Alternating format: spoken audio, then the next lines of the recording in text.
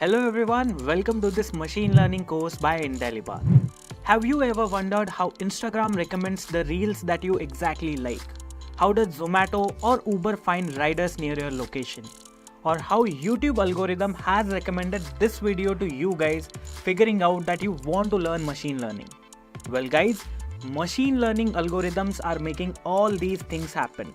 Almost every company, be it startup or large MNC, has a dedicated team of ML engineers. Since the day generative AI took over the IT field, the demand for AI, ML and data related job roles have just kept growing. According to the Future of Job report, right now there are 1.5 million machine learning jobs available. However, on the other side, people are frightened of this technology as well. They fear that these innovations, machine learning and artificial intelligence are going to take over their jobs. They feel like Sam Altman, the face of AI revolution, is like Lex Luthor from the Batman universe. Even famous business figures like Elon Musk have quoted that machine learning and AI at a larger scale are as dangerous as warheads.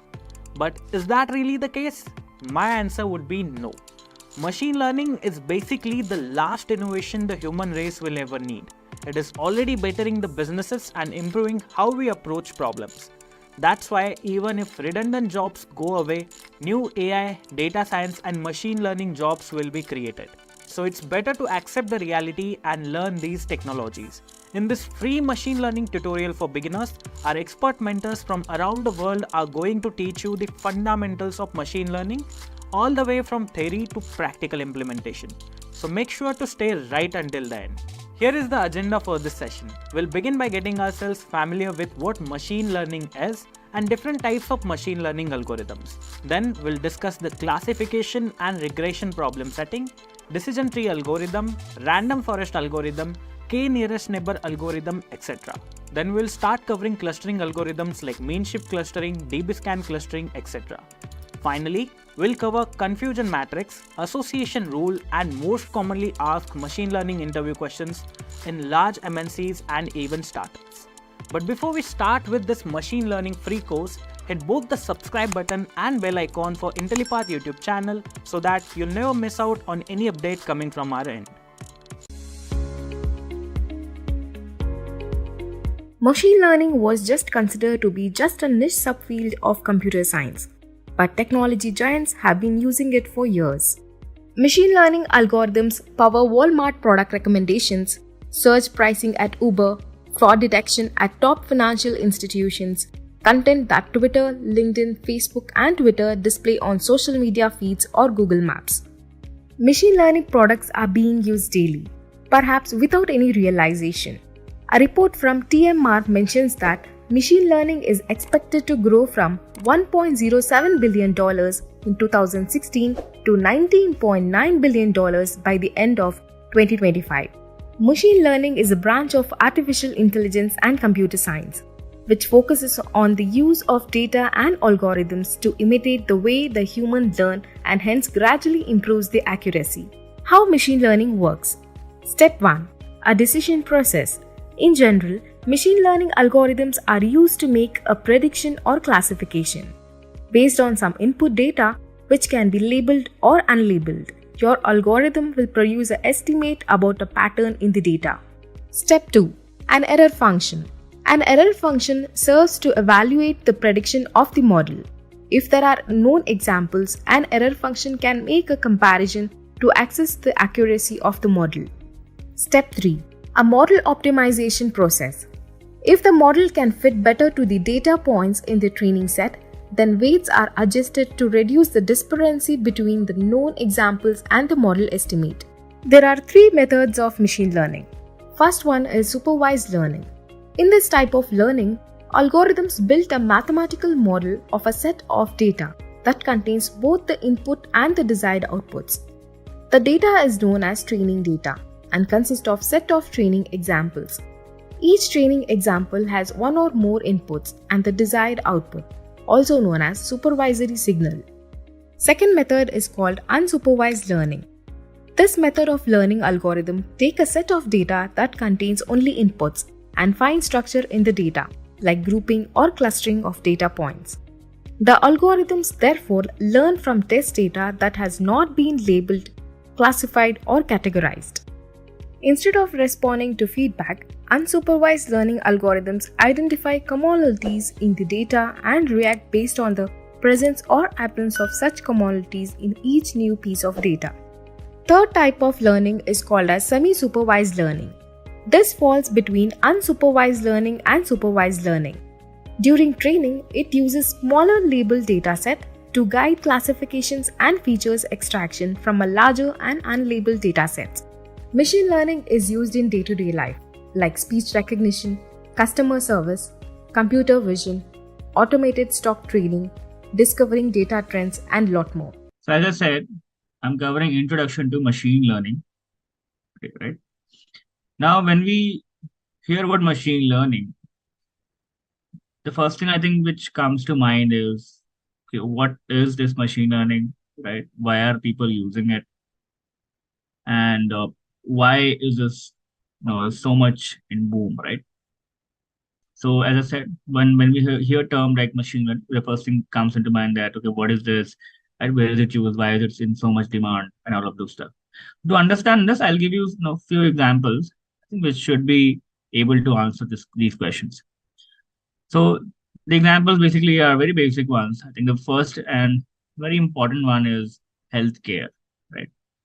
So we all have gone through COVID-19, right? And we all understood that there was a lot of effort put to create or prepare the vaccines, correct? Now, we can use data or machine learning to predict the vaccine's success. Okay, so machine learning here, it can look at the data. Okay, it can look at, because whenever there is a vaccine prepared or whenever there is any medicine prepared per se, it goes through various trials, correct? It is tested on some people or some animals, and then only it is launched. It is not directly launched for the general people, right? So machine learning, it looks at the data from vaccine trials, including information about people who are participating and what is the response, right? Based on that only, we will decide that whether we should launch this vaccine or not. So basically here, this data or machine learning is helping us decide whether we should launch this vaccine or not. So that is basically the benefit of data or machine learning. It is helping us decide something for future, right? So it analyzes, or by analyzing this responses or data, scientists basically we're helping scientists to predict how well a vaccine will work, or maybe what factors are affect its effectiveness, right? That's one example on healthcare. Now, second, I think very famous one is the finance one. People working in finance, I think, would know.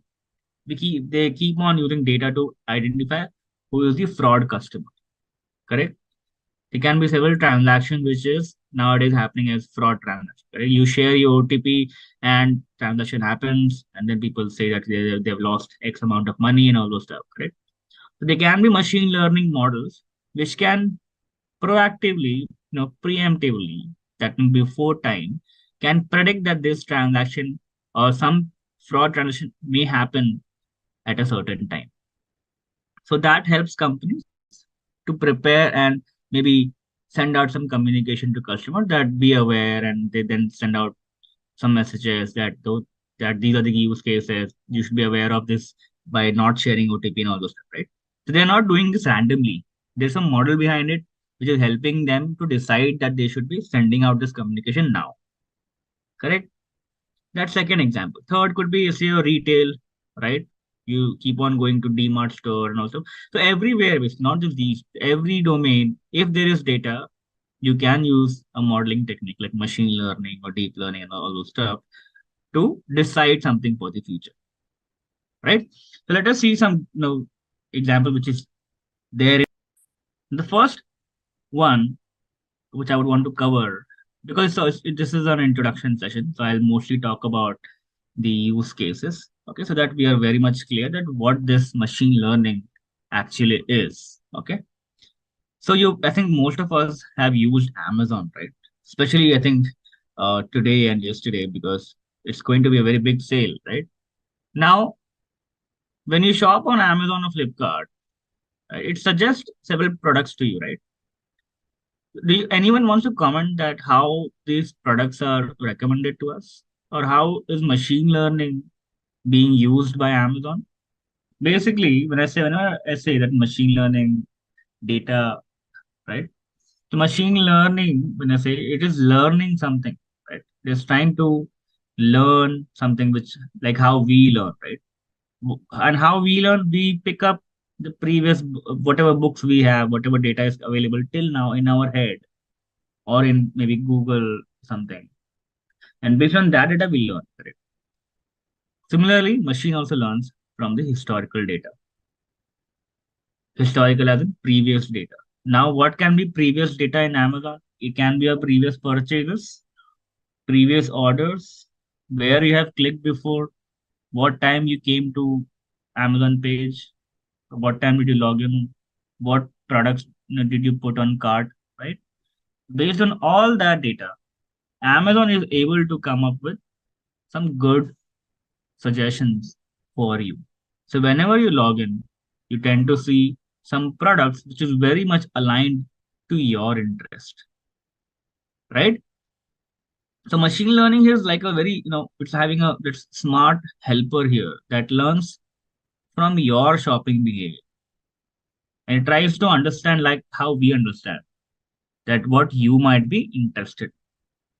So I'll give you a few steps which actually machine learning does it back end. The first step it does is it gathers data. Whatever we have done, as I said, whatever data you have given to machine or to Amazon. So it collects all that data, lot of data, right? Because not just you, but all those people who have used Amazon are basically giving data points to Amazon, which it can use leverage in building the model, building the machine learning model. That what we have bought, what we have searched for, what we are looking at, everything. Okay, what we are buying, what ratings we have given, correct? Everything. The first step by machine learning, it basically knows that okay, we are giving data, so it collects all the data. It gathers all data. That's step one. Second step is it creates your personalized profile. Okay. It says that okay, I have I think 1 crore customers coming in Amazon daily. It says that okay, machine learning it will say that okay, I'll use all this data and I'll create a unique profile for you. That how unique you are. Okay. And it looks for patterns in your shopping behavior, like what type of products you tend to buy, right? Or the categories you generally explore the most. Right? And then it tries to find in third step, it tries to find a similar set of customers, which is exactly like you, or maybe similar to you. So it compares basically in the third step your profile with the other people who have similar shopping patterns. So if your sister has also bought similar thing, right, on Amazon, it will look for that. It will say, okay, that you are slightly similar to your sister or your friend. Okay. The third step is looking for similar customer. Look for people who bought or liked similar things to you and identify their preferences. That okay, you bought this, but your friend also bought jeans along with t-shirt, right? So now in the fourth step, it can also come up with the recommendations for you that based on the patterns, I can suggest some products to you. I think similar to your customers, they have bought jeans also apart whenever they looked at a selected t-shirt. So I think you should also buy jeans, right? So whenever you click on t-shirt, the Amazon will also suggest you jeans because similar customers have bought jeans along with t-shirt. Does that make sense to everyone? Right? So just these simple 4 or 5 steps is what Amazon, machine learning performs. And then obviously it learns it is not accurate, right? You sometimes feel that okay, this is not what I want. Why is it recommending me this, right? But so you should also understand that it is all based on data, correct? Some data will not be right, some data will be right. Actually, most of the data is right. There are some data point which is not right. Because sometimes people buy randomly, correct? So machine learning is always learning and trying to get better and better with time. All right. Let's get into the next example. I hope it was clear. Is Amazon Alexa. I think it's a very beautiful example, right? People who own such smart assistants probably would know how Alexa behaves, right? Let's have a quick quiz question, guys. What is the purpose of NumPy library in Python, especially in context of machine learning? Your options are A. Data visualization, option B. Linear algebra operation, option C. Web development, and option D. Natural language processing. You can comment your answers in the comment section. Now let's continue with our session. So Alexa here is using again machine learning or deep learning to understand and respond to your voice commands, correct? Whenever you say hi, it responds quickly saying hello. It is learning from our interaction.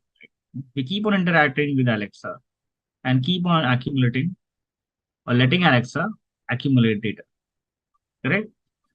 And with time, as you know, it gets better and better. Maybe last week, whenever you said something, Alexa was not able to understand. But now, when you say the same thing, you feel that it is able to understand now. That conclude that it keeps on getting better and better with more and more data points. Correct? It gets better at recognizing our words and understanding what we are saying, what request we are saying over time. Correct? For example, when you say Alexa to play a specific song, it uses machine learning algorithms to match your voice pattern with the stored voice data. Right? So, like you, others are also saying something to Alexa. Correct? And there are loads of people who are speaking to Alexa. Everything is getting stored, or every voice, right, is being stored by Amazon.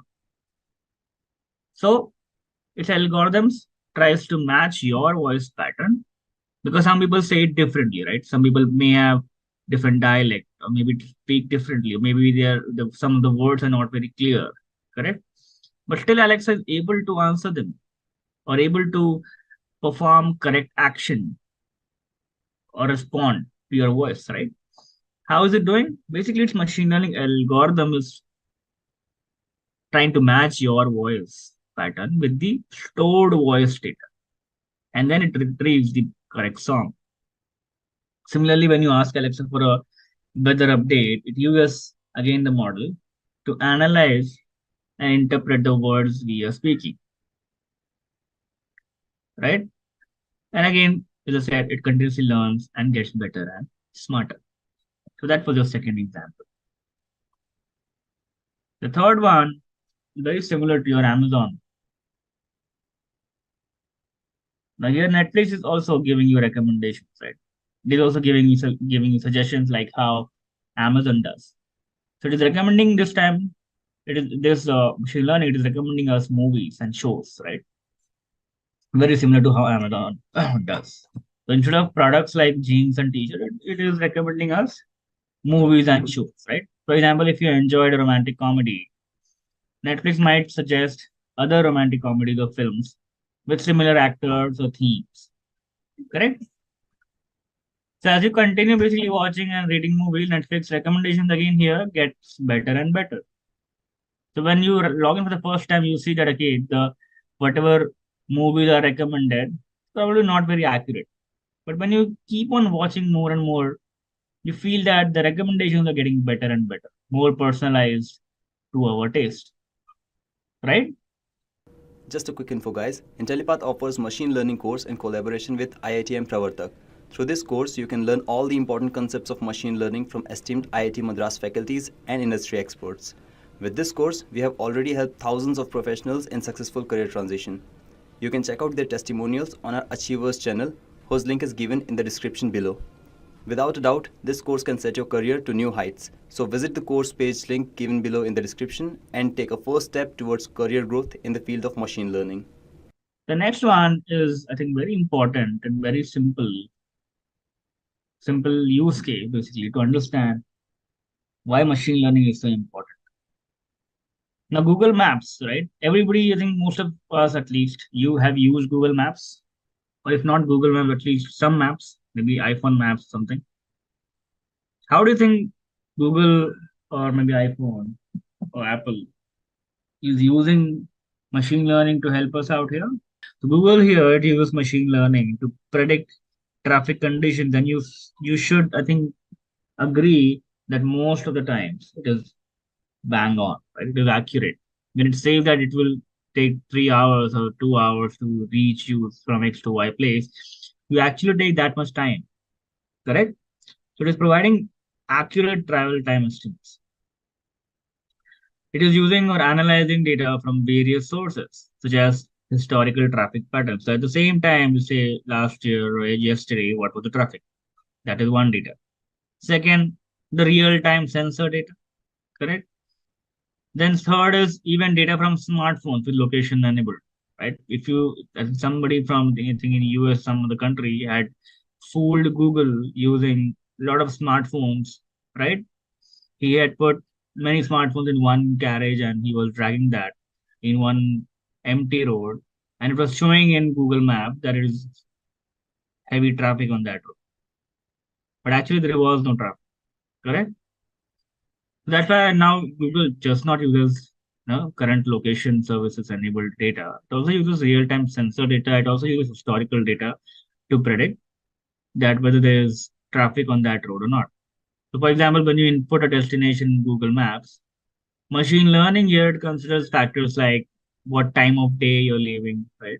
What day of the week it is, what is the current traffic conditions to estimate your arrival time, right? It can also suggest alternative routes also, right, to avoid heavy traffic. So over time again, Google Maps also, as more and more data is collected, it tries to become more reliable and more efficient, right? If yesterday it was not accurate, maybe today it will get better. Correct. So everything gets better as and when data gets fed, right?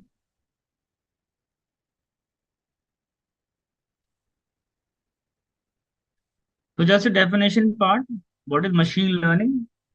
The machine learning is a subset of AI, correct? So basically AI becomes an umbrella. And under AI, you have machine learning. So we say machine learning is a subset of AI, which gives a machine the ability to learn without being explicitly programmed. So you're not programming, you're not typing code like a rule that if you see this, that you're not saying or asking machine learning machine to do this, that if you see this behavior, then perform like this. No, right? You're not explicitly programming anything. Machine is learning by itself based on the previous or historical data. And second point, obviously, it is very true. Data is the key, the learning algorithm, right? Both. Now, this is just one basics of machine learning. Everybody, whenever they hear about machine learning, everybody feels that it's very exciting space and they would only get to build models. The fact is, no, it's not. Okay, you just not build models. You have to also put your hands into the dirty data, right? The data generally you will see that it is not clean, it is not well prepared, and hence you cannot use it directly as it is in the models. Because if you do, machine learning model will not be able to perform really well because the data is not proper.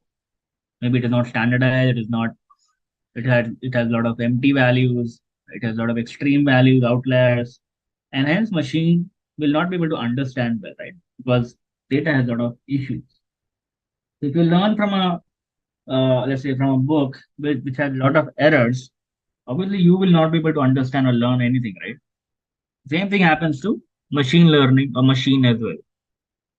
So first we have to write it down properly. We have to collect the data properly. Then only we can learn, or then only machine can learn, right?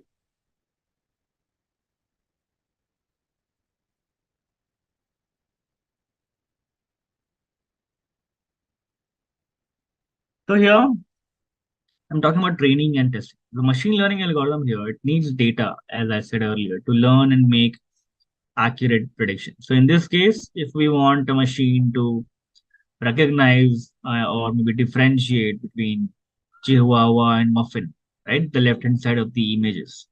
So it has similar images, right?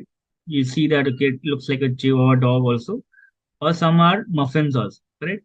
It's a mix of both, but looks very, very similar. So if you want a machine to recognize that which one is Chihuahua and which one is muffin, we need to show it many, many images of both, correct? Generally machine will understand that okay, this is the difference, right? This image has this stuff, this metric or this parameter, hence this is more likely to be a Chihuahua than a muffin. And hence we need to show many images of both, which is Chihuahua and muffin. So at the beginning, with only a few images, let's say there are only these images, machine might struggle, right, to distinguish that between the two. Now, which one is what? So it may make mistakes. Also, it will get confused because it has not seen enough images or enough examples, correct? But as and when, or as we feed more and more images of Chihuahua and muffins, it starts to notice patterns and differences, correct? So it learns. So it's like now, let's say you have, let's say you see twins, right? You see a twins or triplets. So when you see them for the first time or second time, you'll see that okay, there is no difference. All of them look very same, right? But when you see them again and again and again and again, you tend to understand okay, there is some difference between the two or between the three, right? It's like that. So as we feed more and more images of chihuahuas and muffins, it starts to notice patterns and the differences. It learns to identify that okay, this is that specific feature that are common in chihuahua, like maybe their fur, their ears, overall shape, right? Similarly, it learns to recognize the unique features or characteristics of muffins, like what is the texture, what is the color, what is the shape, right? So with more and more data, as I said, machine becomes more accurate at telling that chihuahuas are apart from muffins, right?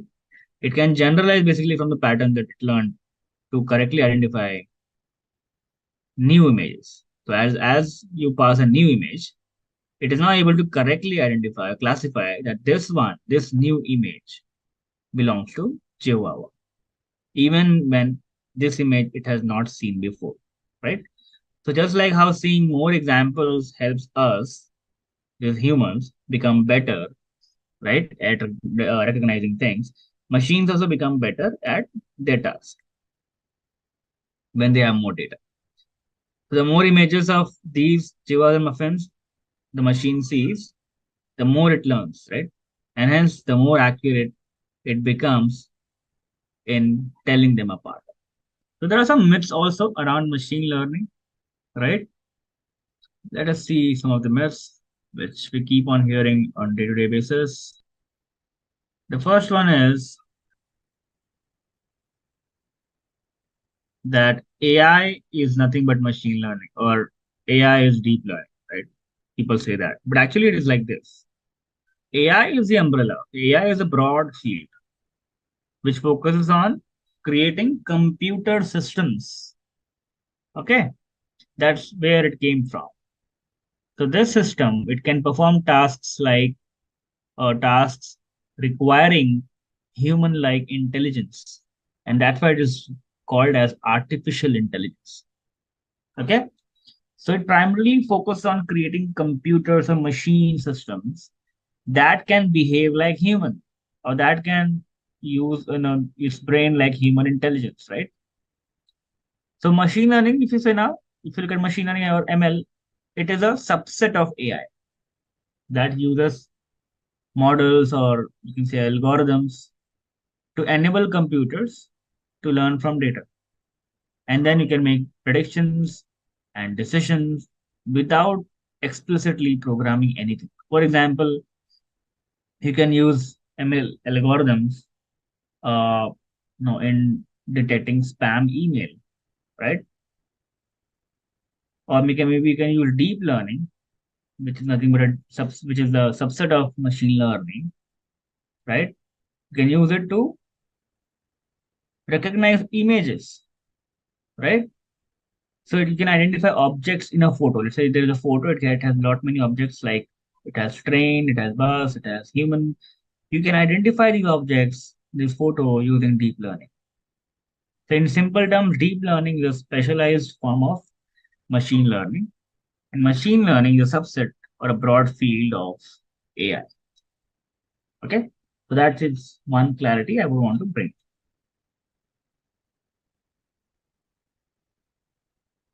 Now we can look at the definitions because they are not different. They're not same, but they are actually different.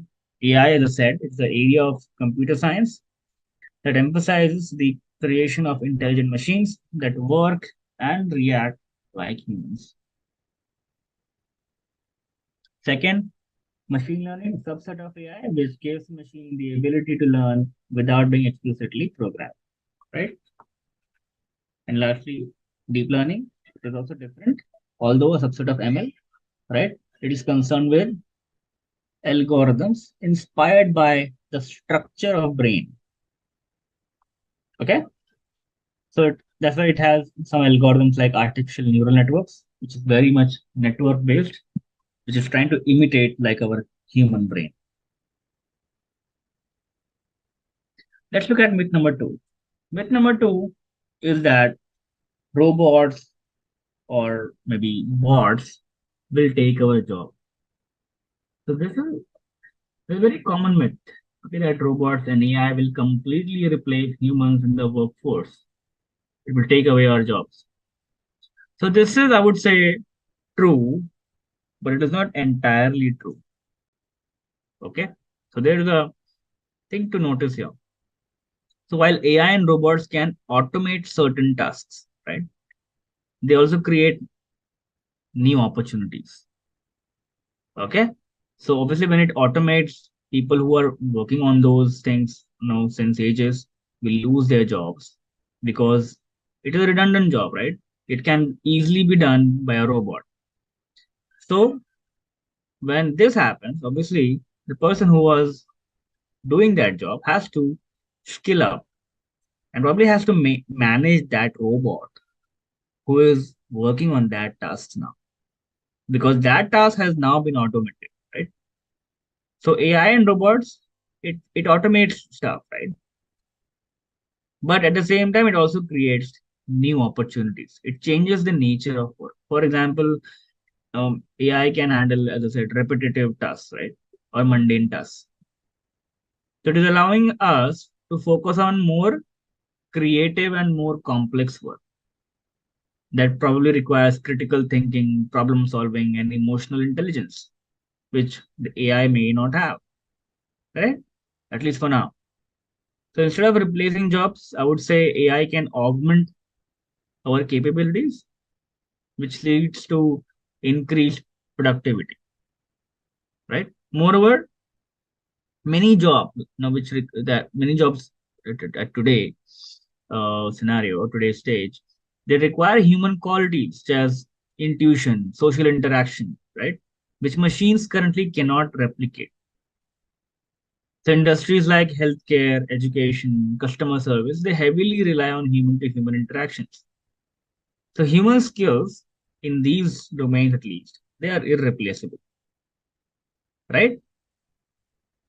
People would not want to take risks on healthcare because if a robot is sitting in place of a doctor and prescribing medicines, there can be a huge blunder, right? So all these things had to be leveraged or have to be used as a helping hand instead of directly used as a replacement.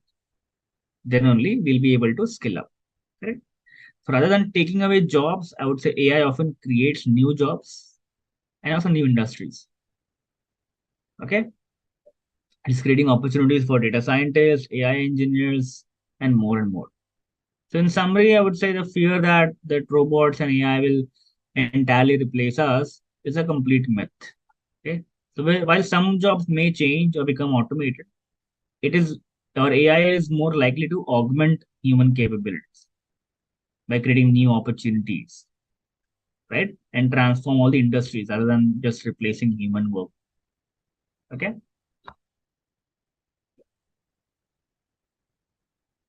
So let's look at the types of machine learning.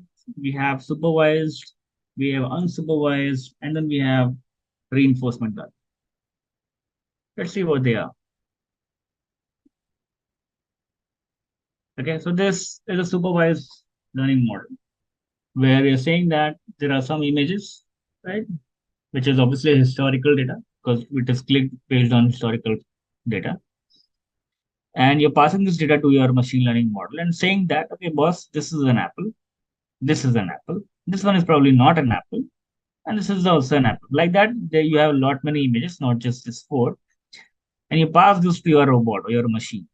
So your machine says, okay, noted. I've looked at all the features of these images, and I understand which one is what.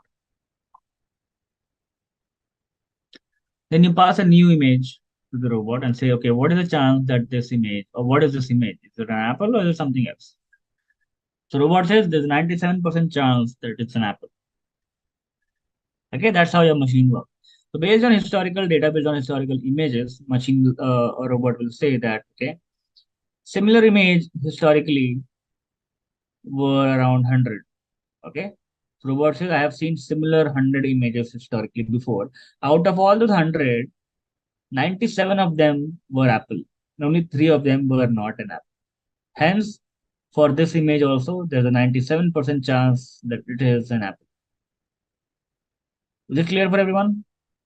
So it is culling out historical data, similar set of images, and seeing that, okay, out of all these similar images, how many were actually apple or banana or something else?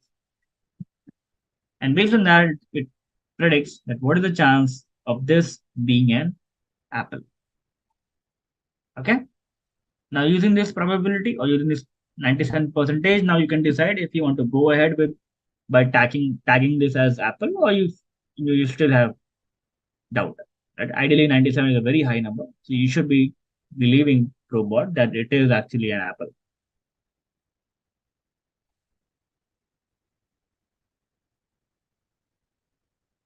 Next one is a spam classifier, right? Email spam classifier. So machine learning here also it's like a very smart filter for your email, right?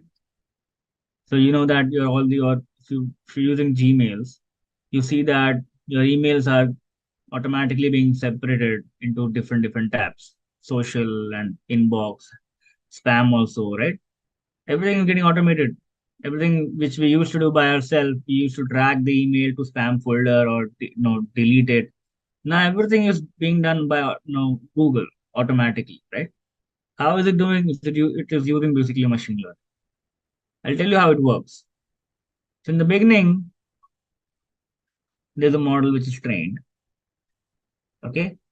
And Google is providing it with a large set of example emails. So whatever our previous behavior was, right, historical data, historical emails, it picks up all those emails and see that, okay, out of all those emails, how many did we drag to spam? How many did we drag to delete? How many had what type of text? All of those stuff, right? And now based on that, it will tag that, okay, since you had dragged this to spam, I will tag this email as spam. Since you did not drag this second email to spam, I will take this as not spam. Okay. So based on our historical behaviors, it managed to store or collect large set of example emails. Now this model, it will analyze these emails or examples and then learn patterns and characteristics that are common in spam emails. Okay. So model will start to recognize certain signs that indicate an email is likely to be spam. So it looks for things like specific words, like there can be word like lottery or you have won something or something else, right? Maybe some country's name is there, which is very weird, or the name is also not the proper, right? So it looks for these things, specific words, specific phrases. Maybe sender information is slightly questionable that are found on all these spam emails. So all these spam emails are picked, and all these words are studied by machine. And now when a new email arrives, model compares its words, its characteristics to the patterns it has learned. If the email shares similarities with the known spam emails, the model will predict that it is likely to be spam and automatically moves it to the spam folder, right? When you go to spam folder, you see that okay, all these emails are actually spam. Most of them at least, right? 99% of them are actually spam, correct? So model is able to do that very efficient.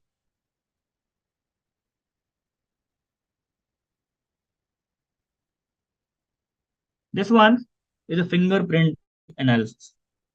Okay, we all have, I think, Aadhaar, we all have used biometric a lot many times, and we see that it is accurately able to identify who we are, right? If it is you or if it is me. So it is like a smart system here that can recognize and identify our fingerprints, just like how humans used to do before, right? There are not many people who used to study the hands, right? They can understand the fingerprints and patterns. Now machine is able to do it, right? So machine learning algorithm, it is now here getting trained using a large data set of fingerprint images. Now these images, they represent various fingerprints, sorry, from different individuals, right? And during the training phase, algorithm learns the unique patterns and features that makes up each person's fingerprint different or unique, right? So the model or the algorithm, it analyzes all these images or training data to identify common patterns or common features in the fingerprint. It looks for very specific features like ridge endings, ridge bifurcations, and overall structure of hand, right? That are very unique to each person's fingerprint. And whenever a new fingerprint is presented to the algorithm, it compares the unique patterns because it is so unique, right? It is so unique that biometric,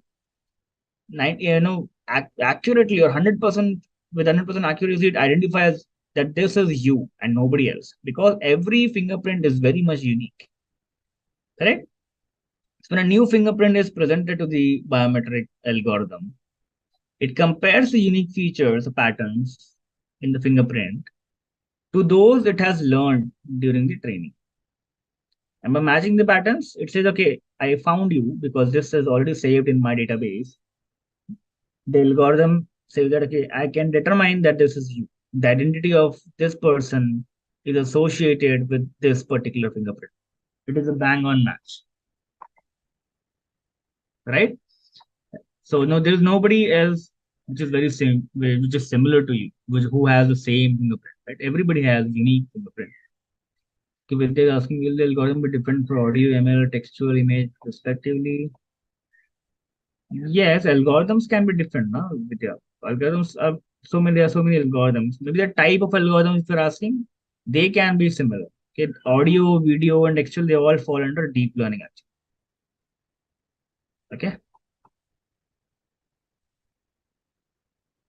All right. So that's what I would want to say here. Now let's move ahead.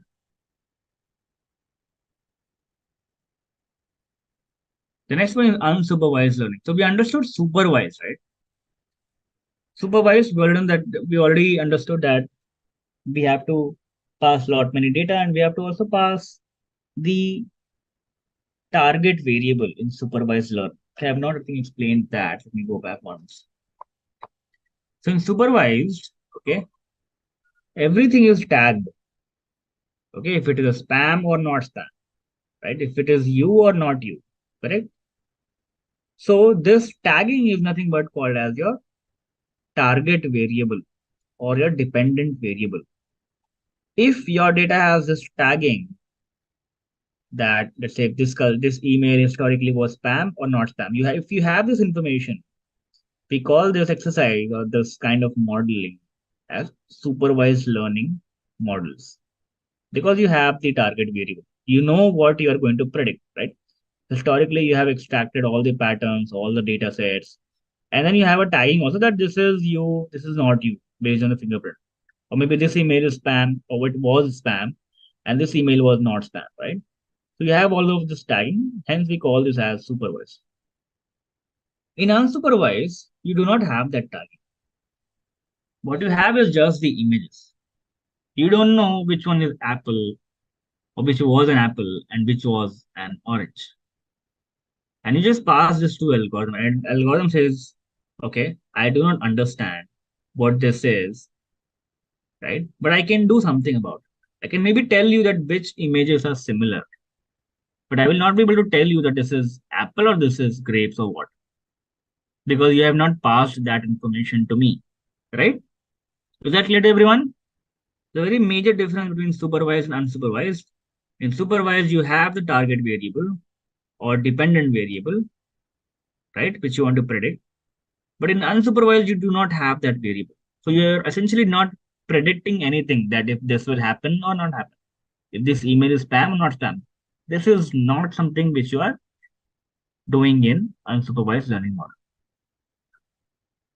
The one example which I just gave is basically algorithm just trying to group things into similar groups or segments based on the features, right? Whenever you pass in these images, machine will understand all the features on these images and say that, okay, these are probably similar images, and maybe we can call them anything you want, but these are all similar. They all have same color, same dimension, none of this, right? So it says, okay, I can identify three clusters or three segments. I don't know what they are, but they are three clusters. Okay. So that's your unsupervised learning model.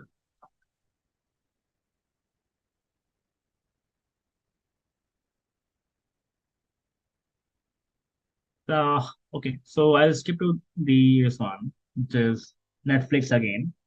Netflix can be called as supervised as well as it can be called as unsupervised based on if you are passing the target variable or not. Okay, so if you say that, okay, if this particular show is actually uh maybe romantic, or if it is not romantic, then it becomes a supervised. But if you do not pass that information, it will be considered as unsupervised learning model. So let's say you are a Netflix user, and you enjoy generally watching action movies. Okay. So you have watched, let's say, Dark Knight and Inception and Breaking Bad kind of shows and movies. Okay.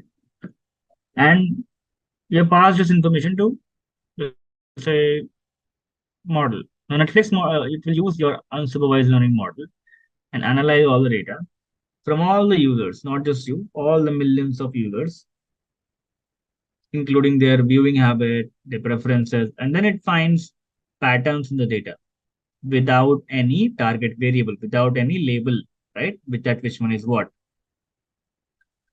So unsupervised learning model here will group together users who have watched similar movies or maybe shows. Okay, similar movies as you, right?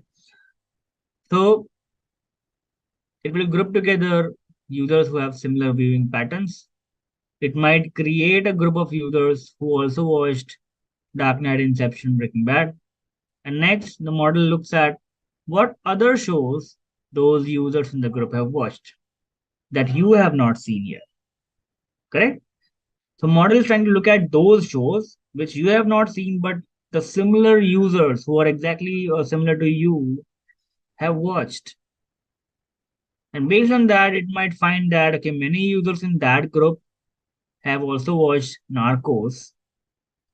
And based on this information, model might recommend Narcos to you because it assumes that if people with similar taste enjoyed it, you might like it too, right? So when you log into Netflix, it takes into this information or this knowledge, your previous history, where you clicked, what shows you watched, and then it tries to compare it to the patterns it found using unsupervised learning model.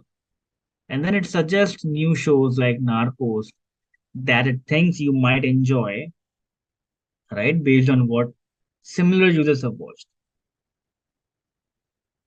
So this personalized recommendation basically helping you or helping us discover new content, right?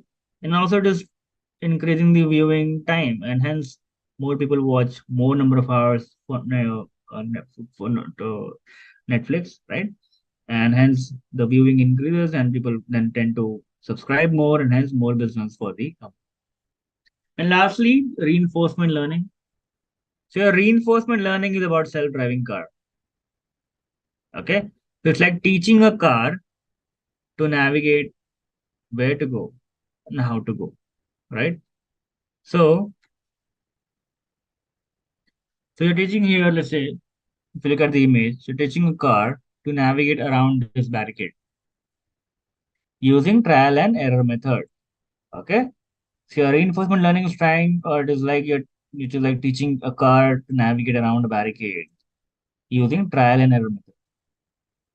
So I'll tell you how it works. Okay. The first step here is to imagine this car as our agent. In reinforcement learning, the model or the car, which is or the object which you're trying to learn, right? This is called as agent, and the barricade is called as environment. Okay, or the obstacle. The goal here is to train the car to safely maneuver around the barricade and reach a destination. The second step is initially the car doesn't know the best way, right, to avoid the barricade. It just says that barricade and then it says, okay, I might go left, I might go right, I might go straight also. I don't know, right? I don't know the best way to avoid this barricade. So it starts by taking random actions, right? It can go left, right, or straight. Now, car receives a feedback or a reward based on its actions. So if it successfully avoids the barricade, it gets a positive reward. Okay. But if it crashes into the barricade, it gets a negative reward. Or you can say it gets a penalty. All right. Based on this positive and negative reward, car learns and it adjusts its actions. Okay. And its objective is basically why it is adjusting because its objective is to maximize the positive rewards over time. Okay. So car's objective is to maximize the positive reward, and positive reward will only happen if it takes the right action, correct? Not if it hits the barricade, right? So through many trials and errors, this car slowly and slowly, gradually learns which actions leads to successfully navigating around the barricade. Okay, and then it learns to associate some actions with positive rewards and avoids actions that leads to negative rewards, right? So eventually, the car discovers the best sequence of actions that allows it to safely reach the destination while avoiding the barricade. Okay, and also it also generalizes this behavior. Okay, it can now navigate around similar obstacles, not just barricade. So in reinforcement learning, it's like training a car to find the best strategy through trial and error method. And how it does it? It does this by receiving feedback in the form of rewards or penalties. Right? So car has now learned or it is learning to make decisions that maximizes the positive reward of positive outcomes. Correct? And over time the car becomes better and better. Let me quickly give you one more example so that we understand this completely.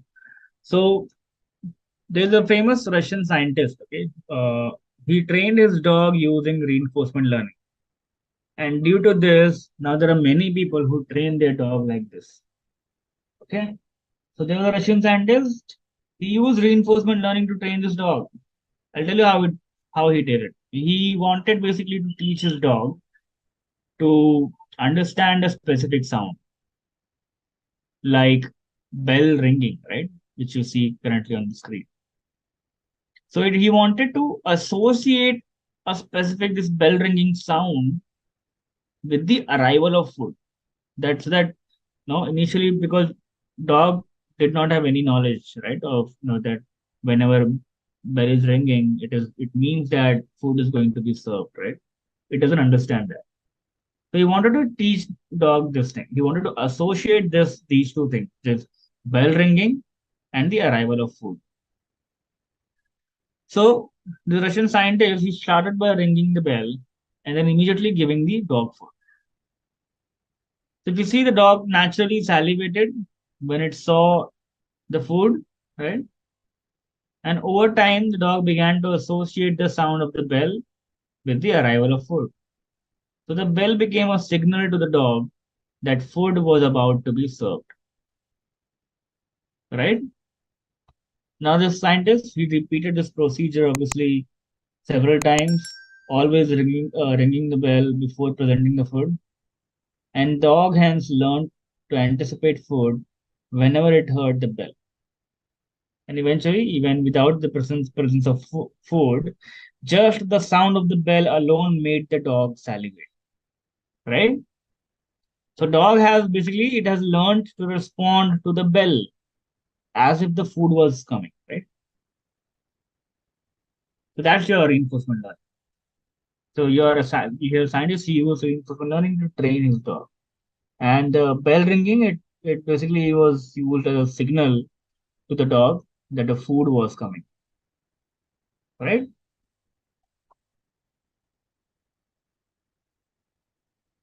So this is the same example reinforcement which you just saw. So I'll just skip this. Now, what can you do with machine learning? So these are all the examples, right? And there are many more. Okay, there are just few.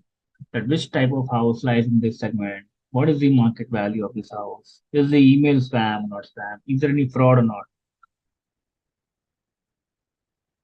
All these questions can be answered to machine learning. Okay. Now let me quickly show you some of the algorithms so that we at least have some idea that what algorithms can fall under all of these three type of machine learning, which is supervised, unsupervised, and reinforcement, correct? The first one is classification algorithm.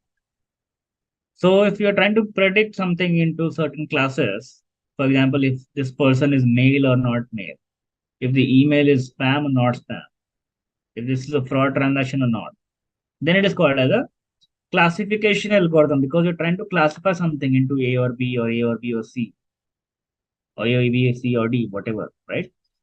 This classification, I would say it is, it falls under supervised model, right?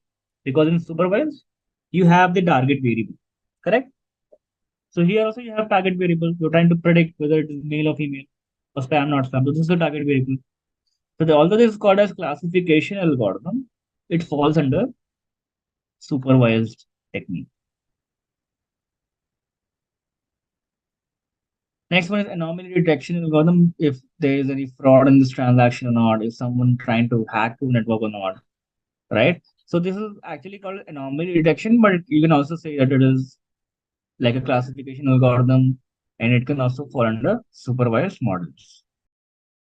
Okay, so the next one is clustering algorithm. So which type of house lies in this segment? What type of customer buys this product? Now here you're not trying to classify anything, right? You're just trying to understand the customer, that what type of customer. So there can be many types, but you don't know which type, right? Because there is no target variable involved. You don't know that this is type A you are predicting or type B you are trying to predict, right? There is no target variable. Hence, it is the unsupervised learning model. And one of those algorithms is clustering algorithm. Okay. Then we have regression. For example, you're trying to predict what is the market value of this house. Again, you here know what you are trying to predict. You're trying to predict market value. So you will know the target value. Hence, it is also unsupervised model. Okay. So I started with classification algorithm where I was trying to classify something into A or B or male or female. Okay, which falls under supervised because we have the target variable. The next one was anomaly detection. There's any fraud in this transaction or not, someone trying to hack our network or not. So it can fall under supervised or unsupervised also, depending if you're passing that information or not. Because we don't know, we are just saying is someone. No, that someone we don't know, right? So it can fall under unsupervised also. But if you look at the first one, is there any fraud in this transaction or not? That can be supervised because you're trying to understand the fraud piece. or predict the fraud piece. Okay. The third one is clustering. Now, in clustering, you don't know the target variable because you're just trying to segment the customers into similar groups. So there is no target variable involved. Maybe you're just trying to group similar images into fruits, vegetables like this, right? But you have not tagged that information while passing this data to machine learning. You just said that these are the images. Now you tell me which images are similar. That's it. So it will be called as unsupervised learning model. Next, regression. What is the market value? You know you are trying to predict market value. Hence, it is a supervised model. But before we go into the theory, I want to just give you a gist of how this model really works. All right. So let's prepare two variables. Okay.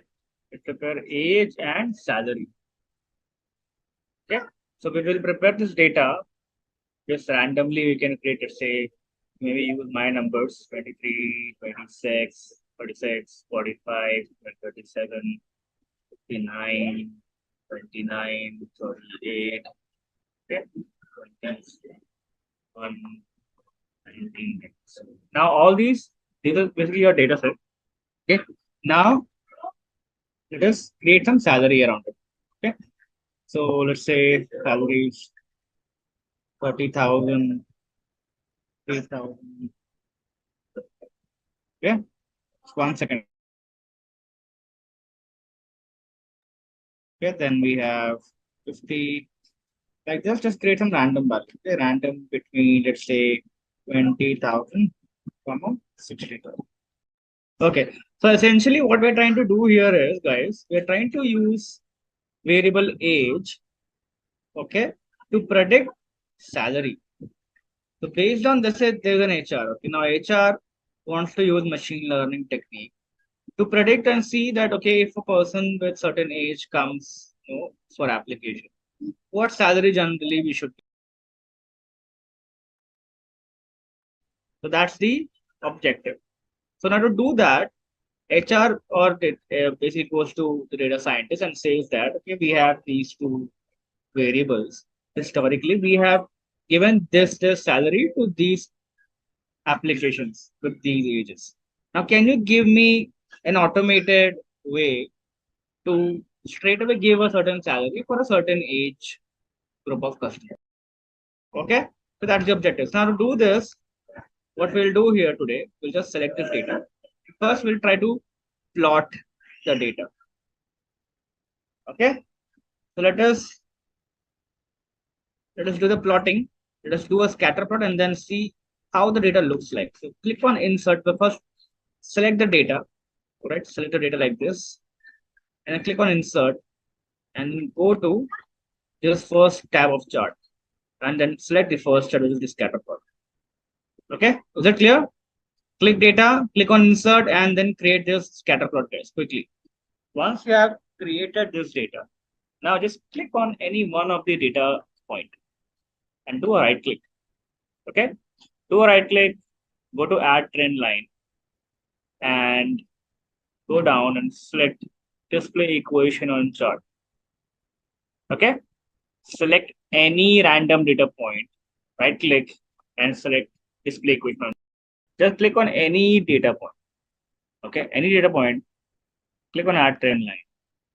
In add trend line, go down, scroll down, and click on display equation on chart. Okay, you will see an equation being displayed here. Okay, this is what you have to do. So this is basically your linear regression equation. There's a left-hand side which you're trying to predict, and there's a right-hand side which you're using to predict the left-hand side. Okay, this is very similar to your y is equal to mx plus c, which we used to study in physics. The right-hand side is the equation which you are trying to use to predict the left-hand side. Okay, let us do this. Once you get this equation, you copy the right-hand side equation and put it here. Okay, anywhere in the Excel. So we keep it here.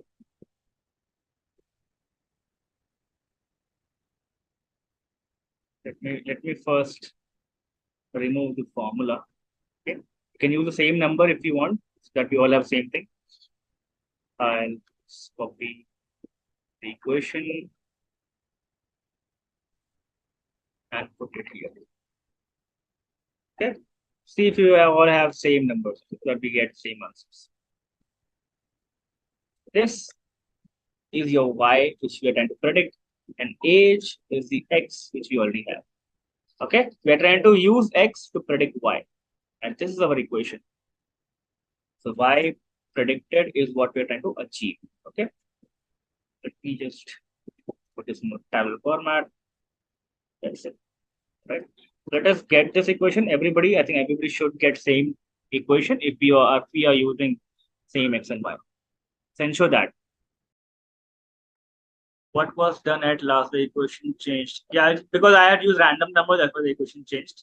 Don't worry. You can use the same number because this equation anyway is giving us a better line. So use this one now.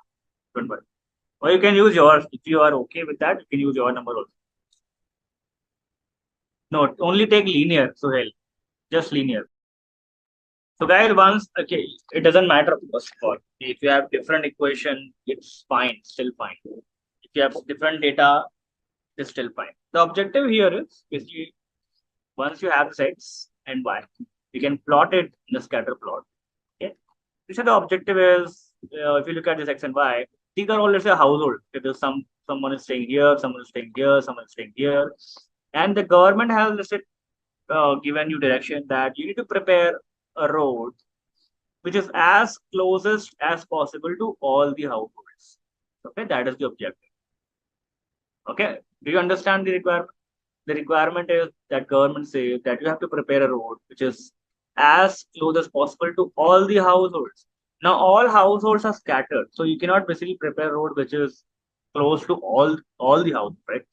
That means you have to arrive at a road which you can try at max is as close as possible to all the households, right? And that's what your linear regression model is. Okay, is that clear, guys? So to do that, we have created this equation which gives us by default this line or this linear equation. And now we'll be using this road or this equation or this line to predict, to get this C column. Okay, that will be our predicted values. So what you have to do, guys, is just write equal to and this equation to get this C column. Can you guys do it? Right? Yeah. So you have just to write equal to, okay, and write this equation which is 422.11x. So x is a multiplication, so you just write multiplication, and in place of x, you click A2. Okay, so that's your into x. Then plus 29620, right? That's what you have to write. I'll just click on the edit part. So what you have to write, and then you just copy it and paste it on the entire column. Okay, that will be your y predicted value. Is it done, guys? Right? So just now hit enter. That's your y predicted value.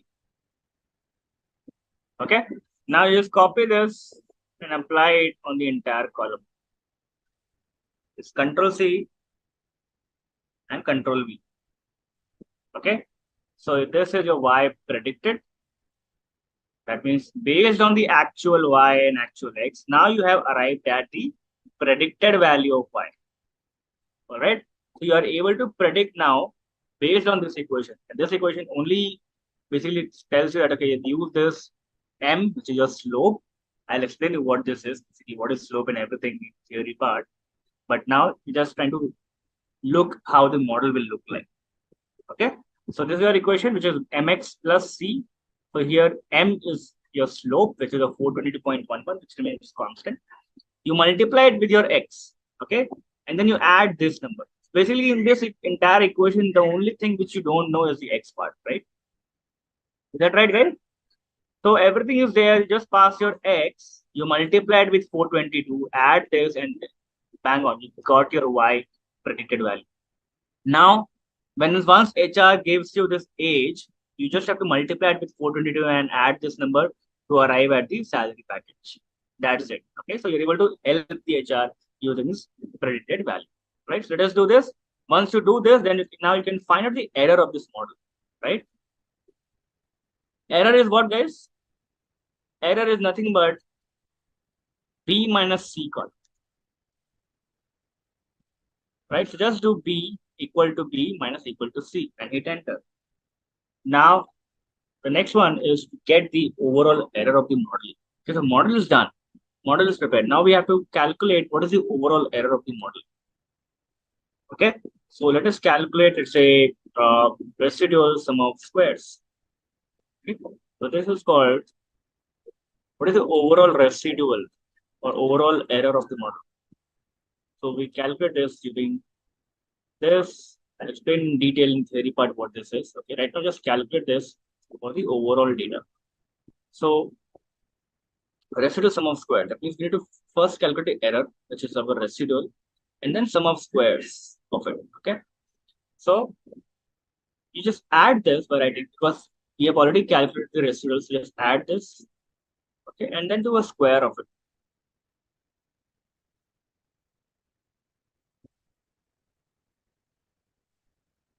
Okay, that's your basically residual sum of squares. That's your one. The next is mean, which is mean absolute percentage error. Okay, so this is okay. First of all, this residual sum of square can be calculated multiple ways. Let me just show you a different way to do it. Okay, this is your error, right? So let us do error square first. So this becomes this raised to 2. That's your square, and then you add it. That becomes your residual sum of square. Okay, let us do this. Let's calculate RSS, and then I'll show you how to calculate MAPE. Then let me show you once more. Just square the errors. Okay, this is how you square it. Just square the errors. Just square in the D column. Okay, do it for all rows, and just add them by writing equal to sum. That's your residual sum of squares. The next one is mean absolute percentage error. So go from reverse order. Okay, first calculate the error. So the last column is what you need to first calculate. So error you have already calculated, right? Calculate error, then calculate percentage of the error, then make it absolute, that means make it positive if it is negative, and then calculate the average. That's how it is going to be, okay? But before that, just confirm to me that if you are able to calculate RSS properly, and then we can move to MAPE calculation. Great. So let me explain you the MAPE then, okay? Error in MAPE, the last word is error, okay? So we have already calculated error. Okay. Now, once you have calculated error, which is the D column, now we need to calculate the percentage of it. Okay, so let us do that. Just calculate percentage error. Percentage error. Right. What is percentage error? You just do D column divided by actual, right? So B minus C is your error divided by the actual value, right? So which is your minus 0.31. The 31% error for the first customer, first applicant. Okay. So this is the formula. Just D2 by B2 is what you're going to do. That is the percentage error. Then, since you also have negative numbers, you make it absolute by writing equal to A, B, S. And then you pass the previous value, make it positive, right? And then you calculate average of it. So average of this, nothing but your MAPE. So this is your MAPE, 0.148. So 14%, that means is what is your mean absolute percentage error. That means your model has overall 14.8% error plus or minus. So let us calculate this F and G column and then overall MAPE. Yeah, so I'll repeat the F and G column. This F column is basically your percentage error, right? And this is the absolute of percentage error.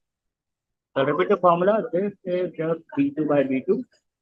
Okay, and the next one is just the absolute of it. So equal to ABS, and pass the previous value. And then you calculate the average of the G part. It's just ABS family equal to ABS, and then you pass the previous column. Everybody's done? So this is your average. This is your MAPE. That means on an average, if I format it, it is coming out with 15%. It means on an average, there is 15% error in whatever you predict. So if you are predicting 3,93,000 for this one, sorry, 39,000, right? 39,328 for this one. Actual was 30,000, right? So you're 9,000 over predicting, right? Similarly, for the second one, actual was 40,000, but you are predicting 44,000, right? So you're again over predicting. But somewhere you are also under predicting. For example, see this one, actual was 56,000, but you are predicting it will be 54,000. But we are still very close to the actual value. If you want to know overall how much error your model is performing or giving, it is coming out to be 15%. Okay, that's what your name gives you. Is that clear to everyone?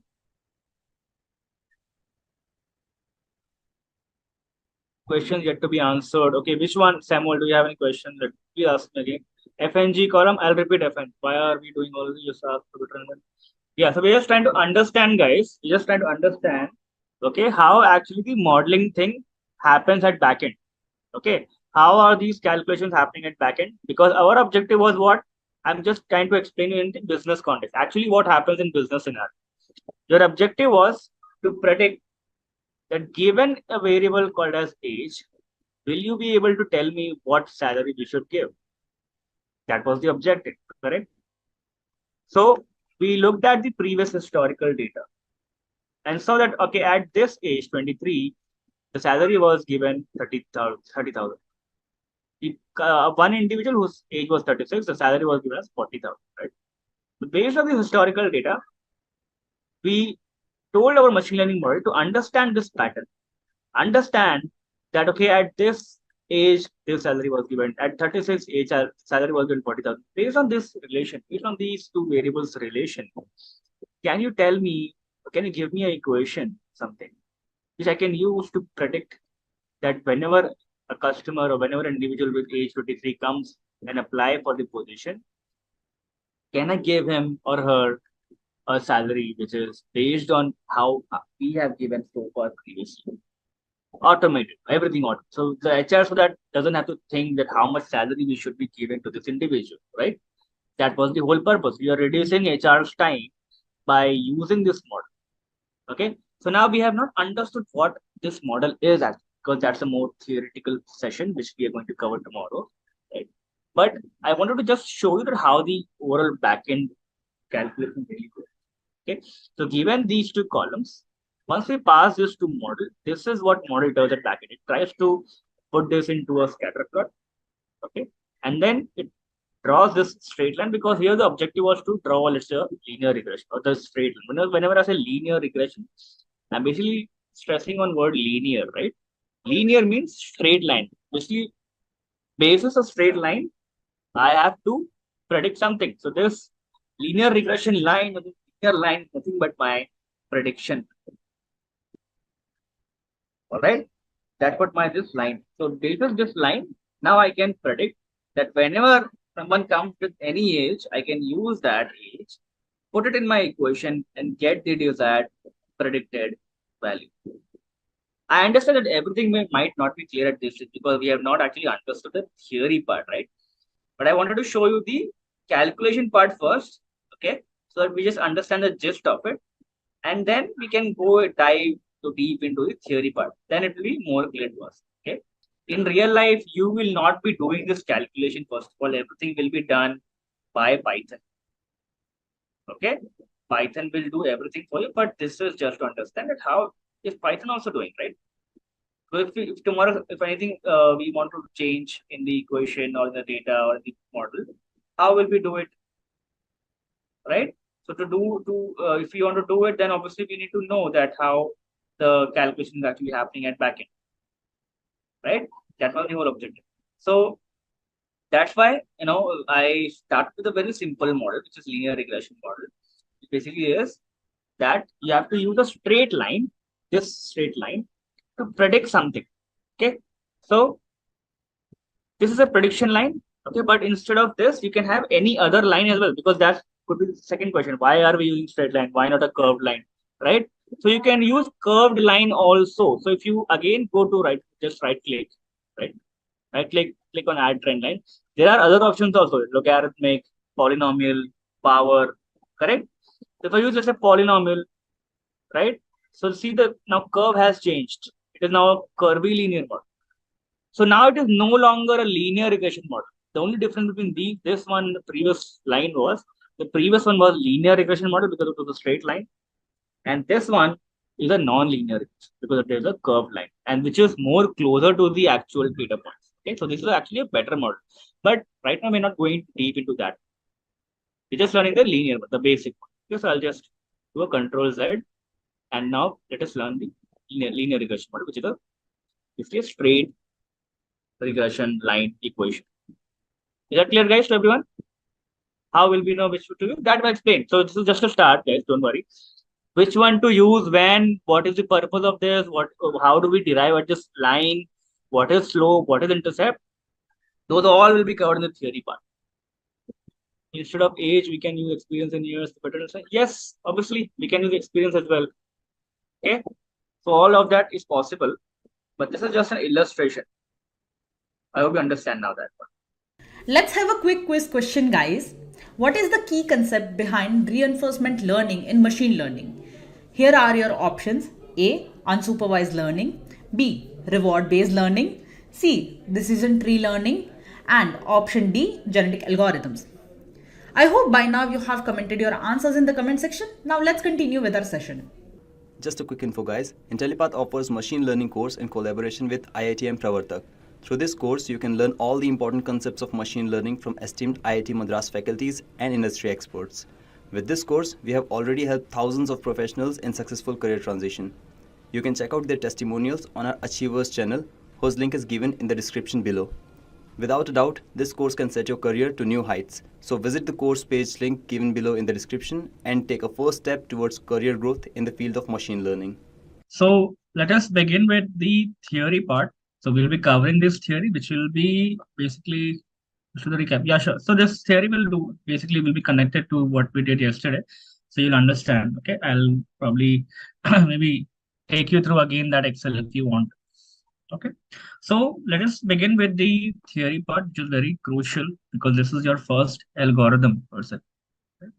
If you understand this algorithm, I think other algorithms will be very easy for us to then understand, because this is like a baseline model, okay, which lays the foundation of our understanding towards machine learning, right?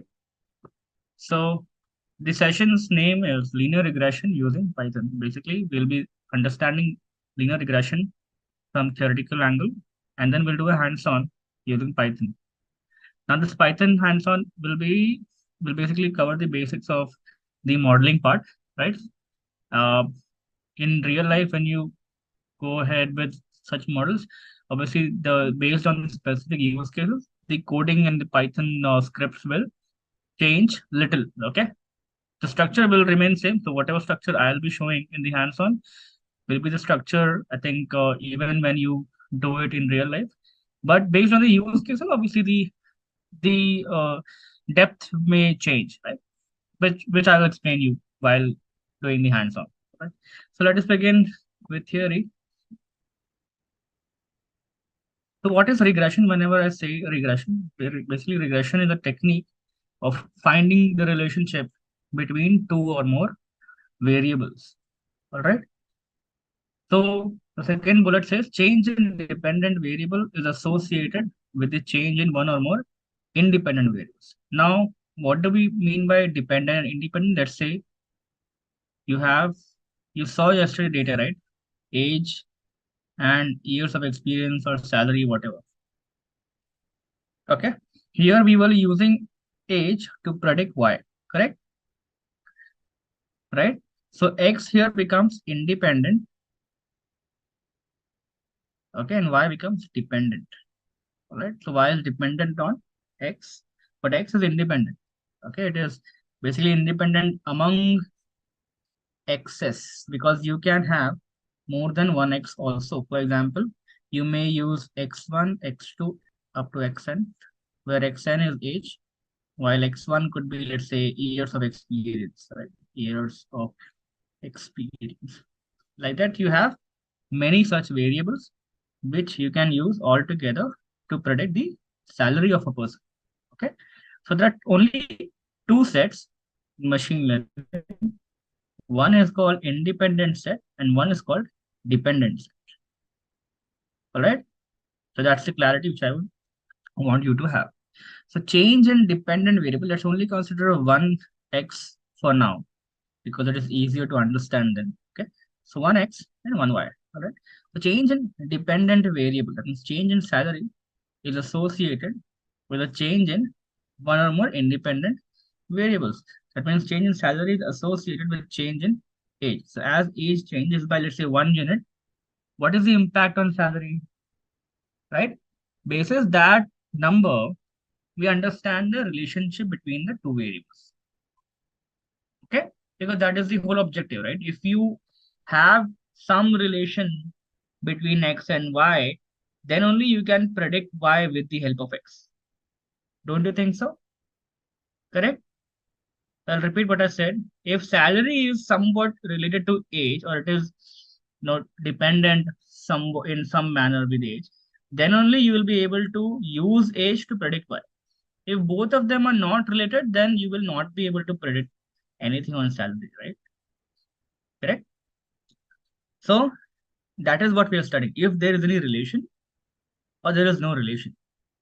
And linear regression confirms that. Okay, let's go ahead.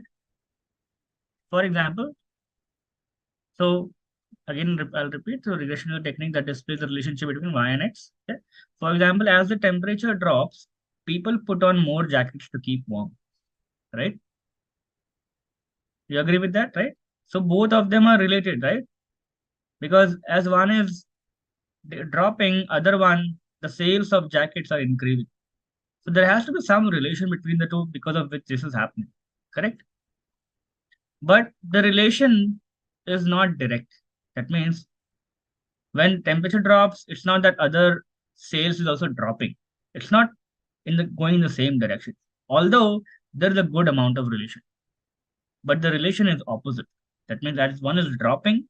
That means when the values are going down, the sales values are going up. Okay, so there is a good relation, but the relation is inverse. It is opposite, and that you see in the linear regression output as well. You see a negative slope. Okay, I'll explain what is slope and all later, but you get a negative number, which indicates there is a inverse relationship between the two.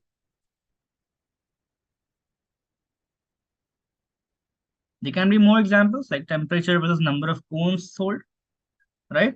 But as temperature drops, people probably number of ice cream cones sold, no, they maybe increase or maybe they drop, whatever. Could be any relation. Similarly, other applications as well.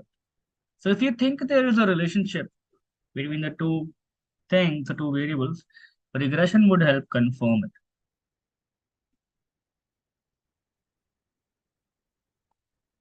Now, there are actually two types of regression. Okay, one is actually linear regression, which we are studying right now. Another one is logistic regression. While both of them have regression words, they are very different. This is where your dependent or target variable is continuous. For example, you might be predicting salary or income or maybe revenue, inventory, right? All of these are numerical numbers. While in logistic, your dependent variable is categorical. So you might be predicting yes or no, right? What is the probability that this will happen or not happen? If email is spam or not spam, correct? If you will pass or you will fail. Okay. It can be more than two categories also. They're like yes, no, maybe. It can have n number of categories, but it will still limited. You will still be able to count. But here it is not countable, right? Because a number can have many decimals. Like you can write 5 as 5.234, right? Infinity, right? So it is not countable. And that's what makes it continuous. So your dependent variable is continuous in nature. So whatever you are predicting, it is actually a continuous number, like what we did yesterday. We were predicting salary, which is a continuous output. Okay. While logistic, what you predict is a category. Yes or no, spam, not spam, pass, fail, pass, right? Or distinction maybe, right? Is that clear, guys? It's a very basic understanding which you should have, because if this is generally, this is not asked in interviews. But if they feel that you're lacking basics, they will ask this as a first question. If you don't answer this, they'll probably don't ask any other question, because they'll feel that this is only not clear, then you don't know basically what is model, right? So this has to be very much clear in our head. This is the difference.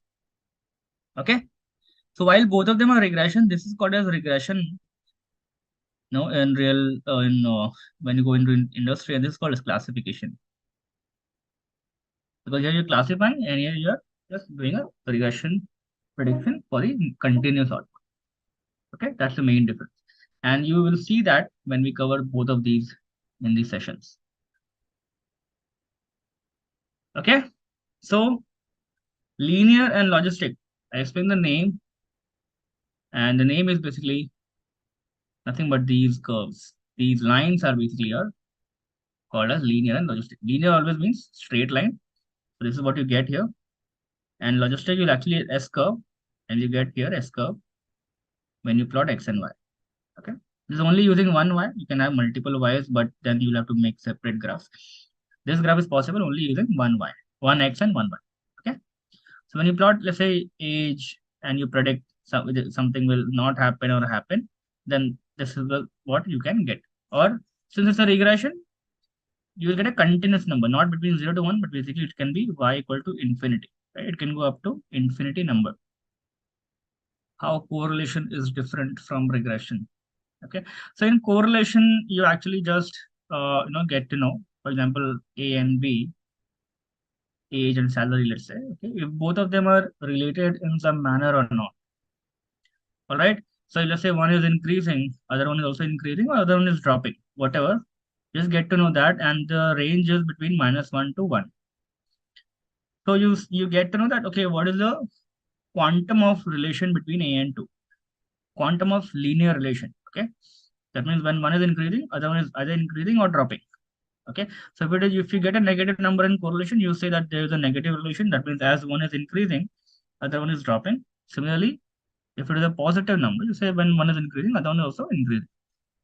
In linear regression, you get the slope as well. That means you get to understand the relationship between the two, okay, using a slope, where you get to know that as one increases, as X or as A increases, you get to know what is the unit impact on B based on slope. So if your slope is, let's say, 2, you say that, so Y is equal to mx plus C. This is the equation of linear regression. Okay. So we are basically studying these, not this, but Y is equal to mx. So based on what is your M, you say that as X increases, Y increases by 2 times, because your M is 2. Okay.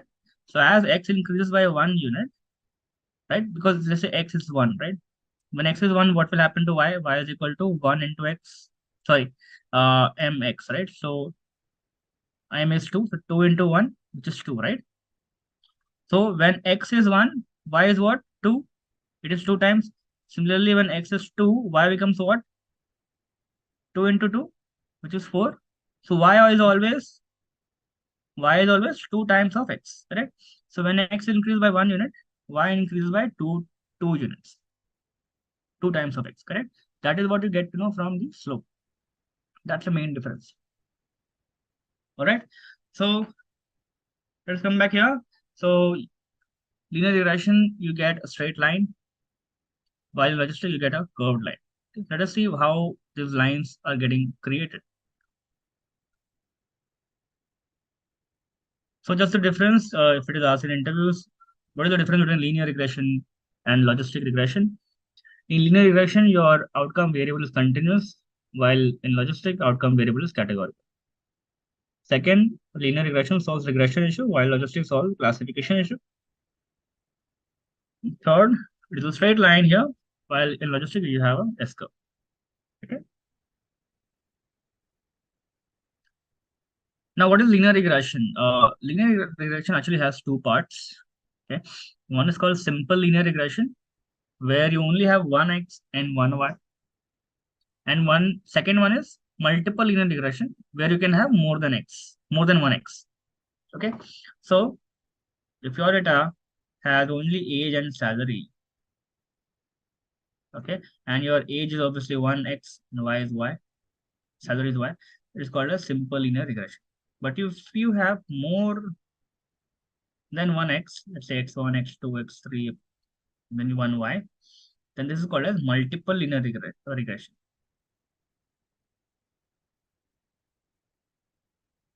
Okay, just the simple difference which you should be aware of. Okay, so simple linear regression is useful for finding a relationship between two continuous variables. So your x is also continuous and y is also continuous. Okay, one is called as predictor or independent variable, and other is called response or target or dependent variable. So your y actually has a lot of names. Okay, y is also called as response, target,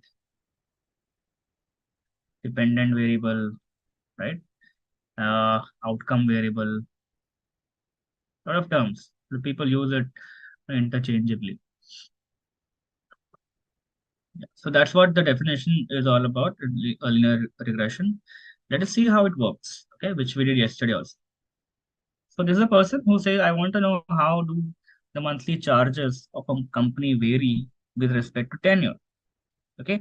Now he can maybe just go back and check the correlation between the two, but he will not know that if his hypothesis will get testified or not, because his hypothesis or his assumption is that whenever tenure increases, company starts increasing the charges, right?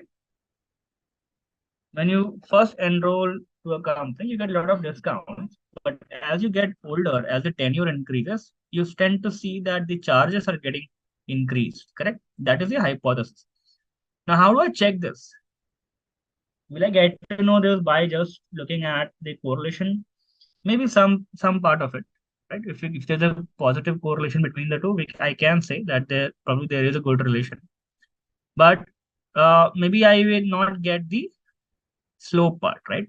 That how much does the charges increase? I will not know that. I will only know that there is some relation, right? There is some relation between tenure and monthly charges. That means my hypothesis maybe is somewhat true, but I will not know that what is the quantum of increase in monthly charges. Okay. So this is what your graph may look like if you plot tenure versus monthly charges. We are trying to estimate the value of monthly charges with the tenure of the customer, right? So we look at these scatter plots, guys, right? We're basically plotting the data on the scatter plot like how we did yesterday, correct? So if you have a data, monthly charges, and then you have tenure, okay? So just plot the data point, whatever data points are here, you just pick one by one and you plot here, and you call this as scatter plot, which we did yesterday in Excel, correct? So let's say the tenure is, what is this number? 15 and 25. So tenure 15 and monthly charges is 25. So you just pick this, you see what if 15 is here, 25 is here, right? You just map it and plot your first point. Similarly, you pick second, third, and all of them, and then you keep on plotting all the data points. And then once you're done, you get this scatter plot. And then now your objective becomes, okay, based on the data points, I see maybe there is some relation. Let me plot a linear regression. Okay, that means a line which is passing through all the data points. That means a line which is very close to all the data points.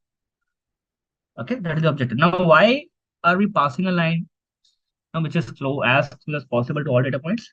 Because our objective is to predict. Our objective is to see whenever I get a tenure, will I be able to predict what is the monthly charge, right? For example, if you look at this line, okay, if someone says that, okay, tenure is 30 months or 30 days, whatever, what is the monthly charge? You can only answer that if you have this line. This line is called as prediction line or your regression line or linear regression, whatever. Linear means because it is a straight line.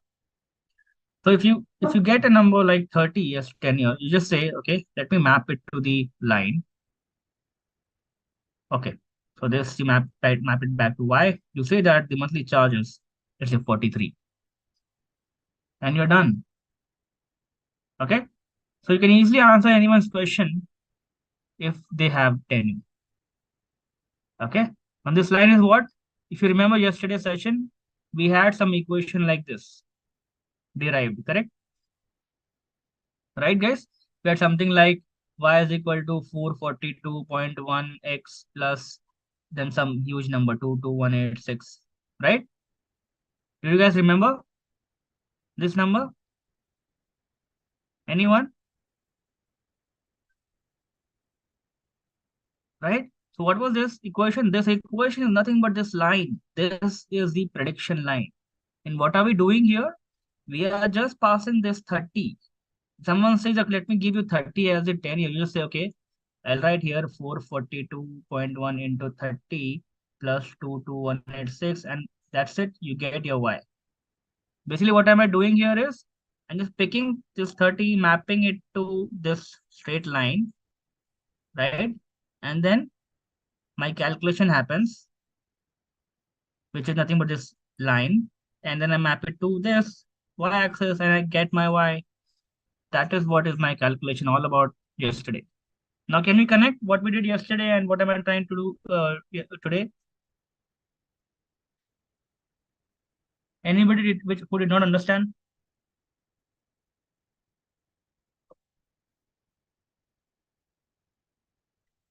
Correct?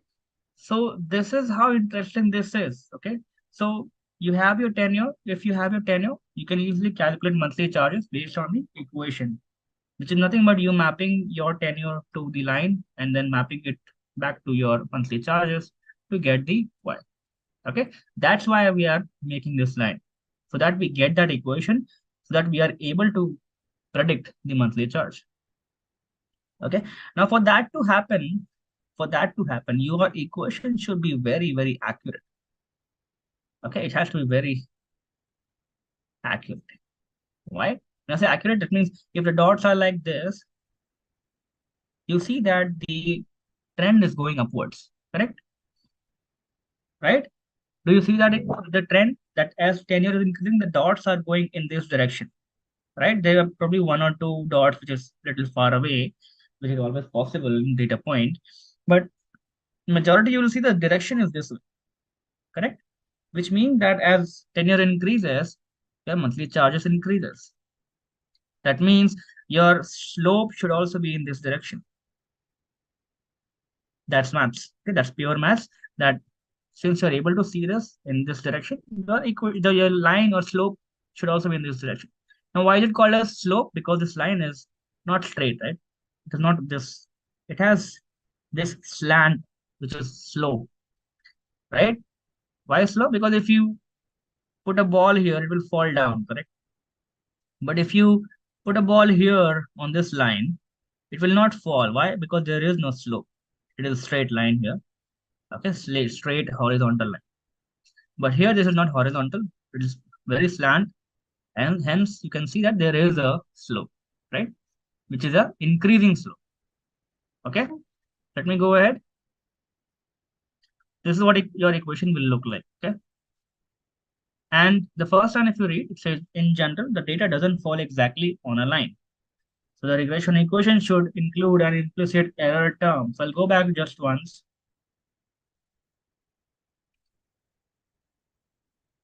So as you know, our objective is to have this line, the prediction line, okay, which should be passing through all the data points. You cannot have a line which is this, right? Because that's not the trend. Your trend is this exact trend. And you will only get the right trend if you pass it very close to all the data points. Do you agree?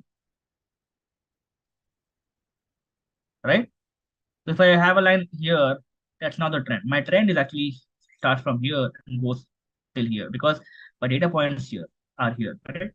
It's not, if I get a line like this, I'm basically saying my numbers are tenure starting from 10, which has 40 charge, which is actually not true, right? My tenure is starting from 20, with whose charge is also around 20. So the above line will be inaccurate, while this line will be very accurate. Hence, my objective is to get a line which is very close to all the data points. But is it possible to connect all the data points? Because that would be my perfect model. That would be my perfect equation, right? That is, if you remember yesterday, I said that see these dots as households.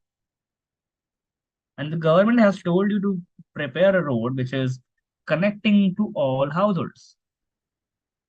But your households are all scattered, right? So you cannot draw a straight line which is connected to all households. There will always be some household which will be left behind. Like this is left behind. This is somewhat away. This is away. This is away. While some households are directly falling on the road, right? Which you have prepared. Isn't that right, guys? So these points are actually your actual data points historically, because this is what you have plotted based on historical data, correct?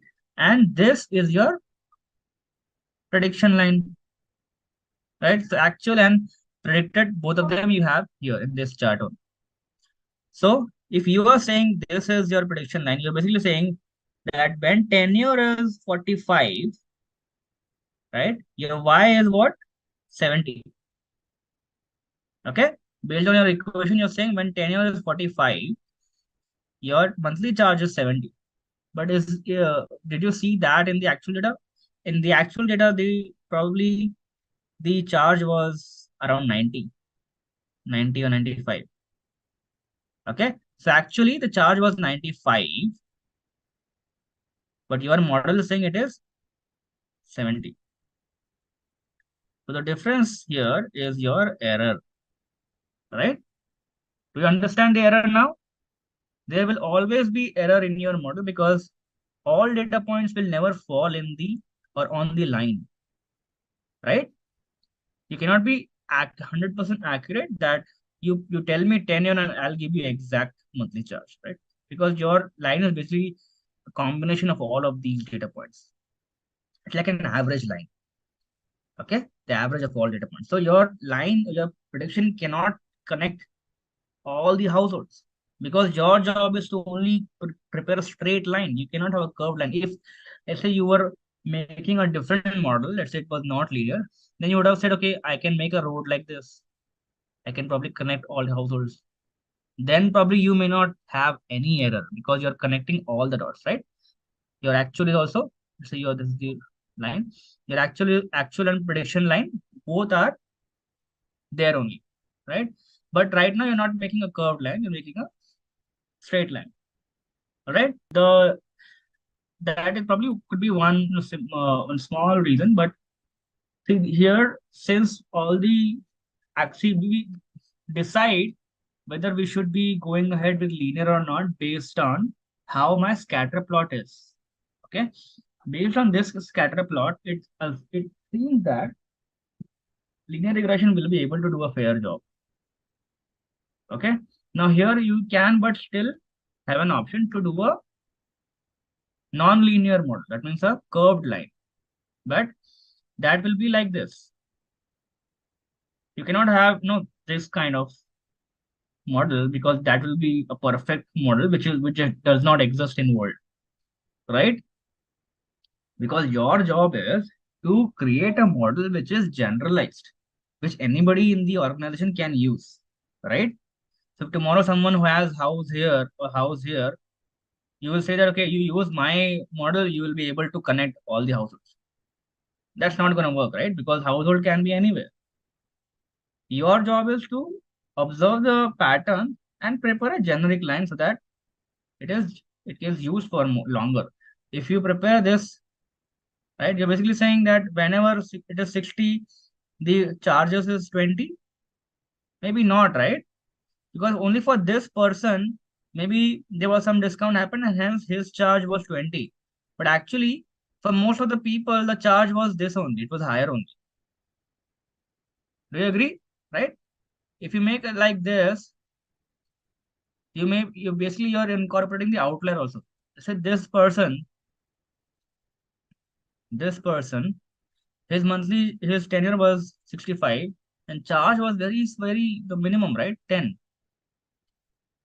But for everybody, for all the people, the charges are actually going up. Only for this guy, it is less. Don't you think this is an outlier? Right? Don't you think this probably is an outlier somewhat? Right? So if you make a line which is also close to this point, you're basically saying anybody who is tenure 65, they can get this discount. They can get this monthly charge, which is not right, correct? Because this probably has got the charge this one, maybe because of discount or something else. Okay. If tomorrow a new guy comes, he says, okay, my tenure is this much, your model will say, okay, the charge is going to be 10. But when he applies, company says, no, your charge is 100.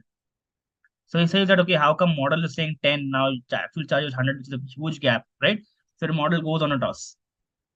So our objective is to make a generic model. Don't make a model which is which starts making sound. Like it's like you have to fit a screw to fix two wood. But if you tighten the screw so much, it starts making cringe sound. Correct? So don't do that. It's called overfitting. All right, which we'll be covering later. It's called overfitting. You are overfitted your model, and hence, when the new data point comes, your model is not able to predict well because your model is based on the outliers also. It is not able to generalize well now. All right, so let's go ahead.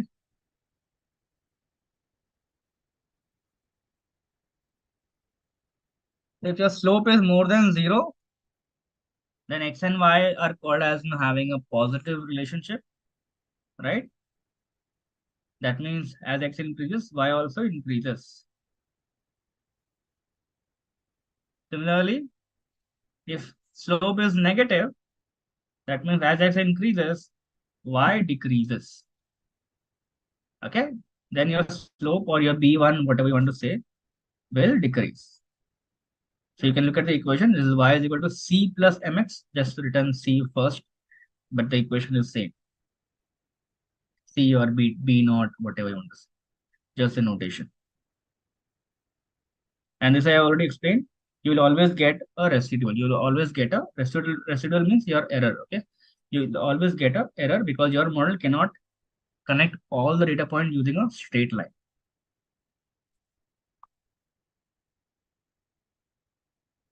Now, among these three lines, which one do you think is the best one? Which one do you think is the closest to all the data point lists? Because you may build multiple models. Okay, you can say, okay, I built this one, this one, this one. Now I need to choose a model. I need to choose a line which is the best one, which is closest to all the data points. Which one do you think is the best one? See, by looking at the graph, you may have different answers because you do not have a metric in front of you, right? Visually, we may go wrong here and there. That means we need to have a metric, we need to have a number in front of us to decide which one is the best one. That number is the error in the model, right? Yesterday, we calculated residual sum of squares. It is nothing but actual minus predicted, the whole square, and then you add them.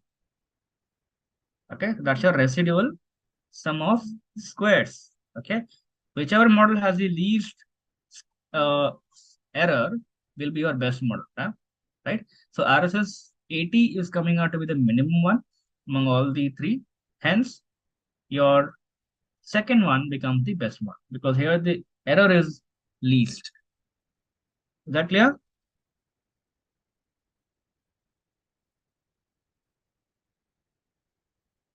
This I'll skip, not required.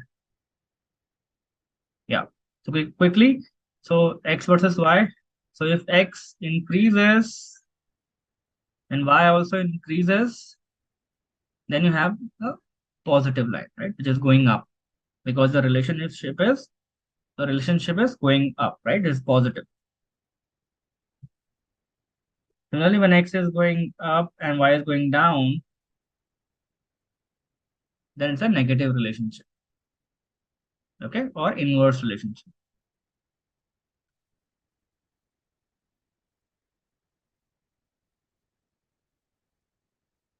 Now this is called a line or line of regression.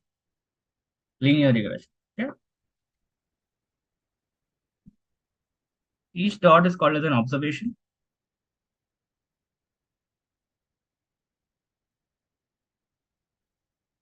And the line is called regression line or line of regression. And the method which we use here to draw the line is called as least square method.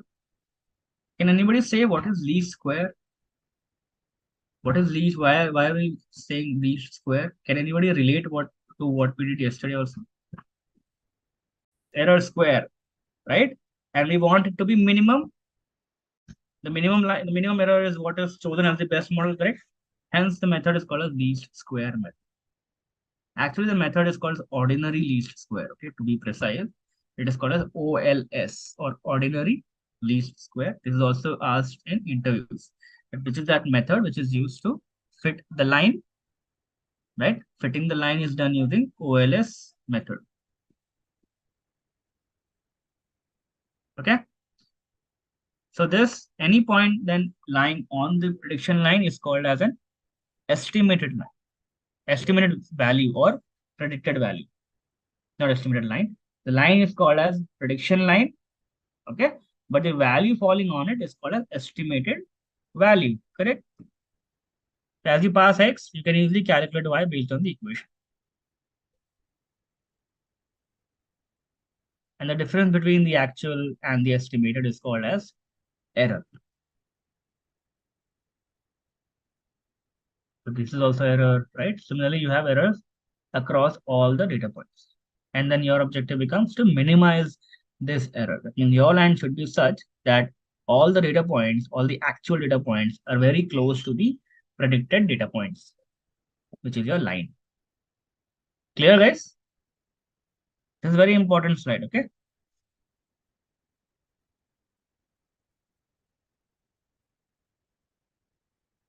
For example, speed versus distance. So as speed increases, distance traveled increases, right? Hence, there would be a positive relationship between the two. If the equation is y is equal to mx plus c, here y becomes distance traveled in a fixed duration of time. X is speed of the vehicle. And m is slope, which is positive in this example. And the point at which the line cuts the y-axis is called your y-intercept. Okay? Which is your c. So we always have equation y is equal to mx plus c. That means plus something, right? Why is this required? It's not actually always required because if your line passes through this, your c becomes 0.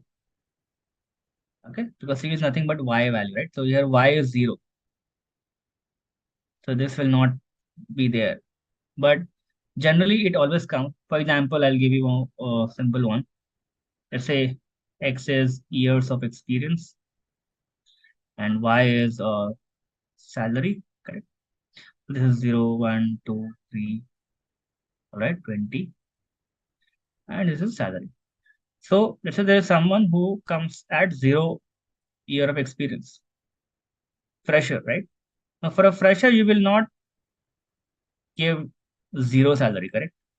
Your line cannot pass here. Your Y cannot be 0. You will give something, at least a stipend, something, right?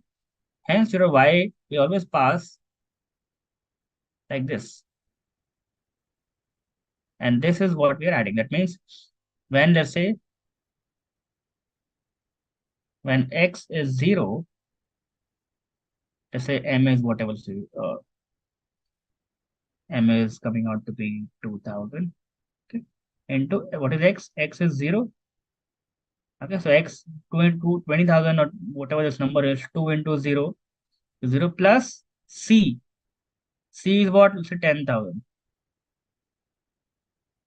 Right? So for someone whose experience is 0, this becomes 0, but this 10,000 is still there, right? They will still get 10,000. Okay, that's why this C is there. Otherwise, if you eliminate this C, then this will also get eliminated. Hence, your model will say that okay, give him 0. But is it possible? Will you give 0 salary? No, right? Hence, this plus C is there. So similarly, if you look at speed versus time, you will get a negative relationship because time taken to travel will be lower if the speed is higher, correct? Hence, your M or your slope becomes negative. It is minus M. Okay. So Y is called dependent variable. X is called independent. Independent means independent among the X variables. Okay. Plus C. So let's look at the linear regression again through a small example quickly. Let's say this is your X. Let's plot them. And this is your Y.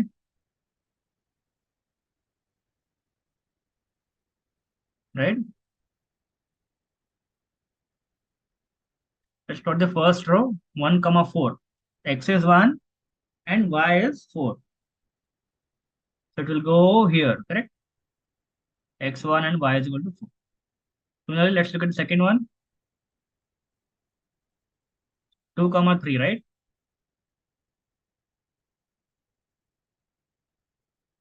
So it will come here.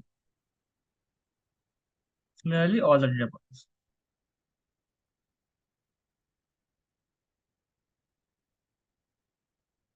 Okay. Now the average of X is written as X bar. Okay. Average, or you can say mean. Mean is X bar, which is coming out to be 3. Now, why are we calculating mean? Because here now we are trying to understand that how do we ensure that our line is passing through all the data points. Okay. How do we ensure that our line, our prediction line passes through all the data points? Because it has to be something like this, right? Then only it will be accurate. So to do that, what we do, we calculate average of X and average of Y. We connect them. Okay.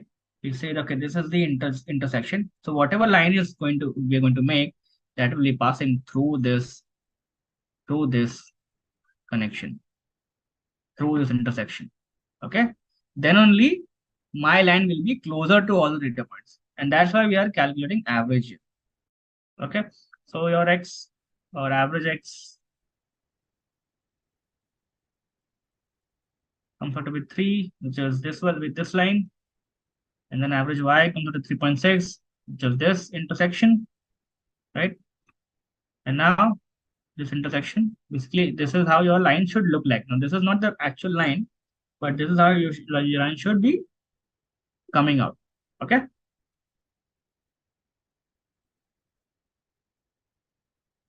And the coordinate of this point will be 3, 3.6.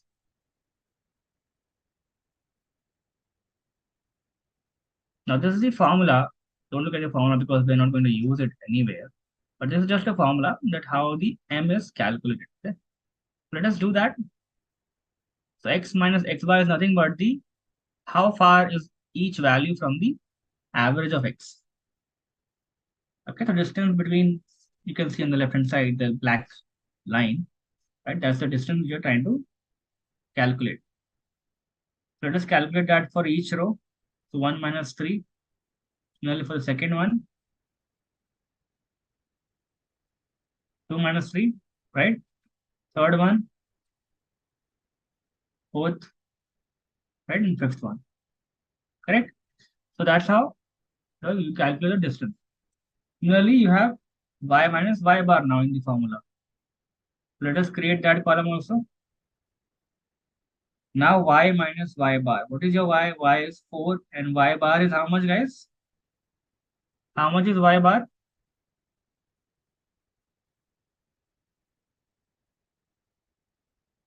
3.6, correct? 4 minus 3.6. Right? Comes out to be 0.4. Then 0.3 minus 3.6. Okay, so we calculate the distance now vertically. That's done. Now left with the denominator, which is X minus X bar the whole square. So I just square the third column.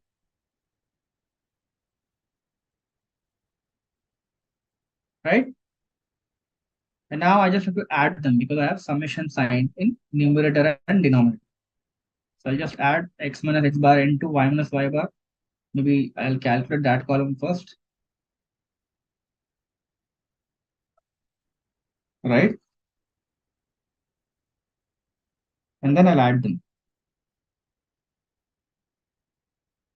So 10 and 1 is I'm getting. Let us put them in the equation. Okay, 1 upon 10, right? So your m comes out to be 0.1. That's your slope. Okay. So let's put this in the equation. Okay, let's put, because our objective is to draw the line. Okay. Now we'll use the same average x and average y so that we are able to get the c. Because now we know what is average x, we know what is average y, we also know m. So we can draw the line, but we don't know where is c. And c is the point where it cuts the y-axis, correct? If you remember the last example, the salary example, if the years of experience is 0, we'll still give some salary, correct? So we need to calculate that c. So let us input this average y, average x, and m, and see what we get as c. This is your average y, 3.6. And then you have m as 0.1. And c as average x, sorry, x as average x, just 3. This line, correct? Now I have everything. I just need to calculate this. It comes out to be 3.3. So 3.3 is the C value, right? So I just need to plot this on the y-axis and connect it with the intersection. That's it. You got your regression line. Is everyone clear? That's the line which is closest to all the data points. So I'll explain this again. So you already have the equation, guys, right? Y is equal to mx plus c. So I just input average y as y, which is 3.6. And m we just calculated, just 0.1. X I'll use average x because we are basically trying to find out the line, which has to be as close as possible to all the data points, right? That's why we are using average y and average x in place of y and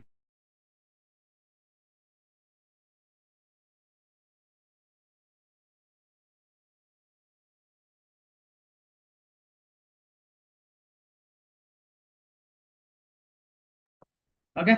So I'll input everything. 3.6 is equal to 0.3 plus c. So I just need to now calculate to get c value, which comes out to be 3.3. So I just plot c is equal to 3.3 on the y-axis, right? And draw the line, that is a line passing through the intersection. Right, so 3.3 connected now with the intersection. And this is your prediction line, which is closest to all the data points. If it is clear now?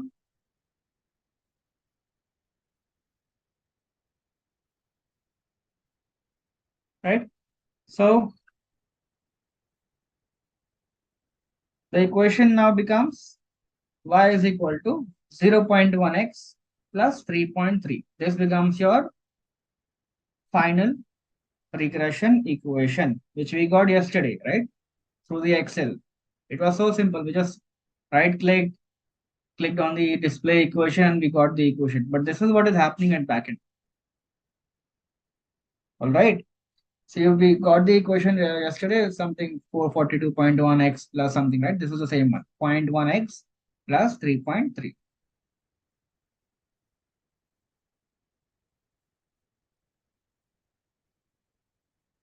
So this is the line, right? And we calculate now y. We just have to input x and we get different y. Okay, every time. All right.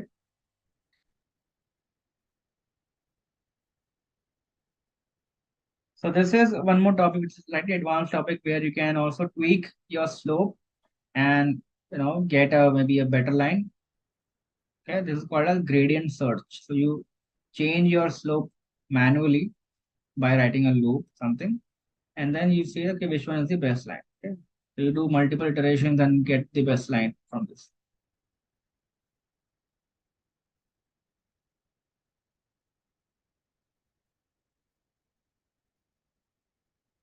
All right. So next one is goodness of fit. So now you have made all the models. Okay. So let us look at goodness of fit. So now that you have made your model, now is the time to check the fitment of model. That means check if your model is a good fit or a good model which is fitting well. That means it is closest to all the data points or not. That you can measure using R square. Now, someone may say, okay, we have already calculated error, right? Then what is the point of R square? So R square is nothing but slightly an opposite version of error, but not exactly opposite. It's not directly related, but it is the opposite because here you're trying basically in error you try to see that your error should be minimum, right? But your R square should be as high as possible. Okay.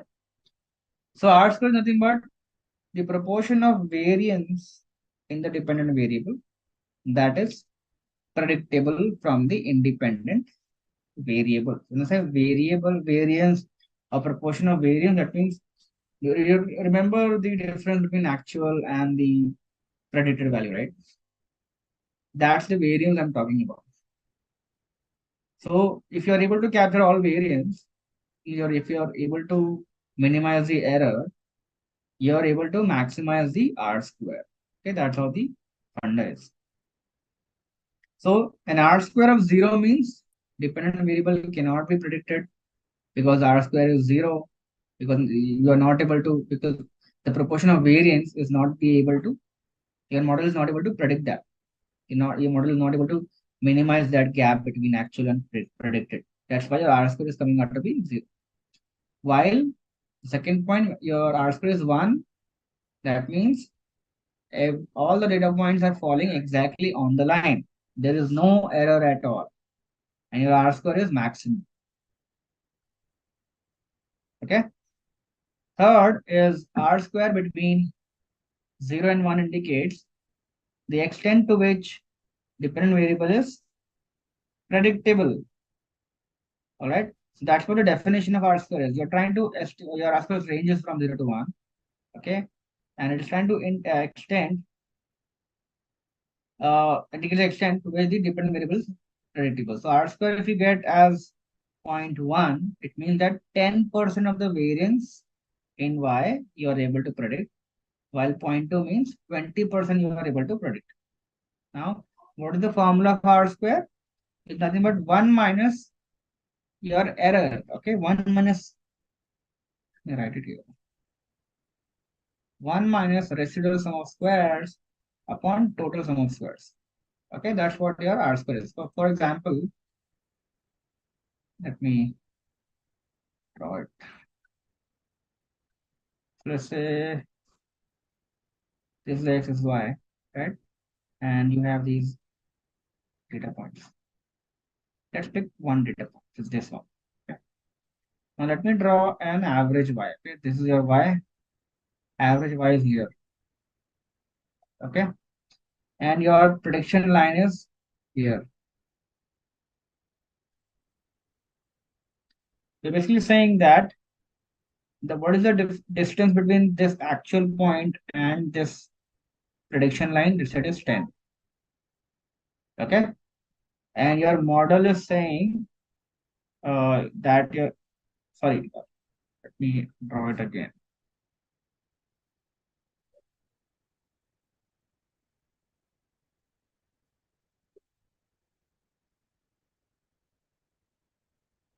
Okay, so this is your average Y,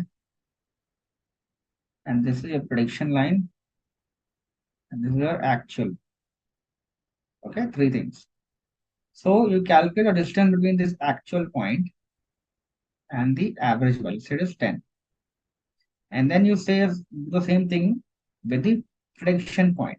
This distance is 5. Okay. So if you look, basically you are comparing your actual and predicted points with the average y and trying to see how much you are able to get close to the average y. Is that clear? You're trying to see or calculate how much close you're able to get to the average y. So if you look at the distance between actual and the average y, it is coming out to be 10. And the distance between predicted y and the mean y or average y is 5.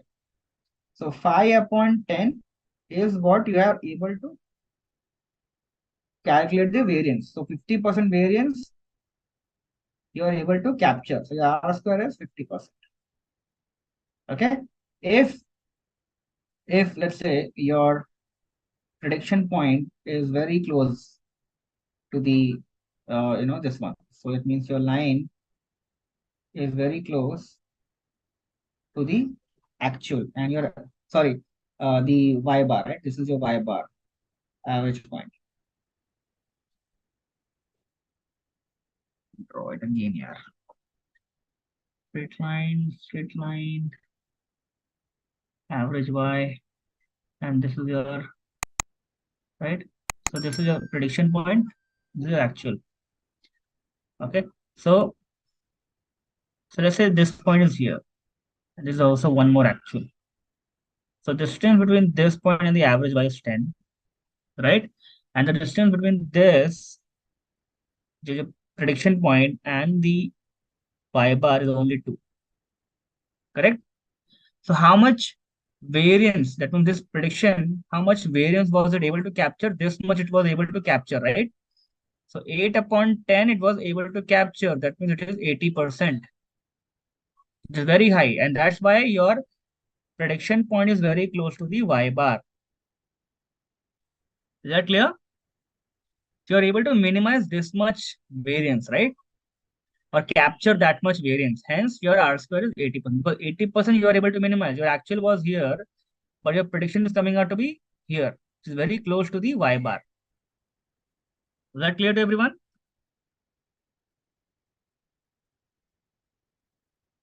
If you look at the formula, 1 minus residual sum of squares. So this is your residual sum of squares, okay? Let me draw it again.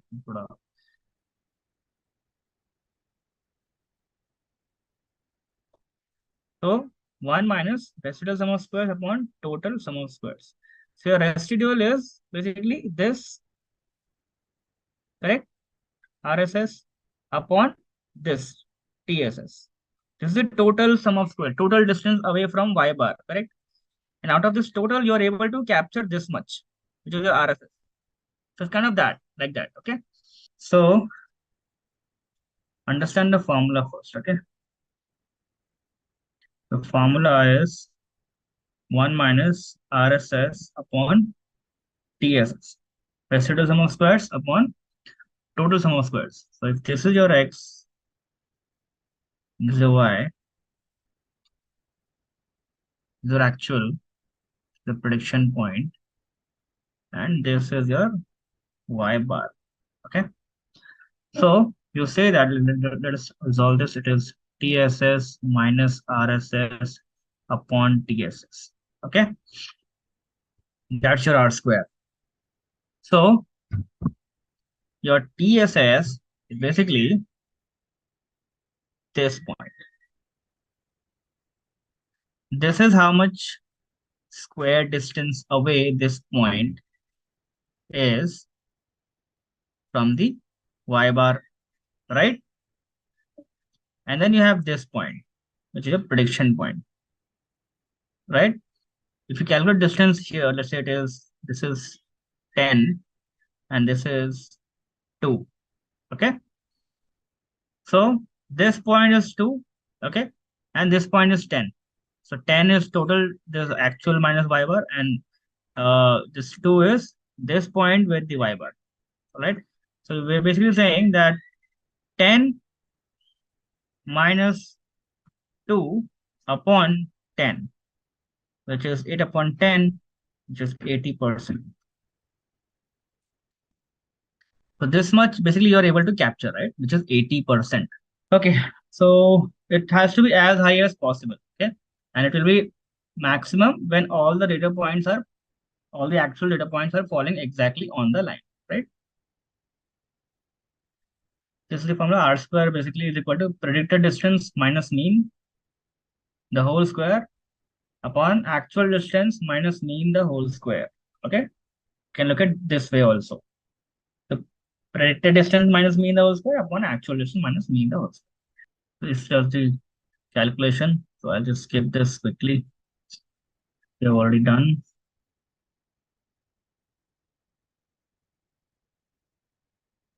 Okay. All right.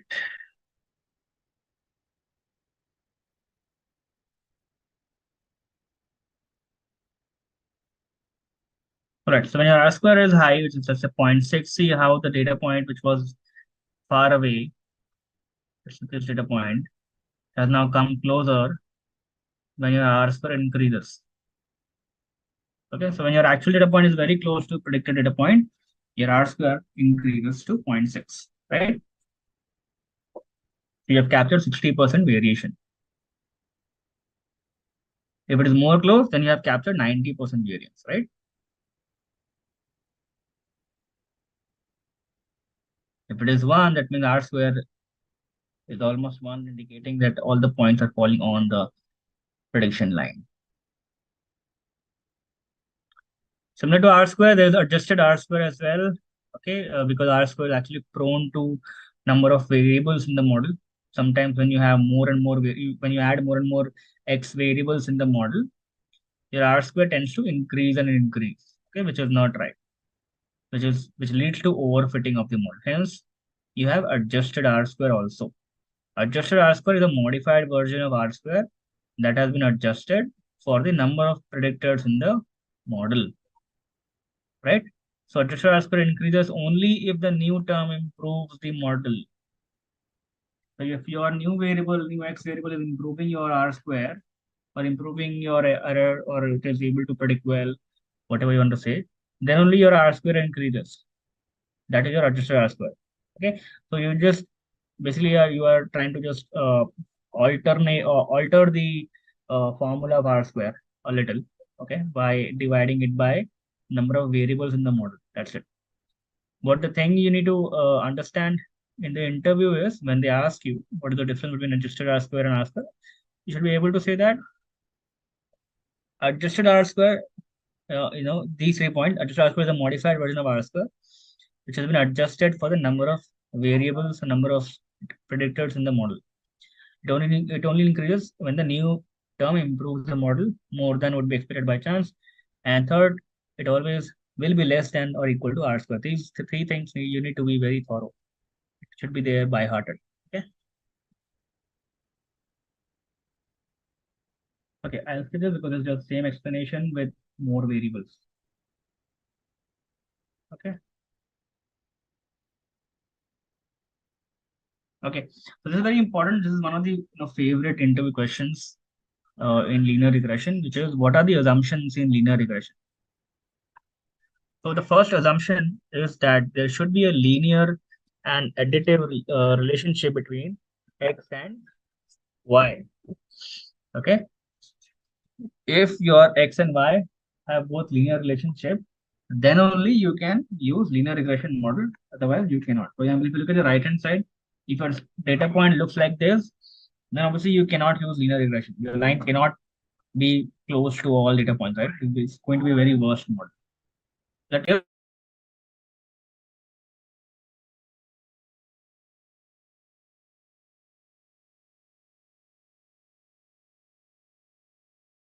Okay, let's look at the next one. The next one is called as homoscedasticity, where we're saying that error must have constant variance. All right. So whatever error you get, it has to have a constant variance. It should not be that you're predicting well for certain records, but you're not able to predict well for certain records. It should not be like that. For example, let's say X is this, Y, and this is your error. Okay. You're saying that fitted values, that means your Y predicted. Okay, fitted values means you have y, and you have y hat or y predicted, whatever you want to say. It's called as fitted value also. So let's say for each fitted value, you see what is your error.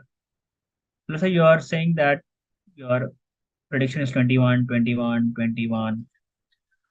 This is your 18, 19, 20, 21, 23, whatever. Then you have error. 18 minus 21 is 3 minus 3 minus 2 minus 1, 2, like this, right?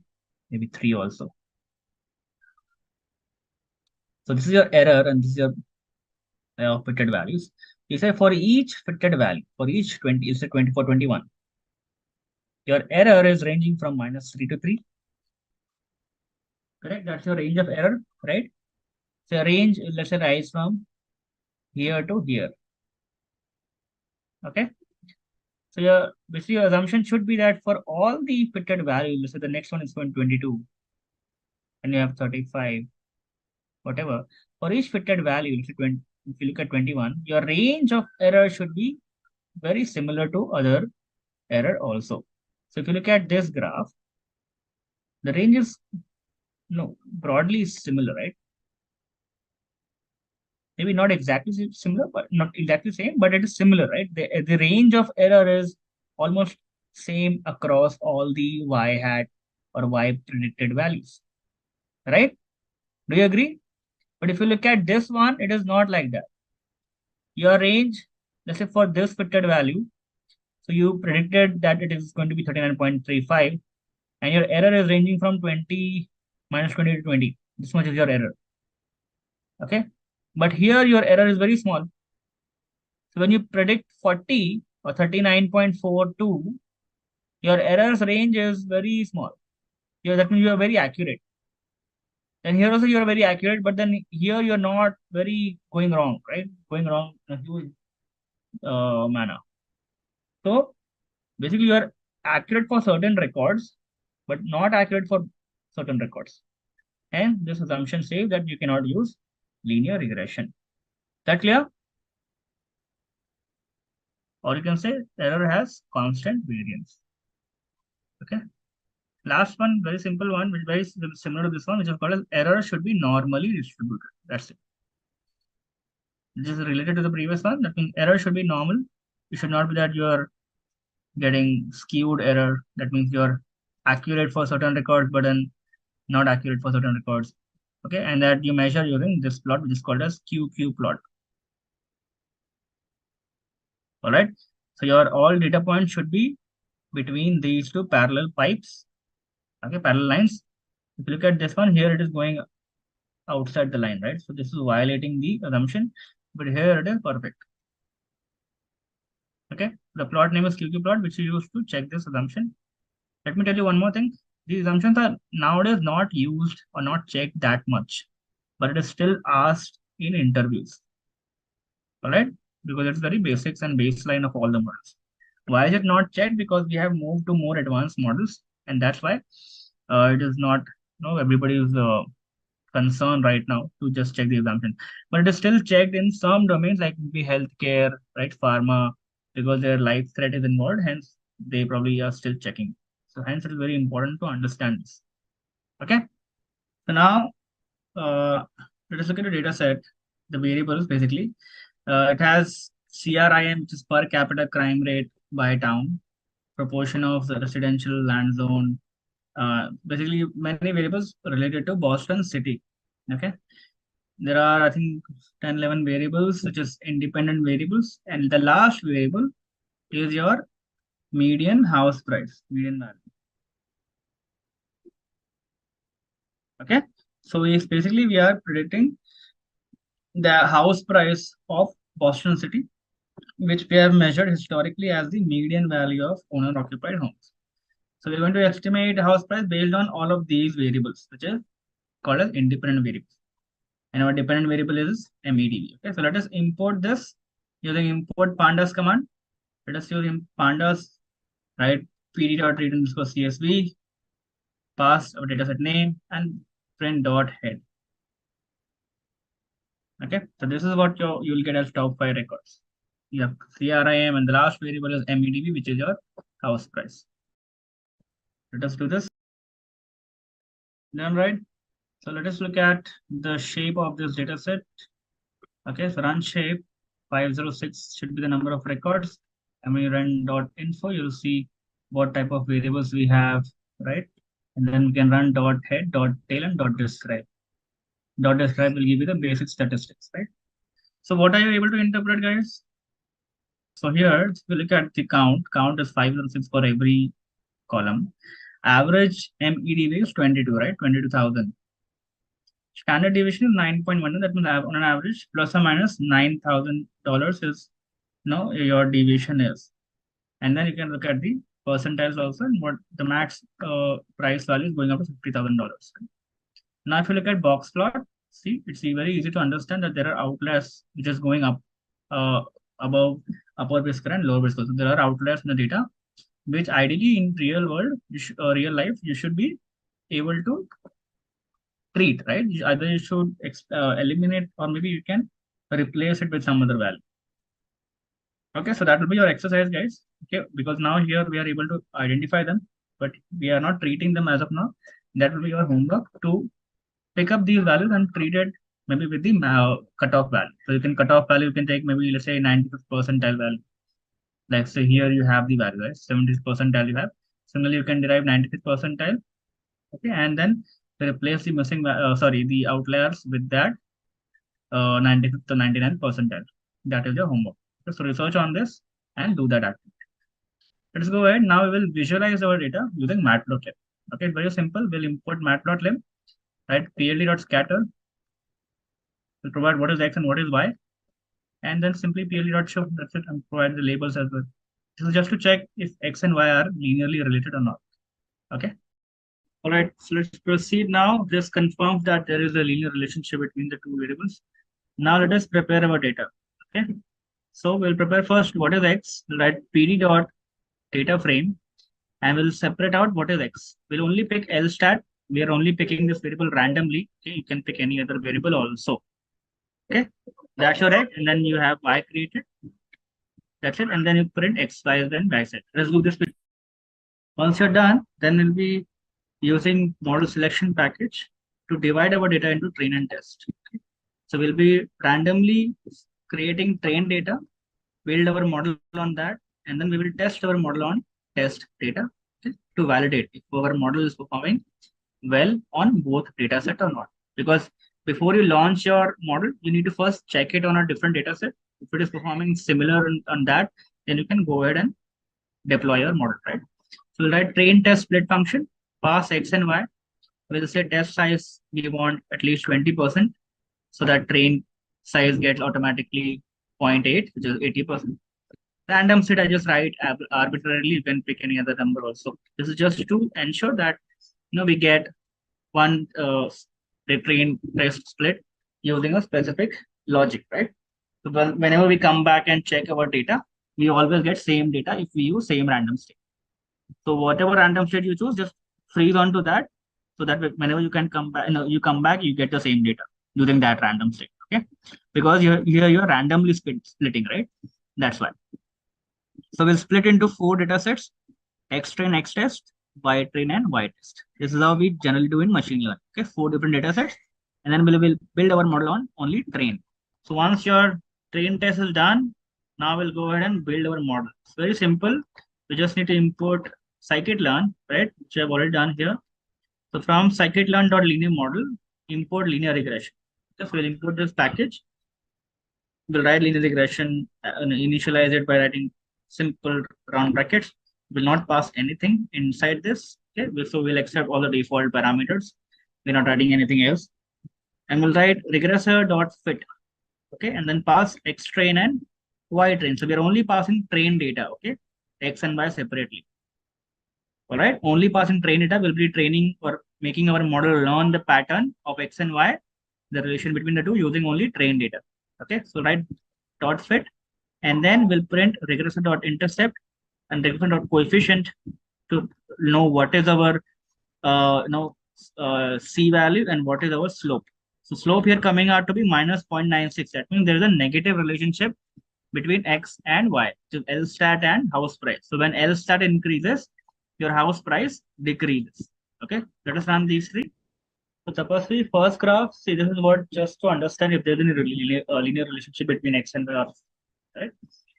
Then we just splitted X and Y because we are supposed to build our model on this X and Y data. Okay?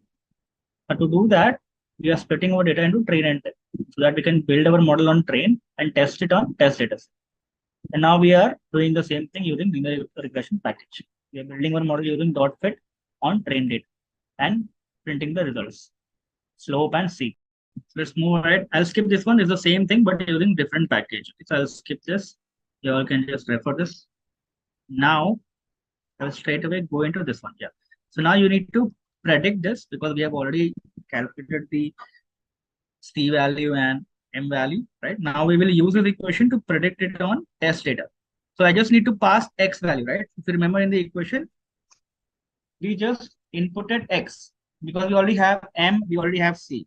We can now just pass X and get our Y value, correct? So to do that, I'll write dot predict and X. So this way I'm writing equal to mx plus c. Okay, write this.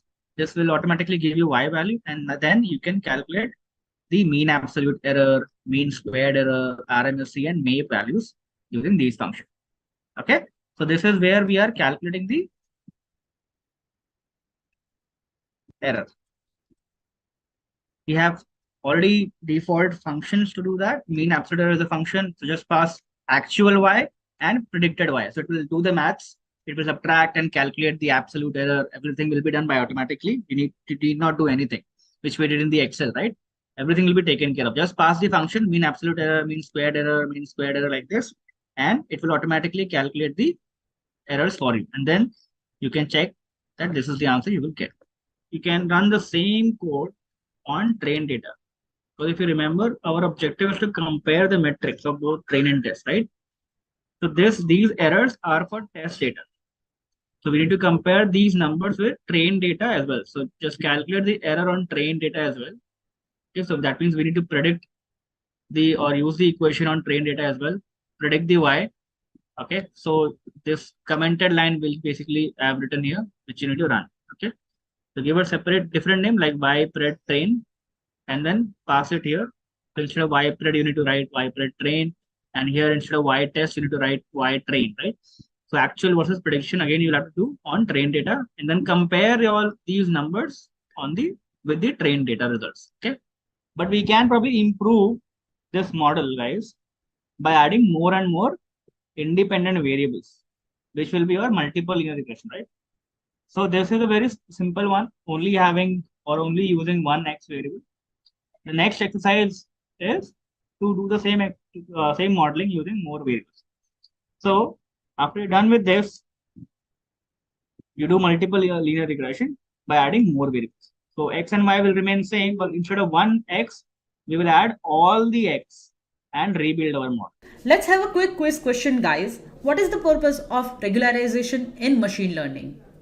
Your options are A, to increase module complexity, B, to reduce overfitting, C, to speed up training, and option D, to decrease the model interpretability.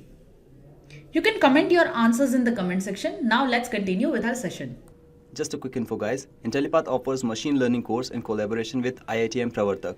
Through this course, you can learn all the important concepts of machine learning from esteemed IIT Madras faculties and industry experts. With this course, we have already helped thousands of professionals in successful career transition. You can check out their testimonials on our Achievers channel, whose link is given in the description below. Without a doubt, this course can set your career to new heights. So visit the course page link given below in the description and take a first step towards career growth in the field of machine learning. Okay, so Hale, I think that part is already, I think the code already provided at the start itself. If you have my code, see there is pip install Jupyter themes first line. Okay, so you can do jt-t1 to make it dark, right? Similar to OneDoc, there are many other themes as well, like Chesterish is there, right? So you can try Chesterish also to get it back, to get the white background. Okay, just try that. There are many other options as well. Just I think you can easily find it out by Googling it. Okay. All right. So let us come back to multiple linear regression. Let us again re-import Boston data because we are starting with a new kernel, new notebook. Hence, this needs to be imported again for the modeling. Okay. So this is how you guys run Boston. I'll give it 2 more minutes. For others, they can create their X and Y data set again. Okay. To create X data, which is the independent variable set, you write pd dot data frame and then dataset dot iloc, right? So our main data set name is dataset. You can maybe write Boston, just write Boston data. You can replicate the same thing here. Okay. So Boston data basically is the dataset name, and then we write pd dot data frame. So we are converting it into pandas data frame, already in data frame format, but it is a good practice to do that whenever creating any data set or any filtering, right? So we are filtering here inside round brackets, and outside this round bracket, we are adding pd dot data frame. So that whatever output comes from this computation, that gets stored as a data frame. So we are writing pd dot data frame, and then our actual data set name, which is Boston underscore data dot iloc, is index location, right? And then we provide the index numbers to filter out what we want. So if you remember, before comma, whatever we write, it's for rows. If I write colon, I'm basically selecting all rows. And for column, I'm selecting blank colon -1. Okay. So blank colon means I'm starting with 0 basically, right? Either I write 0 or I write blank, means the same thing. So I start with blank and I say colon -1. What is -1, guys? If I write 1, maybe let's say 0 to 9, that means I'm selecting columns from 0 to 9th index, correct? But it excludes 9. But if I write -1, what does that mean? It excludes the last column, correct? So if I read the same data from behind, MEDV becomes the -1 index, correct? So I write 0 colon -1. That means I want the variables to be considered from crim till MEDV, right? Till -1. But by default, the last index value always gets excluded in a range, right? Hence, the last column MEDV is not included in the X dataset. Now for creating Y, I'm writing Boston underscore data dot iloc, then colon again all rows, but I only want last column and I name it as Y. Right? I hope you understood. Okay. Suhail, I'll write maybe code for you in the chat box. See if you can replicate that. Right. So you need to import from Jupyter themes. I'm assuming you have already imported Jupyter themes, right? From Jupyter themes, you just import get underscore themes. Okay. Then again, get it from Jupyter themes dot style effects import set NB theme. Just try if this works out, okay?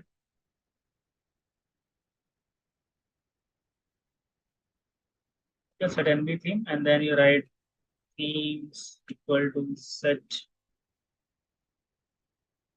get themes. Okay.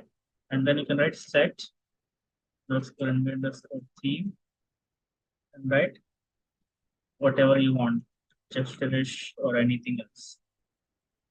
Okay, this could be one set of code. There are many different way also to set the theme. Once you have created X and Y, now again we will create random test train and test data set, right? So we'll write from sklearn.model underscore selection import train test split function. So which does the simple random sampling and gives us train and test data set. Okay, so we are creating again 4 data sets. First is X train and X test, and then Y train and Y test, just for simplification and faster computation. Okay. So this is just a general practice. And the function we write is train test split. We provide x and y and the test size we want, which is 20%, and random state, whatever we want, right? To just fix the randomness of the train and test. So I run this, then I can check the next line for the shape. So let's say you have this as your data set. Let's say we have name, salary, gender, the location, whatever. Okay. So these are the variables. Okay. And this has some random values. Right. So let me just pick any random.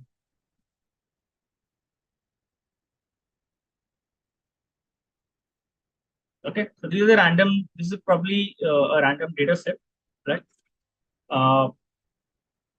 In train test, what happens is we need to randomly select some records on which we will build our models, right? For example, this is what, how many records? This is one, right? And then we have 18. So total 18 records is what we have, correct? So out of 18 records, I will say that I will build my models on only 80% or 70% of these 18 records. So whatever that number is, let's say 80% comes out to be, this much, right? First 16 numbers. So I'll say, let me randomly select these 16 numbers, which is basically my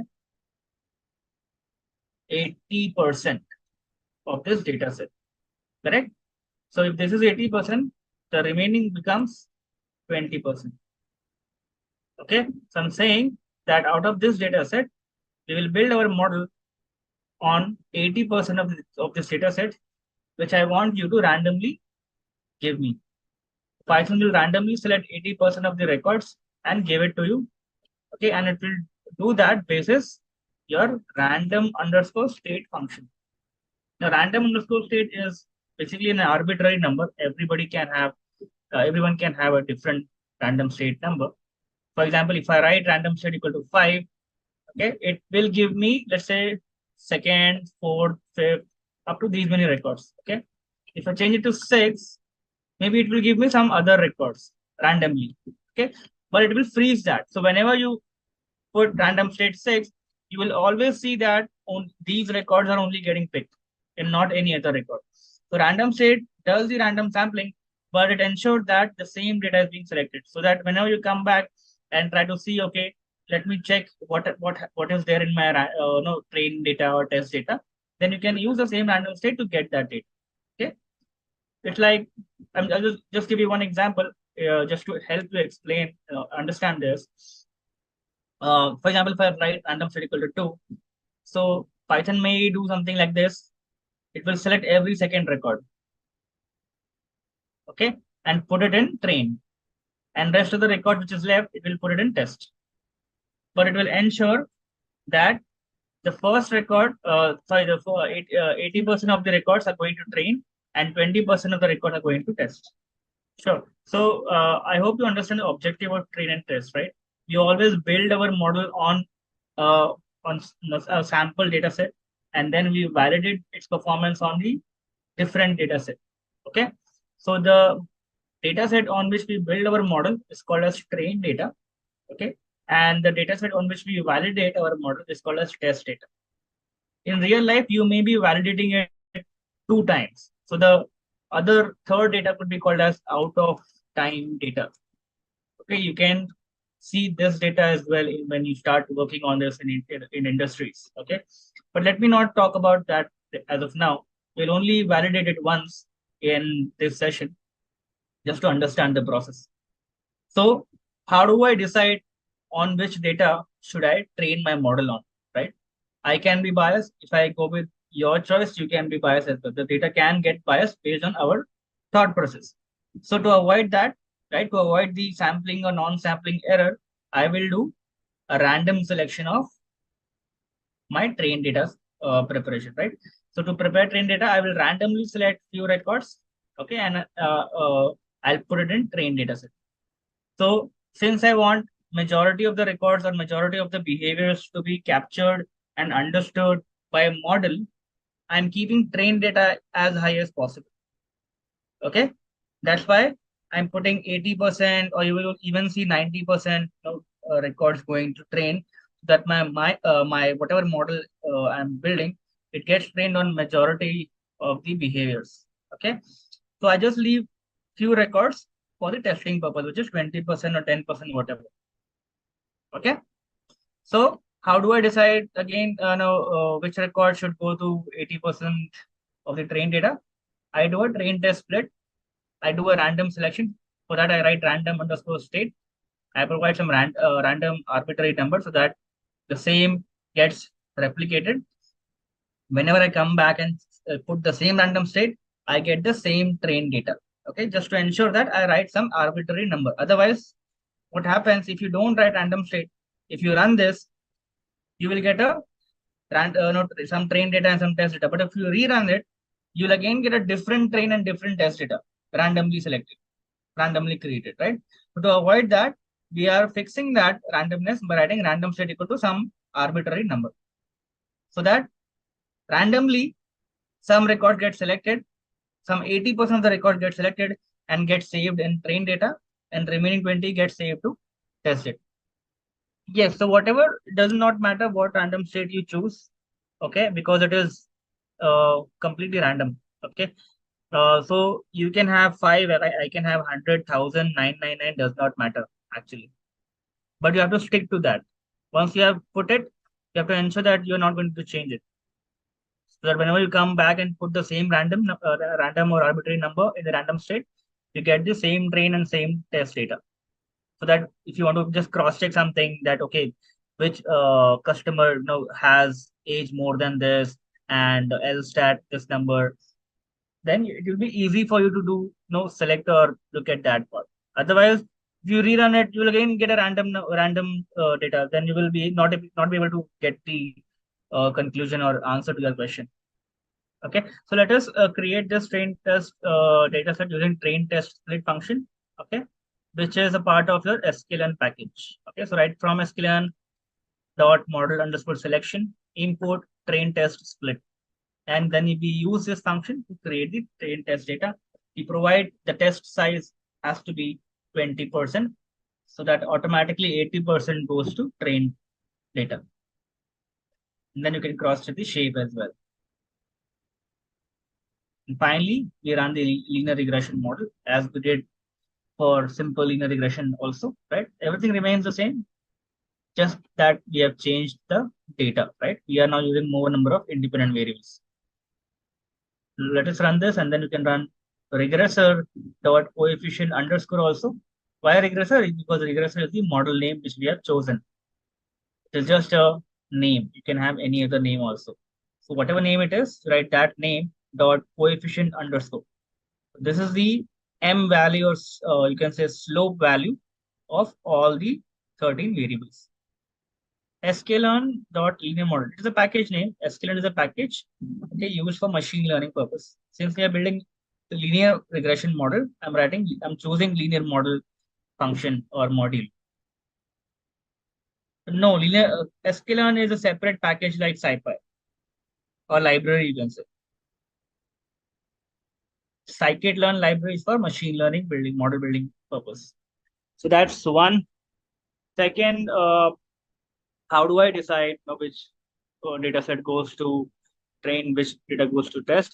I say that, okay, let me write it here. Test size is 0.2. That means 20% will randomly go to test data, and rest of the 80% will go to train data.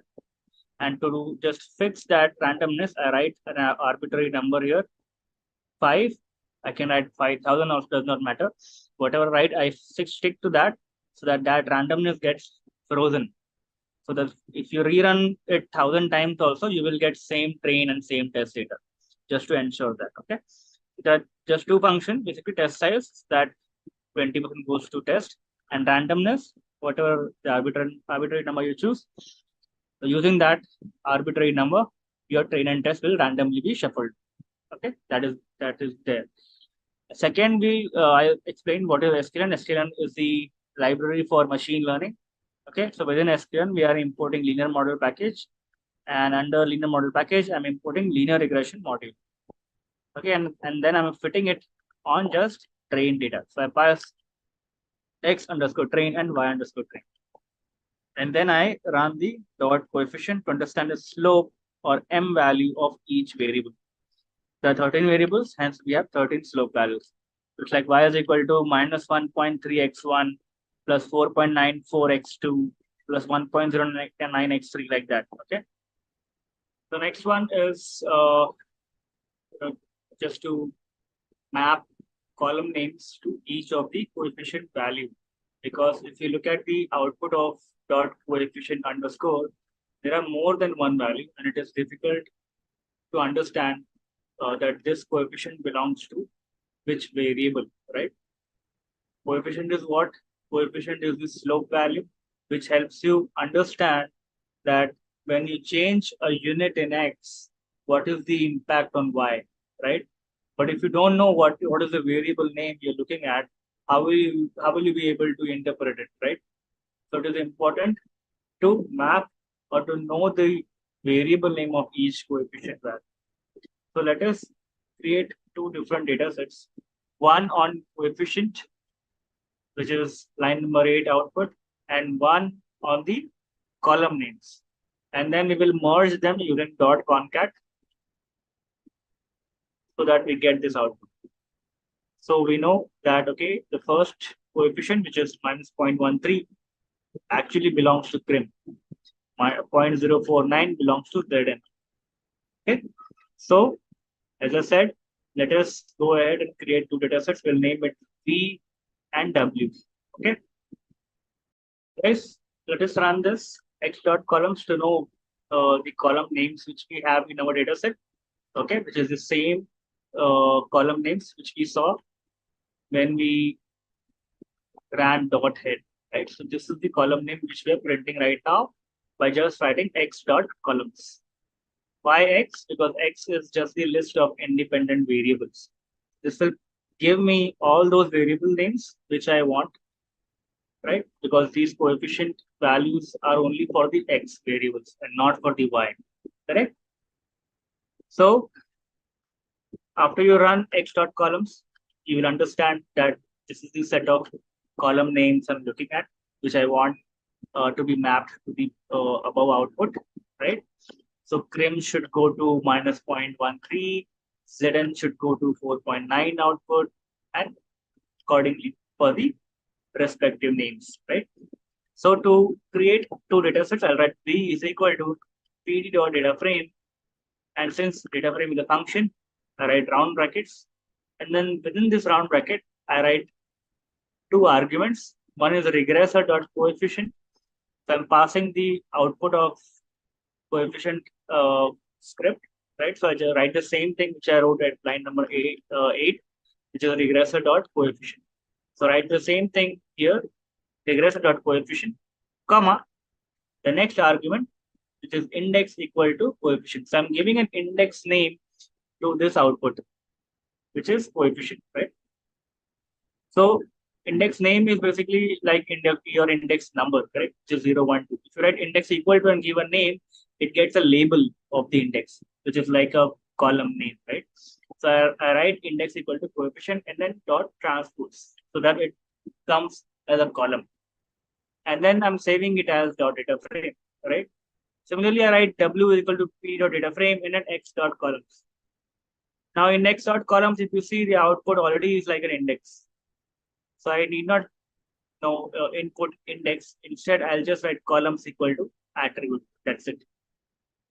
So once I run this, I have my two data sets. Now I just need to append them by writing pd.concatenate so that both the data sets, which is coefficient, this one, and the column name output, both get appended to each other, and then we get this output.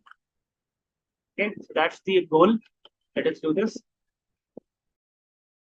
Coding part is difficult for everyone, right? It was difficult for me as well when I started. Now I have more than 10 years, 12 years experience in it. Now it is easier, right? But at first, at start, it was difficult. And when I started, there were no materials also that much which is available right now. Right now, you guys have so many things available in front just by a click of a button, right? So you should, I think, you should be able to leverage those knowledge, those uh, those materials which is readily available online. Okay, there is no one source now. There are hundreds of sources which explain you the same thing in different ways. So I think it is easier for us now to jump or pass this hurdle. This hurdle can easily be, I think, so passed now because we have lot many materials available. At first, as I said, first 10 days, 20 days will be really difficult to grasp the concept, coding part especially, but then it becomes easier and easier.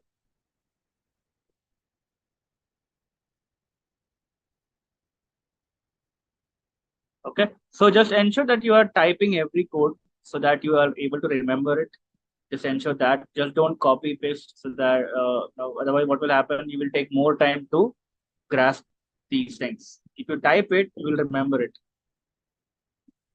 All right, and that is coding part, which is again important. But more than that, I think it is also important to understand the concept that what am I writing this code for, right? What am I solving? For coding, as I said, the first thing is just ensure that you don't have any doubt in any session. Okay, ask as many questions as you can, clear all the doubts, and when you do that, you write down your type by your own hand. You don't copy paste codes from here and there. While you can uh, uh, look at the codes of others, but while using or uh, what should I say, maybe leveraging those codes or getting inspired from those codes, you should be writing those codes by your own hand. Okay, you can look at them and then write it by your own hand. That's one first thing which you should be doing. Second, try to uh, participate or prepare some projects of your own. There are a lot many data sets, free data set which is available online nowadays. You can just use them, import, and start working on. Okay, you will see that every data has different challenges. So the more data you work on, the more hands-on you get. Okay, and then third, I would say try to create a repository of your own, maybe in GitHub or something, where you can showcase your profile to others. That see these many projects you have done separately. Okay, but ensure that whatever you create, it's your own. Do not copy it from anywhere because these things can easily be caught. Okay, so whatever basic also you write, if it is you who is writing it, people acknowledge it. Okay, so try to create that, and when you do these three things, you will realize, gradually that you are getting more hands-on, and now it is very easy for you to write codes. All right. So start with this process. Eventually, you will get it. I think first month is really difficult for on the coding side, but then it becomes very easy. First 10 days, 1 month, you will feel that that you need to just leave this, and probably you should not be doing this. But I would say that I was on the same boat earlier, right? But now I can say that it is only there, for first few weeks. So don't worry, you will pass that hurdle, but don't leave it. Okay. 7 is for appending both data sets, W and V. W is the coefficient values. W is the column names, and V is the coefficient values. Right. So we are appending both data sets by writing pd.concat. We pass the data sets in a list format because we are writing more than one name. Then we write access equal to 1 so that we are concatenating or appending them column wise. And then join equal to inner. That say 0 to 0 mapping is what is being done, right? If you understand VLOOKUP, how do we do VLOOKUP, right? Find same row number or value on the other data set to map certain value. So here we are that primary key is the index number. That's why we're writing join equal to inner, so that index number gets chosen as the primary key, and then we are doing an inner join. The same index values get picked and created while mapping this. Logistic regression. Previously, we learned about one of the most primary algorithms in machine learning, which is linear regression algorithm. Now, we will be focusing on another very important machine learning algorithm, which is logistic regression, with some real world examples. Yeah. So let us take a look at the agenda that we will be covering to move on it. So first, we will be taking a quick look back at the linear regression, right? Then that we have discussed earlier. Then we will try to see where does logistic regression come into the picture, while discussing some of the questions that linear regression could not answer. After that, we will be diving right into the diving right into the concept of logistic regression. Okay, so where we'll be discussing what logistic regression is, why do we use it in the first place. Then, with the help of an example of spam email classifier, we will try to get a clear understanding of how logistic regression works. Okay, where we will also be discussing concept of log of odds as well as sigmoid function.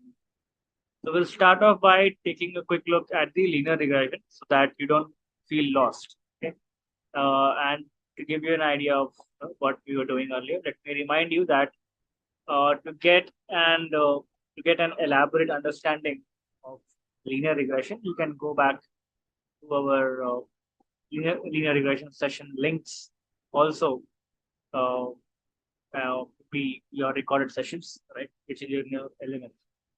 So let's start off the linear regression recap with one example. So this is Lauren. Okay, she is looking to buy a property, but she is confused right now how to start. So she goes to her friend Josh and asks if he can help her find a property for X bucks. So our guy Josh, okay, he agrees to help her find one property, but he himself doesn't know how. So he goes to another friend of him, explained the whole situation, and asks if he can do something about it. So this friend, he immediately says yes and starts doing some calculations.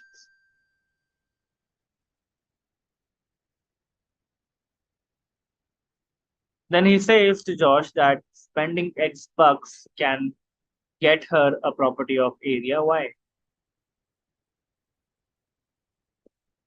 Now Josh is confused and asks him, now, how did he find out, right? So that friend, that genius friend, goes like simple linear regression. Okay? And now he's going to explain how. So our dependent variable is property size, right? Because that's what his friend was asking about, right? The property size is directly proportional to the independent variable money, correct? So how much you spend is directly proportional to what property size you get. So we get when we look at the graph, we are basically saying that we get a positive linear regression out of it, right? So we can say that spending more money will get her a bigger property, right? That's the interpretation of this graph.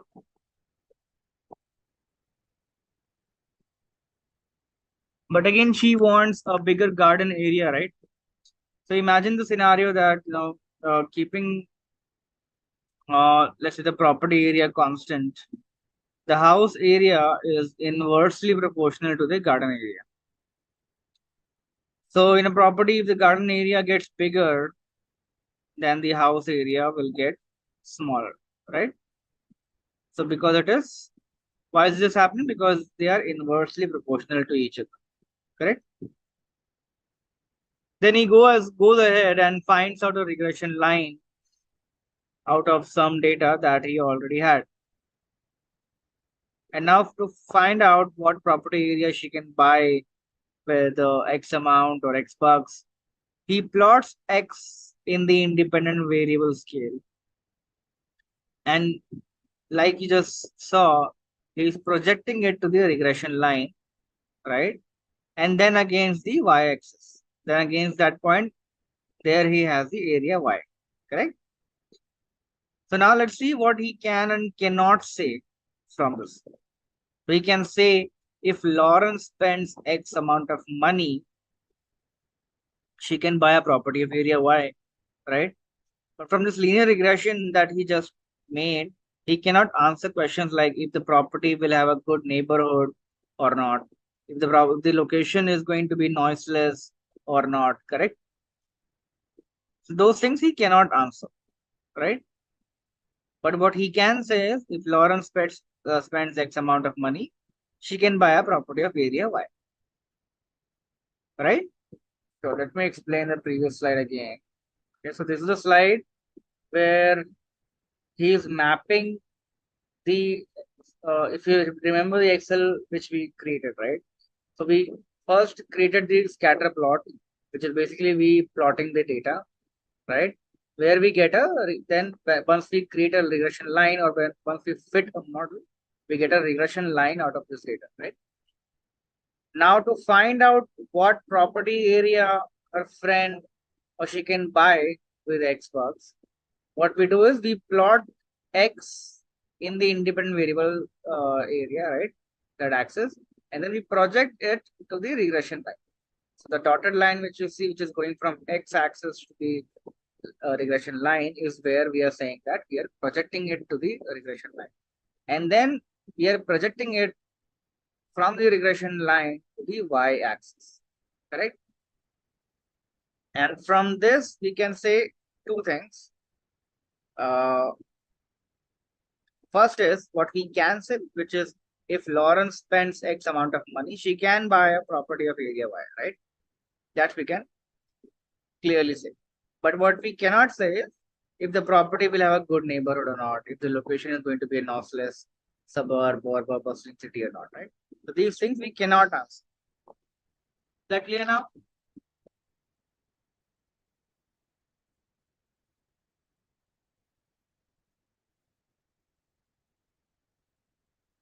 Right? So will the property have a good neighborhood or not? Or will it rain tomorrow or not? Or a particular email is spam or not? All of these problems fall under the category known as classification, which I spoke about in the introduction to machine learning session as well, right? So with linear regression algorithm, we could not answer is no, all the above three questions, right? We could not answer these questions in linear regression. And that is when our logistic regression comes into the picture. Okay. Now, so now let us see where does this logistic regression that we just talked about lies in the machine learning algorithm tree. So this is the tree, right? Classification algorithm or problems are something which linear regression cannot answer, right? And logistic regression is where it comes in and helps us with the classification problems. Now let us look at the tree and see. So in machine learning, we use two traditional learning techniques. Okay. Techniques to do what? Techniques to build a predictive model. All right. What are these techniques? Number one is supervised learning, and second is unsupervised learning. Again, if you look at the supervised learning, there are two categories: regression and classification. Okay. And our today's topic of discussion is what? Logistic regression, right? So logistic comes under the category classification.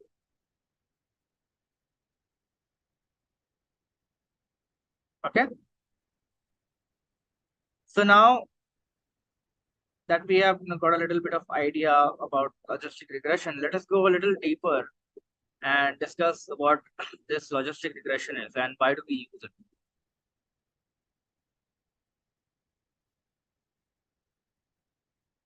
So what is logistic regression? Logistic regression is nothing but a statistical classification model. Okay, in the statistics, we used to uh, use this model linear regression, logistic regression a lot. In I think all industry prefers these models because they are very basic and very easy to understand. Okay, so hence now it is called as statistical model because it was derived from core statistics, part of core statistics. But now I think all the models are called as machine learning models, right? So that's why don't get confused with machine learning or statistics, right? So it's previously it was all statistics. Now everything what we now talk about is machine learning, deep learning, all of that, which is basically being derived from statistics and computer science. So logistic regression is nothing but a statistical classification model. Okay, that deals with categorical dependent variables. So the y variable which you predict is categorical in nature. So you must be wondering now what is categorical. So these are some discrete variables that have two or more categories, without having any kind of order. Okay, so it's not that I'm saying 1, 2, 3 are the categories where 2 is greater than 1, 3 is greater than 2. Not like that. Okay, distinct categories. For example, temperature, right? For example, maybe gender, area, correct? So these are what? These are your independent, dependent variable values, correct? But some are continuous and some are discrete. In other words, logistic regression is used where dependent variable is binary or dichotomous, where there are only two possible levels or maybe more than two, which is countable, like yes or no, true or false, right?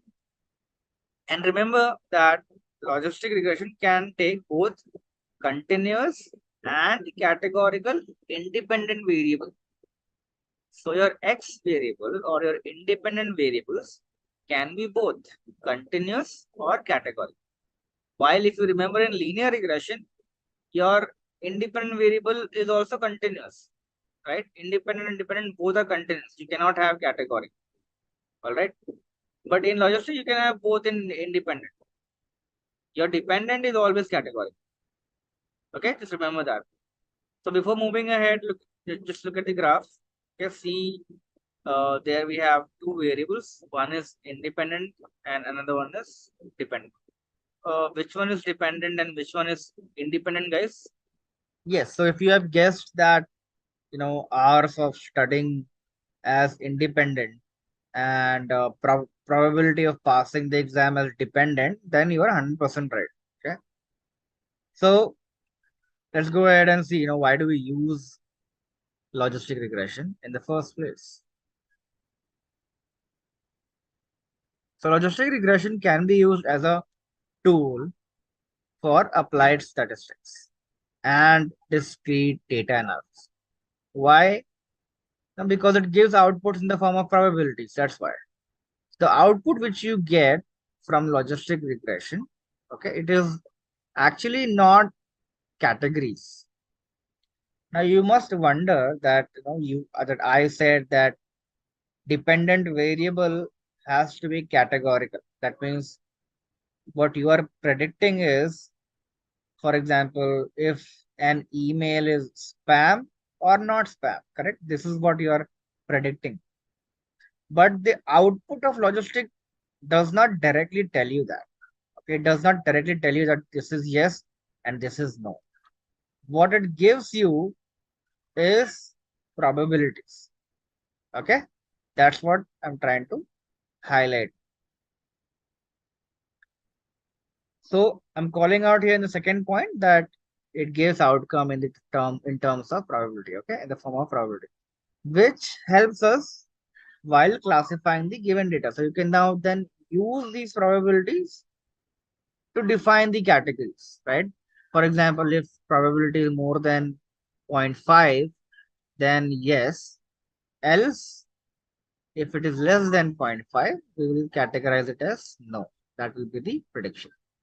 Okay.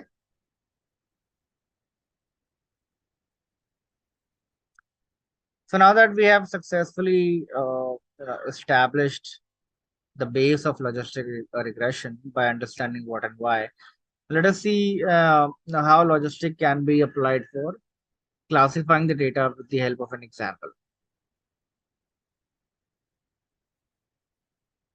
Okay, so let's explore this now with the help of an example of spam email classifier, okay, where we need to build a predictive model that would classify whether a email is spam email or not a spam email. Okay, that is the objective. So let us take a look at the approach that we're going to take while building this model, right?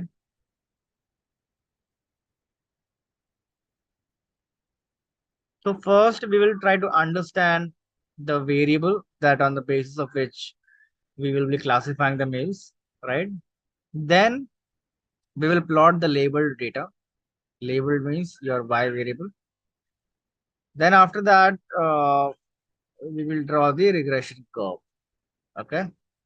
And at last, we will try to find out the best fitted curve using maximum likelihood estimator. Okay. So that's basically our approach to predict whether an email is spam or not spam. Okay.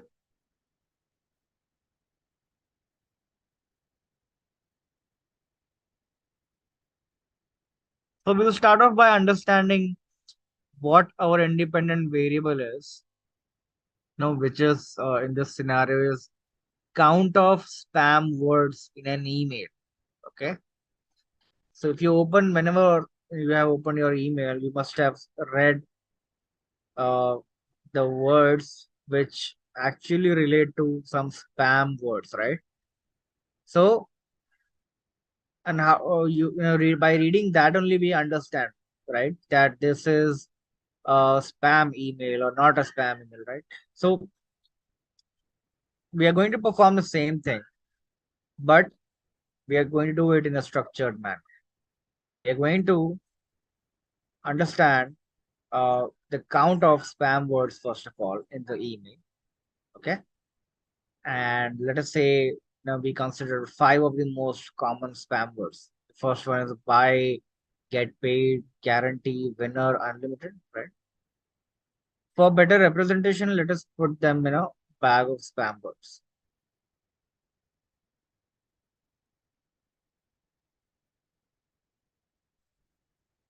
All right. Now, what about the dependent variable? Our dependent variable is going to be the probability of a mail being spam. So if the probability is 1, then that means that the email is spam email, right? And probability of 0 means mail is not spam.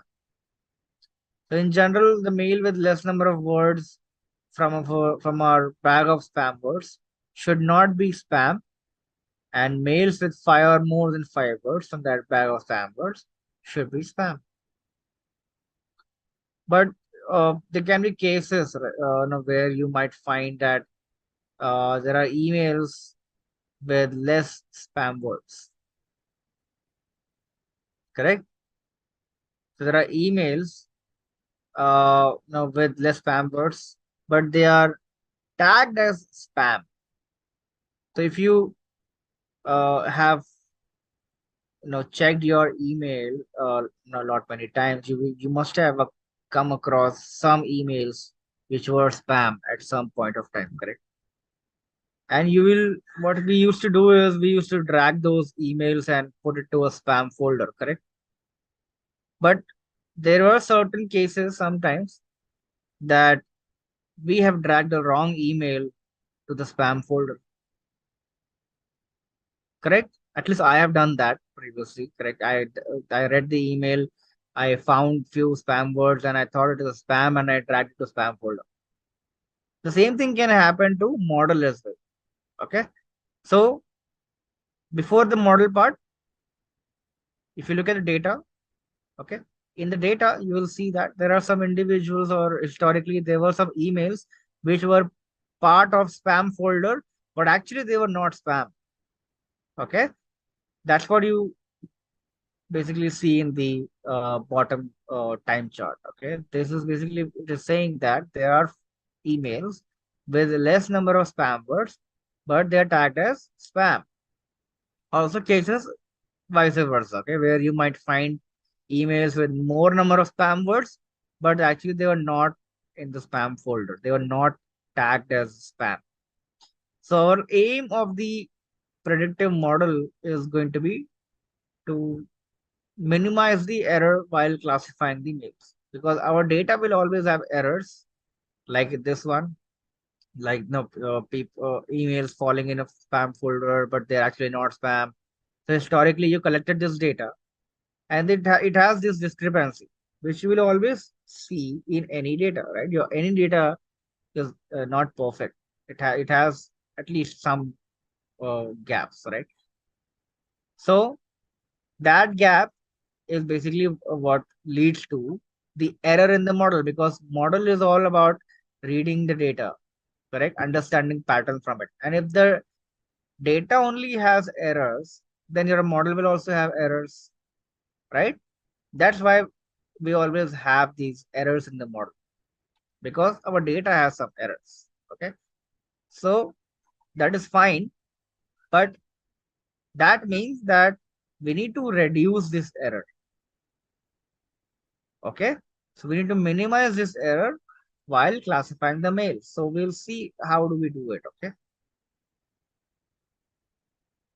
so our next step is to get some useful pre-labeled data. What do I mean by pre-labeled? That means historically, let's say we collected data from 10 individuals or 50 individuals and looked at their emails, that how many were part of spam folder and how many were not part of spam folder, and then why. Okay, so let's say we have a set of data that we will be considering while building the model. But remember that logistic regression requires a large amount of data. But for understanding, we have taken a small data set. Okay, this is only a 10 record data set. But in real life, obviously, we have a larger data set. Also, as you can see here, what we have, our data has information of number of spam words and probability of a mail being spam against each email. Correct? So it has two variables. The first one is the number of spam words, which is your independent variable. And the right hand side is probability, which is a dependent variable. Okay. Now we will plot the data. Keep the independent variable on the x-axis and dependent on the y-axis.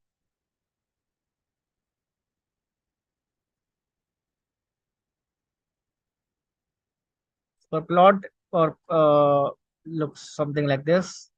Okay. So let's say there's a new email now. Okay, this one. And we need to figure out whether it is a spam email or not a spam. Okay.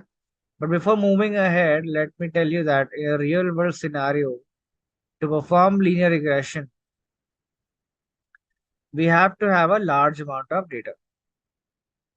Okay, where we'll find many cases where spam email might contain only 2 words from macro spam words. Also, where a mail which is not spam, uh, it can contain more than 5 words from the bag of spam words. So the primary aim of this predictive model is to reduce the error. Okay.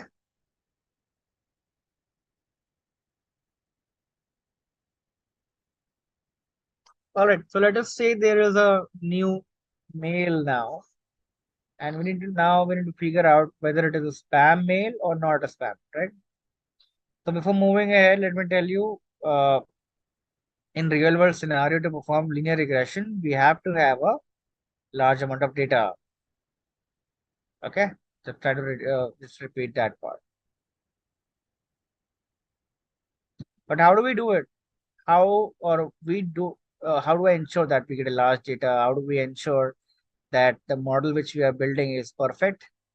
So we do it by finding the best regression curve. okay, best fitting model out of the data that we already have, right? So, okay, maybe that is right, but now comes the question, how do we find out the best regression line? Okay,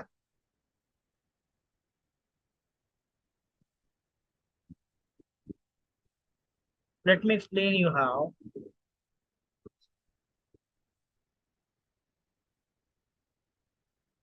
Well, the method that we'll be following contains 3 steps. First one is convert the y-axis from scale of probability between 0 and 1, right? You know that probability is always between 0 and 1. So let us convert this to a scale of log of odds. Okay. And then drawing a random regression line out of the data that we already have. Okay. So let us see. Now, the help of a sigmoid function, we will first convert the log of odds to the probability of males being spam or not spam. Okay, so we'll plot each male on the based of their new probability values. Okay, which will form one regression curve. Then from the plot, we will find out the log likelihood value of each email. Okay, so this is where the complexity starts. Okay, this is where I'm trying to explain you that what is the role of sigmoid function. So there are 2 graphs which you're looking at, right? Left hand side is the graph which you get from the model. Okay, you're basically building a linear regression model only, but your y-axis, as you see, has values from minus infinity to infinity. Okay, the reason is because we have converted our data, converted our y variable specifically to the range of log of odds, which is minus infinity to infinity. Okay, and that we convert to 0 and 1 range using sigmoid function. Does that make sense to everyone? Or it's not clear? So this is an important one, where we were using right hand side to predict the left hand side, which is our y variable. In logistic, what we do here is we transform this, or what we actually predict is log of y upon 1 minus 1. And right hand side remains the same. Okay. I'll tell you the reason behind it. So, just one second.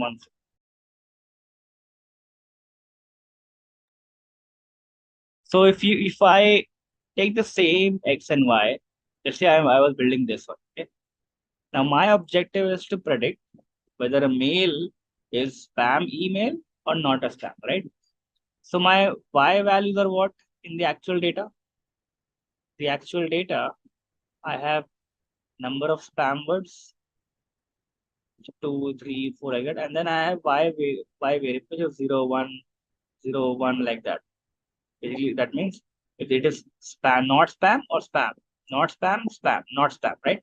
That categorization I have in my data. If I plot it here, I will get values here or here.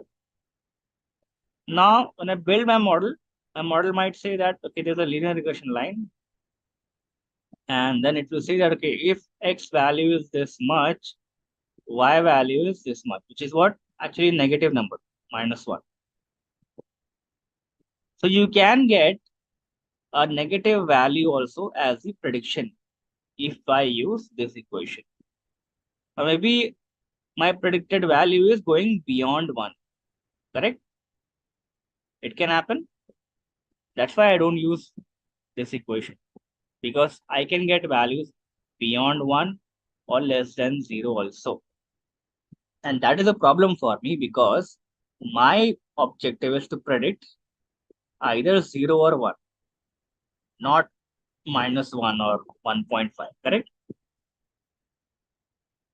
Does that make sense, guys? That's why this is not possible. So I need to use a different equation. I need to use an equation which gives me values between 0 and 1. Okay. Now, theoretically, it was then proved that if we use log of odds as the y variable, okay, that will give us values between -infinity to infinity. Okay. So if I use this equation, the second equation, I will get predicted values between -infinity to infinity, which can easily be transformed into 0 and 1 using sigmoid function. That was the proof which was done. Okay. And that's why we don't use the first equation. What we actually do here is the second equation model. Does that make sense, guys? Now, how everything happens, I'll explain you, but this is the reason. Okay, that we are not building a linear regression model, but we're building a logistic regression. And that's an interview question, by the way. Okay. So the log of y upon y is nothing but called as log of odds. This is what we are predicting. Okay, odds is nothing but y upon 1 minus y. That means something happening or event will happen upon event will not happen. That's what this odds means. Okay, so we'll go much deeper into detail as we move ahead. But this is the reason why we have these two graphs. We get this as the output, then we use sigmoid to get this output because we want our predicted values to be between 0 and 1. So these are the males, right? So what we do here now is we calculate the individual probabilities or individual likelihood that what is the probability of this email, first email, of being spam. Now we know that probability values are always between 0 and 1, correct? So once I apply my sigmoid, I get probability values, which is between 0 and 1. And then that I can use to check, okay, what is the probability for first email? What is the probability for second email? What is the probability of third email? Like that I can get for each email, okay? That's what this says, individual likelihood. And then we put a log to it, okay? We put a log to it to understand the overall model's likelihood or overall curves likelihood. What is the model likelihood of that to be spam or not spam? The individual is fine, but what is the overall model? Because we need to conclude or we need to check that whatever model we are building, it is the best model. It has the best fitting, right? If you remember, in linear regression, we were trying to fit a line which was as close as possible to all the data points, correct? So any line which is closest to all data points is the best fitting line, correct? Same thing is here also. So we're trying to arrive at an S curve or sigmoid curve, which you see on the right hand side, which is as close as possible to all the data points. And that's why we are calculating log of likelihood. Okay. So what does log of odds mean? What is this log of odds, right? So let us explore that with an example. So to understand that, we have to get one thing clear, that probability and odds, they are not same. Okay. For example, this guy went fishing 5 times a week. He caught a big fish 2 times he went. That is, he was successful 2 times, but he was not successful 3 times. So now if you find out the probability and odds of getting a fish for dinner, how do we find out the probability, guys?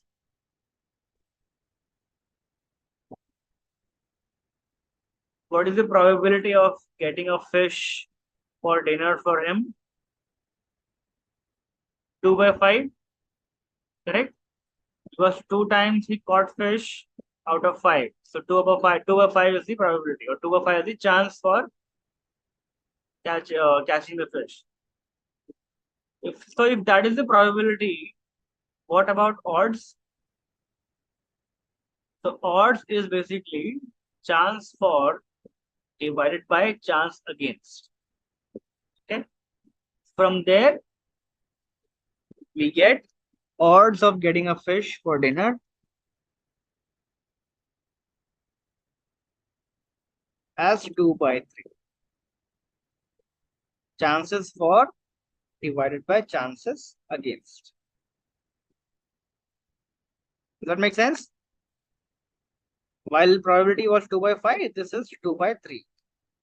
Okay. So this is primarily used in betting scenarios like maybe horse betting. So when we go for horse betting, you will realize that people are talking more from odds standpoint than probability standpoint. That what is the chance of a particular horse winning versus not winning. So there they will say, right, 2 by 3, 2 by 3, something like that. Which basically is the odds. That out of 5 times, 2 times horse will win the race and 3 times horse will not win. Basis that, you can put your bet. Okay. So both are there for us to help us understand the chance of something happening or not happening. But we have to decide which to use in which place. Okay.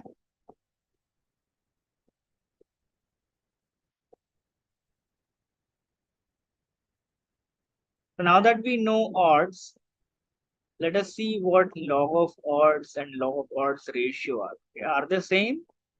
Let's find out. So let's remember that log of odds is also called as logit function. Okay, please remember that log of odds is also called as logit function. Logit. In the last example, we discussed now a fish example, right? Let's add another factor that might affect the event, that is weather. Okay, so let's say he was successful 2 times on rainy day, but on sunny day he was 3 times successful.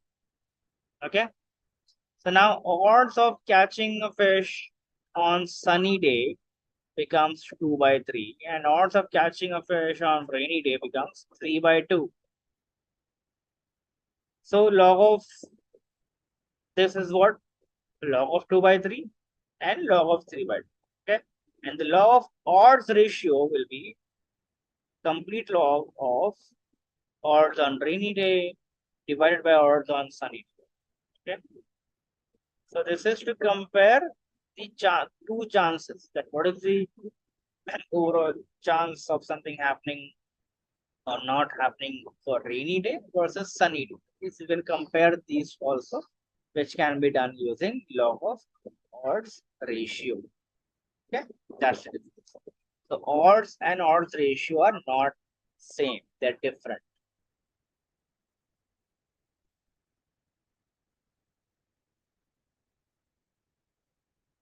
So let's go back to this step. Now that we have the understanding of log of odds, we are ready to perform this step, right? So we are predicting log of odds, which ranges from minus infinity to infinity. And since we'll be converting the probability scale to the scale of log of odds, let us see how. So we know that probability of spam mail is 1, correct? Then what is the log of odds of spam mail?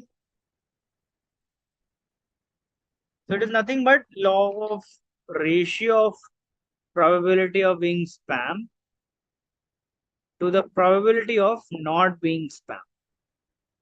So put the 1 in place of probability of spam. Then we get log of 1 divided by 0, right? It is 1 minus 1. The value of which tends to be plus infinity. Similarly, to find out what the log of odds of not spam mail is, we can take the ratio of probability of not being spam to the probability of being spam. Okay. So here I'm saying that this is 1, right? This is 1.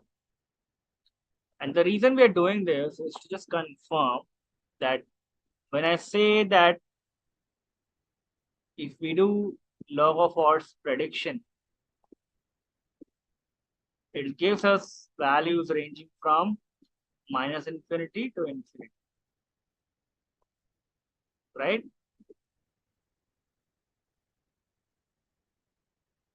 Something like that, correct? But is it really happening? Do we really get values between this? Is what we can check. So what we'll do is we will first take probability of spam, which is 1. Okay. And we'll see that if probability is ranging from 0 to 1, then 0 should give us minus infinity output for log of odds and plus infinity for 1, right? This is what I should get.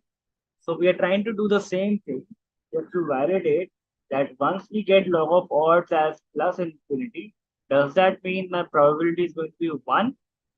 Similarly, when my log of odds is minus infinity, does that mean my probability is going to be 0? Because as per theory, it says that once you get this, you can directly transform it to this, which is in the range of 0 to 1, correct? So if log of odds is ranging between minus infinity to infinity, then infinity should give me the max, because infinity is the maximum value for log of odds, correct? So that should give me the maximum value of probability, which is 1. Similarly, log of odds minimum value is minus infinity. Hence, when I map it to probability, it should give me 0 because 0 is the minimum value for probability. Does that make sense, guys? Right? That's what we're checking here. We're trying to first check for the maximum value, which is 1, right? And see what do I get as log of odds for this. So I'm trying to check the maximum value of probability, which is 1, and see if I'm getting log of odds as plus infinity or not. Now here there's a problem. When I do this, I get log of 1 upon 0. Now log of 1, I am okay, but log of 0 is actually not defined. There is no one strict value of log of 0. There can be many multiple values based on what is your base value of log. Yes, that is the challenge. But log of 1 is okay. Log of 1 is something which we know. Okay. So that means we need to arrive at what is log of 0. So let us say that let log of 0 is equal to C. And now we need to calculate this for different values of, let's say, B, or if you look at B, B is the base value. What do I get as log of 0?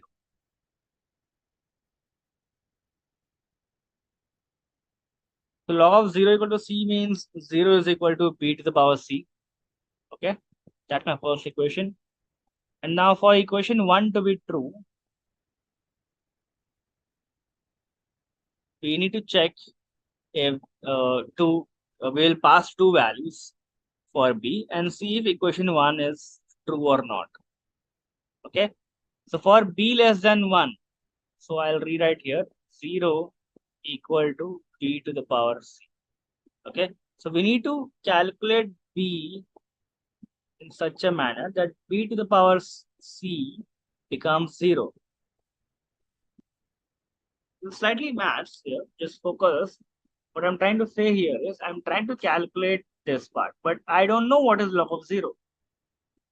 Okay, so I said, okay, let log of 0 is equal to C.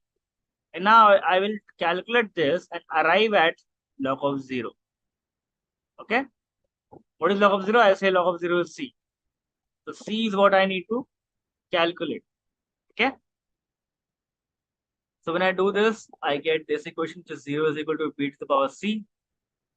So, but here I don't know what is b. Once I know b, I can then calculate C. Very simple. But I don't know what is b. Now, what is b? B is the base value in log, right? B is the base value. I can have positive base, I can have negative base also. Let us try with negative base or less than 1 base. Okay. So let's say if b is less than 1, okay, if b is less than 1, what can be b values? Let's say it is 0.5. It is less than 1. I'll say 0.5 raised to something should give me 0, right? Now I have left hand side, I have 0.5. I just need to know what is C. Now C has to be, guys, a number which should satisfy equation number 1. Okay, C has to be a number so that your b to the power C is equal to 0. That means your right hand side should be such that it leads to 0 value. What can that number be, guys?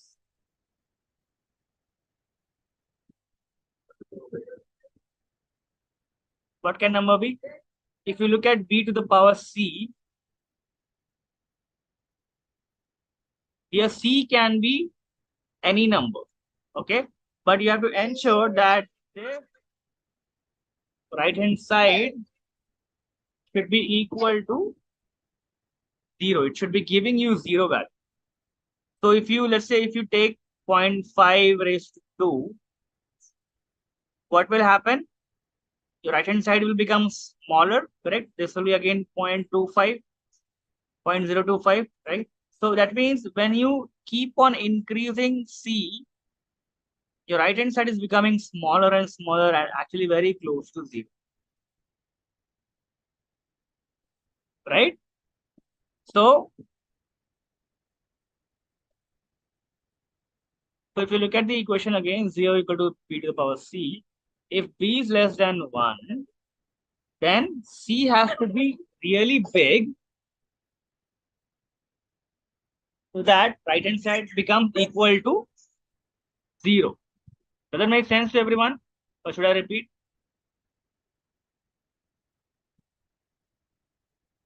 Yes, C has to be infinity. Then only my equation 1 will be true, because once my C increases to infinity, then it becomes closer and closer to yes, no, guys.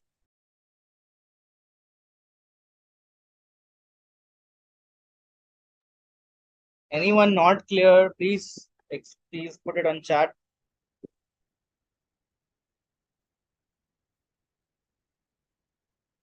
Correct? So I'll just quickly repeat here. We are trying to calculate C here, okay? And we say that, okay, let this equal to C, which is nothing but 0 equal to b to the power C. All right? So 0 equal to b to the power C. Now, here, b is something which we don't know. We say, okay, if b can be less than 1 and b can be more than 1. For both, we will try to see what do I get as C. And then I will say, okay, we will go ahead with, let's say, this C or this C, whatever. All right. So for b less than 1, if b is less than 1, that means 0 is equal to 0.5 to the power C. C has to be infinity. So this is C equal to infinity. Then only this will lead to 0. Okay. Now similarly, if b is more than 1, then what will happen, guys? Let's say it is 1.5. Then should C be infinity or it should be minus infinity, so that right hand side becomes equal to 0? What should be the C value? Should it be infinity or minus infinity? Minus infinity, correct? That's right. So we get minus infinity. Now, generally, our base values in log are always more than 1. Okay, it is not less than 1.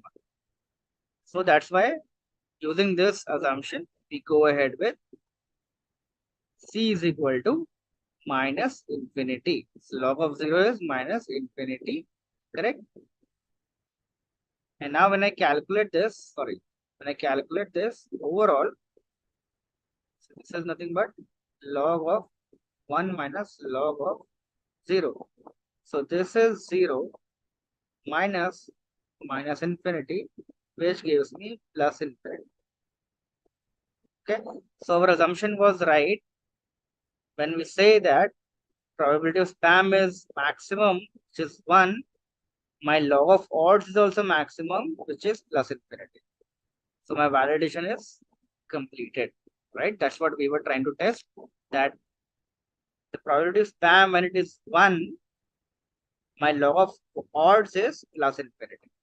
Similarly, when my probability of not spam is 0 or my probability of spam is 0, whatever, then my log of odds should be minus infinity, right? The reverse.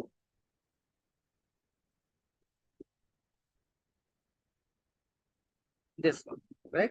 So I get here plus infinity, which is the maximum value here. When the probability of spam is 1, my log of odds is plus infinity. Similarly, when my probability of spam is 0, then my log of odds comes out to be minus infinity, which is the minimum number.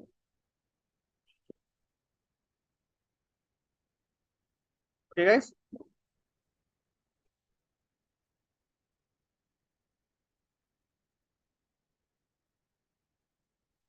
Now we have our data here. Okay, first we will assume one regression line, okay, which is the straight line here. Then we will project the data into the regression line, like how we did in the linear regression model, right?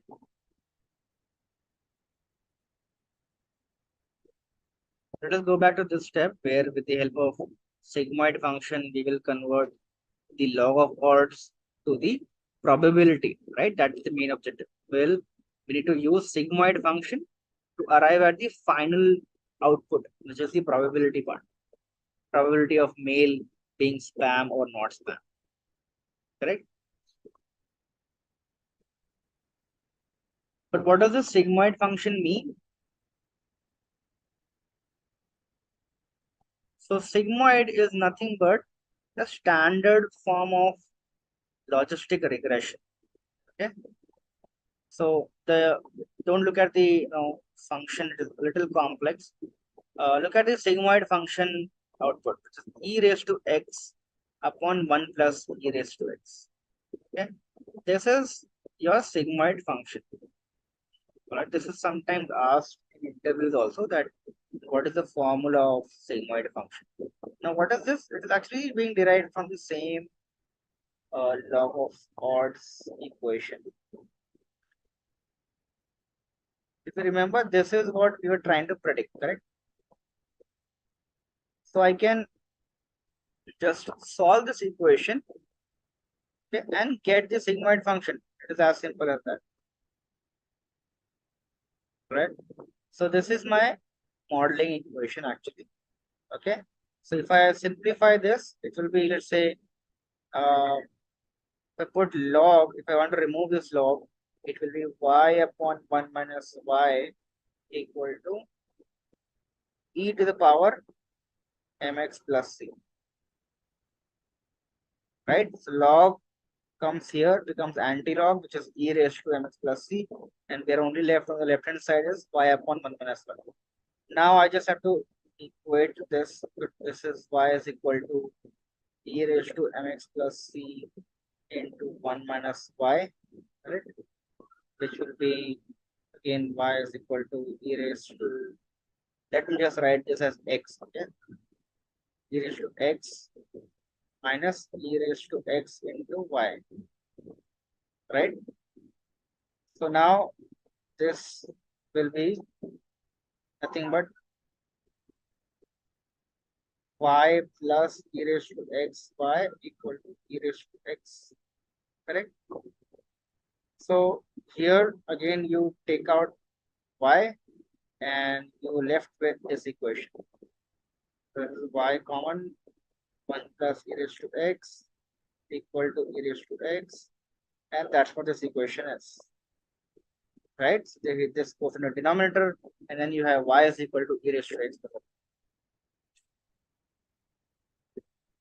Basically, my point is this is what you need to just learn that by hearted, that this is the function which you get by solving the main function, by solving the main log of odds equation, model equation. Does that make sense to everyone? Any doubt in this one? In interviews, sometimes they ask what is the function of sigmoid. So this is what you can quote. So this mathematical sigmoid function forms the S-shaped curve that is confined between 0 and 1. So let's try to understand how logistic function works with the help of an example. Okay. So say we have a set of unspecified data. Okay. And on these data points, we need to apply sigmoid function. So what a sigmoid function would do basically can be visualized from this graph. This is the reason sigmoid is very helpful while solving the classification problems.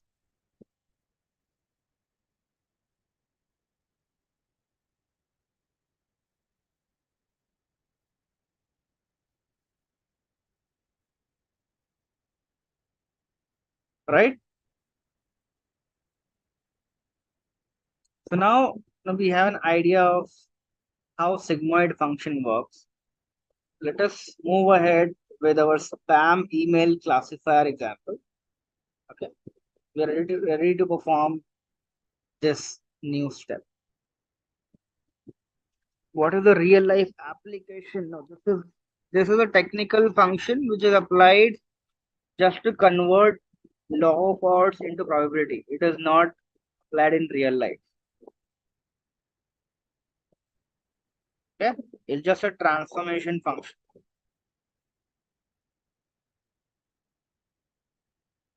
You understand that? Okay? So if see everything, if you want, you can apply also in real life, but actually sigmoid is only used for this purpose. See, this is a transformation function here. Okay, now it can relate to other curve functions as well, but essentially the objective here is to fit a line which is basically a trend line. Okay, trend line showing that as x increases, your y will fall between 0 and 1 in this S curve fashion. Okay, that's what this means.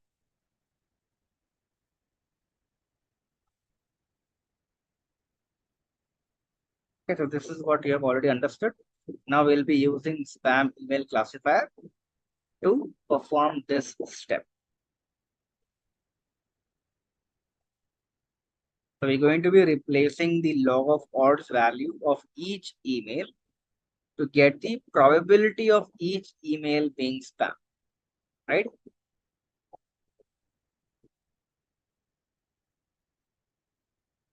For example, I have this spam email, which after projecting it into the regression line gives us a log of odds value of minus 3.2. Okay. Then after replacing the log of odds value in the sigmoid equation, we get the probability value or probability of mail being spam as 0.03. So we plot it accordingly into the graph between probability of mail being spam versus spam word count, because spam word count is our independent variable. okay, on our x-axis.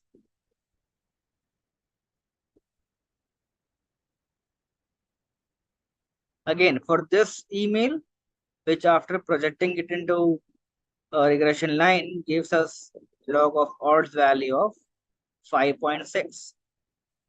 Then after replacing the log of odds value in the sigmoid equation, we get the probability of that email being spam, that is 0.99. And that we plot in the new graph. Similarly, I had this email which after projecting it, I get log of odds as minus 4.5. And then after replacing the log of odds in the sigmoid equation, we get the probability of that mail being spam as 0.01. And then again, we plot it in the new graph. And we repeat this step for the rest of the email as well. And finally, when we plot them, when we plot all the probabilities, we get this S curve. Okay. So if I now connect them, if I connect all the dots, this becomes my prediction line. And that prediction line is nothing but my S curve. Okay. But how do we find out if it is the best fitting curve or not? How did we guys find out if our linear regression model is best or not? Which method did we use to decide that this is the best regression line? What was that method called? Anybody remembers?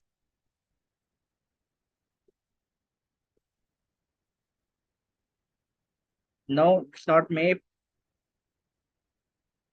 What is the method called to get the best fitting curve? Yeah, closer. Anybody else want to attempt? No, RMS is a metric. Ordinary least square, OLS. Please don't forget, it's an interview question. The method used to find the best fitting curve is ordinary least square in linear regression. Correct. Least square is basically the square of error. Minimum square of error is what we need to find out in linear regression. Okay. Here in Logistic, the method is called as maximum likelihood estimator. Okay. This is not OLS. Here it is maximum likelihood estimator, which is MLE.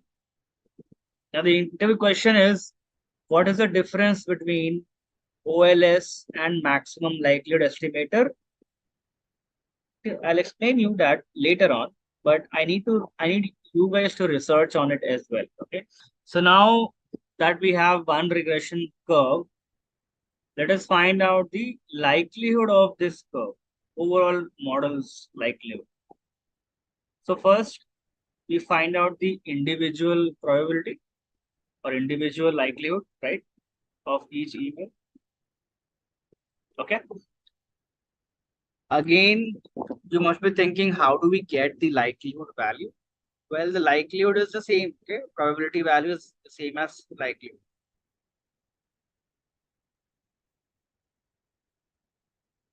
And once you get the individual likelihood of each email, we multiply them to find out the likelihood of the entire curve. Okay, that's what we do. We multiply all the probabilities using a formula to get the overall likelihood of the curve.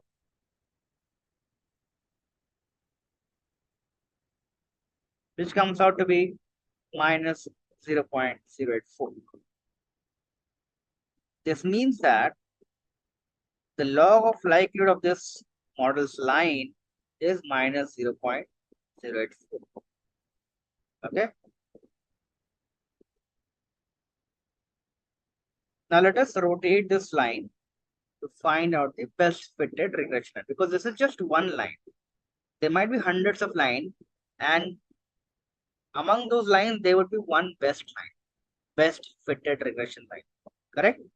So to arrive at that, we will rotate our line, fitted regression line, and once we have rotated it multiple times, we'll find out the best fitted regression line. That is the objective. So again, we will calculate individual probabilities, individual log likelihood of each email. For this one, say we got log likelihood as minus 0.207. Okay. My second model's output is minus 0.207. This means that log of likelihood for this curve is minus 0.207. Now we will compare the log likelihood value for these two regression lines that we just found out. Now between the two, since line A has bigger value of log likelihood than line B value,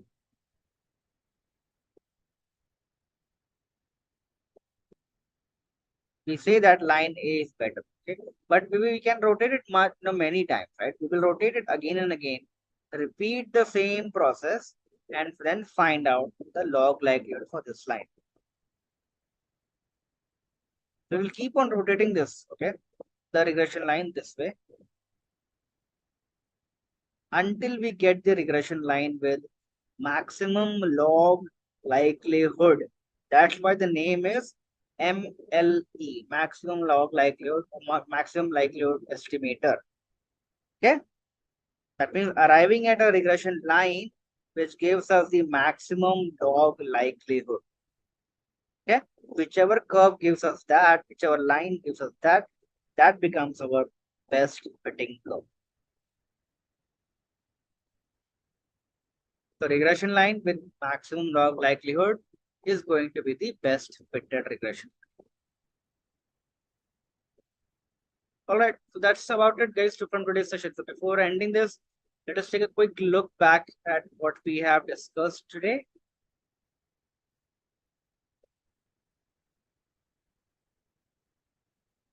Right, we plotted the label data. We drew a regression line. Sorry. We kept on rotating it. And then we used maximum likelihood estimator to find out the best fitted regression line, which is called as MLE method. Okay. Now, this MLE is not something which we do, but this is all automatically done at Python set. But a lot of advanced techniques also nowadays where we also try to attempt to get the best fitted line from using some advanced methods. Okay, so that will be part of advanced machine learning sessions, not here because we are only covering the basic part. But I'm just trying to give you that heads up that once you learn this and go ahead with the more advanced set of topics in Logistic, you will find out that we can do this as well. We can try to date and get a better curve from our end as well, and not rely completely on the functions and Python codes. Let's have a quick quiz question, guys. End regression analysis. What is the purpose of the coefficient of determination? R squared. Your options are A. It measures the strength of the relationship between independent and dependent variable. D. It indicates the proportion of variance in the dependent variable that is predictable from the independent variable. C. It calculates the slope of regression line. And option D. It assesses the normality of the data distribution. You can comment your answers in the comment section. Now let's continue with our session. Just a quick info, guys. Intellipaat offers machine learning course in collaboration with IITM Pravartak. Through this course, you can learn all the important concepts of machine learning from esteemed IIT Madras faculties and industry experts. With this course, we have already helped thousands of professionals in successful career transition. You can check out their testimonials on our Achievers channel, whose link is given in the description below. Without a doubt, this course can set your career to new heights. So visit the course page link given below in the description and take a first step towards career growth in the field of machine learning. Yeah, which gives us the top 10 records. So here, guys, once you have imported in the Jupyter homepage, we write dataset equal to pd dot read underscore csv. So since this is a CSV file, we'll be using pandas library to import this file. Okay, so we write heart1.csv and that's it. Then to print the top 5 records, you just write dot head and leave everything blank. If you want specific number of records to be printed, you write that number inside the round brackets. Okay, and then we go ahead and check the shape just to ensure that everything is right. So dataset.shape will give us 303 records and 13 number of columns. Excellent. So I'll explain you the problem statement here. Okay, let's say you are working for a pharma company or maybe in a medical domain. Okay, and you're supposed to analyze basis customers or patients reports, or you have a data set which has lot many patients details with regards to their reports. Reports what? As a report, reports now with regards to their age, their sex, the CP, this cholesterol, right? And then old peak, what is the slope, like that. The blood sugar level, right? So all these parameters are used as patient's records, okay? Or you can say parameters for each customer, right? For example, the first customer, which is at index number 0, his or her age is 63, probably female, and CP is 3, right? Rest blood pressure, sugar is 145, cholesterol 233, like that. We have around 13 odd parameters, okay? And then among these 13, there is one column which talks about the dependent variable, which is your last one, okay? That says that if the customer has, let's say, a disease or not. So historically, basis these records, you found out that there are few records or few patients who had disease, okay, who had heart disease, and there were few other records or rest of the records who did not have heart disease. Now you are supposed to build an algorithm or build a machine learning model which will understand these patterns from this historical data. Okay. When I say pattern, basically the machine learning model will analyze the independent variable, which is starting from age till CA, right? It will try to understand the pattern between these independent variables and the target variable. That means historically, if at all there's a trend or there's a pattern exists between X with Y, if there exists a pattern, machine learning will try to decode it and give you a equation for that pattern.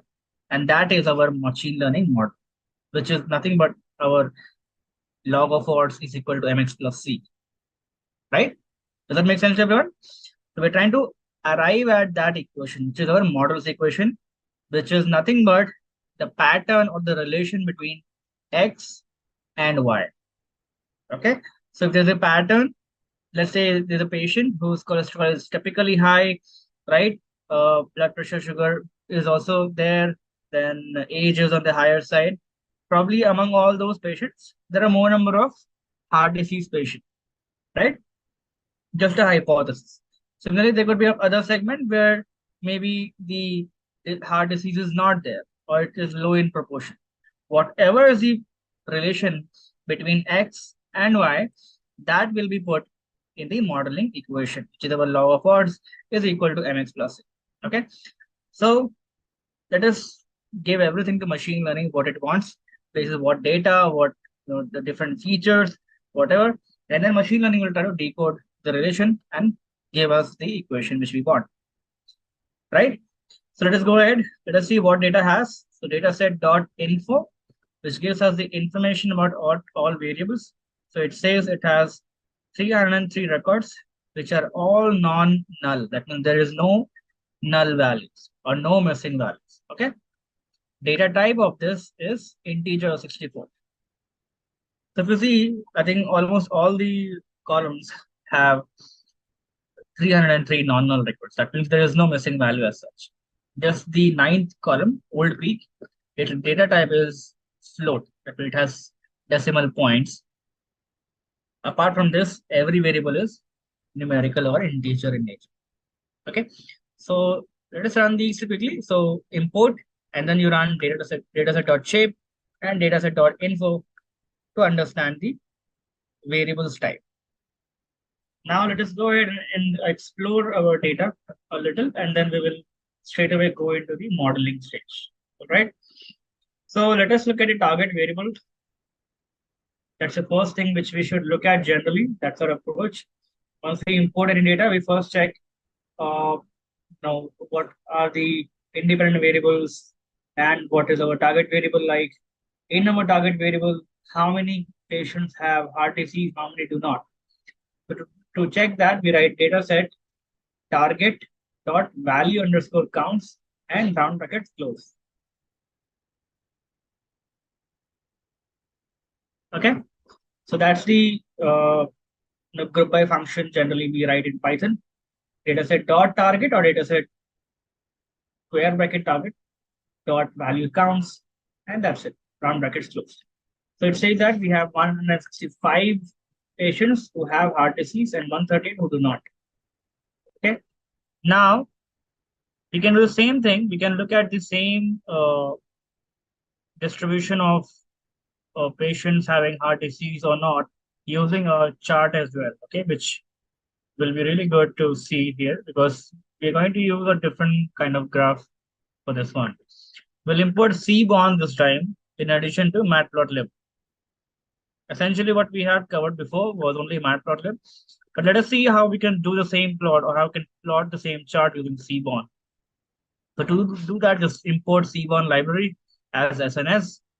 Then we write sns.count plot. The count plot will be the function, okay, which you have not seen in matplotlib. Okay. There essentially you just write plot or bar a plot like that, right? But here you write count plot. Okay. So you write count plot and then you specify what is going to be your main variable. You write x is equal to target, and then you provide a data set name, right? Data is equal to data set. And then you give a palette. Palette is basically a set of colors which Python can choose from. So there's a lot many set of palettes available like accent, bright, colorblind, dark, right? So choose any one among these, and then you go ahead and then you run a for loop. You write ax dot patches, okay, and then you write ax dot annotate function. Now this is a slightly weird function. Okay, this is just so that we are able to print data labels over bars, right? If you remember, we have done similar thing in matplotlib using pld.text. So this is similar to that, but since it is Seaborn, the functions are different. We write ax is equal to annotate and not dot text. Okay. Then we specify what's the height going to be. Write I dot get height, then comma. You write this. Okay, right. I dot get x, I dot get width. Okay, you divide by 2.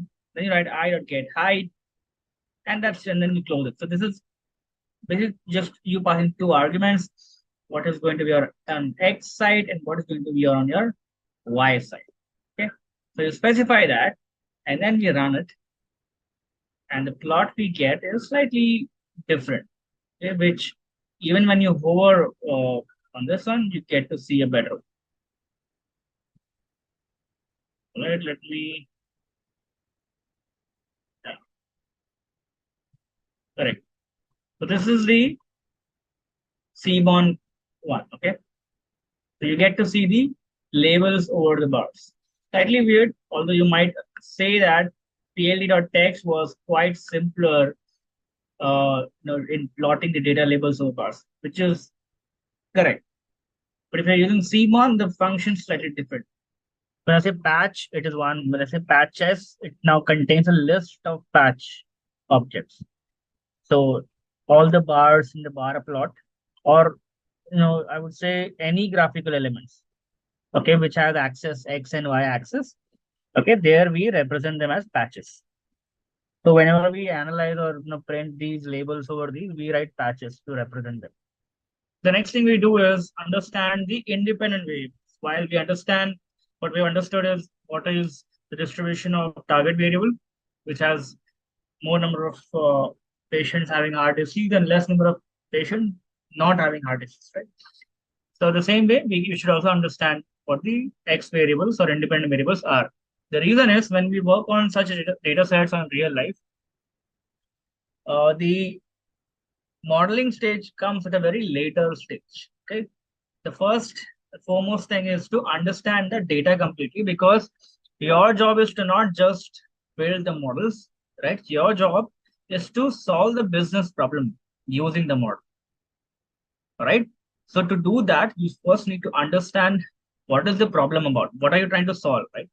What are you trying to predict and why?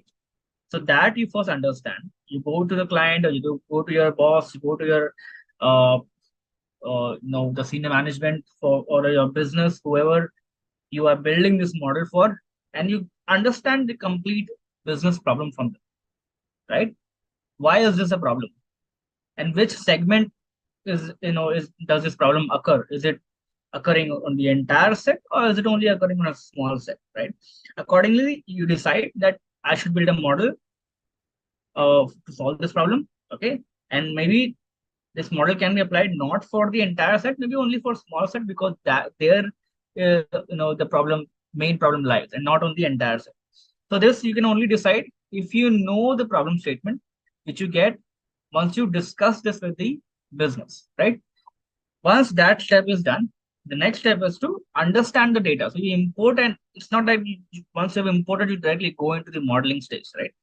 You first understand the data, because your business will, when they come to you and they ask you that, have you built the model, what are the results, they will not be looking at the technical aspects of model. When they ask this, they're expecting you to give them some insights, okay? If not the model results and all the stuff, they are more inclined towards getting insight from you, so that they can work on those insights while parallelly you build your models, okay? So that's what I would encourage you guys to first do. Spend your time more into data processing, data exploration, and then you go into the modeling. So I'm only showing you the gist of it. Okay? I'm not showing the entire exploration, because that is itself a very extensive exercise. But I can show you the steps. I can tell you what steps you need to study separately, because this session is more on the modeling side. But since you guys would want to explore this field, and maybe some people might be changing their current state of work, right? Some people might be wanting to expedite their promotions, or maybe some people are interested in data science, right? Whatever is the reason, you need to understand that this is a very critical step, and hence you need to spend more time separately, each one of you, to understand how to analyze the data, how to extract insights from it. All right. So I'm just giving you just here that first you understand what is the overall problem like. Okay, since you are here predicting which is that customer who can have heart disease, the first thing we look at is how many people even have heart disease, right? So when I print dot value counts, I understand that portion first, because business came to me and he said that there is a problem, right? I have maybe a split between people who have heart disease and people who do not have heart disease. Now to uh, quantify his or her statement, you need to run this third line, so that you know the exact amount of people having heart disease, right? So that gives you a good idea about the data set. Then when you go and build models and whatever number comes, then you will be able to relate to this number and then tell it to your boss or to your business.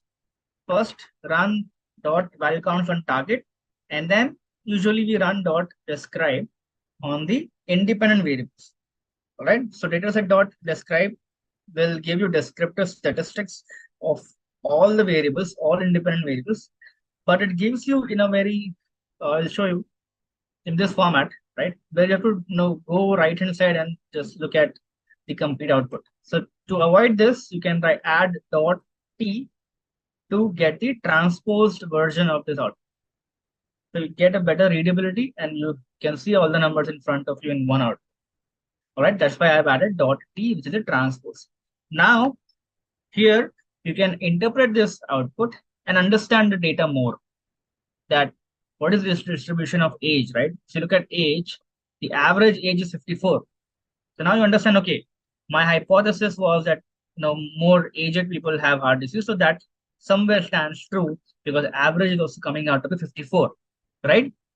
Minimum is 29. So now you can see that there is no young customer, young set of population lying in this data set, right? So you are essentially working on people whose age is more than 29 or minimum is 29. Then similarly, you look at the this percentile values and what is the maximum. The maximum age in your data set is up to 77, right? Similarly, you read all the rows and understand the data more and more so that you can hypothesize better. You can think of logical reasons which could be the actual reasons behind people having heart disease. Okay? Because if you are thinking, okay, let me add a variable apart from age, sex, CP, cholesterol, all of this, let me add a variable which I think makes more sense. But when you thought about this, you assumed that there will also be young people in your data set. Okay? So you thought maybe, okay, there could be some people whose ages maybe 15 or 16 and they might have heart disease due to maybe, hereditary or genetic aspect. But then that variable creation, that thought process, that hypothesis is itself wrong or itself will get deleted later on because there is no patient whose age is less than 29, right? Hence, it is very important to understand first the data and then you can think of logical reasons or logical parameters or variables which you can add in this data set to predict the heart disease patient. Okay? So please interpret whatever output you get, you interpret that. Now next, I believe this is done, right? You just write dataset.describe and .t. Dataset is not defined. That means you have not written this name. You maybe have written different dataset name while importing. Okay, my name of the dataset is dataset only. Just check the first line of your code. Okay, you might have missed this line. Okay, for others, after you have run dataset.describe, then you can also run .hist. Just say now you pick one column and understand it maybe better. So I'll give you an example. For example, you write dataset cholesterol.histogram. Okay, so when you run it, you get this output where you can easily see that the cholesterol is largely between 200 to 300. So more number of people are having high cholesterol. So which is not a good sign, but it gives you a good insight about this, right? Similarly, you can also use plotly, which gives you a slightly better representation of this graph. Nothing different as such, but there you get a better feeling out. So you write exclamation pip install plotly. Okay, so this is again similar to your Seaborn or matplotlib. Then you write import plotly.express as px. Okay, so I'm using px, which is the express function, to print the histogram. I pass data set and I pass what is the cholesterol, and then I write fig.show. Now let the output come.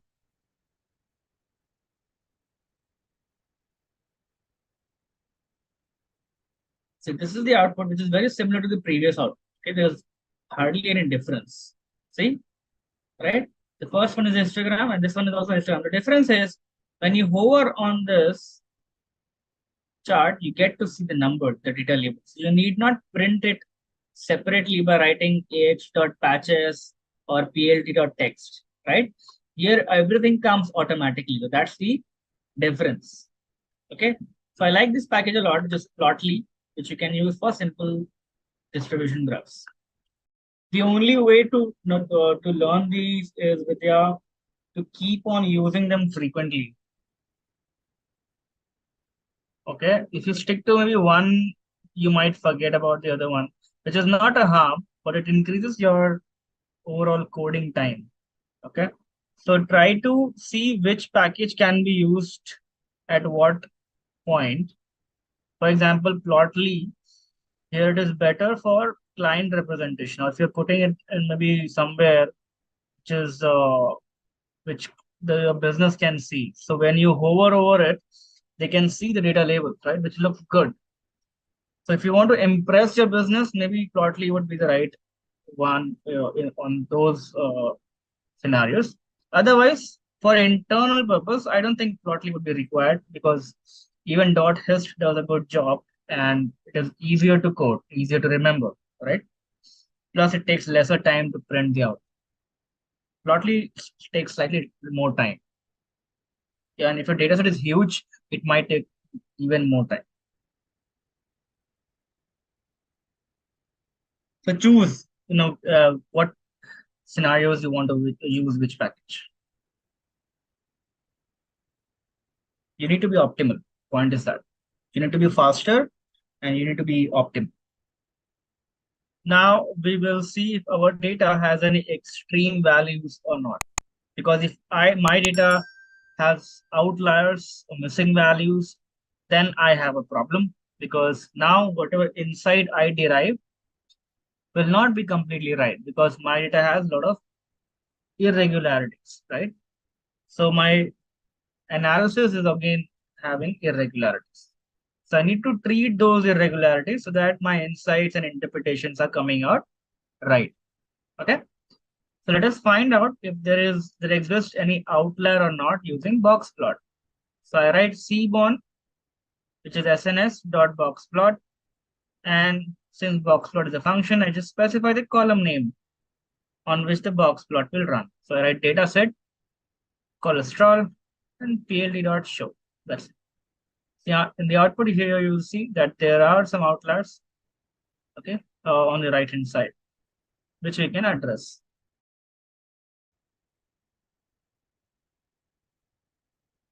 All right, so let's proceed, and now we'll go into straight modeling side.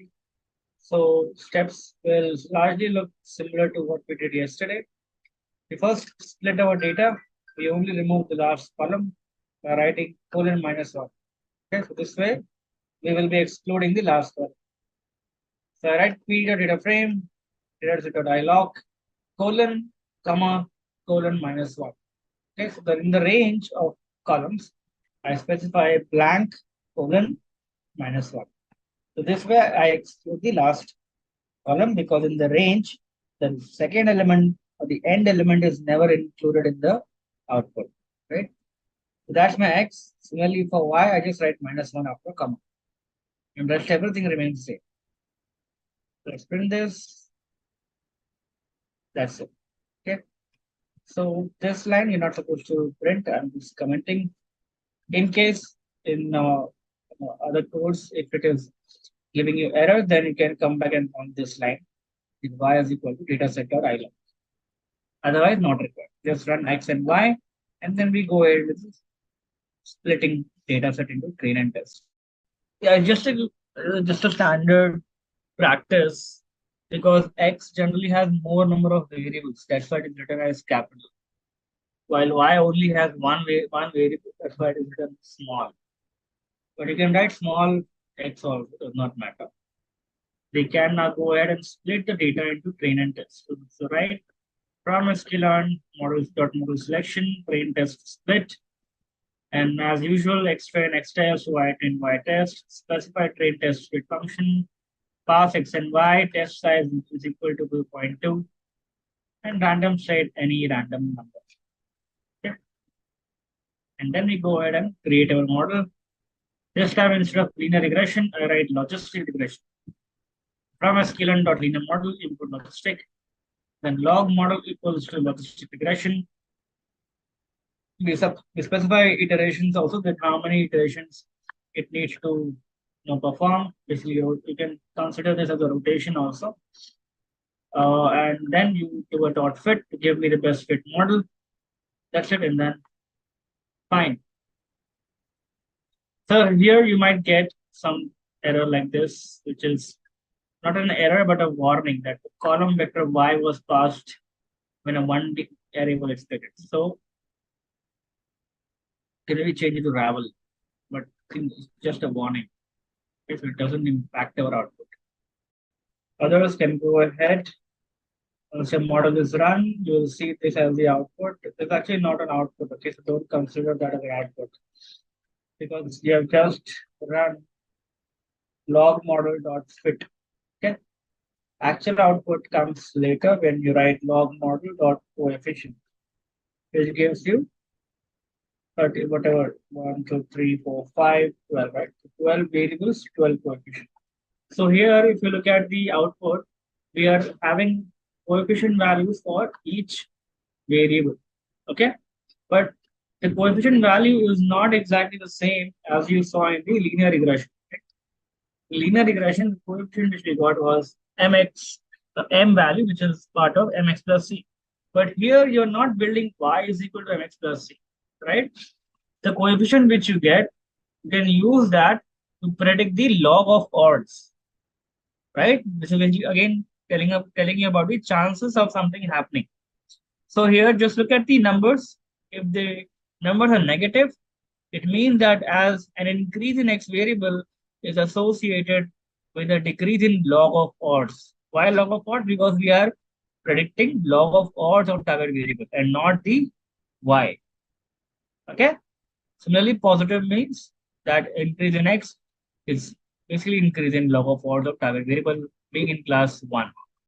So now once you're done, now let us predict this on the test data. So you write log model.predict on test, right? We save it in by pred. Now if y pred will have print this, we get value 0, 1. So you directly get the output as 0 or 1. So your model is directly taking a cutoff of probability, because if you remember yesterday I said the output of logistic regression is not 0 and 1. It actually is a probability output, right? So which we did using sigmoid function, if you remember. So we use sigmoid function, which transforms the output from minus infinity to infinity values to 0 and 1, right? So essentially the output is a probability. But here when we use dot predict, Python automatically takes a 0.5 cutoff, and whichever probability is more than 0.5, it is considered as 1, and whichever is less than 0.5, it is considered as 0. Okay. So hence the output is 0, 1 like this, based on the cutoff. If at all you want to change the cutoff, you can, instead of ypred dot predict function, you can use log model dot predict underscore proba. Okay. So this will give you the probability and not the 0 and 1 output. All right. And then when you print ypred proba, you will see there are two columns which you're getting in the output. One probability is for 0 and one probability is for 1. So we need to choose the second column, which is the probability of event happening, which is customers having heart disease, like that. So now when I run ypred proba, I get two columns. The first probability, or the 0th index, the first column here is the probability for 0. That means customers or patients, if the first patient has 0.99 probability of not having heart disease, right? And only 0.04 probability of having a heart disease. So the sum of these two is basically 1.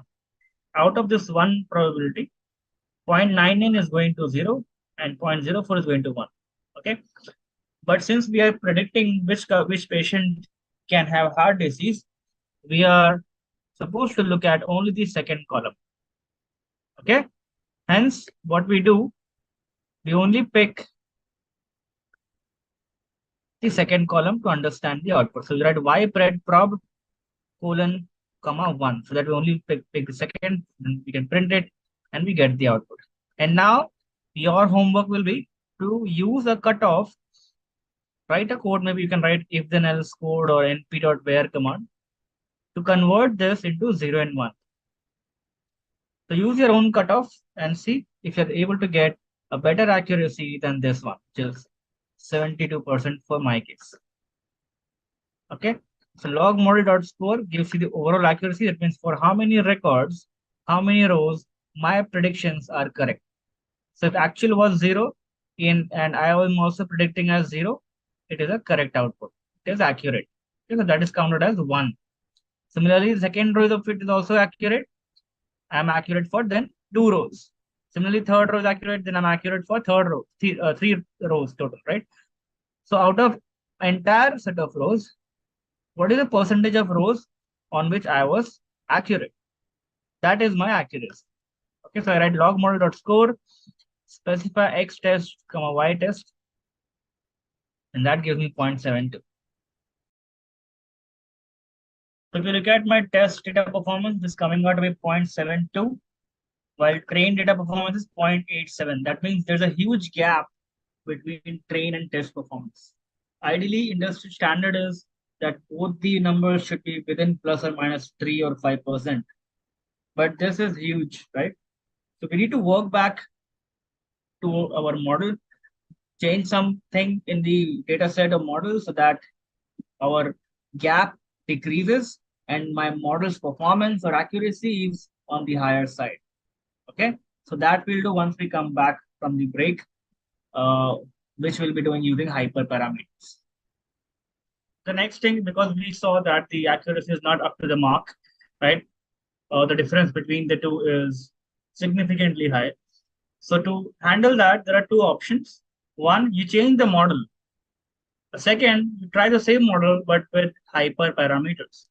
So whatever are the default parameters, okay, that we can change and ask Python to build multiple models using these parameters, different parameters with different combinations, and tell us which model among all the combinations is giving us the best result. Okay, so write param grid equal to a dictionary kind of structure, write curly brackets and write penalty as your key, which is one of your hyperparameter, and then you write L1 and L2. So this section is actually in advanced machine learning, but I'm just giving you this code as well so that you get this understanding.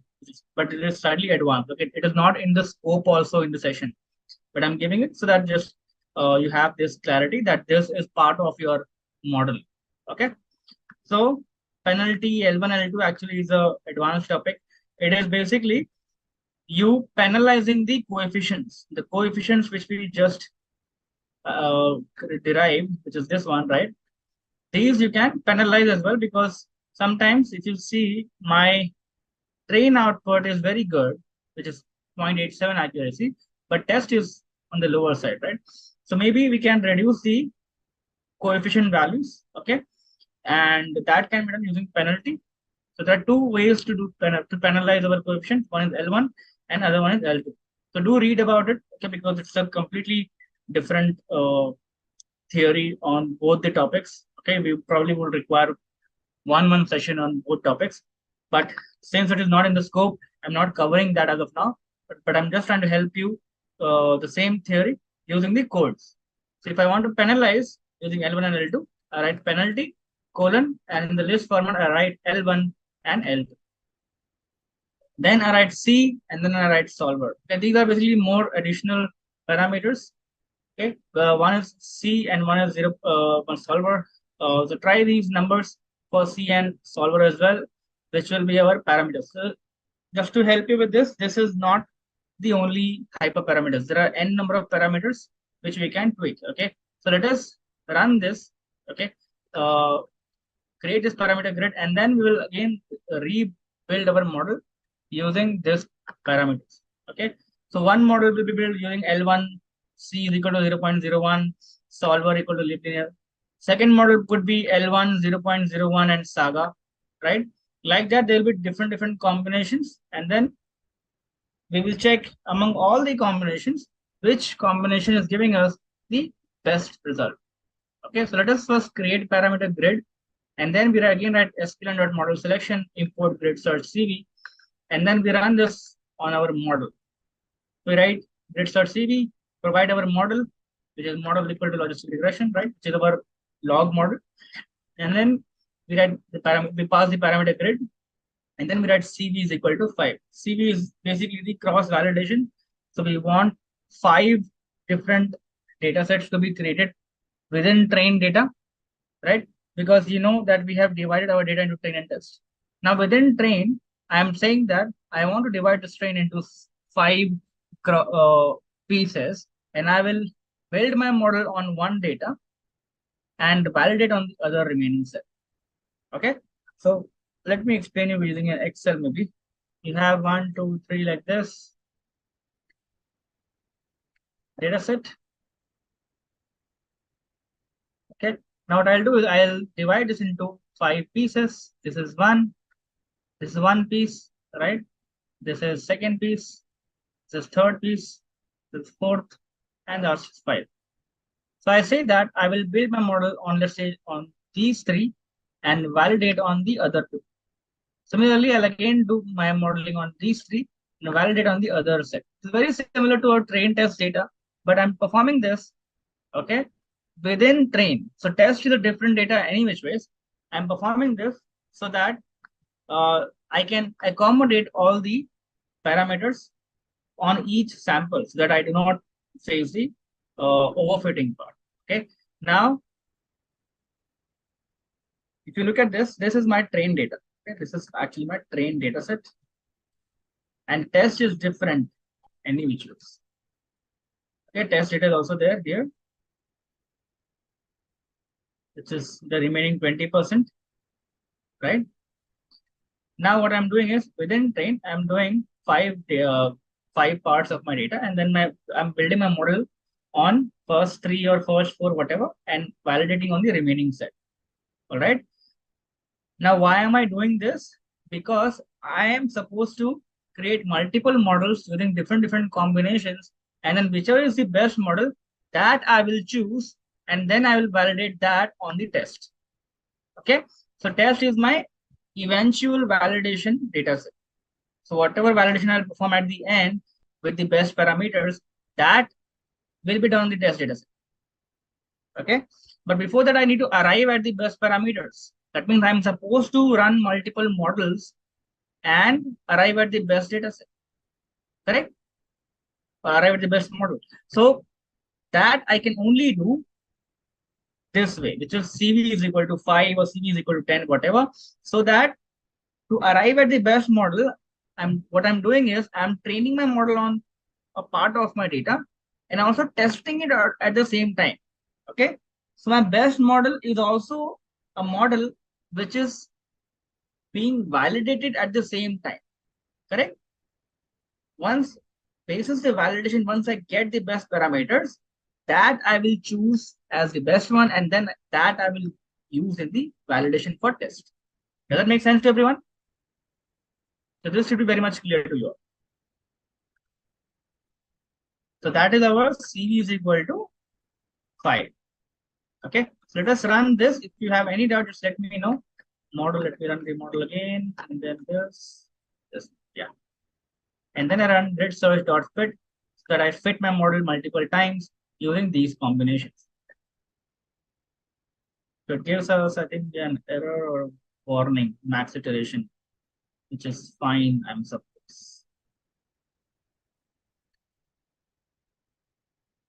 Okay, so you'll get a warning, but you can avoid that. Okay, our job is, or our objective is to optimize the model's performance. So that can be done using 2 or 3 ways. One, which you already said, which is by using a better variable, a better feature, right? So we only have limited features. Maybe you can add more features using some hypothesis. And once you map that, you can probably get a better model because those variables are helping you to identify the patients who may have cancer or heart disease, right? That's one. Second is you use hyperparameters, where you use combination of different parameters using cross-validation. Cross-validation is just a technique for sampling. So that's, I think you can maybe delete that in the second point. Second point is only that we are using different combination of parameters, okay, to build multiple models.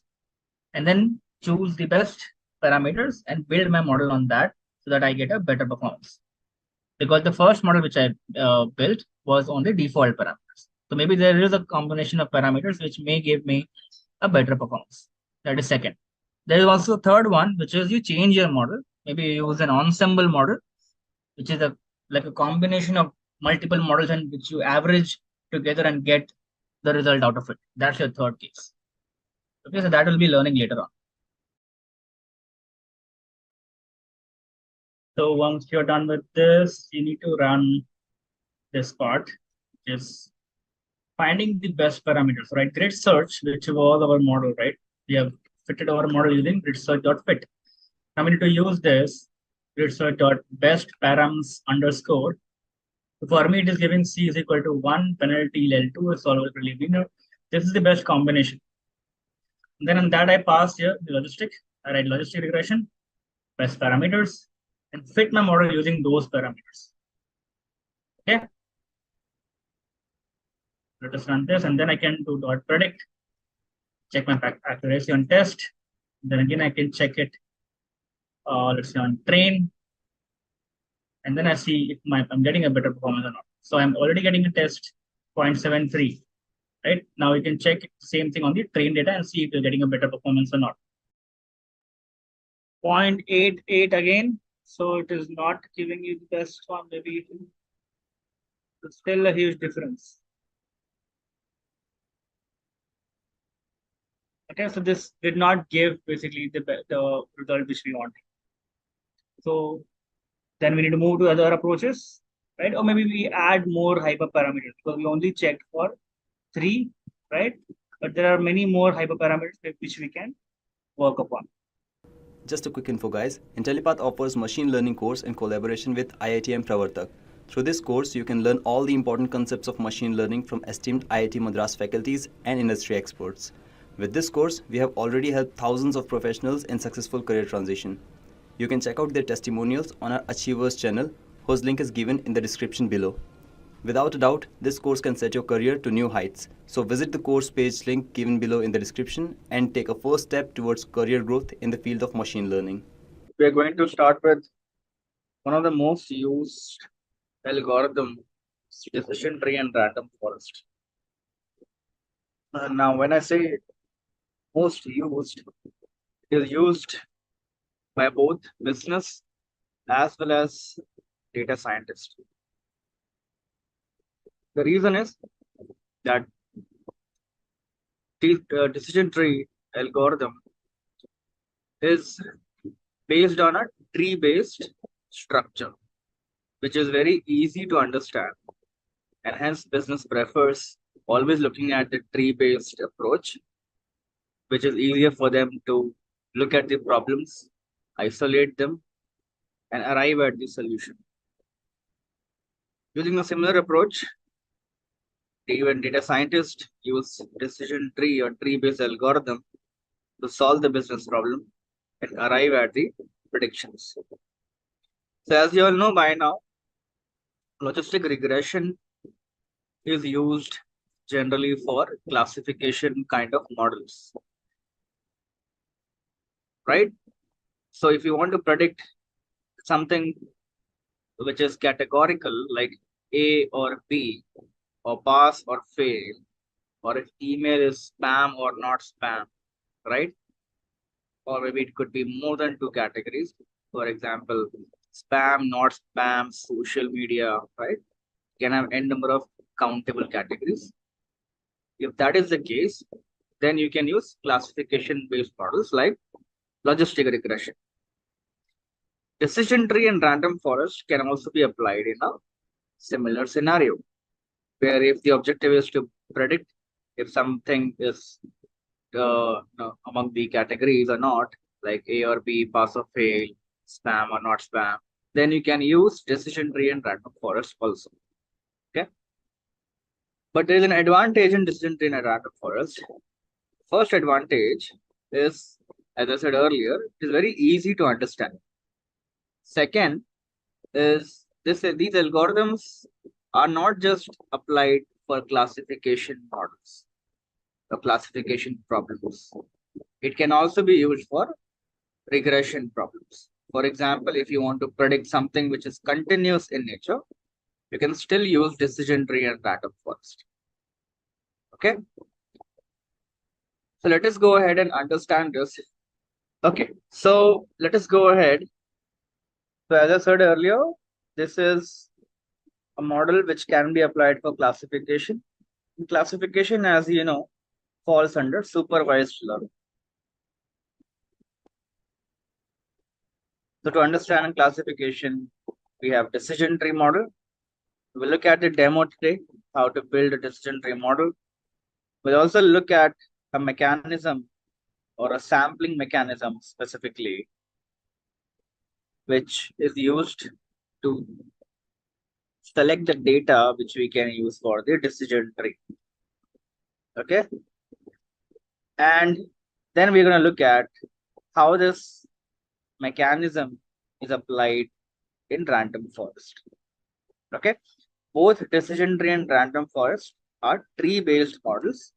The difference is decision tree is just one single model, while random forest, you build multiple decision trees and combine them and call it random forest. And that is where your bagging technique comes into picture. So as I said, this is very most prominent ones. That means these are basically those algorithms which are the first choices of all business or maybe data scientists, be it any domain.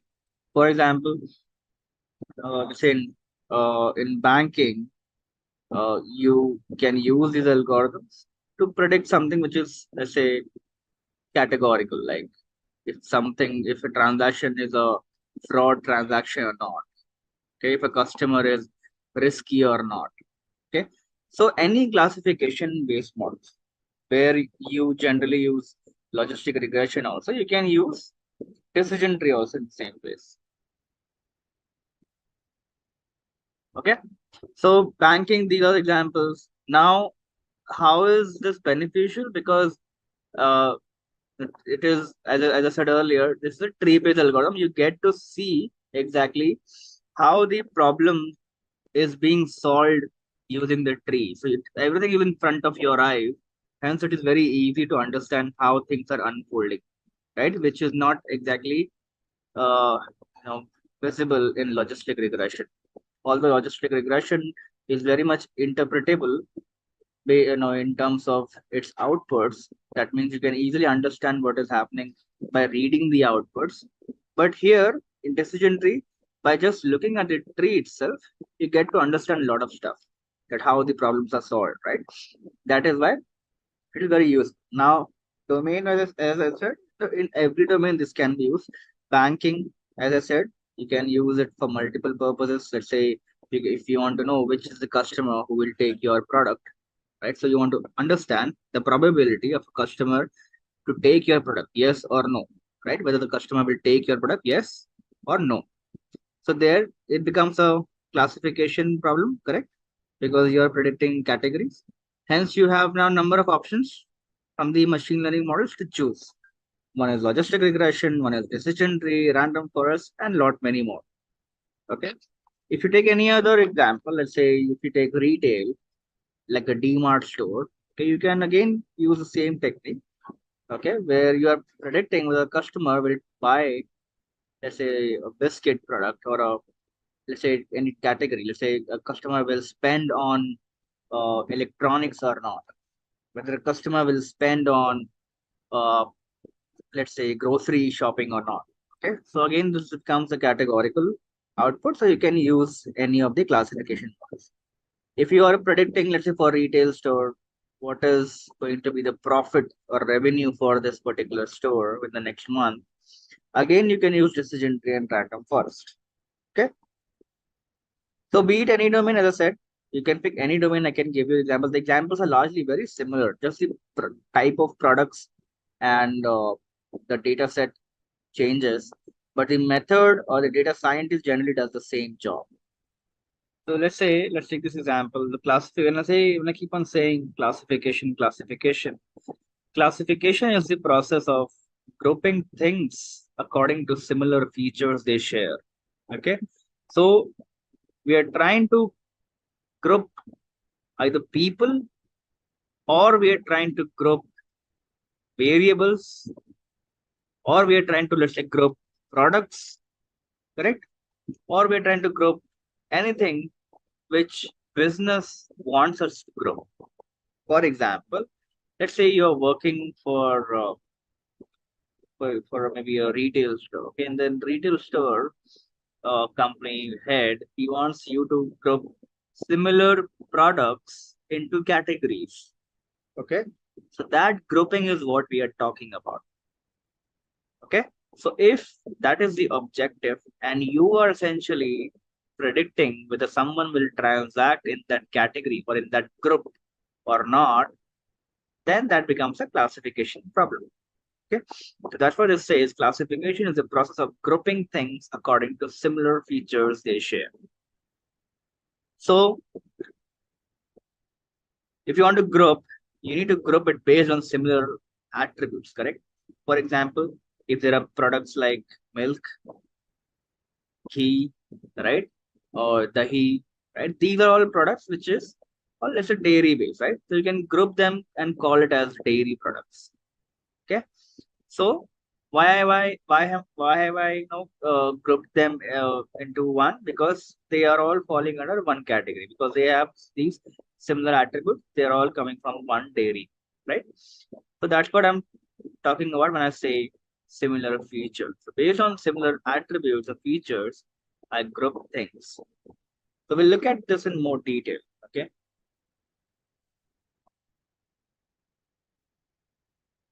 The difference between classification and regression, I think you all know by now, is that in regression, the outcome variable is continuous, while in classification, the outcome variable is categorical. Can you elaborate the question? So, well, not clear. How we say as supervisor? Supervised, I'm not sure what is the question here. You need to rephrase what you have written. I'll explain you what I understood from what you wrote. See, it's classification and regression both fall under supervised. I'm not sure if you were there or not. Supervised means when you have a target variable to predict. Okay, that's what supervised means. I've already covered this introduction to data science or introduction to machine learning session, what supervised means. Supervised just means that you have a target variable to predict. It can be regression, it can be classification. Yeah, you only predict one variable generally.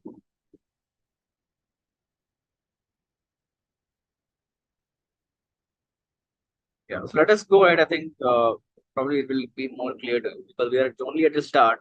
That's why some things might not be clear. Don't worry. Once we go ahead, you can ask me more questions, then maybe that time it will be clear for you. Okay. So if it is not clear, then you can circle back to your question. Don't worry.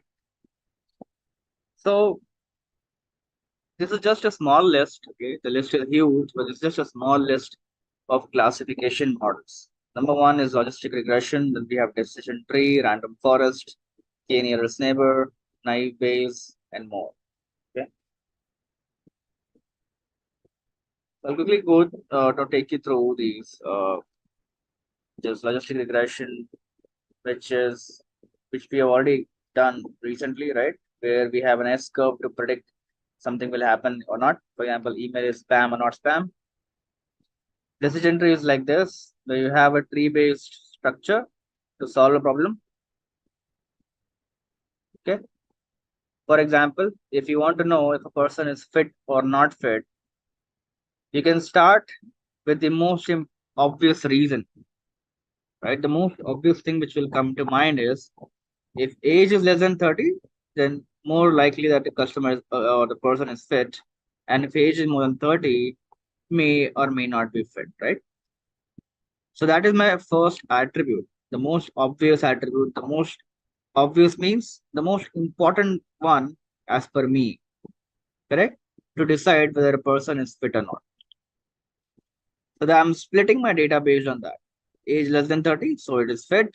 Not 30, more than that, then not fit.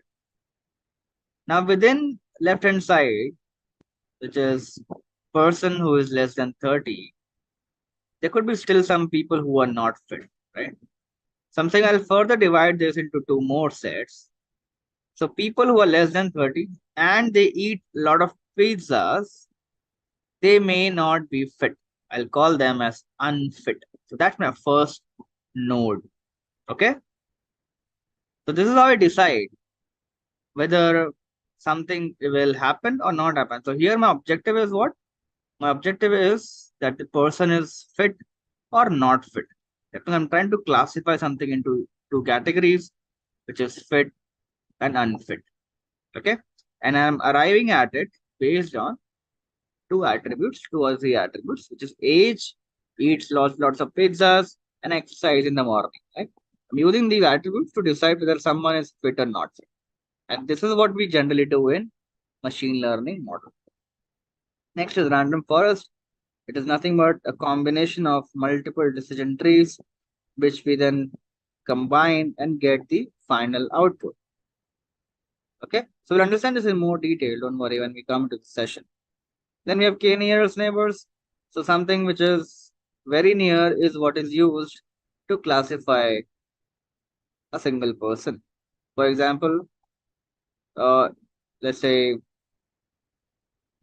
if you remember in school days, we used to parents always used to tell us that you need to roam with people who are studious, right?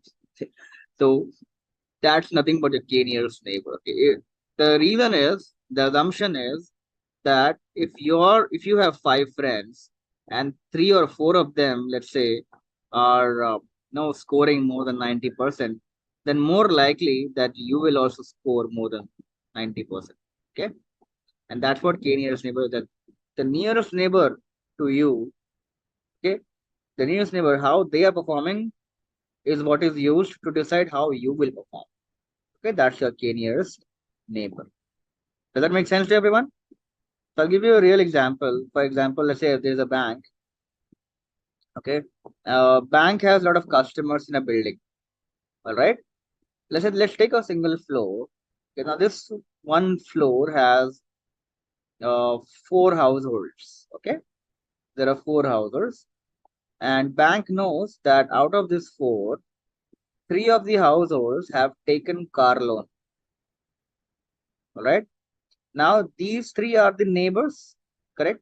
The bank is not considering who has car loan in the other floors. Okay, bank is only concerned about the nearest neighbors, how they are performing, how they are behaving, how they are taking the product. So these three households have taken car loan, and hence the fourth household also has a very high likelihood to take the car loan. Correct. So hence the objective here becomes what? To first of all identify the nearest neighbor, the person who is very similar to you, the person who is very near to you. We'll identify them, and based on their behavior, we will try to predict your behavior. That is your KNN. Okay. So that means it's a distance based algorithm, because the first step is to identify the nearest neighbor. Then we have naive Bayes, which is a probability based algorithm. All right. For example, now the above formula is what is your Bayes theorem. You try to predict something will happen given that an event has already occurred. Okay, so this is probability of A given B, and the formula is on the right hand side, this probability B given A into P of A upon P of B. Okay, so the explanation is very simple here. If you look at the example at the bottom, it says that there are people, let's say, who have disease, and there are some people who do not have disease. Let's say there are out of 100, there are 10 people who have disease, okay, and 90 people who do not have disease. Correct. So probability of having disease becomes 0.1 and not having becomes 0.9. Okay, so now what you do is you further divide this into two parts. You say, okay, people who have disease, okay, which is 0.1, let me divide into two parts. Now we'll say probability of them being tested positive given that they have disease is 0.8. Okay, so here probability of them being tested positive given that they have disease is very high. Why? Because these are all those people who have disease, correct? Hence this probability is going to come very, very high. Does that make sense? Correct, because these are all people who have disease, so of them being tested positive is by which was going to be very high, right? And if you look at this one, this will be very small because probability of them being tested negative will be very small. All right. So that's what this is about. Okay, you break down the simple one into different event, because here you have two things. Okay, your A is disease and B is positive or negative, being tested positive or negative. Okay, so this is what this algorithm is based. So I'll not go much into detail, otherwise the entire session will go into naive ways.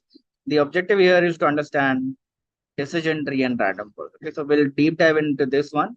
All right, so let's go ahead. This is a graphical representation of how tree works. But better than this, I'll just quickly give you an example so that you understand that how the decision tree algorithm works. So let's say this is the data. Okay, so this data has three variables, three attributes, okay, which is color, diameter, and label. Okay, now based on these three attributes, you have to decide whether an image, let's say, is a mango, or whether a fruit is a mango or a lemon or a cherry, which is a third variable. Okay, so that's what you're trying to predict.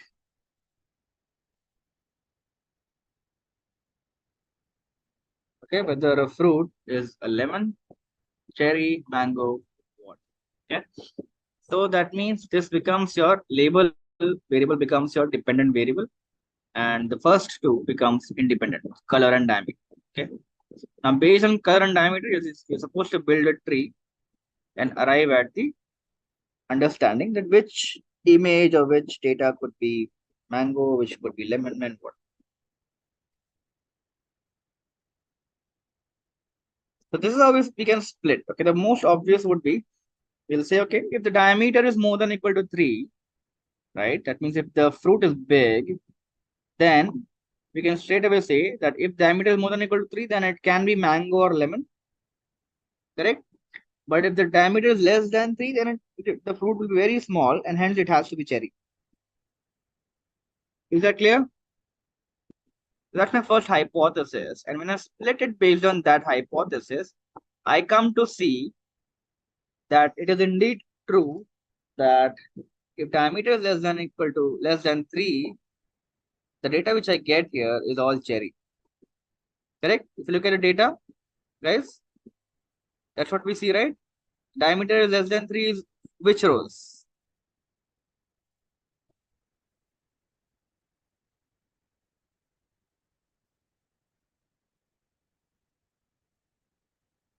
So diameter less than 3 is this one and this one, correct? Both of them are cherry, right?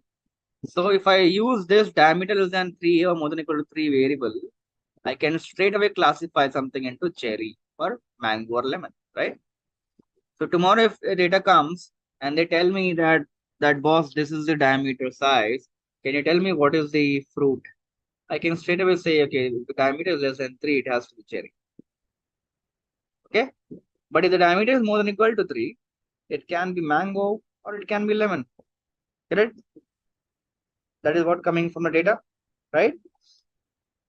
Now that means here we have more scope to further divide right inside data using some attribute to see if we are able to get a very concrete output of prediction or not. Because I can only then here say that it can be mango or lemon. That means I'm not sure, right? I'm getting multiple answers. So what I'll do,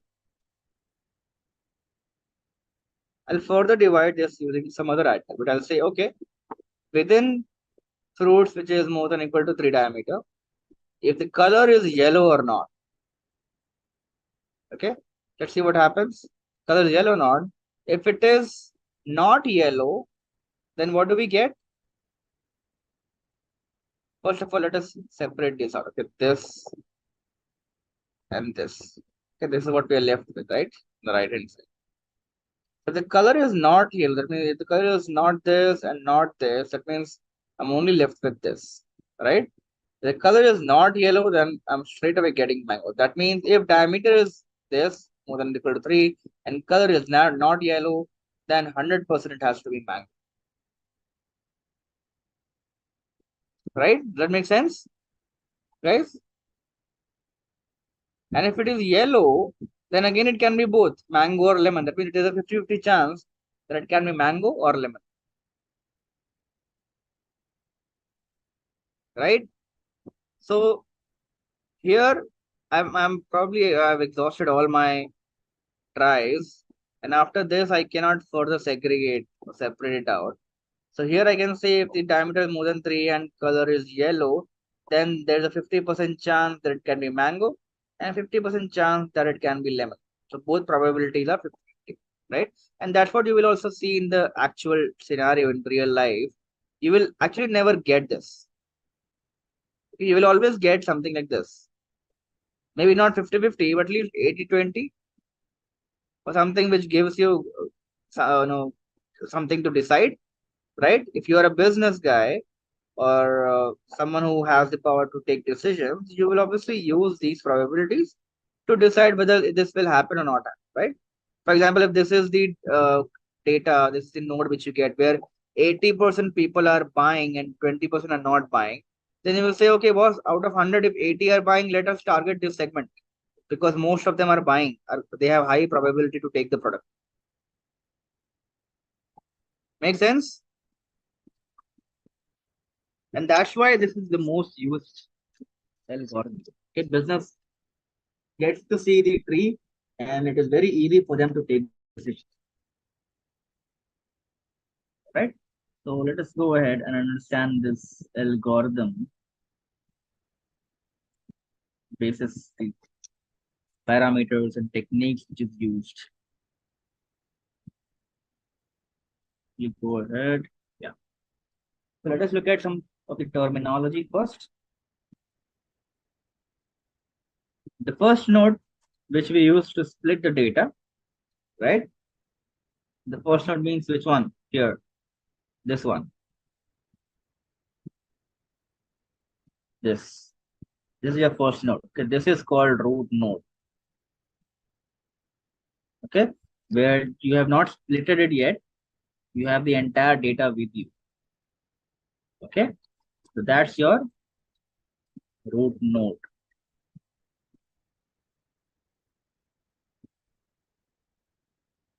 It represents the entire population or sample, whichever you're working on. And this further then gets divided into 2 or more homogeneous sets. Then we have leaf node, which is the last node, where you decide, right, whether you need to target this segment or not. That's your leaf node. Then there's a concept called splitting, which we use to decide, right? You can use one variable and then decide, okay, if the diameter is greater than or equal to 3, then we will split, else we will not split. Then let's just branch sub-tree. Then there's concept called pruning. Sometimes what happens, you split so much that eventually the leaf node which you get only has 1 or 2 customers, right? So now if you go to a business and say, see, these 2 customers are buying your product, business will not agree to it. He will say that there are only 2 customers. I cannot take a decision based on just 2 customers or 10 customers, right? And that's where we prune it back. That means then we do not split that much. We then go 1 level up. Okay, 1 level up as in we minimize the number of splits. For example, if this is the root node, this is the first split. Okay, then there is second split, then there is third split. Okay, and then there is let's say fourth split also. So here business says that okay, I cannot use this, the very less number of customers. So you'll say, okay, I will prune it back. I will remove this and I will only split up to this one. Here then business says, okay, I agree because here I have sufficient number of customers to decide and take the decision. Okay, so removing a particular end node or leaf node, or maybe this one also if you want to remove, whatever nodes you remove, that method is called as pruning. And lastly, root node is the parent node, and all the other nodes are called as child node. That's the broad classification. Okay, basically there are two types of nodes. One is the root node, which is the parent node, and all the other nodes are called as child. Okay, so even your leaf node is the child node.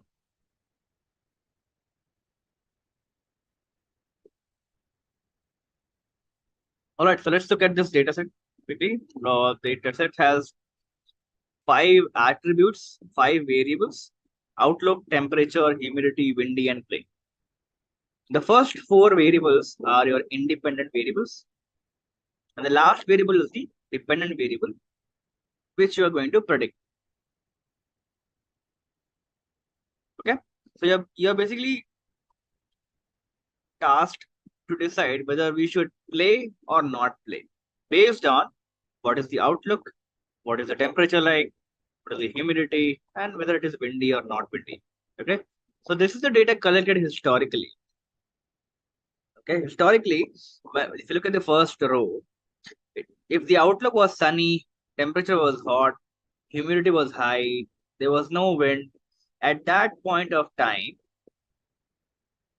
people did not play. Okay, so similar to that, we have recorded some more observations. Now, based on this, we need to predict if such scenario happens. If outlook becomes sunny, temperature becomes hot, and whatever, then what is the chance that we will be playing or not playing based on this historical data? This is what we need to find out based on or using decision tree. Basically, we look at variables, right? Which variable to use for the first split, correct? Which is the most important variable which we can use to make the first split. Isn't that right? Correct. It could be or outlook sunny, it could be temperature cool, that's right. But how do you pick which is the best variable? How do you know if it has to be outlook? Well, logically, it appears that it has to be outlook, right? But how do we explain to business that, see, outlook is the most important, and I have verified it based on something, right? Because the business will not believe you, right? Because these are just 4 variables. You can have 400 variables. And if you just say that I think that this can be one of the most important variable, they will say, boss, you think that, but I think there's some other variable which could be important. Correct? That means there has to be a technique, there has to be a way to identify the most important variable. Correct?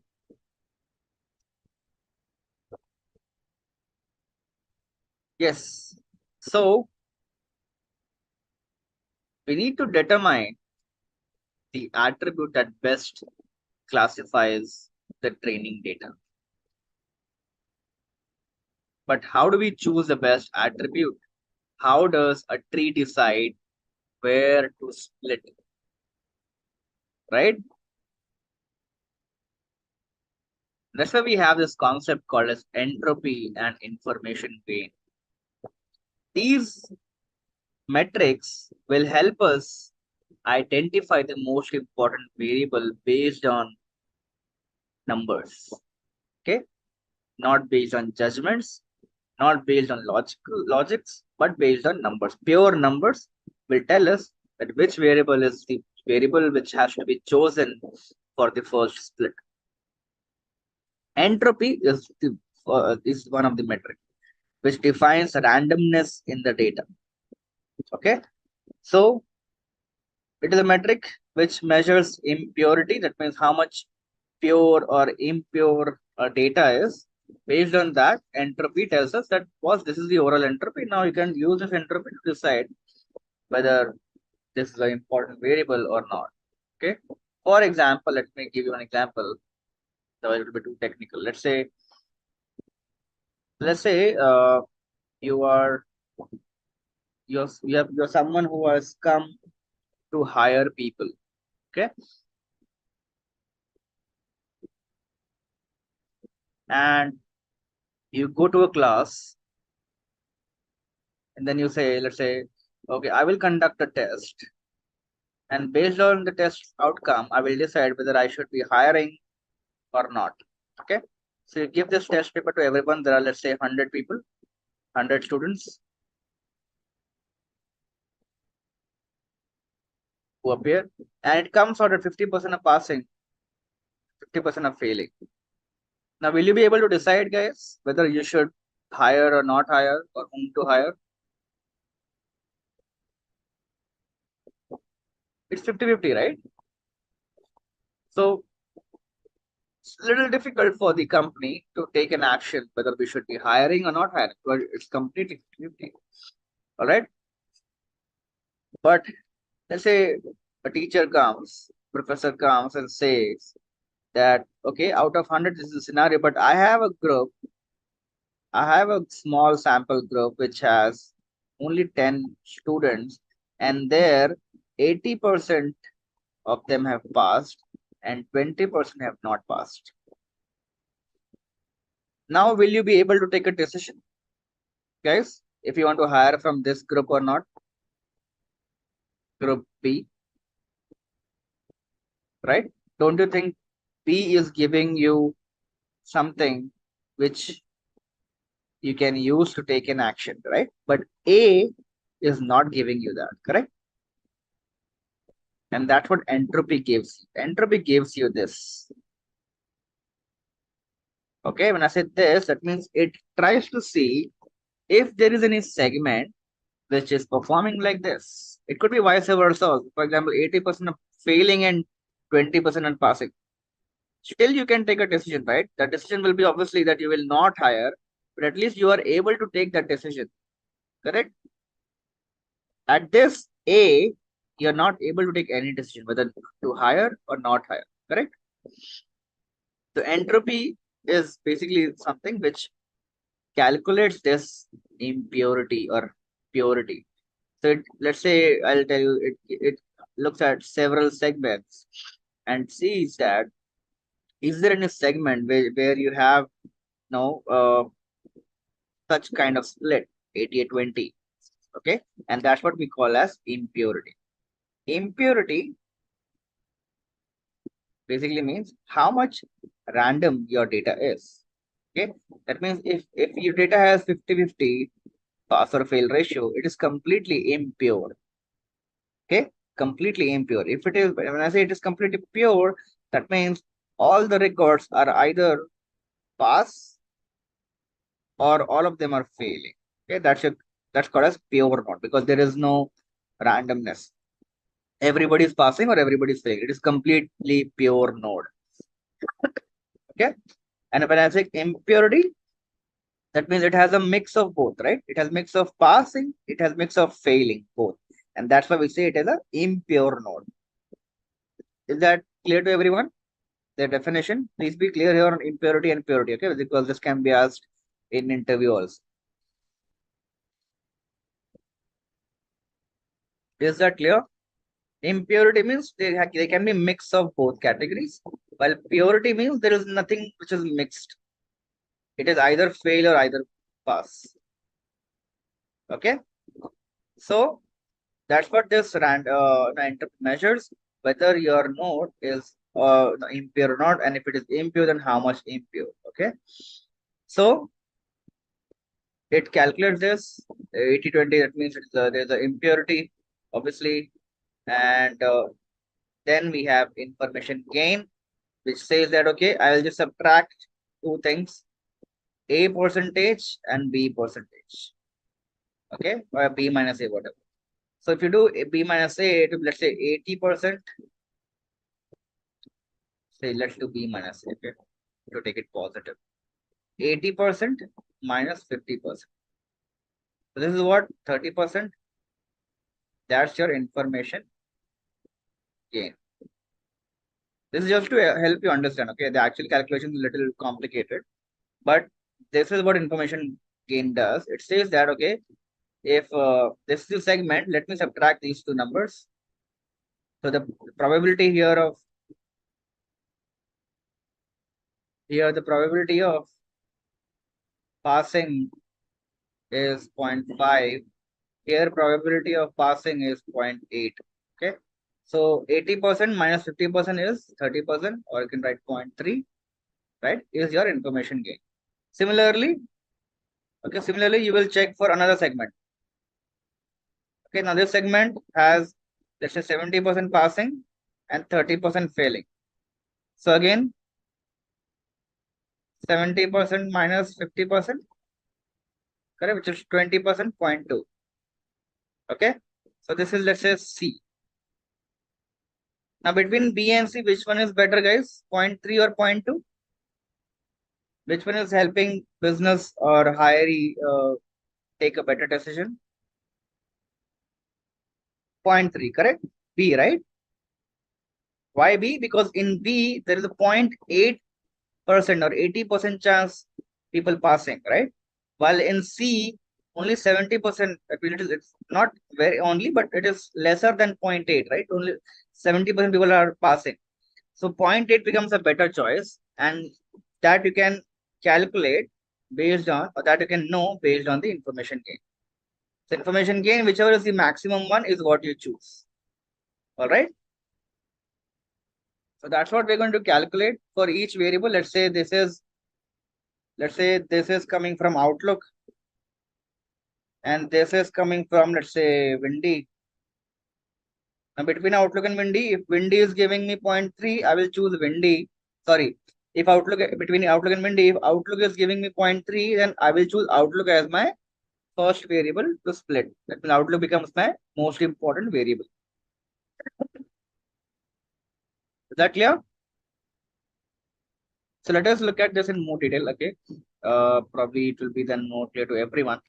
So entropy and information gain is one metric. Similar to this, there is Gini index and reduction in variance also, which we are not covering because it essentially is the same thing, just the formula is different.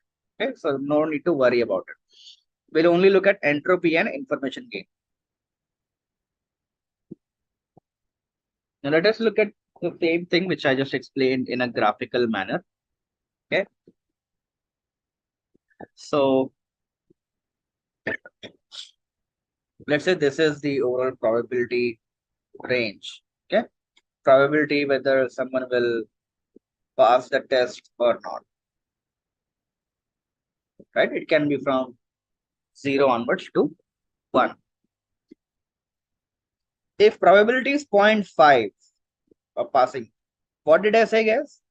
If it is completely pure or impure? If probability is 0.5, is it completely impure or pure or what?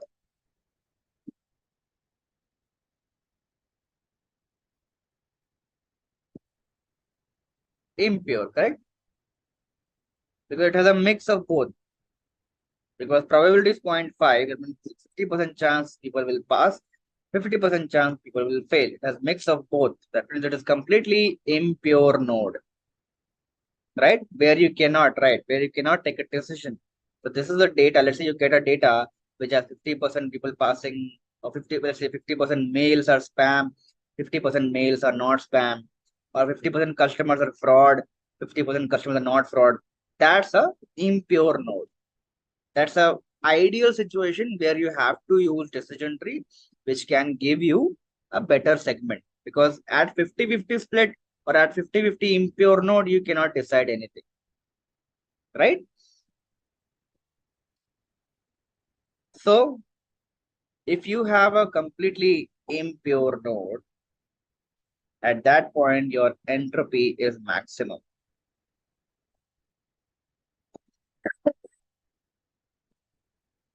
That clear? Based on the formula, which I'll show you in a moment, your entropy becomes maximum. Okay. So information gain says, okay, I have noted the entropy, it is 1. Now I'll subtract it with the number which you give me from the variable which you're going to try. Okay, so this is my overall entropy of the root node. Okay, so this is my root node entropy, because I have not splitted it yet, right? I have not splitted it. I need to split it based on some variable. So this is clear, but the right hand side is not clear. Entropy, I'm getting maximum 1 because my root node has 50% people passing, 50% people failing. Now let's say I get a variable, let's say outlook or something, okay, which gives me an entropy of, let's say, 0.6. So 1 minus 0.6 is how much? 0.4. So this is my information gain from outlook, let's say. Okay. Similarly, I will say, okay, let me again calculate for Windy. Again, I'll do 1 minus point, let's say 5. This is 0.5. Let's say, okay, this is higher. So I'll choose Windy as the most important variable. Okay, again, what I just said previous session, our previous slide. So here, if you look at the graph in on the left hand side and the right hand side, right? At both scenarios, let's say, so this is the overall segment, right? Overall probability is 0.5. But if you get a segment whose probability is 0.2 of passing, you can take a decision, right? Because you know that the probability of passing is only 0.2. Or if you get a segment where probability is 0.8 of passing, again you can take a decision, right? So in both scenarios, you are getting a better segment, correct? And if you connect it using this graph, in both scenarios, your entropy is 0.6. Okay, because in both scenarios, you can take a decision. So your entropy is 0.6. So idea here is you need to drag this maximum point to lowest possible. Okay, so whichever variable drags the lowest basically gives you the maximum subtraction, correct? So if a variable, let's say outlook gives me entropy 0.6, the subtraction gives me 0.4 information gain. Let's say there's another variable, okay, which says that there is only 0.1 or 10% chance people passing. So here I'm actually in a better position, right? I will now strictly not hire here because only 0.1 people, 0.1 the proportion people are passing. Similarly, if I get instead of 0.8, I get 0.9, that becomes a better segment, right? So if I take that cut here, my entropy will be somewhere here, which is, let's say, 0.2, correct? Now, if I do 1 minus 0.2, look at my information gain. It's 0.8, right? Subtraction is giving me a very high point, and hence Windy becomes the go-to variable, most important variable to split the root node. Okay. All right. So this is the formula, guys. Okay, if you look at the right hand side, it is minus p yes, log p yes, minus p no, log p no. Basically, the formula is minus summation p log p. So whatever is the range, let's say in our case, the range is from 0 to 1. 0 means not passing, 1 means passing. And then p into log p. And then you just expand it. Okay. So when you open this, becomes this and this. Okay, 0 means no, 1 means yes. And log p is no log p. Okay.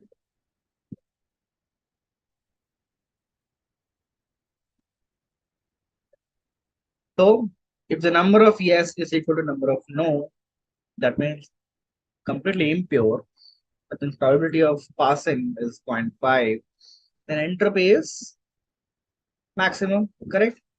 But if it is completely pure, that means all of them are either yes or all of them are no, then entropy is lowest because it is completely pure node, right? So either probability is, that means all of them, all the students are passing or all the students are failing. In that scenario, entropy is minimum, which is 0.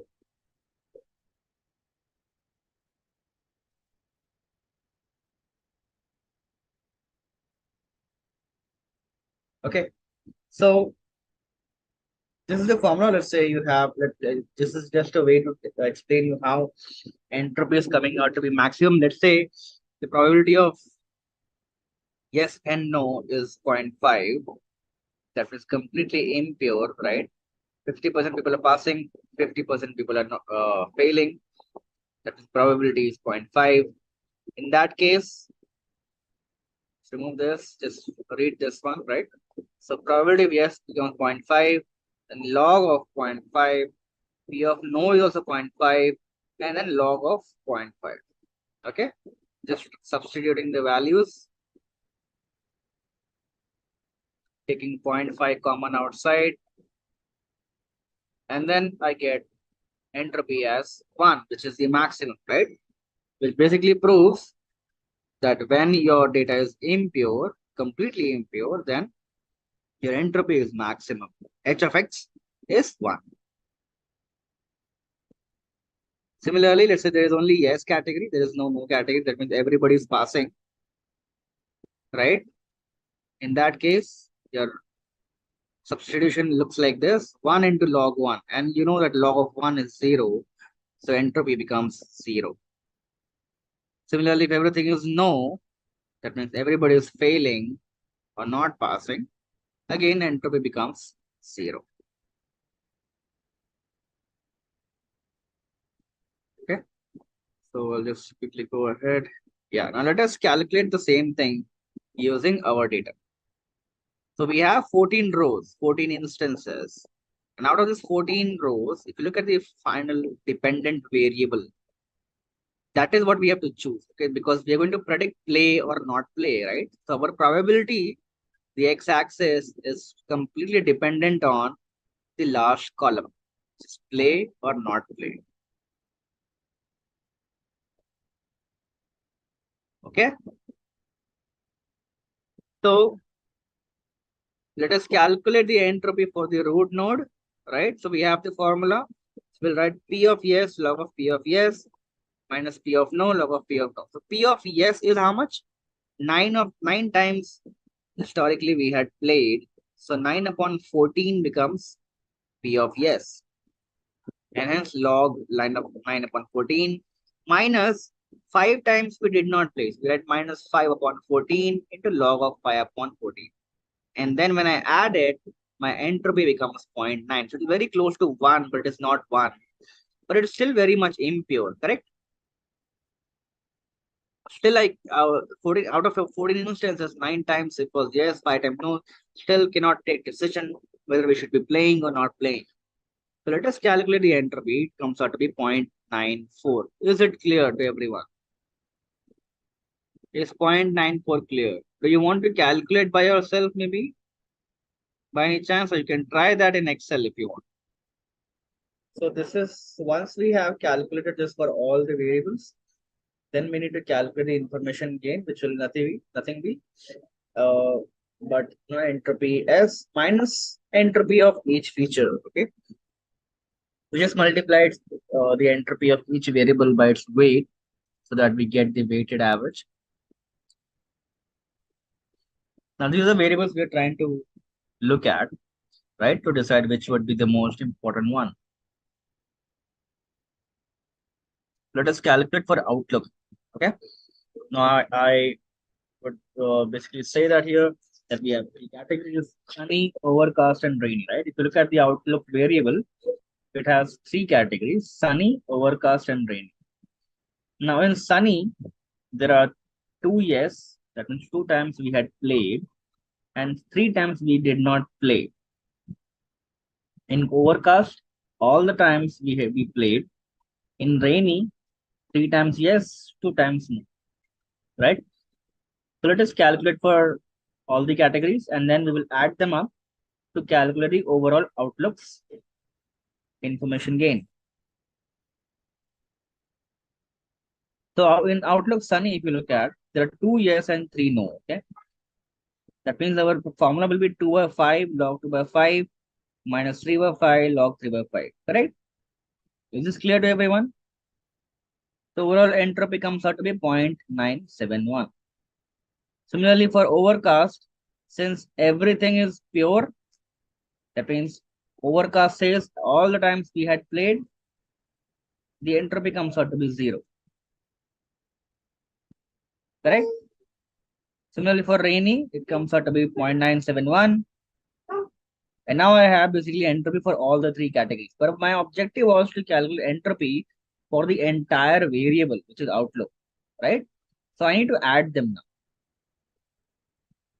So I will add them this way. I will multiply each entropy, the number of times they are appearing. For example, sunny is appearing 5 times, right? So I'll write 5 upon 14. Similarly, outlook overcast is appearing 4 times, so 4 upon 14. And rain is appearing again 5 times, so 5 upon 14. So I multiply it with their weight and I get overall information or overall entropy, I can say 0.693. Lastly, I just need to subtract them from the overall entropy. So E of S minus this entropy becomes 0.247. So this is my information gain coming from outlook variable, right? So this is what we are supposed to do for each variable, and then whichever gives us the maximum information gain, right? We choose that as the root node. So here, obviously, outlook is giving me the maximum gain, which is 0.247, and that's why I will choose outlook as my first split.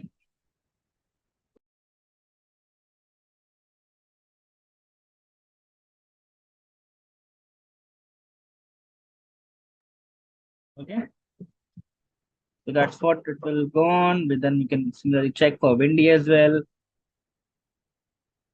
Windy has all true. Sorry, entropy comes out to be 1 because there's 50% people, 50% of times we had played, right? 50% we did not play, so entropy is maximum for true. For false, we can calculate, comes out to be 0.811.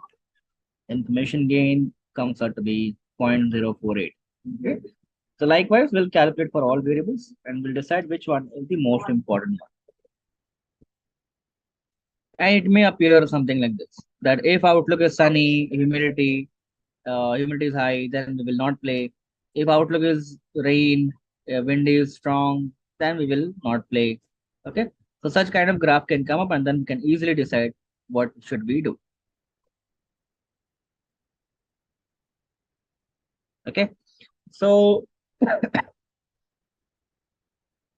this is a new topic. After we arrive at any outcome from classification model, there is a metric called as confusion matrix, which can be used to decide whether our model is performing good or not good. If you remember R square, RMSE values which we studied in regression, this is very similar to that. But since this is a classification model, the metric is different. It is called as confusion matrix. Okay, so we look at that quickly. Okay, we'll understand how this is calculated. Very simple. Okay, let's say whatever outcome. One second. Whatever outcome comes, you divide that into two parts. So, for example, let's say this is your X, your Y, and the Y predicted. Okay, this is Y actual.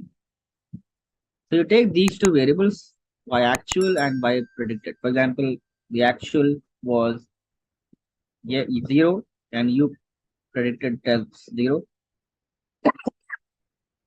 Sorry, this is first row. Second row, outcome was 0. You predicted as 1, second row. Okay, then 1, 0, 1, 1 like that we have for multiple rows. Now we will use these two columns and put it in a confusion matrix.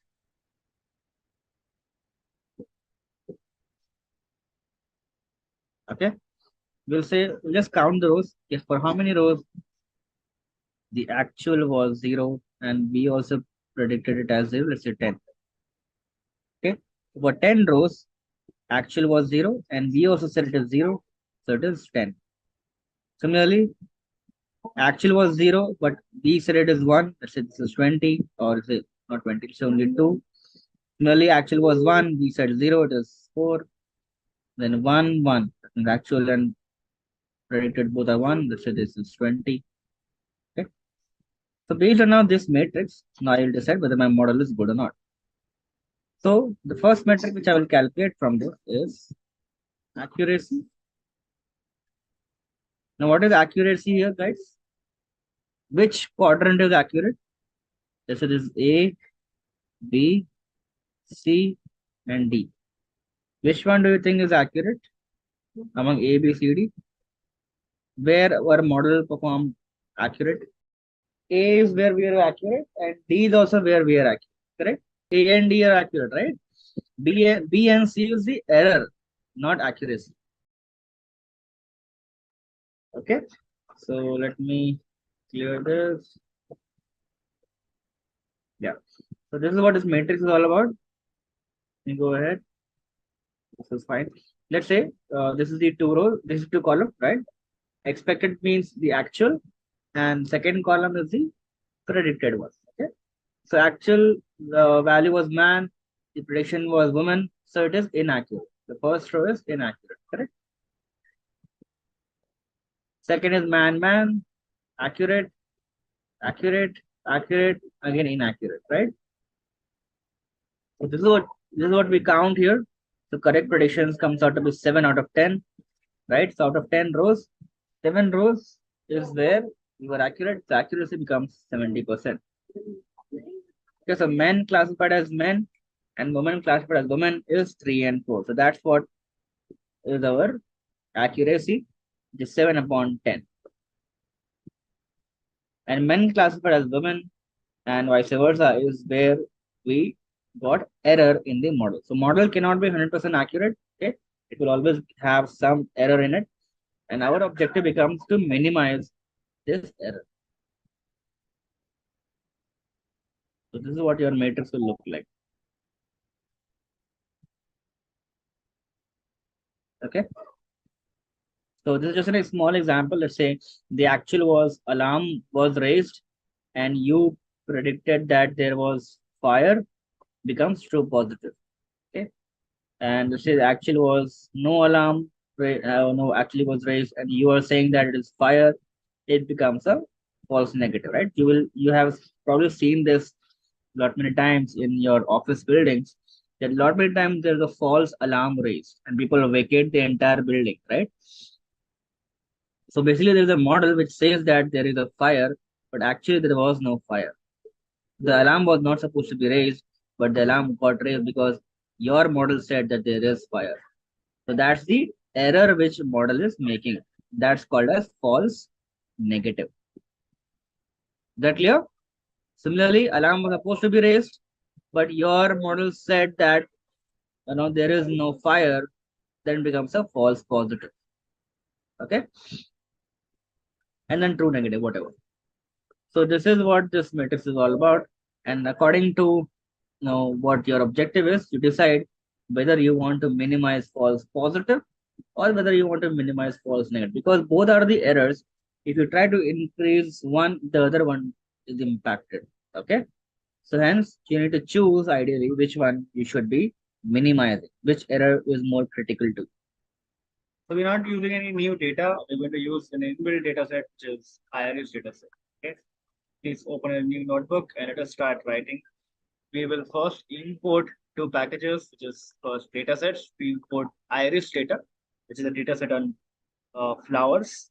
It has 4 variables: sepal length, sepal width, petal length, and petal width. And the last variable is what we are going to use as the dependent variable for prediction. It has 3 categories: Iris setosa, Iris versicolor, Iris virginic. Is that clear, guys? 4 attributes, independent variables, and last attribute as the dependent variable. So let us import this from sklearn.datasets. Then we'll write iris equal to load iris, and then we'll separate x and y from this load iris data. Because it's an inbuilt data set, okay, it is already separated into independent and dependent data sets. So we just need to call iris.data, save it in X, and iris.target to save it in Y. There is no data sets to help. We are using the existing one, which is load iris. It's a pre-built data sets which we are pulling from sklearn package. There is no file, guys. Okay. Yeah. Using the pre-built data sets, guys. Please just run this. You'll automatically be pulling data from the pre-built data sets. So now you can print Y and see these are the values just flowing. So 0 stands for iris setosa, 1 stands for iris versicolor, 2 stands for iris virginic, like that. Then we're going to simply write tree.decision tree classifier. Okay, this is going to be our function to build decision tree. Write this. We write the criterion as entropy. Max depth. Depth means how many splits do you want to perform. Okay. Max depth means how many splits do you want to perform. 3 is enough. If you go deep, then you need to tune it back. So to avoid this, we are using less number. Okay. Always start with lower number for max depth. So 3 is enough.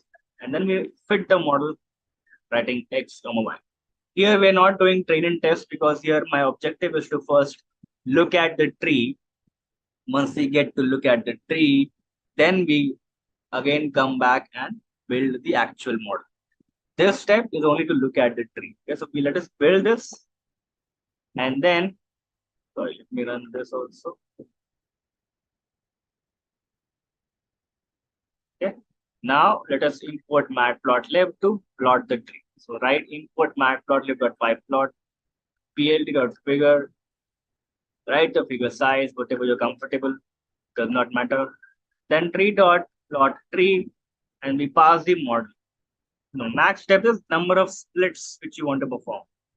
Okay. If anything coming as not defined, that means it is not imported. Hence, you need to import and then rerun it. Okay, please be cautious. Okay, so I hope you all are able to see the tree, right? You all are getting the tree, correct?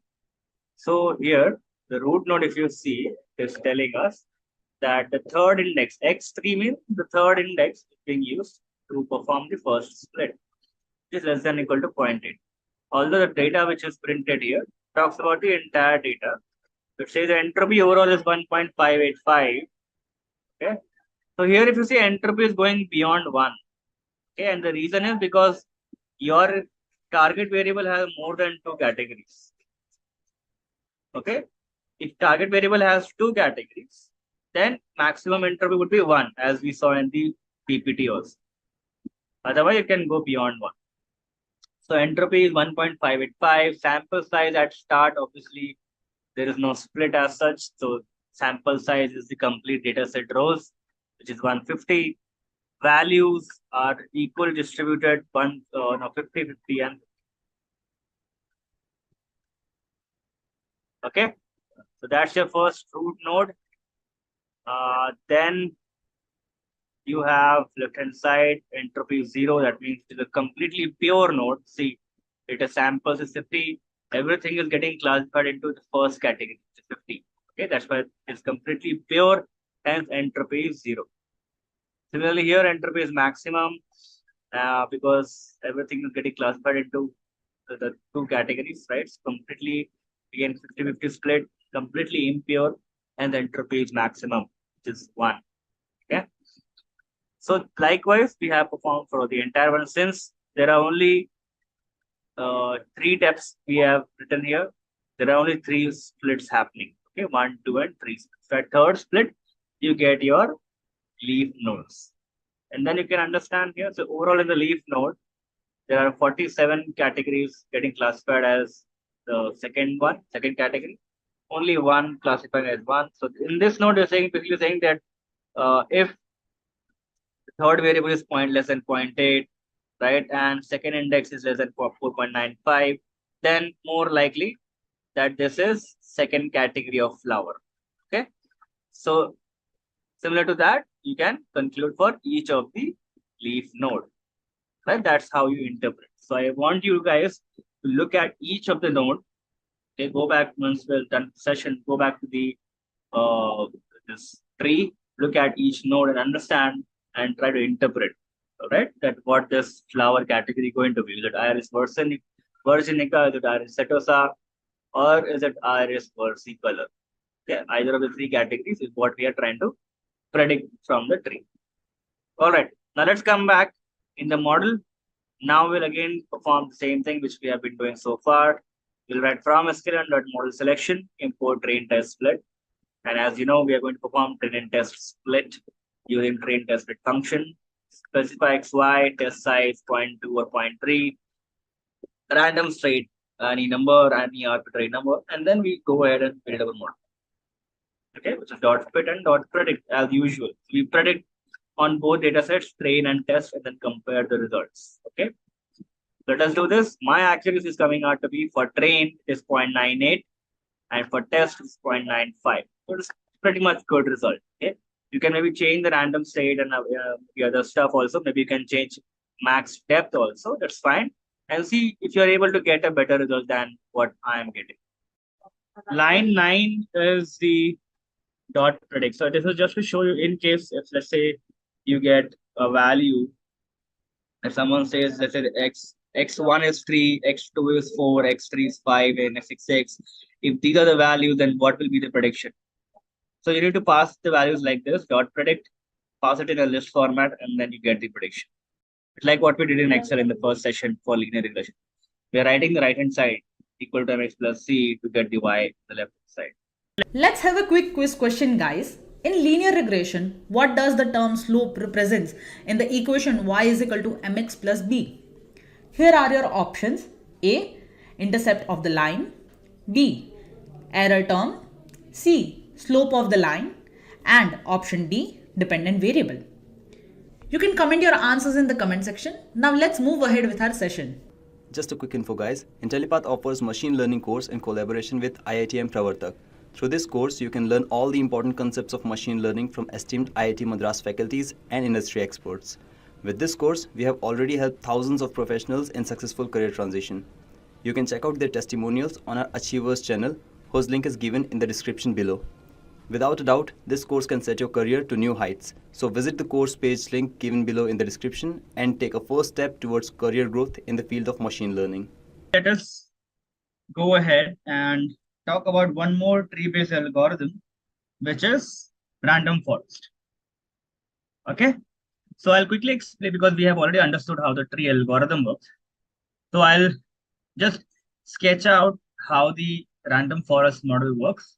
I think that would give you a sufficient level of understanding how to use this model. Okay, so we all know that one decision tree model looks like this,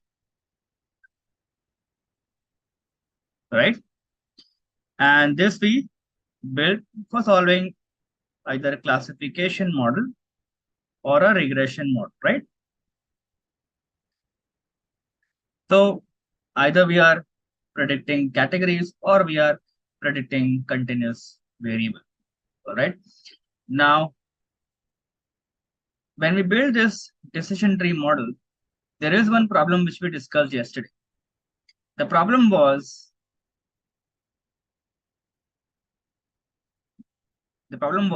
that we build decision trees so dense sometimes that the last node hardly has any records or any customers in it. Okay, and that is where we have to prune it back. The method which we discussed was pruning, right? Where we remove few end nodes and only then build up to maybe this much depth, this number one depth and number 2 depth. That means only 2 splits. Okay, so this method which we discussed was pruning, where we prune our tree back to maybe only 2 depth. Okay, but the problem which we faced is called as overfitting problem.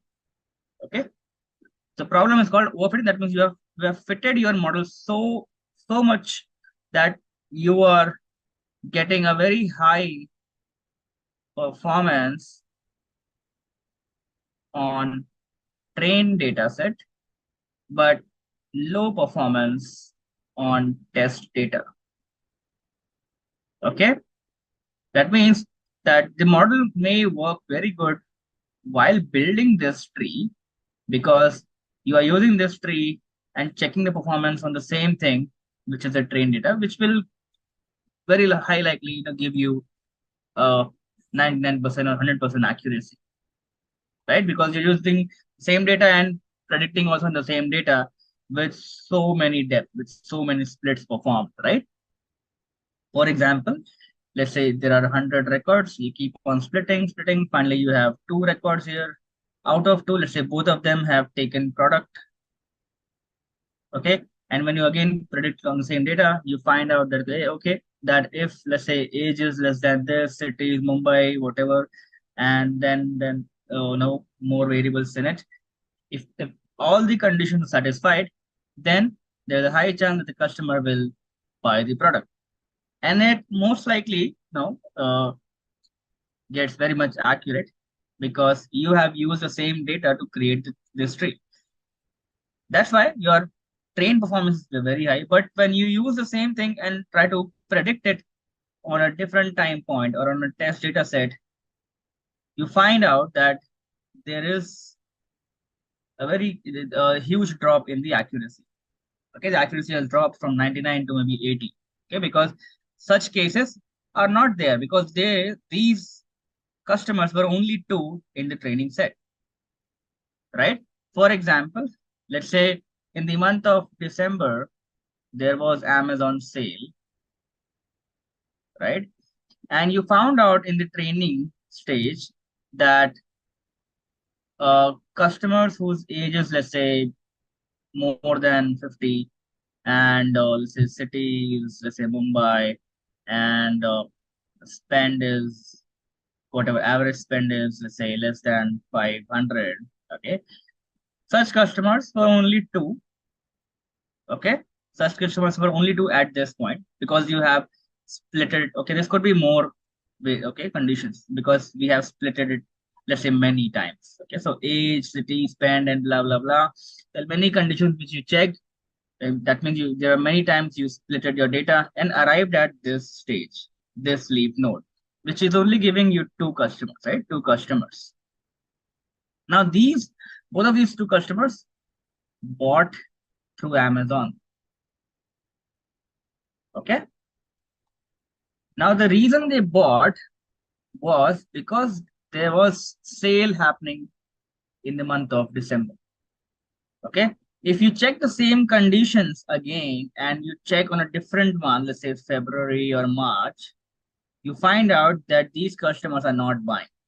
Okay. So here you were saying that out of two, both of them bought through Amazon, right? That means if any customer satisfies this condition, there is 100% chance that they will buy through Amazon. But do you think is it true? It's not correct because only two customers actually fell into this category and both of them bought. If let's say any one of them had not bought, the accuracy straight away drops to 50%, right? Because it will be then 1/2, right? Hence, I'm trying to say here is that if you check the same performance, let's say on test data, which is Feb, and you say that, okay, my model will say basically that 100% people will buy through Amazon. But when you predict, you find out it is not true. No one is actually buying who satisfies this condition, right? And that's where your test accuracy drops because your model is saying he will buy, but actually they are not buying, right? So your accuracy is getting impacted. So this is called overfitting because you have fitted your model so much. That means you have considered also such conditions, such scenarios, which doesn't happen generally, right? Which only happens maybe occasionally, and you have incorporated everything to build your model. And now when you use that model to predict it on a different time point, your model is not able to identify the right customers. So this is called as overfitting. So I will again give you one more example on the linear regression part. Let's say the linear regression. If you remember, we had these dots, right? Now there are some dots here and here also, right? If you try to connect each dot and build your model, then you're probably very accurate at this stage, but when you predict it on test, you find out that these few dots were actually not there. The general trend is this one. Okay, that's why I had told in linear regression session also that you have to build a model which is generalized, which can be applied in most of the scenarios. That's why you are not supposed to incorporate the outliers or extreme scenarios or occasional events in your model. Okay. All right. So that's basically your overfitting. And that's where the savior comes in, which is random forest. Okay. Random forest is also called as ensemble model. Ensemble means combining many models into one. Okay. And random forest is one of the ensemble models. There are a lot many other ensemble models, okay, which takes care of your high model complexity, or what we just learned is overfitting, right? So it takes care of overfitting. But how does it take care? It builds not just one tree, but it builds multiple trees. Okay. And finally, then it averages out. So if you are building a regression model, that means let's say you are predicting profits or revenue. It's a continuous outcome, right? Let's say here your profit is predicted as 100, here it is 200, here it is 300. Then you will just average them out, and that will be your final prediction, which is the average. Okay, that's your random forest. So if you have overfitted here, then it's fine because there is one more tree which may be not overfitting, right? There will be one more tree which is actually not that great. It is not performing that well. So by averaging out the entire stuff, you are bringing down the complexity. You're bringing down, it's like you're pruning back. Okay, you're bringing down the overall accuracy. So if your accuracy was 99%, because of this average method, it drops to maybe 95. Okay, does that make sense, guys? Right? So that's your for continuous variable. If you have categorical variable, and if we again look at the three trees, then the final prediction is based out of maximum voting. So if this is saying that you will buy a product, this set is saying you will not buy, and this set is saying you will buy. So out of three, most number of times one is getting predicted, right? So final prediction will be that you will buy the product. Called as majority voting. The first was averaging, which was for regression problems, and for classification, it is based on majority voting. Okay, so how does random forest build so many models? So given a data which is random forest, what it will do is it will randomly select, let's say, few records. Okay, and using this record, let's call it train 1, it will build the first tree. Similarly, it will again randomly select few records. It will build the second tree.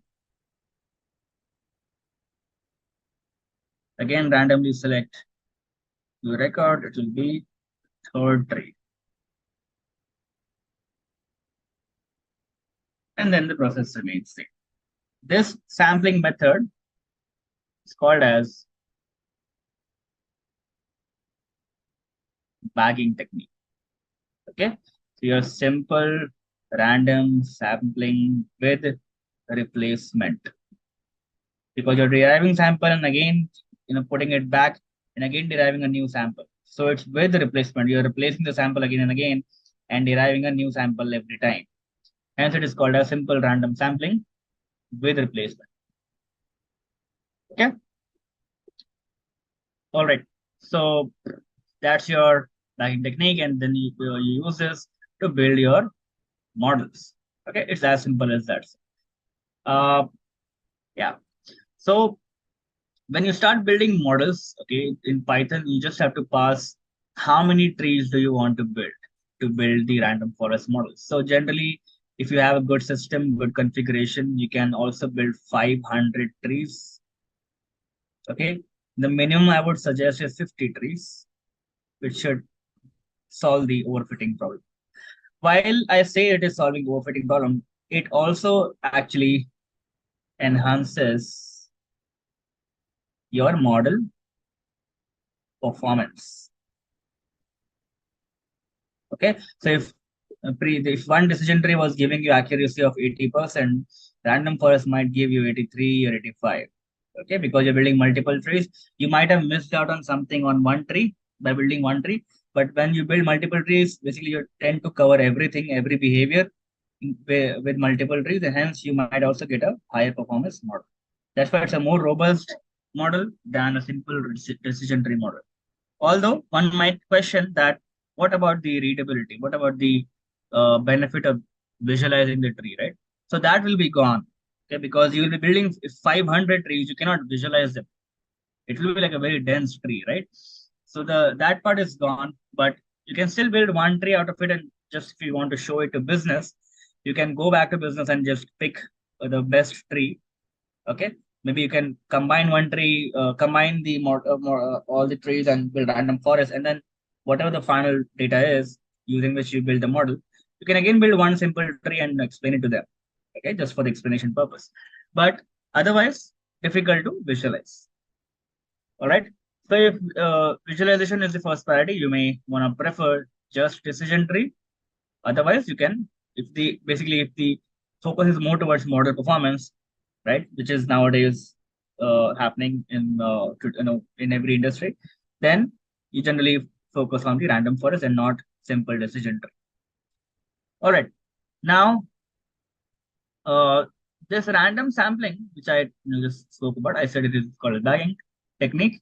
And this randomness is actually not done only with respect to rows. So let me explain you why. There can be few more problems. Okay, I told you about one problem, which is overfitting. Okay. Second problem could be one variable model. Okay, this I'm talking from my experience. Generally, uh, you may face this issue where you build a model, and let's say this is the data, and you have multiple variables in it. Okay, these are, let's say, your x variables. This is your y variable, right? And let's say there are 500 x variables. The rest is long. And what happens when you build a model? Sorry. So you only get variable one as significant, and other variables are not coming out to be significant, because your objective, see, is not just to build model. Okay, the objective is to help solve the business problem, right? That's the objective. Solve the business problem. That's the objective. Objective is not that you build a very fantastic model. Okay. So if this is the objective, once you build a model, the next thing is, see, let me explain you some more thing here. So you prepare your data prep. Okay. Step 0 or step 1, let's say. Business problem understanding, data prep, then comes modeling, then comes identifying drivers, okay, which identifying drivers that impact the prediction, and then finally you recommend and implement. Okay. So there can be now 5 stages in any scenario, all right? Some people may say that there are only 3 steps. They'll only probably talk about this, and this. Some people may talk about all of this. But if you look at it in totality, This is what you essentially is required. Okay, you first understand the problem, then you prepare the data accordingly, then you do your modeling or whatever analysis. You identify the drivers or variables, which is very important or significant to arrive at the prediction. Then, using all of this, you derive your insights, the insights also, and then you recommend to business what needs to be done, and then you implement it. Okay. So what basically what right now I was discussing about is the fourth step. So let's say you're done with modeling. The next step is that business will come to you. They will ask you for the important drivers. Okay, and that's your feature importance or feature importance output, which we can get from the model. Okay, these are those features, those variables, which are the most significant drivers, which is helping you arrive at the prediction. All right. So coming back to here, this step, let's say you build a model and you are now about to identify the feature importance, but you come to know that only one feature is coming out to be important. And it happens sometimes that one variable is so important that is overpowering other variables. So other variables are not even coming out to be important. While they might be important, but this variable, this one single variable is so important that other variables are not even coming out to be important. And that's why you need to also do one more randomness sampling, which is the variable level sampling. So while you understand that, let's say, first tree is being built using this data, second tree is being built using this data, third tree is being built using this data, you can do a random sampling on the variables also. For example, first tree is being built using these two variables, second tree is being built using these three variables, and then these three. Okay. So what will happen? In some trees, this one variable, the first variable, will not even be considered, and hence will not come out to be important, right? And that's why your other variables also will start contributing in your modeling performance. Great. So random sampling can happen from both row wise as well as column wise. Okay. So let us now go ahead and build a simple random forest model. All right, very simple and very similar to what we have done till now. Okay, we'll be using the pre-built data set known as breast cancer. Okay, so this is a classification model because we are going to predict if the patient has cancer or not. All right, so let us import the necessary packages. The standard way is to import all the packages at once. So we'll first import dataset package, then ensemble package for modeling, metrics to calculate the performance of model, and then finally for train and test split, we will import model selection, train test split. Maybe ideally, I should put this first and this second. Okay, let us do this. First import the package, then we import breast cancer dataset, divide it into X and Y. As you all know, this is saved as array data. Okay, it's in array format. So dot data and dot target are basically your independent and dependent variable. So data will give you X data, which is independent set, and dot target will give you dependent set. Okay, so you run this, and then you run X train, X test, Y train, Y test, split your data into 80-20 or 70-30, whatever, pick up a random state, and simply run random first classifier. We'll be building 100 trees, so write n estimators as 100. Okay, then max depth as 4, so we'll go up to 4 depth, 4 splits. Max features, we are saying pick maximum 3 features in each tree, and randomness equal to 42. Then fit your data in random first classification model, and then we check what are the factors, what are the drivers which is coming out to be important. Okay, so here this I think dot fit is not run. Try to run this again, line number 4. All right, so let us go ahead. Okay, I will show you.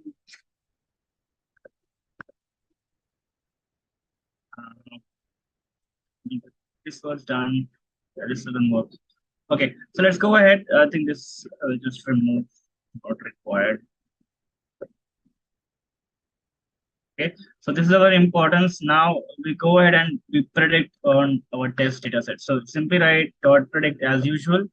Okay, I think most of you have already done this. So we are first predicting it on test, and you can also predict it on train. Okay, So right, why then once you have predicted for test, you can run the second line also, which will be for train. Okay, so predicted on both data sets. Then you can check the confusion matrix first for test and then for train separately. Okay, let me print it separately.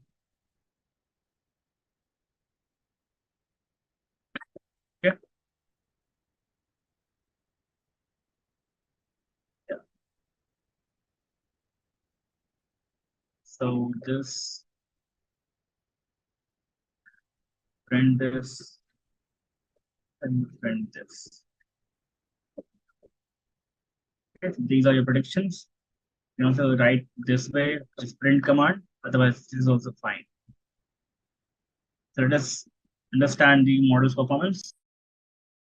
Look at the diagonal elements, which is your accuracy, and 3 and 1 are your error of your model. Okay, in both cases, there are very few errors, and the accuracy percentage is overall very high. Right. So if you check here, by typing the accuracy score, pass your test data and test predictions. Okay, so you'll get your accuracy. Then you can also get recall and precision. Now, what is recall and precision? Let me explain you that. So let's say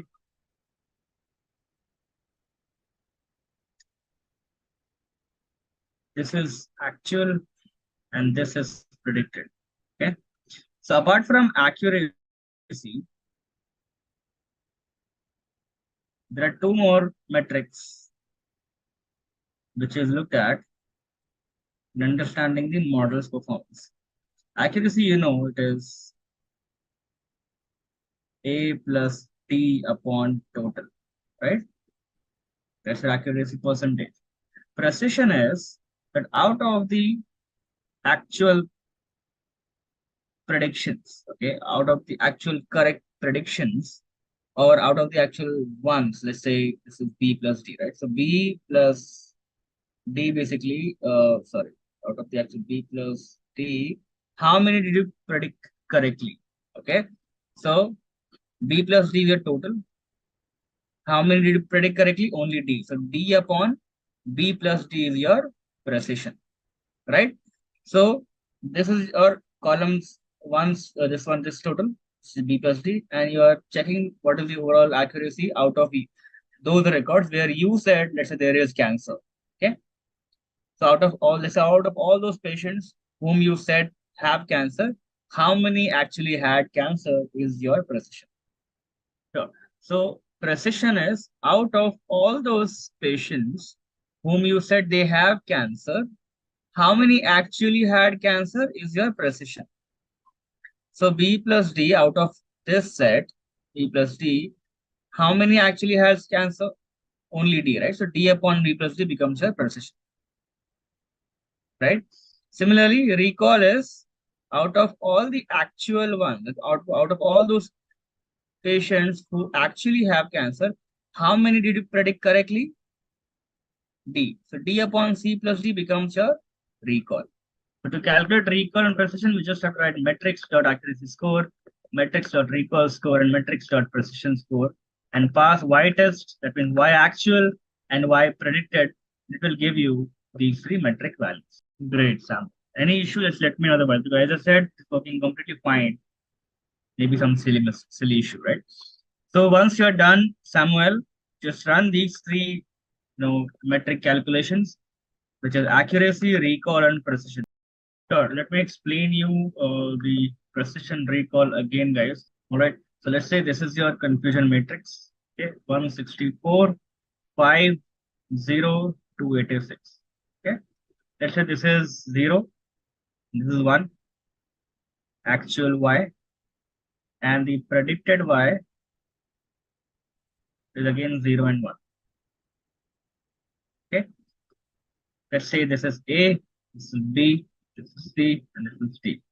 Okay, to calculate accuracy, what essentially you do is 164 plus 286 divided by total, right? Let's say N. That's your accuracy. Recall is out of total actual ones, That means C plus D. Out of C plus D, out of all those patients who are actually having cancer, how many did you predict correctly? That is D, right? So that's your recall percentage. Similarly, precision is out of all those where you said they have cancer or your model said they have cancer, that means B plus D. How many actually had cancer? Again, D. That's your precision. Okay. Both or all the three actually talk about the accuracy part. While first one is talking about accuracy for both 0 and 1. That means how much accurate you are for in predicting zeros and ones together. Recall and precision are more talking about the accuracy of only one. How good are you able to predict one, the people who have cancer? And it can be done in two ways, recall or precision. So based on your objective, you can decide whether you want to look at recall, or whether you want to look at precision. All right. Recall basically, as I said, out of overall this C plus D, out of all those patients who actually had cancer, how many did you predict correctly? Now, if I want to ask you guys, can you tell me which one we should focus given we are predicting cancer here? Which would be more critical? Which one do you think we should choose? Whether it should be recall or precision? Just think that we are saying someone having cancer and it comes out to be wrong, right? So, which one do you think is more critical, recall or precision? Or maybe you can think from B and C point of view. Which one among B and C, which one do you think is a bigger error? Both of them are error, but among B and C, which one do you think the bigger error? Based on that, you can choose recall or precision. Okay, Rajeshwari and Neelam is saying recall should be chosen. What about others? B, right? B needs to be minimized. Okay.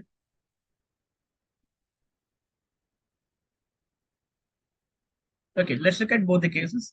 So let's say you say someone they have cancer, okay, which is B plus D, right? B plus D is people who are where you are saying they have cancer, and out of them you basically want all of them or most of them to be actually having cancer. You cannot wrongly say someone having cancer, correct? So obviously precision is important. Let us look at recall.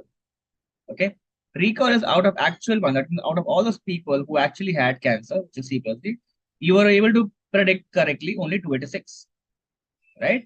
So recall is also important here. But if you think now, see, if you're not able to predict or identify these patients who have cancer, it is still fine. Why? Because you are not wrongly telling them that you have cancer, right? You can just say that we have not diagnosed anything yet, right? Correct? But if you say that you have diagnosed and then you go wrong, then that's an issue, right? So if you look at this one, if you say that, if you look at B, you're saying that you are basically have been diagnosed as cancer, but let's say it doesn't come out to be true, then you are screwed, right? Then you will not be basically considered as a good doctor because you are wrongly said someone having a very large disease, which is not right. Hence, in this scenario, you probably would be looking at precision. Correct? So your precision has to be very high. If you're saying someone having cancer, it has to be very, very accurate. So between recall and precision, in this scenario, you will probably be going ahead with precision. So that's what your this two are. Sometimes people look at both. That is also there.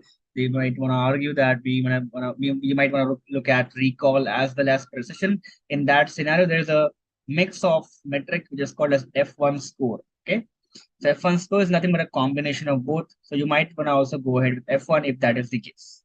Which is a combination of both recall and precision. So the next topic which we are starting today is K-means clustering. Okay. So while so far we have been discussing about classification models, right? Which were all part of classification and regression, all part of supervised models. K-means clustering falls under unsupervised. What do we mean by unsupervised learning, guys? What is the difference between supervised and unsupervised learning? In supervised, you have target variable. In unsupervised, you do not have a target variable. Does it sound a ring? Already tagged variable. Yeah. So supervised, you already have a target variable which you will be predicting. In unsupervised, you do not have a target variable. Okay. So for example, let's say there is an airline company. Okay. Their objective is for you to segment their customers. Okay. So that they can design loyalty programs for each segment. All right. So here it is just asking you to segment their customers. All right. So to segment a customer, you do not need to predict something, right? They're not saying you have to predict which is the right customer, right? Which customer has a high chance to take the loyalty program. Nothing as such. They're just saying based on the current attribute, based on the independent variables, can you just group them based on some logic and tell me that these are the similar customers? That's your unsupervised learning algorithm. Okay. So that's where you will use this algorithm to segment or group things, right? And one of those algorithms is K-means clustering. With the name itself, you can easily understand that we are talking about clusters or groups. Okay. So for example, if you remember, I spoke about, let's say you have similar fruits, right? So there is, let's say, apples, right? And there's bananas, and then there you have grapes. Okay. So such images, can be found and grouped basis clustering. As simple as that. All right. So here the segments could be, let's say one segment could come out based on the entire set of customer. Let's say there is a data set which has age, right? Age, what city they generally travel to, what time they generally travel, frequency of travel, all those details are there for each of the customer. And then using these attributes, you can build this model and segment or group them into 4 or 5 categories, right? Okay, so that's what we're going to do. The method which we're going to use today is K-means clustering. Okay, so K-means clustering algorithm is basically a model where you'll be grouping customers basis their existing attributes, right? Which I just said, age could be one of the attribute. Second attribute could be city they're trying to flow to or flow from. Then time they're flying, frequency of travel and everything. Okay, and then you arrive at some clusters or groups, which can be, for example, one cluster could be all business class people, right? So first cluster could be all business class people. That means people who generally try to flow or they fly to the metro cities. Frequency of travel is more than 10 in a year. Time is generally morning, right? Morning, like that. Sometimes there could be second category, second cluster, which is basically people who uh, are traveling only for leisure. Okay, so non-metro cities generally they travel to. Frequency is around 5. Time is maybe anything, right? Like that, you have 4 or 5 clusters. Okay.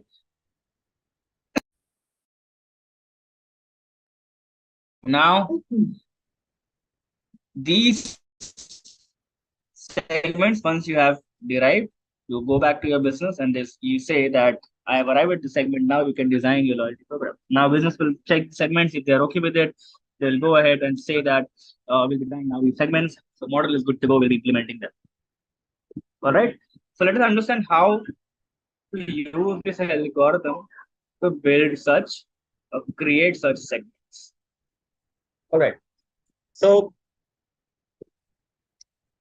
let's say you have X and Y axis. All right. Now, we'll zoom it a little. Yeah. So what you do is you basically have, let's say, only two attributes, X1 and X2. Let's call it X1 and X2. X1 and X2 because there is no Y variable, right? So you have two variables, X1 and X2. Now, basis these two variables, let's say age and salary, you're trying to group them into some categories, some similar categories. Some, one category, basically, a category when I say, I'm basically saying one cluster or one group. Okay, all means the same thing. Each cluster or all the customers falling in one cluster are said to be homogeneous. That means they're said to be similar. Okay, and customers in a different cluster, obviously they'll be different, right? So let us plot this data. It be any number. Okay, so this X1 is your age and X2 is your salary, right? So there'll be, this is some customers whose age is less, say 10, 20, 30, 40, right? 50, 60. Okay, so there'll be some customers whose age is around 20, their salary will also be less, correct? Then some customer will be somewhere here, some customer will be somewhere here, right? And now looking at the data, looking at the basically visualization, it is very clear that there are three kinds of clusters. There's three set of people, right, which are similar. There's first cluster whose age is between, let's say, 20 to 35 and salary is between, let's say, this and this number.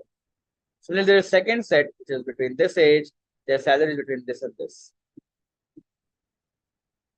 right? And then there is third set whose salary is between this and this and age is between 50 to 65.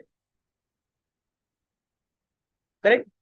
So this is what we are trying to get using k-means algorithm. Because this is we can easily visualize and understand. But what if you have X1, X2, X500? Now you're supposed to create clusters basis these 500 attributes or features. Correct? Hence, it becomes then difficult for us to only plot it and visualize it, and we have to rely on a algorithm. And one of those algorithms is k-means algorithm. All right. So let me explain you what does k-means stand for here. Here, k means number of clusters which you want to create, and means is a method to create these clusters. Okay, is that clear? K and means. Now, let us understand what is the means which is happening here. What is the average which we are trying to calculate here?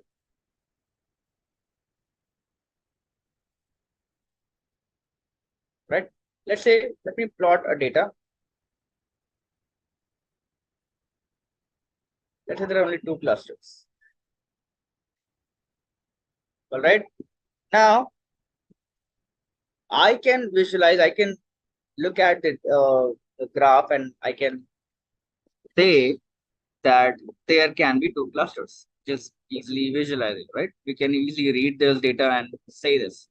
But how do we tell my machine that there can, or how do I ask the machine to understand that there are two clusters, right? So there is a method to it in K-means clustering, where we say that to identify two clusters or three clusters, whatever, you have to start with by randomly selecting a center, what we call as centroid.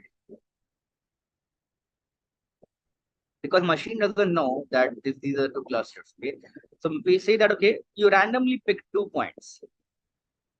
Why two? Because we want to create two clusters. Okay, so we have already now told our machine that K is going to be 2. All right.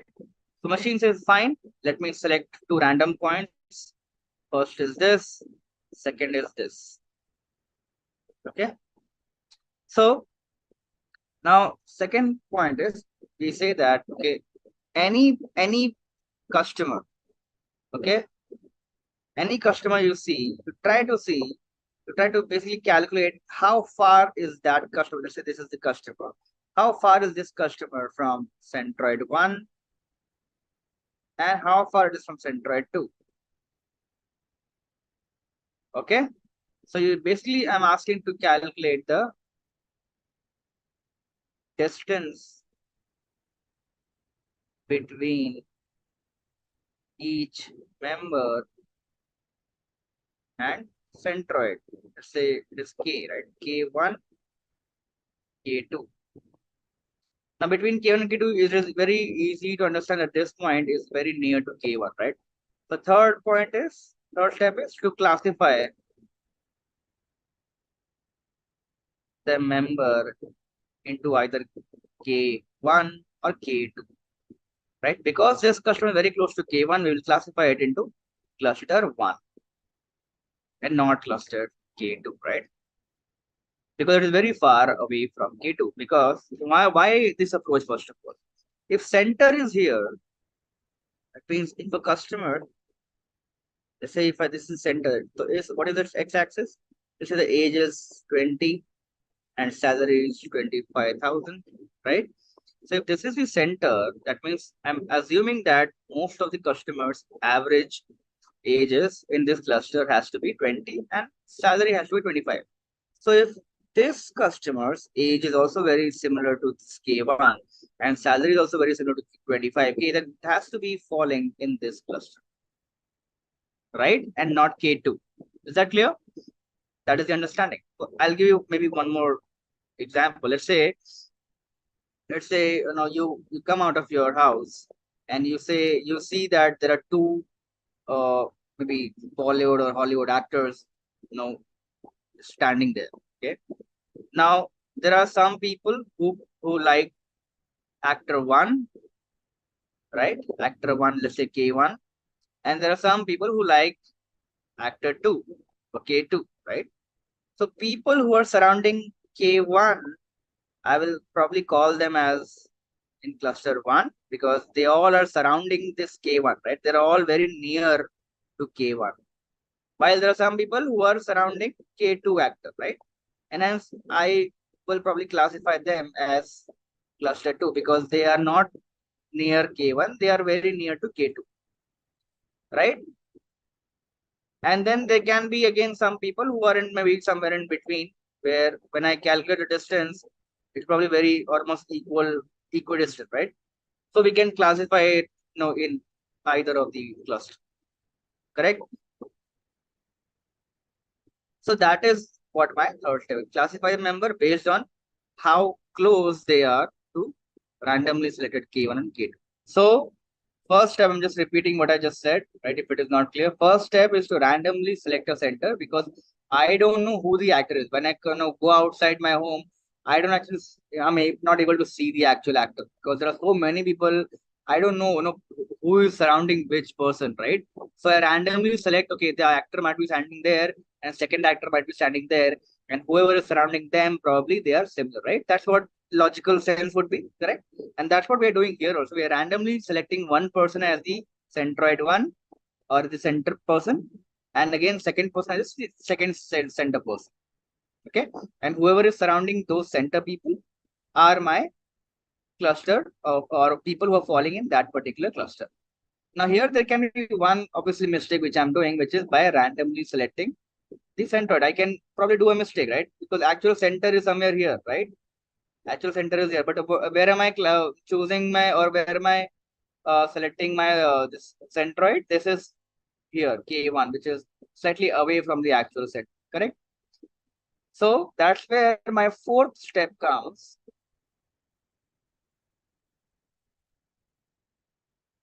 Where I try to shift my centroid to actual position. Okay, actual position.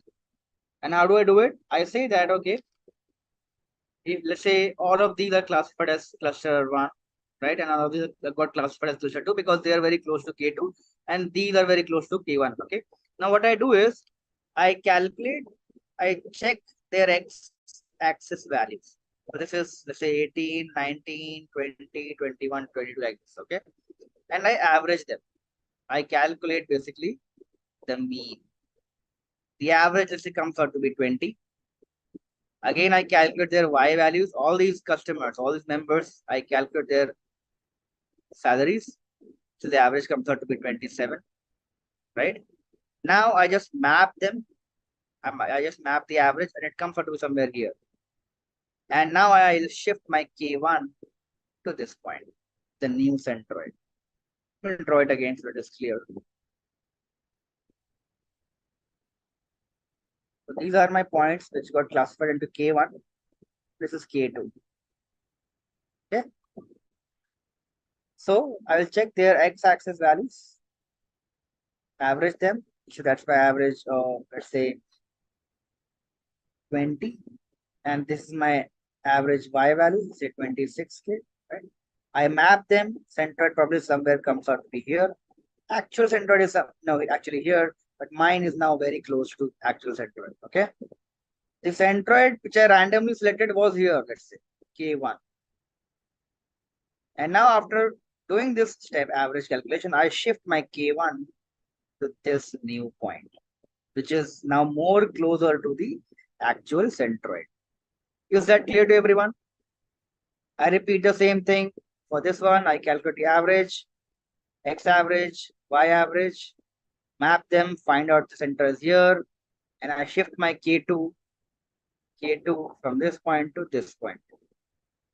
And again, I repeat my step. Step 1 is already done. Step 2, again, I calculate the distance between each customer and this new centroid, right? And whichever it is closer to, I classify that customer into that cluster.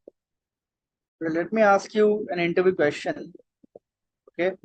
How many clusters can we maximum create, guys? Let's say I have 100 customers. Okay, so basically my data has 100, 1, 2, 200 customers, and I'm supposed to create clusters. How many maximum clusters can I create? 100, right? One customer we can consider as one cluster. Yes, that's right. The answer is 100. All right.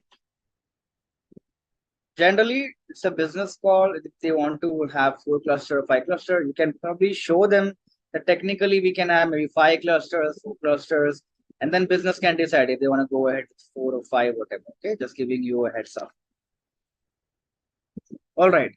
So that's your basically K means. Okay, that's what K means is. Now, how do I calculate if my clusters are right or not? Right? How do I know that I have done a right classification? Although I know K means technique is probably giving me a right set of clusters, but what is the measure, right? What is the metric I can use to know that? The metric is called as WCSS, or within cluster sum of squares. Okay, there's one more technique which is silhouette score. More or less same thing, but it's a different formula. So I request you to study about it separately. I will only talk about WCSS, so that is enough to understand this. Okay. So what is WCSS? Within cluster sum of squares. So if I show you the cluster again, within cluster sum of squares is basically what is the overall distance between each customer in a cluster. Okay. How far is each member or each customer from the other customer? That's your WCSS. For example,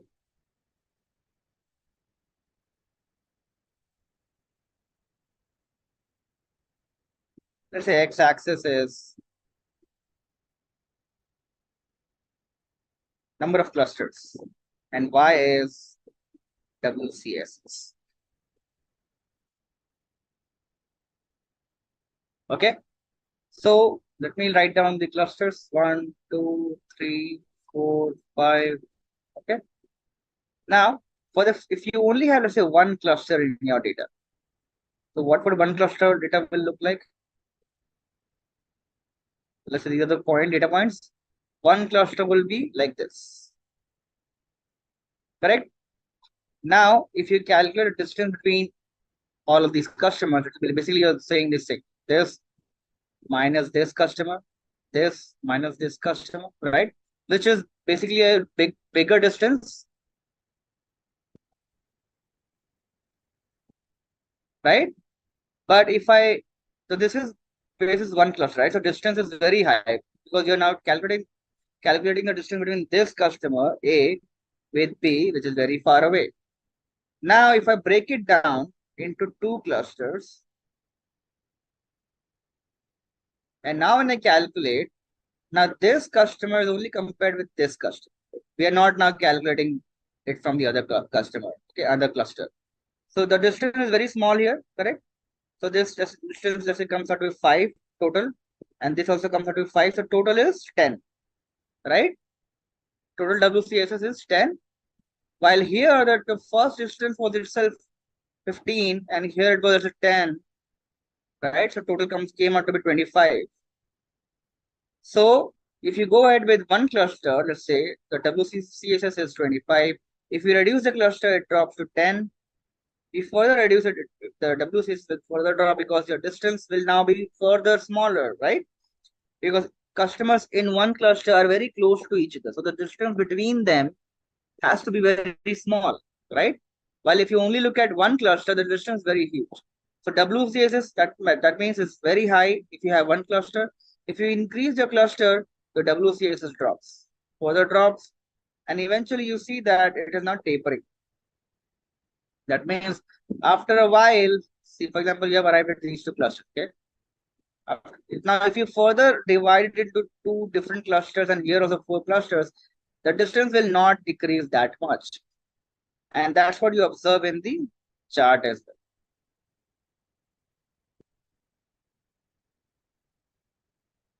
Okay. So when you observe that the WCSS is not dropping that much now, you will freeze your number of clusters. You will say that, okay, I have identified the elbow. This is the elbow point. This is the elbow, which tells me that this is after this point, the WCSS doesn't drop that much. So we are good to have 3 number of clusters. Is that clear to everyone? That's how you decide basically how many clusters would you want to have. Otherwise, you can also have with your own intuition or a business understanding that if they say that you have to have 3 clusters, 4 clusters, you can go ahead with that. But technically, this is the plot which will tell you how many clusters should we have. Now, what is this plot called? This plot is called as scree plot or elbow chart. Okay, scree plot or elbow chart. All right. So now let us go ahead with the Python coding, right? We'll do this coding and try to get some clusters out of it. Right. So it's going to be very short one, guys. I'm not going very deep into it. So let us quickly do this. We'll import again iris data. Okay. And create our clustering. And I will also give you some time to plot the scree plot if you can. Let us see if that can be done. So let us import load iris. Once imported, then we will print the features. We know that this is a flower data set. It has 4 attributes, right? So iris underscore data dot data will give you print the entire data. Then we'll go ahead. Okay, let us do this first. All right, so let's go ahead. Now we'll be building the model. All right, right from sklearn.cluster input k-means. Then we write k-mean function. Remember here K and M are capital. Okay, you specify that we want number of clusters as 3. Correct. Okay, and then we fit our model using this k-means. That's it. So now we have here by default 3 clusters. But let us go ahead with 3 as of now. Now fit our data to this dot data. We'll predict it on our existing data. Okay, so we're essentially writing that if I use this 3 clusters, okay, please tell me which customer or which flower will fall to which category. Okay, basically we are saying three clusters, so there will be 3 index which will be created: 0, 1, or 2. Now 0, 1 doesn't mean that 2 is higher than 1 or 1 is higher than 0. They're just labels. Okay, some flowers are falling in the label 1, some are falling in label 0, and some are falling in label 2 based on these attributes. Right, based on these variables, it has done clustering and are given us 3 clusters. Now let us do dot predict. After fitting this model on data, we'll again predict it on the same data, and then we'll just check the result based on the actual label, because we also have the actual label of the data. Okay, in real world you will not have these dot tables, but here since we are going to check with this label to see if our clustering is able to do a good job in terms of clusters. Okay, so we'll check it with dot labels, compare them using the confusion matrix. Let us do that. Let us do dot predict, and then we'll check it using cluster centers. Clustering overall could be different also. Okay, because if you remember, the step 1 is that we randomly select the centroid, right? So random selection for you is different than mine. Okay, the clusters would be slightly different for all of us, but largely it will be same. Largely you will see that whatever number of customers are falling in same cluster for me, when it is similar for you. The number might be different because it is just a label. So for me, if it is 1, it might be 2 for you. But the number of customers falling in the same cluster will be largely similar for all of us. Just a quick info guys, Intellipaat offers machine learning course in collaboration with IITM Pravartak. Through this course, you can learn all the important concepts of machine learning from esteemed IIT Madras faculties and industry experts. With this course, we have already helped thousands of professionals in successful career transition. You can check out their testimonials on our Achievers channel, whose link is given in the description below.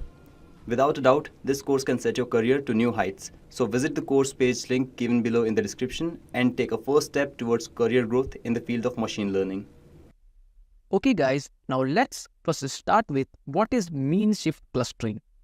So mean shift clustering is nothing but it is a non-parametric clustering algorithm that aims to discover blobs or a dense region in a dataset. Or if I have to say it in another words, in this algorithm, every data point shifts to its regional mean, which will move that data points towards the nearest clusters. And this process continues until the data point converge to a stable locations representing the centers of distinct clusters. And also, you are not required to specify the number of clusters beforehand, which makes it an adaptive approach to data exploration. Now let's understand this with a simple example. So let's imagine you have a bunch of scattered marbles on a table, right? And here, mean shift clustering would be like gently pushing each marble towards the nearest group of marbles until they all settle into distinct clusters of marbles.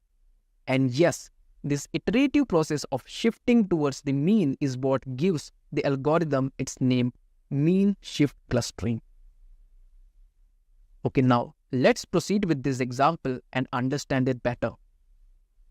So here, each of these scattered marbles represents the data points, which is a single observation or a measurement in a data set, right? And now, these are the clusters that will form in this data set. So clusters basically form where a group of data points share similar characteristics, or if these data points were located very close together in their featured space. Here, clusters were formed as more data points were close together in that particular area. Now, these are the centroids of the clusters that were formed here, which represents the average location in that feature space. And now, these marbles search out for the nearest group of marbles and then move to that nearest group of marbles. And this iterative process keeps on going until all the marbles go inside their nearest group of marbles. And a cluster formation is done. So we have seen the shifting of marbles to their nearest group of marbles, right? So the shifting of marbles, or if I say shifting of these data points, is what done by kernel density estimation or KDE method. Now let us see what is that. Kernel density estimation or KDE. So as I said, it is a method for estimating the underlying distribution of a set of data points, and basically this would help you draw a continuous line that represents the density of those dots, showing where they are more likely to appear. The mean shift clustering algorithm is based on the concept of this kernel density estimation. So as you can see this figure, suppose a data point of value x equals to 1 is somewhat here, right? If that data point is here, that kernel density estimation method will push that data point to this peak because this is the nearest peak to this data point. And if another data point of value x equals to, let's say 3, and that data point will come here in this graph, right? And these data points of value x equals to 3 comes in this place of the graph, then kernel density estimation method will push the data points towards this peak, as you can see here, this second peak, because this is the nearest peak to that data point, right? So that's how this kernel density estimation method works. Now let us see how does mean shift clustering works. And here we are going to see the algorithm behind mean shift clustering. Okay, now the mean shift clustering algorithm comprises of the following steps. First step is initialization. We start with the data points assigned to a cluster, and then the second step is node seeking. So here, for each data point, we will calculate the mean shift vector which points towards the densest region of the points in its surrounding area. So the mean shift vector is computed as the weighted average of the offsets between the current data point and all other data points within a specified bandwidth. And coming to the third step, it is update centroids. So in this step, we will effectively shift the data point towards denser regions on the data space. So we will move each data point along its mean shift vector. Coming to the fourth step, it is iteration. In this step, we have to repeat step number 2 and 3 until convergence, which will occur when no data points move significantly along its mean shift vector. So convergence typically indicates that data points have reached the local maxima of the density function representing the clusters in the data. And coming to the last step, which is cluster formation. So here we will group data points into clusters based on their final locations. Points that end up at the same location belong to the same cluster. So as you can look at the image on the right side, how first the data points is initialized, and then those data points keep on iterating and centroids get updated, right? And once the iteration gets completed, they get converged. Find the centers, and finally clusters get formed. Now let us see what are the advantages of mean shift clustering algorithm. So the first advantage is the mean shift algorithm has only one parameter which determines the number of clusters. Second, there is no issue of local maxima and assumptions of total clusters. And the third advantage is it also models the complex shaped clusters. Now let us see the disadvantages of mean shift clustering algorithm. So the first disadvantage is the mean shift algorithm doesn't work in case of high dimensions where clusters change unexpectedly. Second, we cannot have a direct control over the number of clusters. Now let us see some of the applications of mean shift clustering algorithm. So mean shift clustering algorithm finds application in various domains, including image segmentation, where the main focus is on identifying distinct objects in images. Second, user segmentation, where the main focus is on grouping users based on their behavior or preferences. And another application is anomaly detection, where the main focus is on detecting unusual data points that deviate from the majority. Okay, now we will see the implementation of mean shift clustering algorithm. Now let us see the implementation part of mean shift clustering. But before that, first open a Jupyter notebook or Google Colab notebook where we will be going to do the implementation. So I am using Google Colab notebook for that. So let me just open that.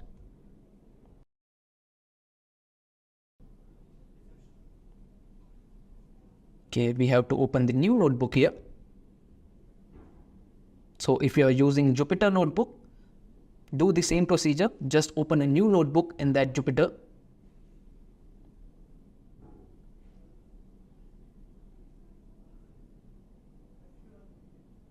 Okay, so once you open new notebook, let's first of all import all of the necessary libraries that we need for working with data manipulation, clustering, and data visualization. So let us import first NumPy. So let us import that first. Import NumPy as NP, and second we have to import pandas. So let us import that. Import pandas as PD.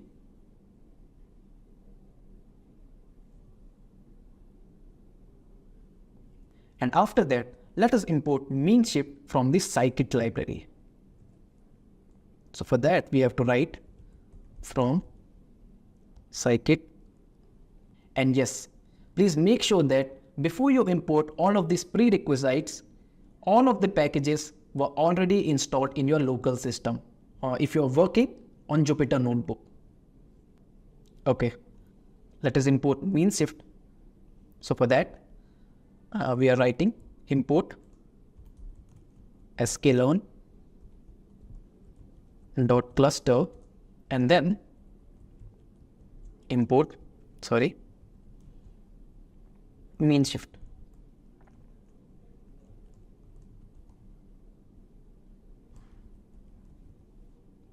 And then we have to import make blobs. So let's import that in from sklearn dot datasets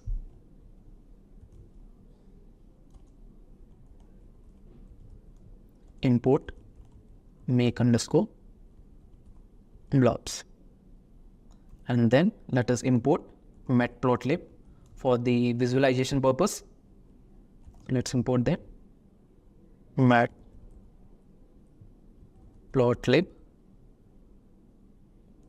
dot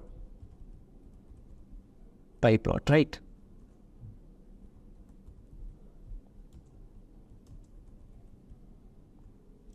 And lastly, we are going to import access 3D.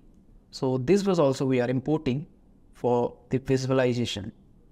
So let's import that from MPL underscore toolkits dot mplot 3D. So from here we are going to import access 3D. Okay, let's access 3D. Right. Okay, now first of all, run all of this and we'll see whether it will running successfully or not.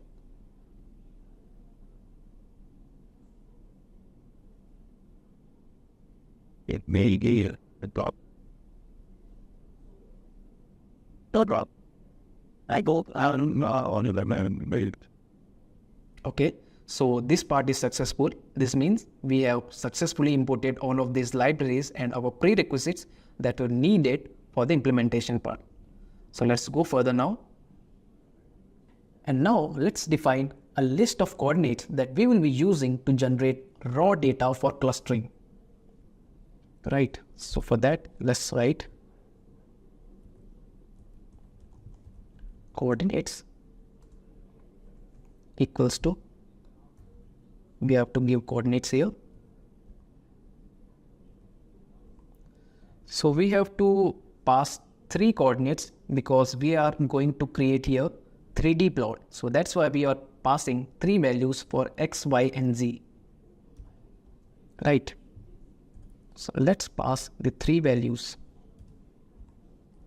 So I am giving this and just a random values so that we can create a raw data.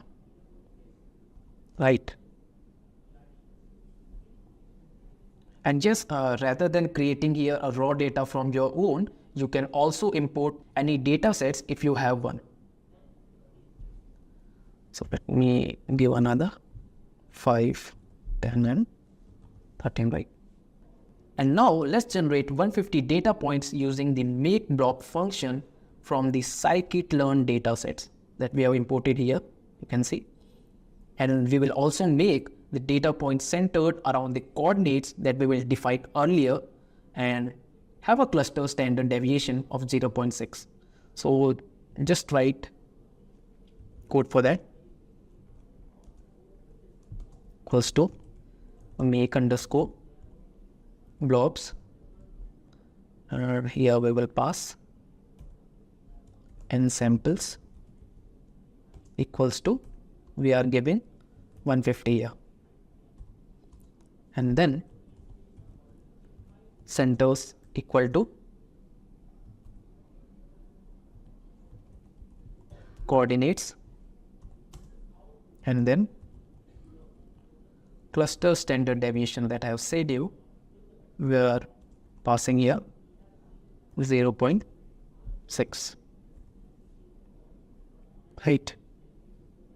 Okay, now just run this and we'll see if there is any error or not.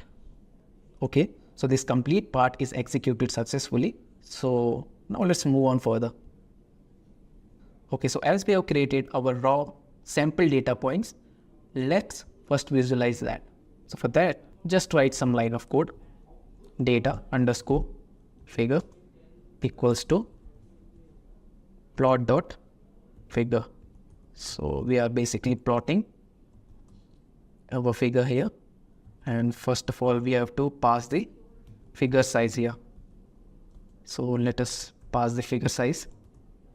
Let's pass 10,8, and then let's say ax equals to data underscore figure, and then add underscore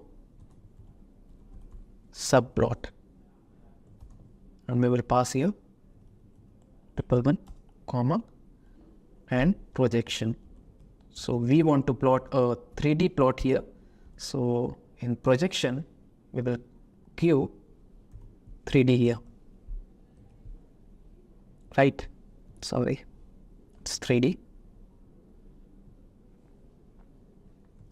and then AX scatter,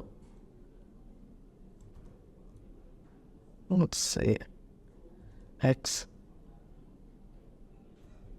and dump sign, right? And 0, and then X colon 1 here, and then X colon 2,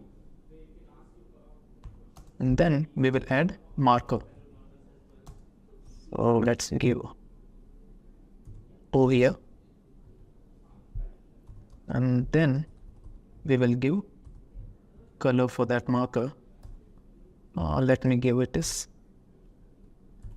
that purple, right? And then we will plot that, plot dot show, right? Okay, so it should be PLT, not plot, right? So let's run this and see if we get our 3D plot or not. Okay, there is one error, that is AX scatter. Okay, I have given here capital X. Let us give that normal small x and see that.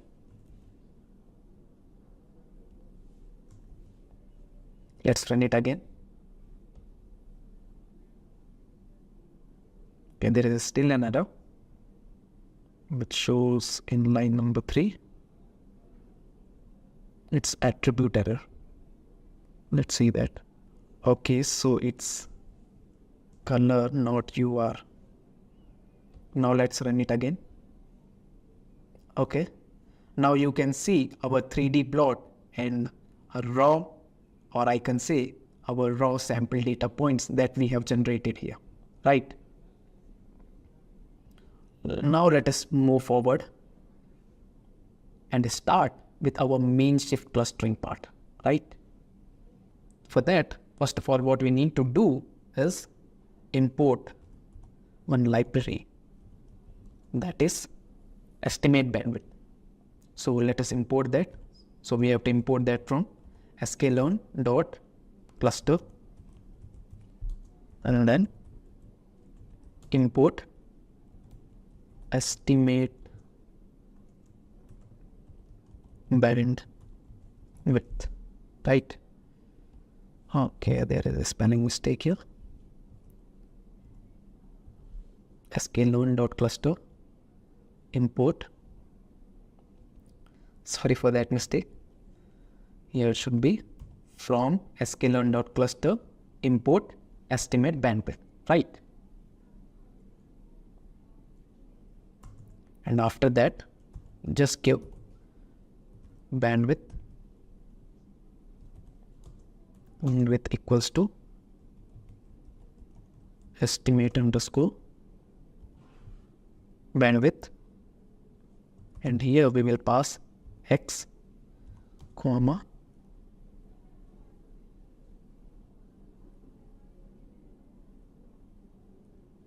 we will set our quantile value to 0.2 here, and then we will pass number of samples. So for that we will write n underscore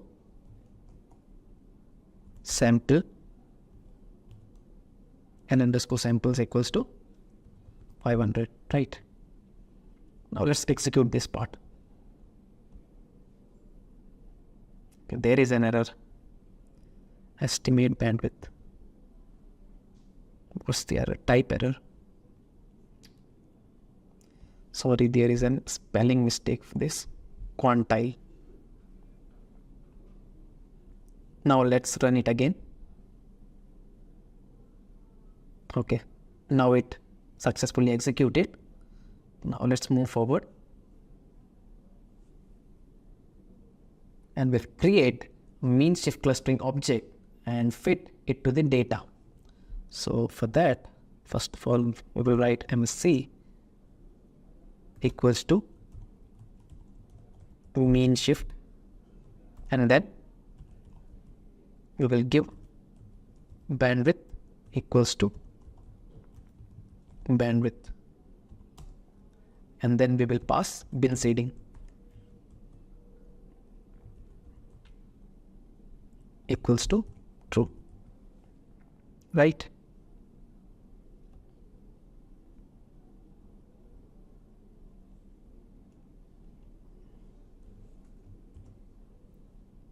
Okay.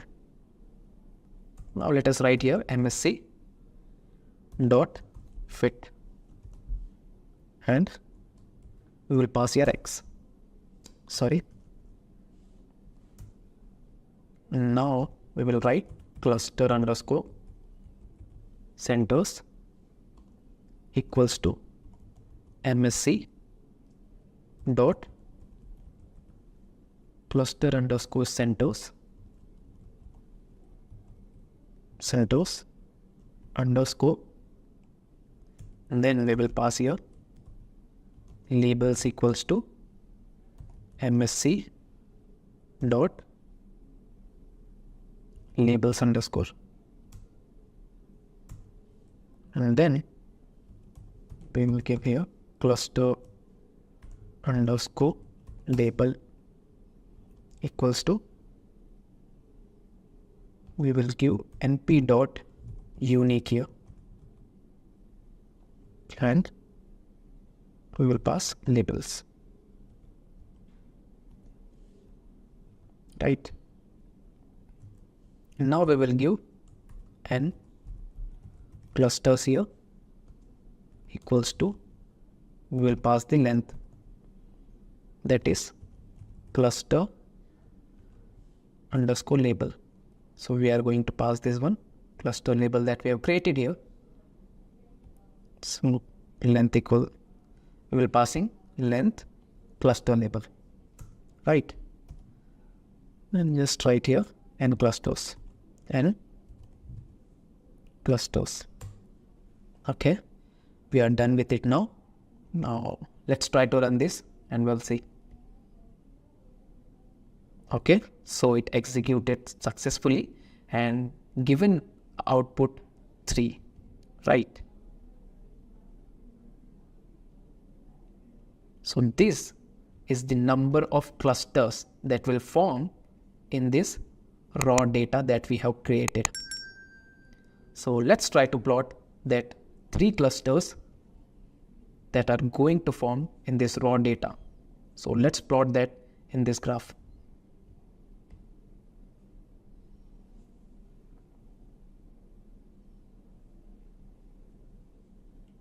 So for that, let's write MSC figure equals to plot dot figure, right? And first of all, we have to pass the figure size. Figure size here equals to, I'm passing the same value that I passed above, 10,8.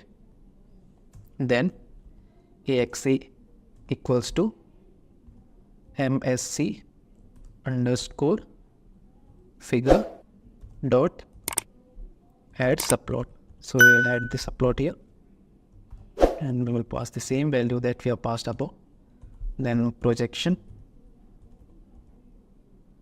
equals to, it's 3D,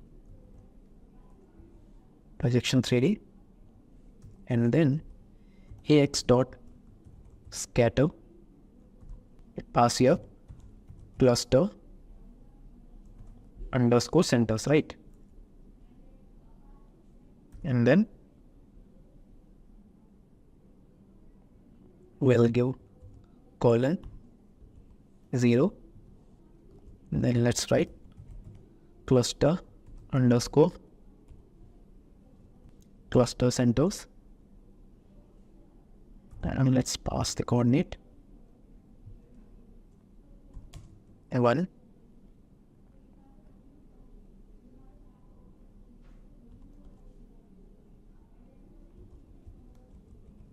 cluster centers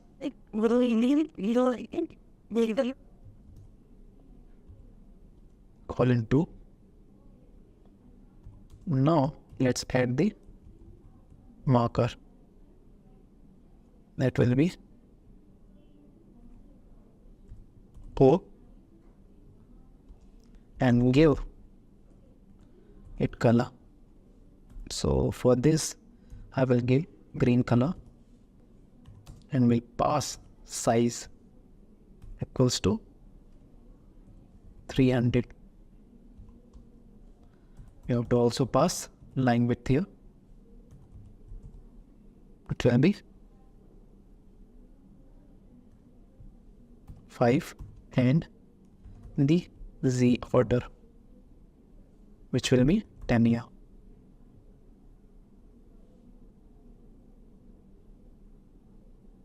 Right. So let me remove this. Okay. And let's give here plot dot title. And we will write here estimated number of clusters. Right.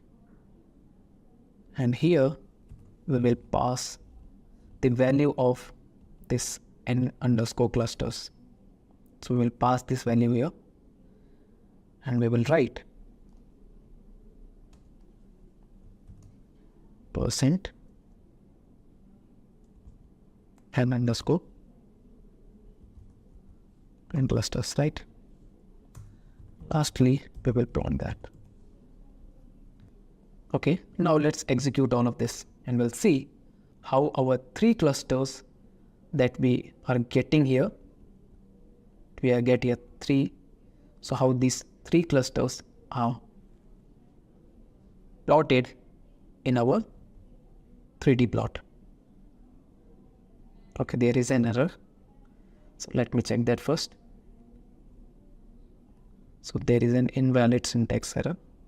So okay, let me check that first.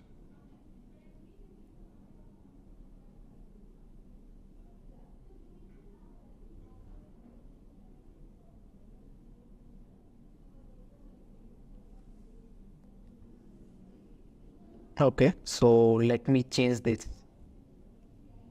So let me change this first. So I think it's because of that only.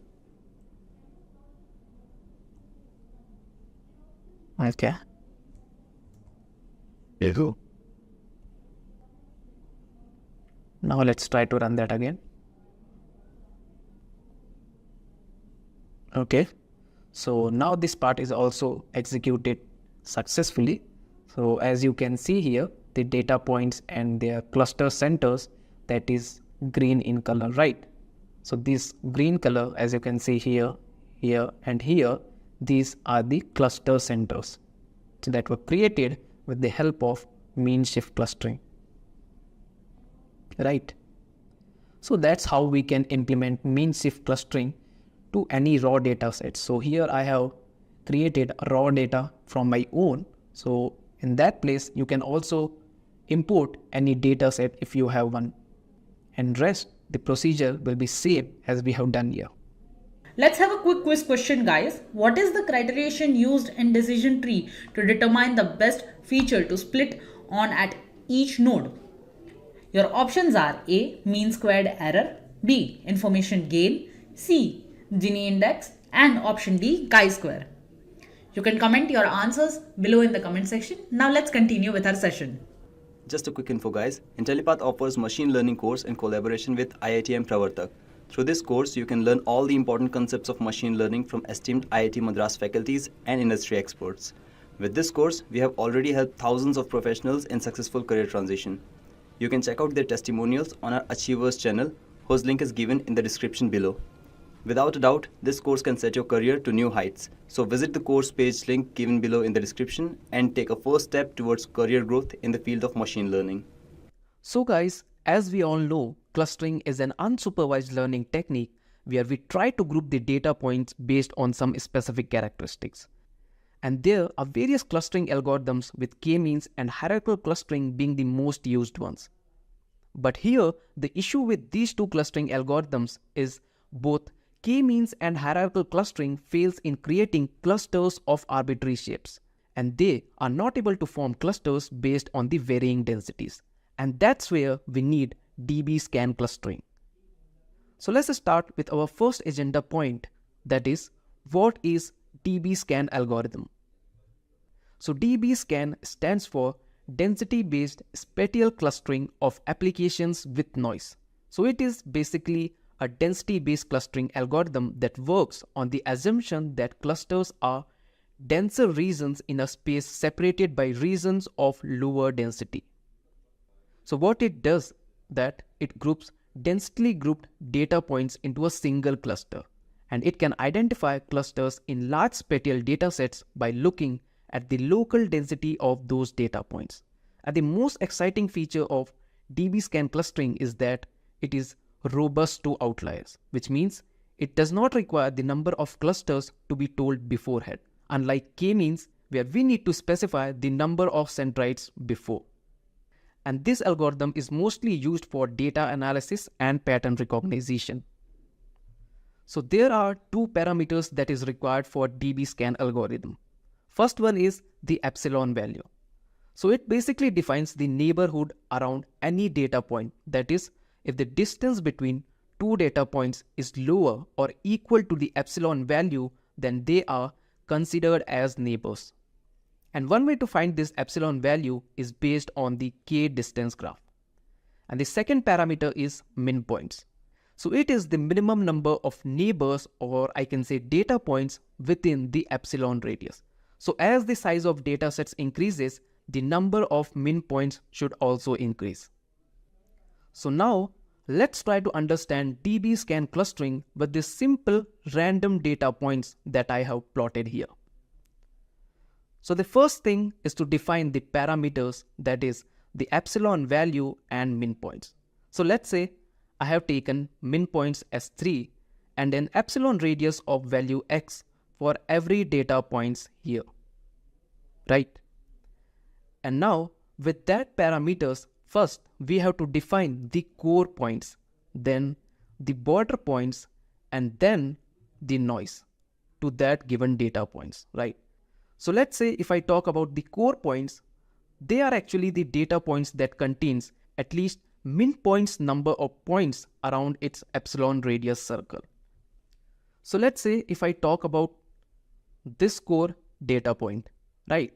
So as you can see that we have taken min points as value 3. So in this epsilon radius, we should have at least 3 data points in this. So as you can see, we have 1, 2, this one, and 3, this one. These 3 data points were inside this epsilon radius. And same goes for this, you can see 1, 2, and 3. Here in this core point also, there are 3 minimum points. And like that, in all of these core points, you can see they are having at least 3 data points inside their epsilon radius. And that's why they are said as the core points for this given random data set. And next, if I talk about the border points, they are having the fewer than minimum points number of points around its epsilon radius circle. So here, border points are these two, yellow one, this one, and this one. So in these two border points, they are having a fewer number of data points around their epsilon radius. So as you can see in this border point, there are 1 and 2 data points inside this data point, and here we have given minimum points as 3. So there are fewer minimum points present inside this border point. And same goes for this, there are 1, 2 data points present inside this border point. And last, if we talk about noise or outliers, they are basically the ones that don't have any other data points inside their epsilon radius. Or we can also say that they are the points which are neither a core point nor a border point, then it will be said as a noise. So here you can see we are 2 noise or outliers. This one, the red one, and this. So as you can see, inside the epsilon radius of these 2 data points, there are no other data points present other than that data point. So they are having only 1 data point inside their epsilon radius, this one and this one. As you can see, there are no more data points inside their epsilon radius, and that's why they are defined as a noise or outliers for these data sets, right? Now, let us see what is density-based clustering.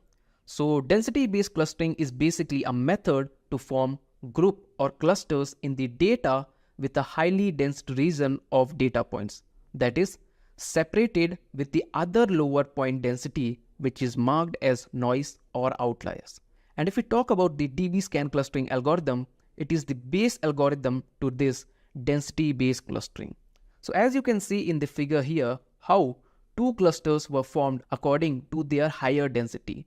And the rest data points, as you can see, which are marked in gray, they are having a very low density, and that's why they are marked as noise or outliers to that data set. Now, let us see how DBSCAN clustering actually works in a proper step-by-step manner. So the first step is parameter selection. So as I said before, we need to pass two parameters, that is epsilon value and min points, before we start with DBSCAN clustering algorithm for any given data set. So that is going to be the first step in DBSCAN clustering algorithm. Now coming to the second step, it is to identify the core points in the given data set. So as I said, core points are the ones that are having at least min points number of points within its epsilon radius, right? So we have to find the core points in our given data set, and that is the second step. Then the third step is to find the border points, or we can say directly density reachable points. So they are the ones which are having fewer number of min points, but they are the neighborhood of a core point. And coming to the fourth step, it is to form a cluster by connecting core points and their border points. And if that core points has no border points, then label that point as a noise or outliers. And next, step number 5 is to expand these clusters by visiting the unvisited data points by finding the border points and adding it to the existing clusters. And the last step, number 6, is to identify the noise by labeling any remaining unassigned data points as noise. So they are basically neither the core point nor the border point for any core points. So by that, they are identified as noise. So as the diagram on the left, you can see how clusters are getting formed where there is high density and low density points are how getting identified as noise. So you can see all the red dots are forming one clusters, blue are forming another clusters, then green and yellow are forming another clusters, and rest are defined as noise for that data set, right? So as we have seen what DBSCAN clustering is and how it actually works, now let us see the implementation of DBSCAN clustering using Python. Okay guys, so now I am here at the Google Colab notebook, and first of all I have imported all of the necessary libraries that were needed for the implementation. Like I have imported NumPy, Pandas, Matplotlib, and I have also imported math library to basically plot a simple data set here. So let me run this first. And like here, I have used math library. So here basically I'm creating a sample data set with two features so that we can visualize it easily. So for creating the data set, I have created a function called points in circum, which takes the radius and number of data points as arguments and return an array of data points, which then plotted in a form of circles. So we are doing this with the help of sine and cosine curves here. And then here, as we know, one circle won't be sufficient to see the clustering ability of DBSCAN, right? Therefore, I have created 3 concentric circles of different radii. And also, we are going to add noise to this data set so that we can see how different types of clustering algorithms deals with this noise, right? So now, here I have plotted my sample data set. So let's run this. So as now you can see here, this is the sample data set in which we are going to perform our implementation of DBSCAN clustering, right? Okay, so before we implement DBSCAN clustering and see how it makes clustering in this sample dataset, let us first see how k-means and hierarchical clustering makes clusters in this given sample dataset. So starting with k-means first. So for that, we need to first import k-means from the sklearn cluster library. So we will write here from sklearn.cluster and then import k-means, and I will run this. Now as we have imported our k-means clustering algorithm, now let's first create a variable here. I will write k-means equals to k-means here, and then we have to pass the number of clusters and a random state. So I will pass here number of clusters as 4, and I will give a random state of value 42. So let us write that. I will write n underscore clusters equals to, I will pass 4 here, and then I will pass a random state. So I'm giving a random state value of 42 here. Right? And then we have to fit the data frame to this k-means clustering. So we will write here k-means and then fit data frame, and we will pass here 0, 1. Now let us run this. Okay. So as we have implemented k-means and we are also fit our data to k-means, now we will retrieve the labels from the data set using labels underscore. So for that we will write here data frame, and then we will pass here colon k-means underscore labels, right? And then we will give here k-means dot labels underscore. So we are going to retrieve our labels from the data set using this. So let me run this first. Okay. Now we have to plot this and we'll see how k-means clustering forming clusters in these given sample data set. So let us plot this now. So first of all, we will write our colors. So here we have to pass 4 colors, as we have given 4 clusters. So we have to pass 4 colors for that. So I am passing here purple, red, blue, and green. So I have passed the 4 colors here. Then we have to plot the figure. So for that we will write here plot dot figure, and then we have to pass the figure size here. So I will pass the figure size. Figure size equals to 6,6. And then we have to plot our scatter plot. So by plotting the scatter plot only, we can see how our data points were plotted in the scatter plot and how k-means clustering formed the clusters in that data points. So let us plot our scatter plot here. So for that we will write plot.scatter and then data frame. We have to pass the value 0 here. Then data frame, we have to pass value 1 here. And then we will write C equals to data frame. And then the same thing that we have written above here. K-means this. K-means underscore labels. And then here we will write CMap. CMap equals to matplotlib dot colors. So here we are passing this because as we have listed above the 4 colors, so we want our clustering to be done according to that given colors. So we have to pass this here. We will write here colors dot listed color map, and then as we have given in our variable name colors, so we will pass our variable name here, that is color, right? And then we have to pass the size of that data point. So let us give the size of that data points 15.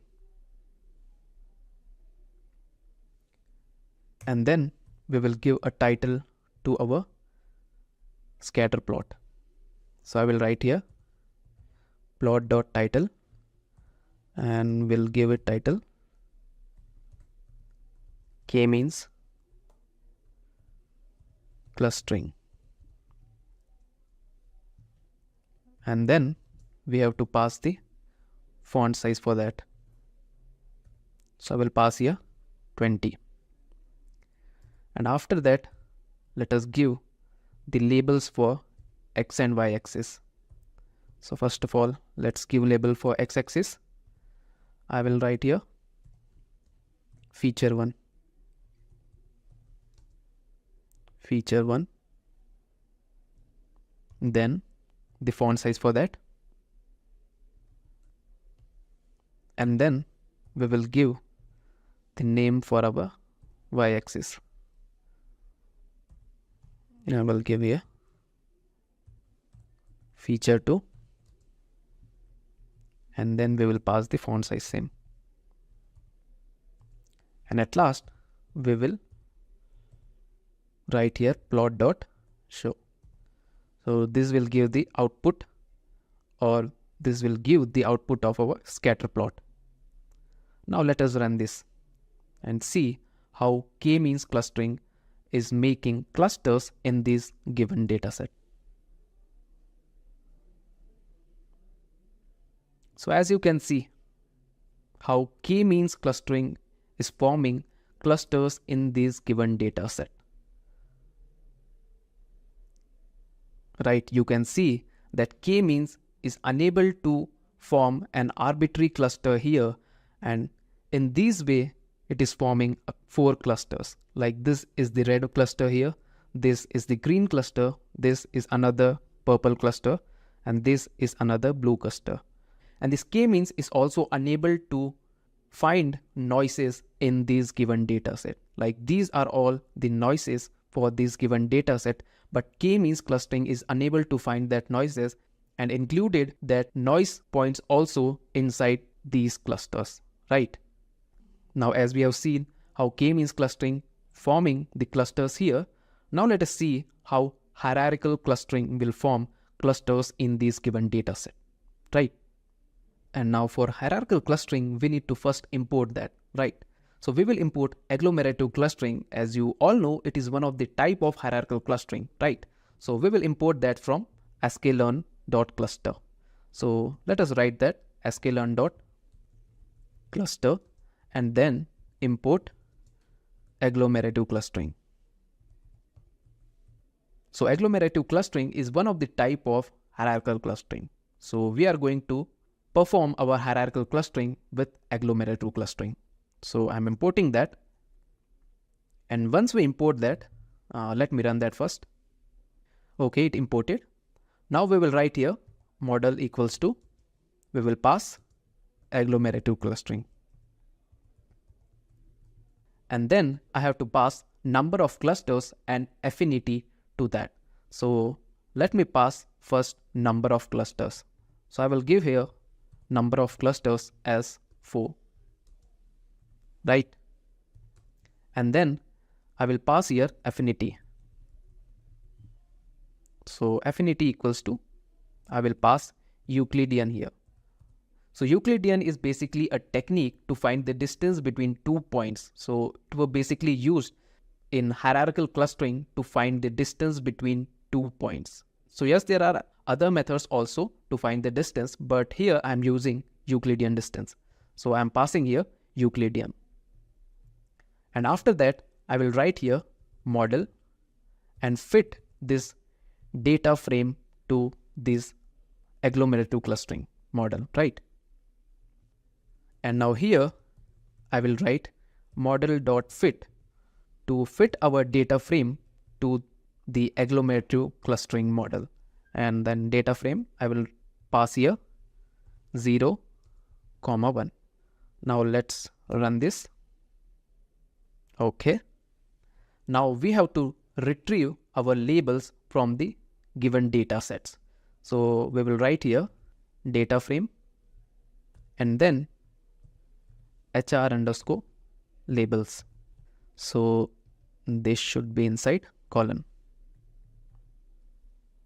And then we will pass here model dot labels underscore.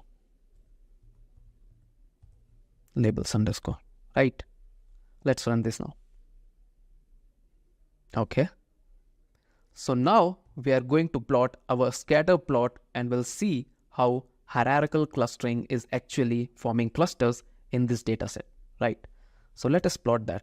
We will write here plot figure and we will pass here figure size. Figure size, I will pass 6,6 and then I will plot the scatter plot. So as I said before, we are plotting scatter plot to actually see how actually our agglomerative clustering or hierarchical clustering is forming clusters in the given sample data set, right? I will pass here 1 and then we have to pass C equals to data frame and then we have to pass the same that we have passed above, that is HR_ labels, right? This should also be inside column and then I will pass here CMap. I will write matplotlib dot colors and then the listed colors that I have passed, listed color map, and then colors here, and the same we have to pass the size of our data points now. So I'm passing here 15 and now we will give the title to our scatter plot. Now I am giving here hierarchical clustering. I will pass the font size and then X and Y labels. So I will write here feature 1 font size equals to 14 and then I will pass the Y label. So I'll copy this, paste here. I will write Y label and I will change it to feature 2, right? And at last we have to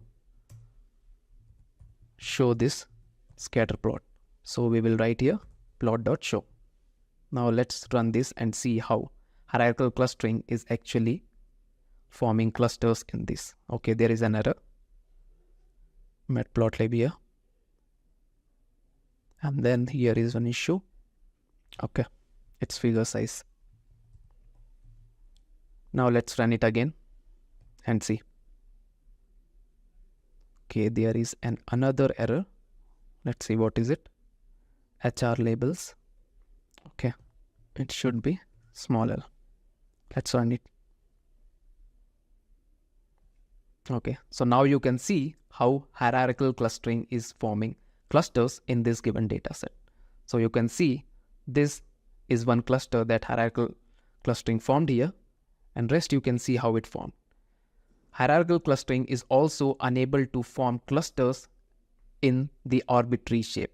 You can see it forming this as one cluster, this as another cluster, this red one as another cluster, this green one as another cluster. And as you can see, hierarchical clustering is also unable to find noise in these given data set. Like these are all the noise in our data set, but hierarchical clustering is also unable to find these noises in this data set, right? So now it's time to see and implement DBSCAN clustering algorithm and see its actual power. So for that, let us first import that. So I will write from sklearn.cluster and I will import DBSCAN. Right, let's run this. Okay, we have imported DBSCAN now. And now we will make a variable here. I will write DBSCAN equals to, and I will pass here DBSCAN that I have imported. And here, as we have discussed, we have to pass the two parameters, that is epsilon value and minimum samples. So let us pass those two parameters here. So I will write EPS equals to 30 and then minimum samples I will pass here 6, right?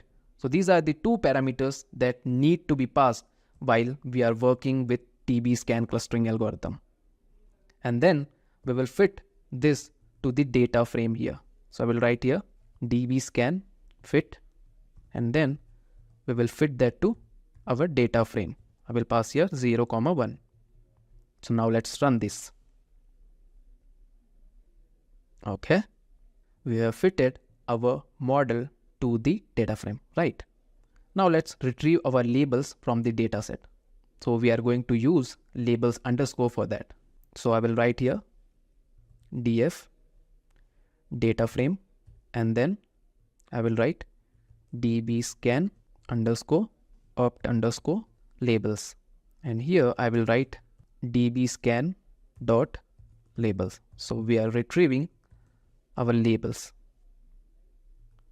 So sorry for that, it's dbscan dot labels underscore, right? And then we have to write here, okay, let me copy this and paste the same here, and here I have to write dot value underscore counts. So we are actually counting the values here, right? Now let me run this. Okay, so here we got the output, the value counts and all. And now let us plot this and see how DBSCAN is actually forming clusters in this given data set, right? So I will write here plot dot figure, and then I will pass figure size here, and I will pass 6, 6. Okay, and then the same we have to pass scatter plot here. I will write plot dot scatter, then data frame 0, data frame 1, and then here we will write C equals to data frame, and then we will write here this dbscan opt labels. I will copy that and paste it here, and then I will write cmap equals to matplotlib dot colors dot our listed colors, right? So listed color map, and we will pass here colors, and here I have to pass the size of data points, right? And after that I have to pass the title of the scatter plot, and then I will give the title as dbscan clustering here, and then I have to pass the font size. I will pass 20, and then we have to give the x and y labels. So first I will pass x label, so it will be feature 1, then font size, right? So I will copy that, paste here, y label, and I will change it to feature 2, and at last we will show this plot. So we will write here plot dot show. So here it will be figure size equals to 6, 6, right? Now let's run this part and see how DBSCAN clustering actually forming clusters in these given sample data sets. Let's run that. So here you can see the magic, how DBSCAN is actually making clusters here. You can see the first cluster that DBSCAN is forming is this green color in the arbitrary shape, and the second cluster, as you can see, the blue one in this arbitrary shape, and the third cluster in this red color. And you can also see the noises that were in the purple color, right? So you can see how properly DBSCAN cluster actually formed a clusters in this data set.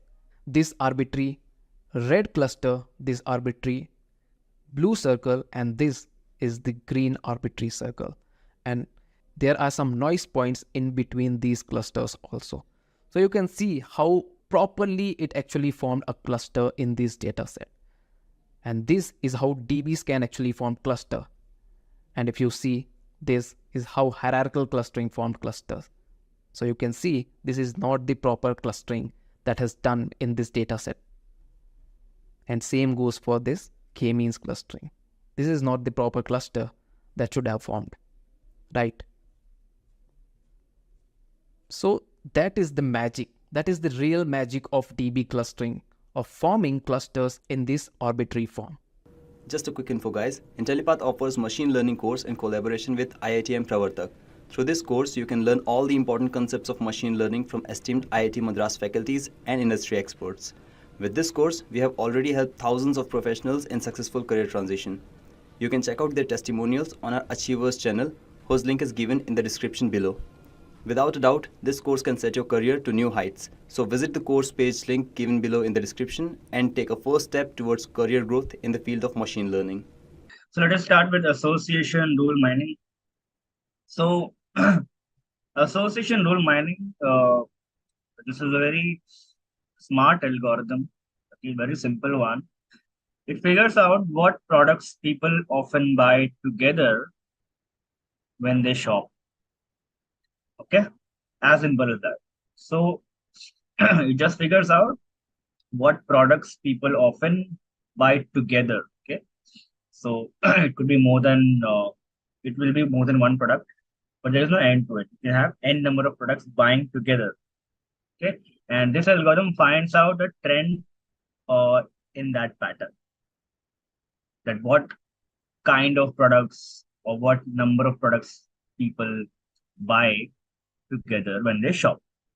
So, for example, let's say a D-Mart store or any departmental store, like a grocery store. Imagine that you're seeing that many customers who buy bread, they also buy butter or they also buy milk, right? So this creates an association between bread and butter or bread and milk. Okay, now we can use machine learning or association environment to find more of these connections, like people who buy chips and soda together, right? And eventually, once you identify such rules, you are, as a data scientist, you are helping the store, like a DMart store, decide where to put products on the shelves. You will often notice that milk is generally kept at the end of the section, right? There is a reason behind it, because people generally buy milk or bread together. So to take milk, after buying bread, to take milk, you have to go across the aisle, go across the entire store, and then you buy milk. Now, meanwhile, when you are crossing the entire store, you're buying more stuff. That is a strategy, right? So businesses or DMart store or a departmental store are able to strategize well that how should they change the layout of the store basis the associations which you have found out, right? One such association is between bread and butter or bread and milk, right? So they can then place them maybe closely to each other. So you find both easily, right? So that more and more people, whoever comes even just to buy bread, they eventually tend to buy butter as well, right? Because you have kept them together. Or they could be different strategy, like how I just said earlier, that bread is kept at the start and milk is kept at the end. So if you want to buy both, you have to cross the entire store, right? So it's like understanding the shopping habits using this algorithm, eventually to make everyone's shopping experience better. So it's a procedure which aims to observe frequently occurring patterns or association. So if P implies Q, then P is called antecedent and Q is called consequent. So P could be, let's say, you buying bread, and Q is like you buying milk. Right? So here, then P will be called antecedent of your bread will be called antecedent, and milk will be called consequent. Okay. So if you buy bread, then based on algorithm, you will also buy milk because more people have bought them together. Is that clear to everyone? Right? I believe it is very simple one, yet very powerful algorithm, which really helps business scale the revenue. So under association rule to identify such thing, there is one very strong algorithm called a market basket analysis, which does the entire calculation for you. There can be more algorithms also under association rule mining because association basically means you're trying to identify the association between two different products being bought together, right? Market basket is one of the algorithms. So it product A plus product B plus product C, they might be most probably bought together. And hence, market basket will say that they have a strong association between them. Now, this helps in lot many ways for business. For example, the first one, changing the store layout, customer behavior analysis, right? You can identify similar behaviors which customer oftenly does, like Amazon, right? Amazon, when you go to the Amazon website, you try to put two products or three products always together. Again, you can do understand the behavior and perform the association tool mining. Similarly, catalog design, cross marketing. What are the trending items customers buy? Customized emails with add-on sales. Even you will notice that, let me take you a few more examples. For example, able to identify value-added services on mobile subscription, right? People who generally have, let's say, a 500 rupee plan, they tend to buy an add-on of 50 rupees or 100 rupees later on to add the data pack, right? So if there is an association that more people, if they show that behavior, then we say that there is an association between them. Then whoever is taking 500 rupee in a plan, they tend to also take the 50 rupee add-on later on. So whenever a customer takes 500 rupee plan, company sends a message or a notification that this is an add-on which you can take to avoid uninterrupted services, right? So such decisions or actions can be then taken based on your input, based on your model's input. Okay. Again, more example, understanding which symptoms tend to comorbid. There could be multiple symptoms which, when happen together, then patient is likely to get a certain disease, right? So whenever you see those symptoms, happening together, you can warn the patient that you need to take care, you need to take this medicine, right? As a doctor, you can prescribe. So now doctors can take that action based on your. And likewise, we have more of such examples. Now, using the algorithm, what are the ways to measure this association? Right? What are the metrics? So everything basically boils down to the metric, which we are going to use to understand the association. Like in linear regression, we looked at R square, RMSE values. In logistic, we looked at log of odds, right? We looked at confusion matrix, accuracy, precision, recall. Everything boils down to these metrics. And in association also, we have these metrics. Number one is support. Number two is confidence. Number three is lift. These are very simple calculations which will help us understand the association. So let us look at them one by one. The first one is support. Support is merely a proportion of those events happening, right, out of overall number of events. So if you look at the formula, it says nx and y. You can consider that as an association or an intersection. So it's like x intersection y, right?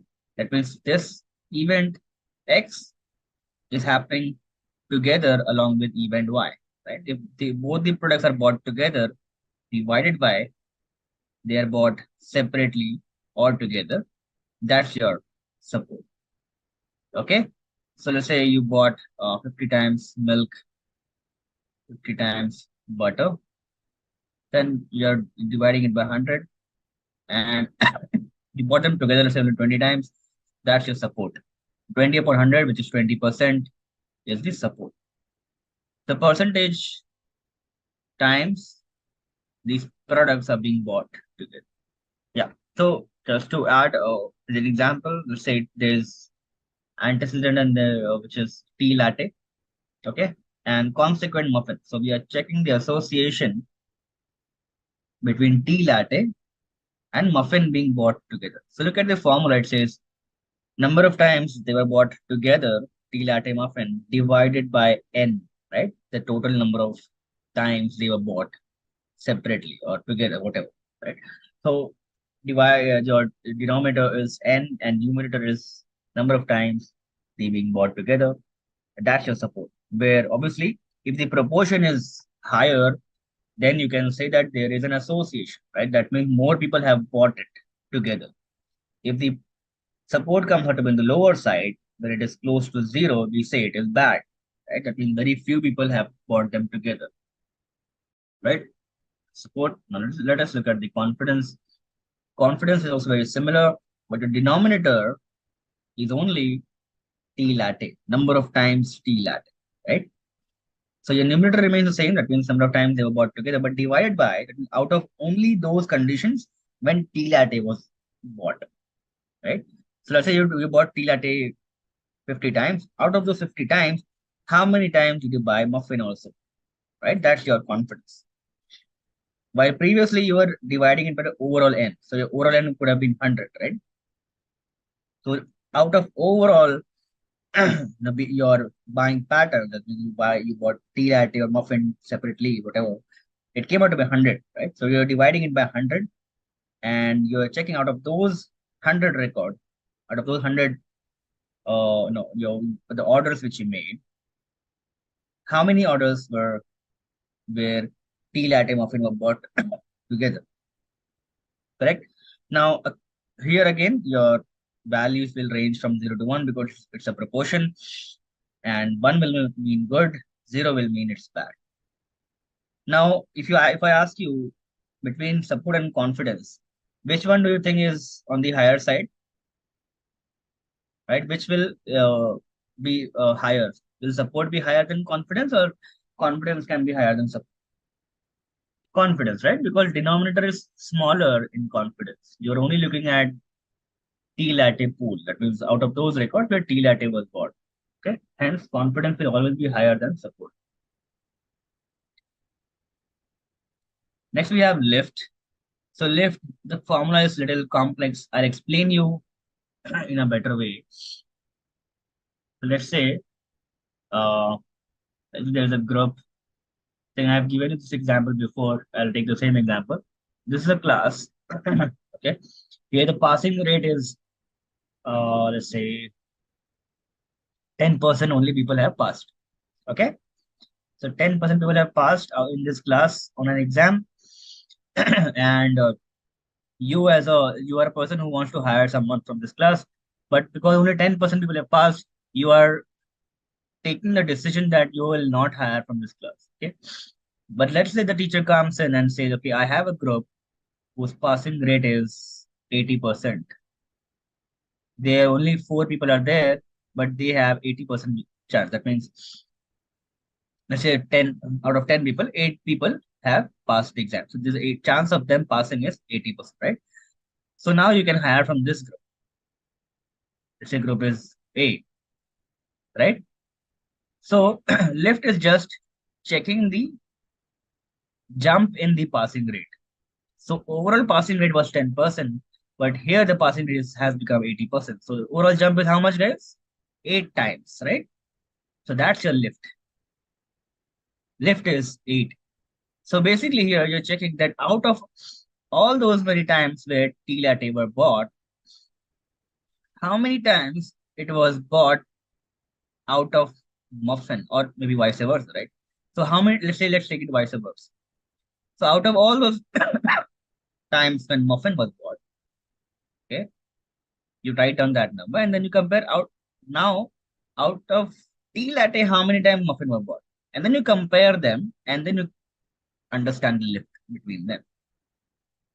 Okay, that's why you see both the n written at denominator. Okay, so generally how people buy muffin, you compare that with how people buy muffin out of tea latte behavior. That means out of all those times when tea latte was bought and muffin was also bought, you're comparing this with people just buying muffin, irrespective of tea latte, right? You're comparing them and then understanding the lift from it. So if the lift is higher, that means people buying muffin from tea latte is very high compared to people buying muffin generally, then there's a strong association. That's why they say if lift is more than one, then X and Y, that means tea latte and muffin, are positively correlated. If it is almost one, then there is no relation. If it is less than one, then negatively correlated, right? The best one is lift more than one. So just look at the third point here. Uh, Once we identify, let's say we want to test multiple products together. We have, let's say, 100 products, and we have information about people buying them together separately for many customers, right? N number of customers. So, how do we decide that which products should we look at? Which products will have association or not? Because you have 100 products. Each product is being compared with the other product if there is an association or not, right? So how do we decide that which one should be prioritized? So what you can do, you can look at third point, says that you can sort the metrics and take the top products where you can take an action.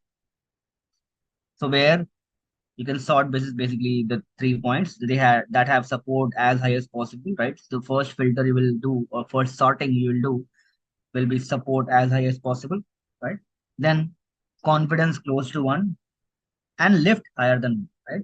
Whoever satisfies these three conditions will filter those products, those hypotheses or those associations, and then you will work on that. You will see if you want to take an action or your business wants to take an action on it or not. Okay, that's how we do it. Let's take a small example. Let's say we have 100 customers buying diapers and or beer. Okay, 9 customers buy just Garden beer. 40 customers buy just Pampers. 50 buying both. One customer buys Pampers, Garden, and Dominish together. Now, basis business, we have got 4 questions, 4 hypotheses. They want to take action only on these 4 associations. That means Pampers, Dominish, Pampers, Garden, Dominish, Pampers, and Pampers, Dominish, Garden together. These are the hypotheses, or these are the items where business wants to take an action. If they should be kept together in the store, or they want to keep them separate, right? Very far away from each other. So now our job becomes to understand the metrics, understand support, confidence, and lift for all these metrics, and decide if they have an association. So let's go ahead. Calculate the 3 metrics for this first rule. First rule is Pampers and Dominish. Okay, so based on the formula, it is number of times Pampers and Dominish bought together, right? You just have to count those records and divide it by total, which is 100, right? So coming out of 51, Pampers and Dominish. Let's see in the data. The Pampers and Dominish, the second last and last one. Pampers and Dominish here, Pampers and Dominish here, right? So total 51 records is where they were bought together, right? So that's why your numerator becomes 51 and denominator becomes 100. Similarly, the confidence, 51 divided by, okay, this is wrong, divided by only Pampers, right? So you are only checking out of Pamper records, which comes out to be, this will be 0.56, I believe. So this is 0.51, this is 0.56.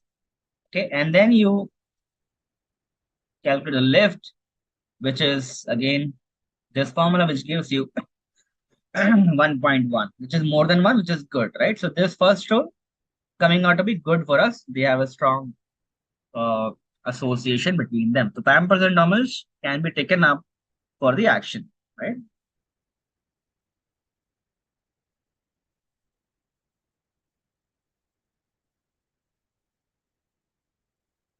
So if I'll check the metrics for all the four this rules,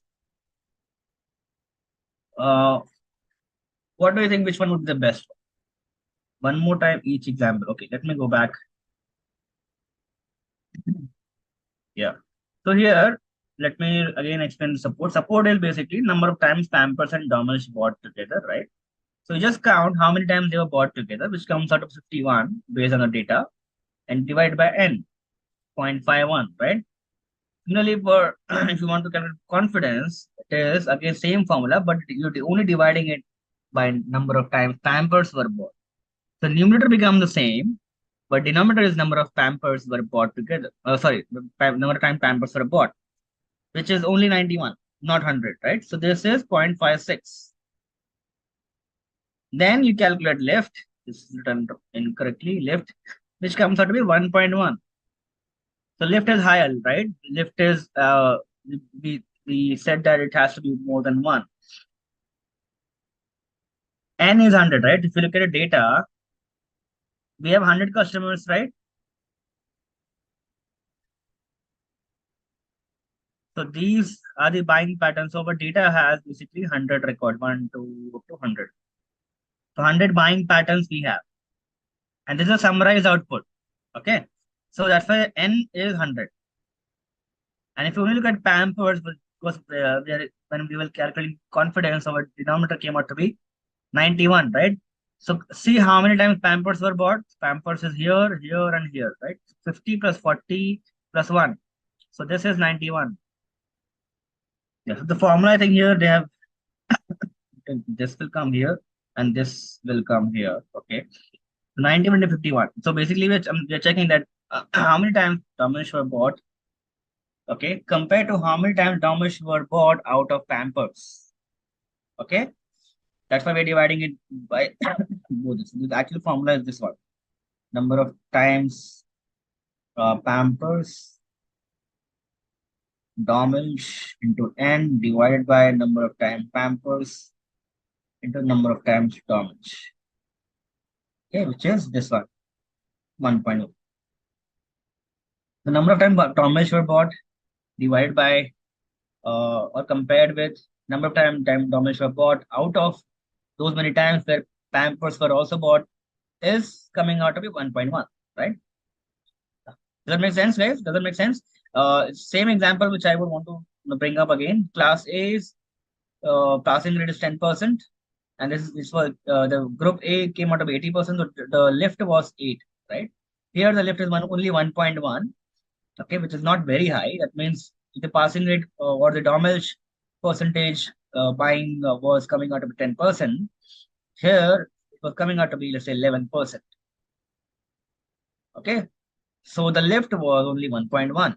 Just a rough example. Okay, the numbers may not be completely right, but if 10 has increased to 11, it is still an increase, right? There is still an increase. That means people buying Dommelsch were at 10%, but people buying Dommelsch out of Pampers is 11%, which is higher. That's why the lift is coming out of 1.1. So we want them to be 1.1, more than 1. There's no limit. Lift should be as high as possible, right? But 1.1 is still okay because it is passing the threshold.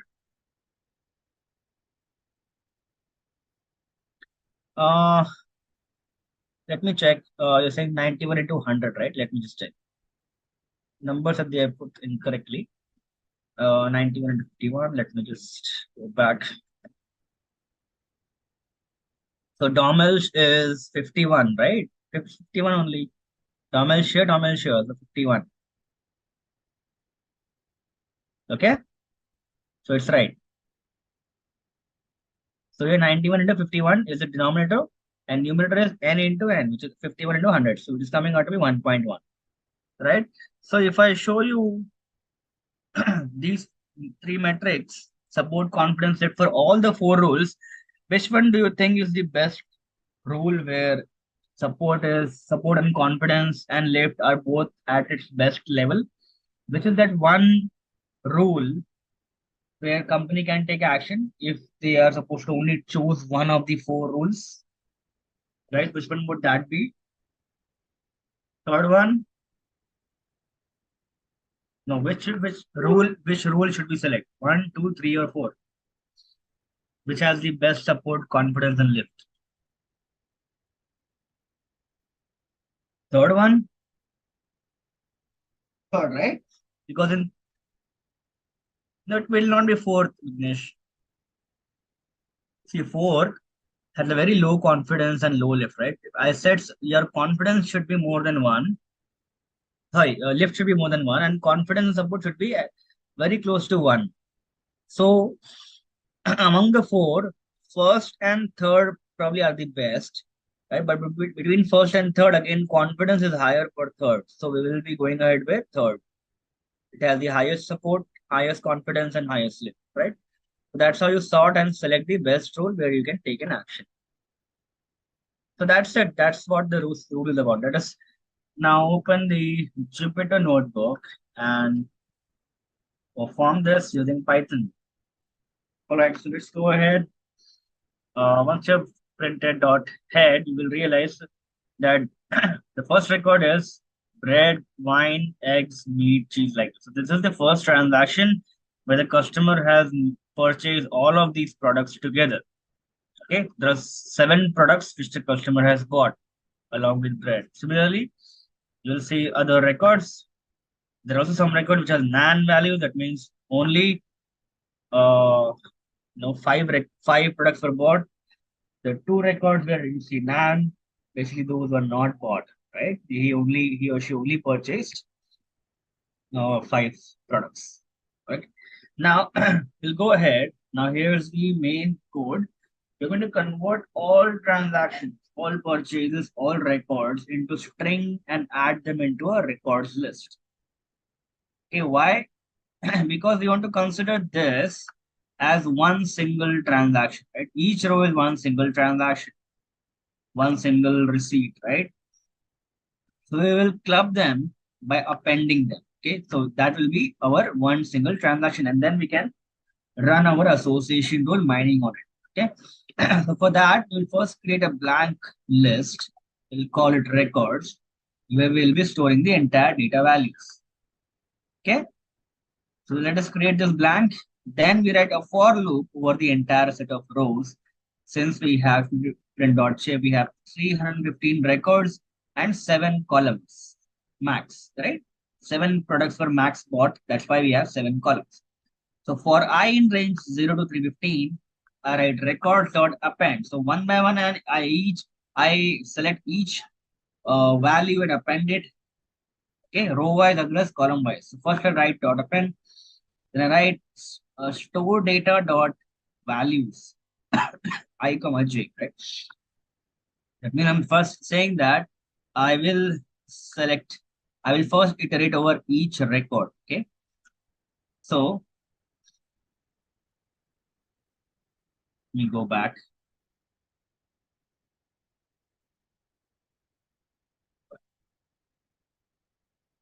So here first I'll iterate over first row. I will select bread. Okay, then I will again iterate over second column in the same row. Let's write wine, then eggs, then meat, like this. And then I'll put it in a string form. Then I'll iterate on the second row, and again I'll write bread, cheese. Okay. This will be my second row. And eventually this will all will get appended, right? I'm writing dot append. So everything is getting appended one by one into records list. Okay. So that this entire is considered as one transaction and not, because in this data set, they are all coming in separate column. So we just want to bring them together. Okay. That's why I write I in range 0 to 315. That means I'm iterating over these rows. And then I write dot append. How am I appending? I'm writing store data, which is this data dot values I comma j. So I need to basically club them in a pairwise format. So I comma j, right? So in this row, I'm writing bread, comma wine, comma this, right? So comma in the comma style comma. So dot values I comma j for j in 0 comma. So for each column, I'm going to club them. First column, I write bread, right? Store that value. Then So second column, again, I store wine, it gets appended, right? And then third, fourth, fifth, sixth, and seventh. Then I iterate in the second row and I perform the same activity. And eventually,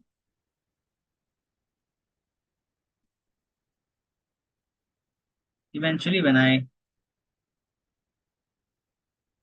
print this, I get length of record again 315.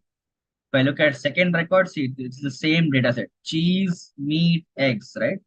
See, cheese, meat, eggs, milk. So this is how I get to see in my data now. I also shared the notebook with you all in case you are facing any issue with the brackets, right? So just use my code. You can just copy that because here it will be a little complex. But since you're writing it for the first time, you might face some silly issues, okay? So once this is done, then we go ahead and now I install the algorithm package. I write pip install a priori in case it is not installed. And then I write from a priori import a priori.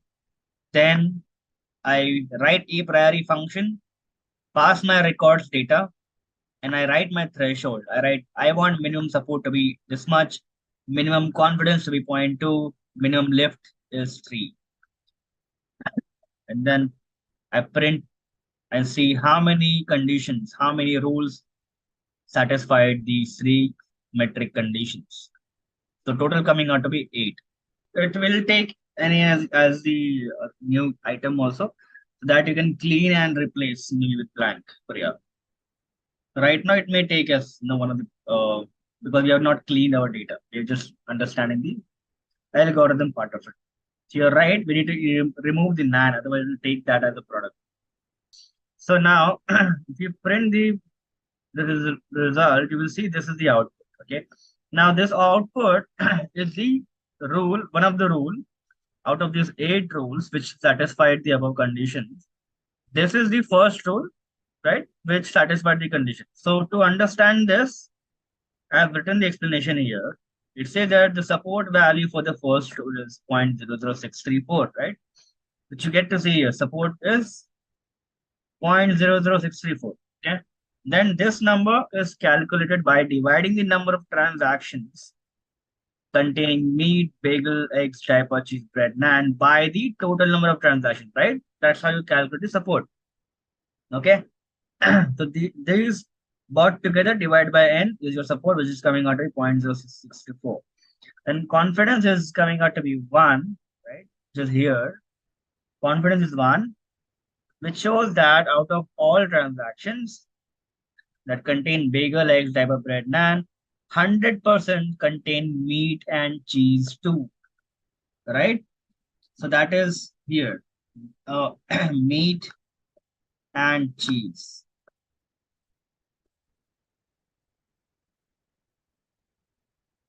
Right? So out of all those transactions where this happened, is compared with meat and cheese. So 100% of the times, meat and cheese were bought. So that's why the confidence is 1. Then the lift is coming out to be 3.08, which is the last of the output, which tells us that meat and cheese are 3.08 times more likely to be bought by customers who buy bagel this transactions compared to the default likelihood of meat and cheese being bought, right? That's how I explained it before. So meat and cheese, what is the overall likelihood of them being bought together? Whatever that number is, let's say that is 10%, right? So meat and cheese, let's say that percentage is 10%, 10%. Out of bagel, eggs, diaper, and bread, NAN, it is 30% or 30.8, right? So your lift is hence coming out of it 3.08. That's how we read it. Yeah, so if you look at the left, it says that overall, what is the likelihood of meat and cheese being bought together? Whatever that number is, let's say it is 10%. Okay. Now again, meat and cheese, if I look at only out of bagel, eggs, diaper, bread, NAN transactions, they are 3 times more, right? They are 3.0 times more happening. That means the percentage of meat and cheese being bought together is more than 30%. Overall, it was only 10%. But if you look at a very small group, right? the percentage increases by 30 increases to 30%, which is in lift, it's coming out to be 3.08 times. So it is more than 3 times the chance compared to overall meat and cheese percentage, right? Now here, the output is slightly difficult to understand. So what we do, we print it this way, we break it down using this for loop, and when you print it, it gets, it becomes more readable. So this is just for the readability part. So we'll not, spend much time on this, but this is basically the last code. Last code is just to separate out the support, confidence, and lift for each rule. Okay? Otherwise, if you look at the output, it is very, unstructured way, right? Unstructured format. So to make it structured, we can write it this way. We write a for loop and clean our data. We pick each element. So if I just copy this, okay, and put it in Excel, I'll show you.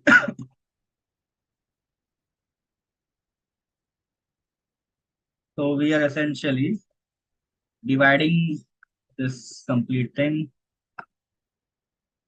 support, confidence, and lift. Okay, so we're picking each part and then printing it in the Python. Okay, so for example, support, we are writing string item 1. So item 1, this is that first index. That's why I write item 1. So that item, this support gets printed. Sorry. Okay. Similarly, for confidence, I write 202. That means in the second index, so this entire is in the second index. Okay. In the second index, I'm writing 202. So 2, this is second index of, I start with 2. Then this is the 0. The complete thing is in 0 index. Okay. There is no other index within 2 index. So after 2, see, I've written 0 because complete output is in only one index, which is 0. That's why I write 2, 0, and then 2. So this, the first one here, this is first index, second index, and this is 0, 1, and 2. So confidence that second index. Okay. That's why I write 2, 0, 2. Similarly, left is at third index. So 2, 0, 3 for that. So this is just for the cleaning purpose. We select each item and then print it. Frozen set is basically this set, the first transaction which we are looking at. Out of this set, we're checking the association. That's why it is called as frozen. Let's have a quick quiz question, guys. In the context of the k nearest neighbor algorithm, what does the term k represents? Your options are A, kernel, B, constant, C, clusters, D, number of neighbors, and last option E, k means. I hope by now you have commented your answers below on comment section. Now let's continue with our session. Just a quick info guys, Intellipaat offers machine learning course in collaboration with IITM Pravartak. Through this course, you can learn all the important concepts of machine learning from esteemed IIT Madras faculties and industry experts. With this course, we have already helped thousands of professionals in successful career transition. You can check out their testimonials on our Achievers channel, whose link is given in the description below. Without a doubt, this course can set your career to new heights. So visit the course page link given below in the description and take a first step towards career growth in the field of machine learning. So guys, for this project, we will be working with customer churn dataset. Okay, and with the help of that dataset, firstly, we will be analyzing our data. We will be performing some data manipulation tasks and data visualization tasks. Okay, after performing all those manipulation and analyzing, then we will be working with supervised learning algorithms. So for the machine learning, we will be talking about 4 kinds of algorithm, that is linear regression, logistic regression, decision tree, and random forest. So I will be building 4 models here, and at last we will be comparing the accuracy for each and every model, and then we will be comparing and get to know, okay, which model suits the data set best and which model we can use to predict our future outcome. Firstly, let me discuss about the data set. Okay. So guys, this is our customer churn data set. Okay.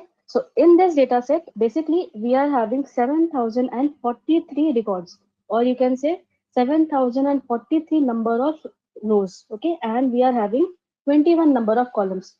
So as you can see here, for each and every customer, our customer ID is present, our gender column is there, our senior citizen value is there, partner is there, dependents, tenure, phone service, multiple lines, and so on till I'm having churn.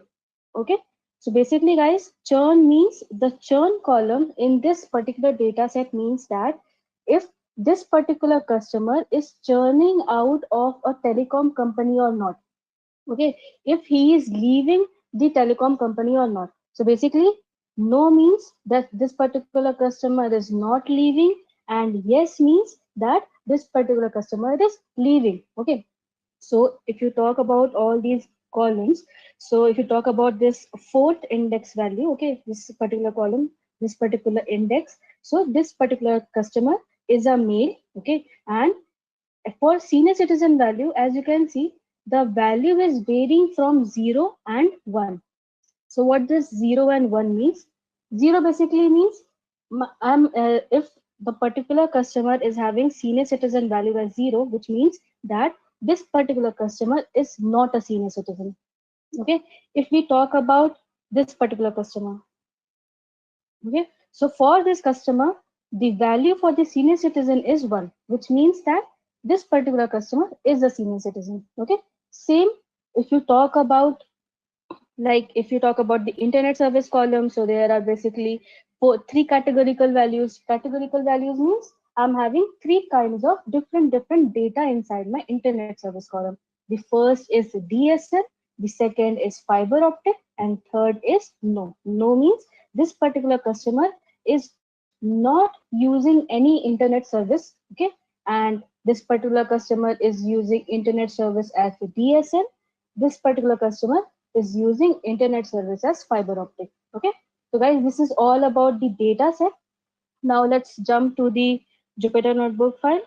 Okay, now first of all, guys, we will be manipulating our data. So what does manipulation means? Manipulation means that we have to you can say extract any particular column from our data set, and we will analyze that particular column. Okay, so we will be manipulating our data. So first of all, let us discuss our library. So again, we will be first importing our pandas package, then we will be importing our numpy package, and then we will be importing our matplotlib.pyplot as plt.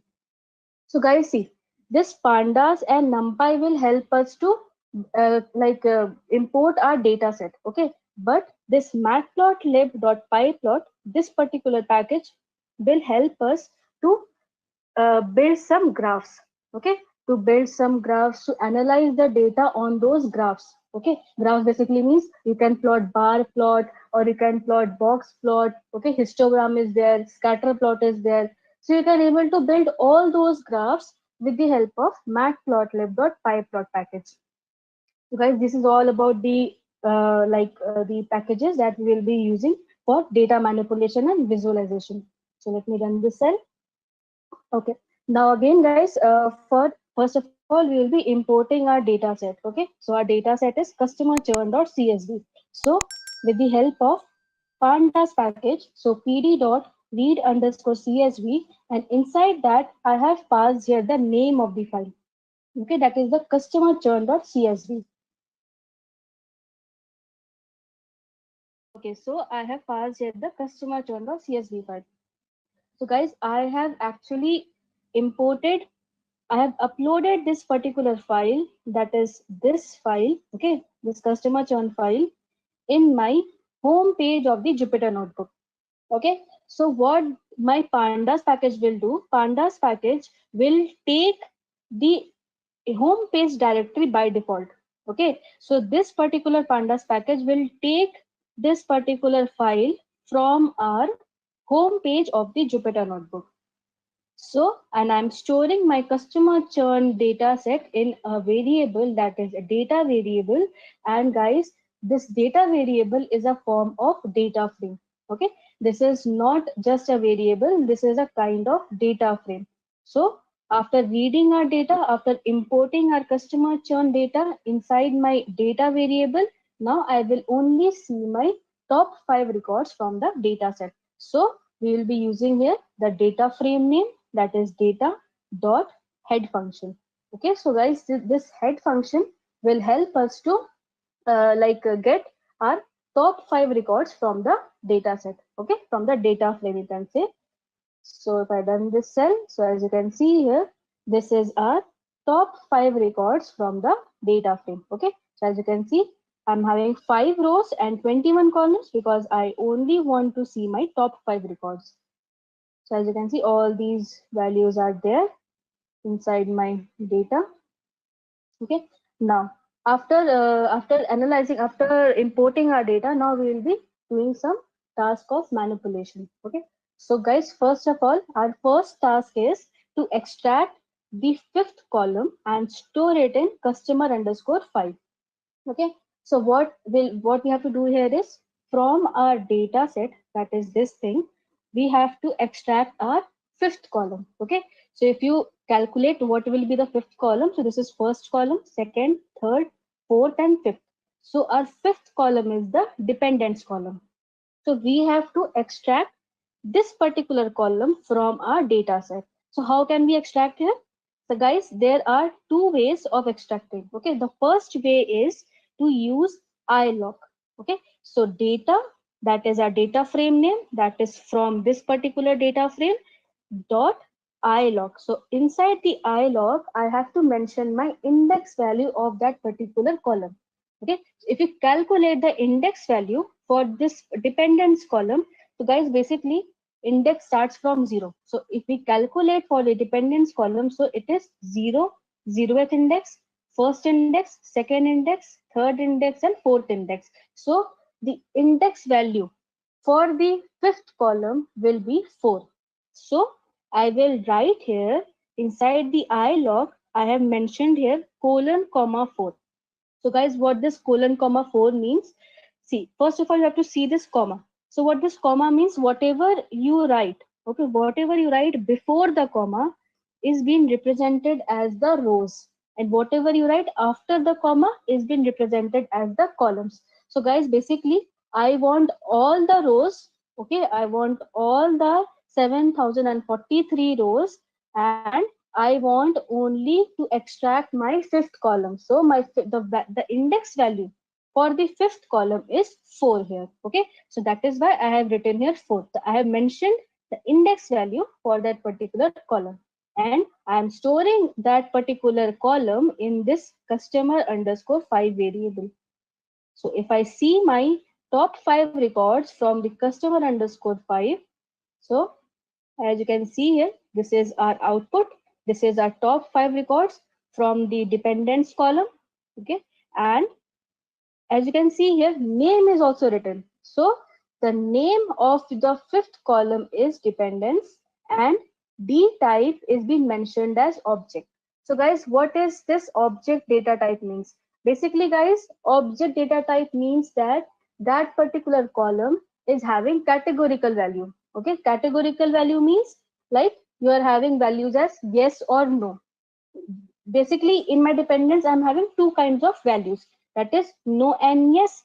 So these are known as the categorical value. If you talk about the multiple lines, so in multiple lines I'm having values as no phone service, no, and yes is also there. Okay, so if we talk about, see, in my multiple lines also I'm having 3 kinds of different data, that is no phone service, no and yes value. So these are all known as the categorical values. So whenever your column is having some categorical value, then that means that that particular column is being referred to as object data type. Okay, if you talk about tenure column, so in tenure column I'm having data type as numeric because I'm having numeric kind of data.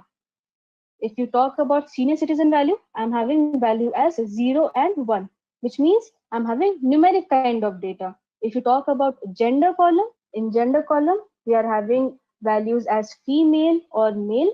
So this means that I'm having some categories of data. So if we are having any categories, then that means that that particular column is a object column. Okay, now after checking our top 5 records, now we have to, okay guys, so I have discussed our first way of extracting our fifth column, that is with the help of ilog. If I want to extract by the name, okay, I know the name of the column, but I don't want to write my index value. I just know the name and I want to extract that particular column name from the data set. Then what can I do here is, we can use here log. So I have written here data dot log. Now inside the log, again, first of all, before the comma, I have written here colon, which means I want all the rows, I want all the records. And then after the comma, I have mentioned here the name of the column. So I want to extract my dependents column. That is why I have written here dependents column. Okay, guys, if you want to extract more columns, okay, let's suppose you want to extract dependents, tenure, or internet service. So after writing this dependents column, you can just write here comma, and then you can just write your other column names. Okay, let's suppose it is tenure column. Okay, or you want to extract the monthly charges value. You can extract your all those multiple set of values with the help of this thing. You can just write your name of the columns inside the double square braces, because I have to mention my column names and I want to extract all these columns, and I'm storing those columns in C value. Let me just extract dependents and tenure column. Let me just remove this thing. Okay, so if I run this cell, so as you can see here now, if I see my top 5 records from the dependents and the tenure column, so I can see here that is in my I have extracted my dependents and tenure column, and these are my top 5 records from the data frame. Okay, so guys, this is all about the extracting our columns from our data set. You can analyze your columns, okay, with the help of this ilog and log. You can also use this ilog and log in various ways, like if you are working with any supervised learning algorithm. So if you want to have the independent variables or dependent variables, so you can use this ilog and log function. Okay, so guys, this is all about the ilog and log. Now our next task is to extract all the male senior citizens whose payment method is electronic check and store the result in senior male electronic. Now guys, I have to extract here some combination of data. So what are those combination? Our first combination is the customer should be male. The second condition is the customer should be a senior citizen, because it is saying that to extract all the male senior citizens. So we have to extract all those customers whose gender is male, and we have to extract all those customers whose value for the senior citizen is 1. Because I have discussed this, guys, like if in my senior citizen value, I'm having values as 0 and 1. 0 means that this particular customer is not a senior citizen. If I'm having 1, then that means that that particular customer is a senior citizen. Okay, so we have to, our second condition is that the customer should be a senior citizen, and our third condition is that the payment method is electronic check. So we have to check, okay, what is my, that particular customer should have a payment method as electronic check. So if you see here in the payment method column, so as you can see in my payment method column, I'm having electronic check, mailed check, bank transfer, okay, and there is also one column that is the credit card. So I want to extract all those customers that are having payment method as electronic check. And after having all these three conditions, we have to store the result in senior male electronic. So for that, guys, we will be using here AND operator, because we have to have male customers also, senior citizens also, and payment method as electronic check also. So in order to combine all these three conditions, we will be using AND operator. So guys, see how I have extracted here from the data frame. Okay, from the data frame, I want to extract my gender column from the data frame, okay, and that gender column should be equal to male, which means if I write this condition, then that means this particular syntax will extract all the customers that are having gender as male. Okay, it will just extract all those customers from the data frame that is having gender as male. And our second condition is to have senior citizen as 1. So from the data, I want to extract all the senior citizen values that are having value as 1. So this will extract all those customers that are senior citizen. Okay. And then our third condition is payment method is electronic check. So again, I have written here AND operator. Here also I have written here AND operator. Now again, after this AND, now I want to specify my payment method as electronic check. So from the data frame, I will extract my payment method column, and from that payment method column, I only want those customers that are having electronic check as their payment method. Okay, and I am storing all these values in a senior male electronic variable. Okay, if I see here senior male electronic dot head function, because my head function will tell me the top 5 records from this particular variable. So as you can see here, it has extracted all those customers that are having gender as male, senior citizen value as 1, and if you check the payment method column, so all the values are electronic check. So guys, after extracting all these values, now I want to see how many customers are there that are senior male, okay, that are male senior citizens and whose payment method is electronic check. So I want to know how many customers are there. Okay, so for that we will be writing here the senior male electronic, okay, and then dot shape. So guys, this shape will help me to get the shape of my data, shape of my this particular data. So as you can see, there are 298 customers that are male senior citizen and their payment method is electronic check. Okay, so guys, this is a way to analyze your data. You can get to know, okay, from the data set there are these many number of people that are male senior citizen and they are having payment method as electronic check. So with the help of all these data manipulation tasks, you can able to analyze the data. Okay, you can able to understand the data, what the data is trying to tell you. Okay, so you can use all these tricks to analyze, or you can say to manipulate your data. So with the help of this thing, we have extracted all those customers who like they are male senior citizens and their payment method is electronic check. Now moving on to our fourth task, that is to extract all those customers whose tenure is greater than 70 months or their monthly charges is more than $100, and store the result in customer total tenure. So guys, basically in this statement we have to extract all those customers either that are having tenure greater than 70 or their monthly charges is greater than $100. Okay, so guys, here we are not having any AND operator because I'm having an either or condition. Okay, either my tenure should be greater than 70 or the monthly charges is greater than $100. Okay, so this is my either or condition.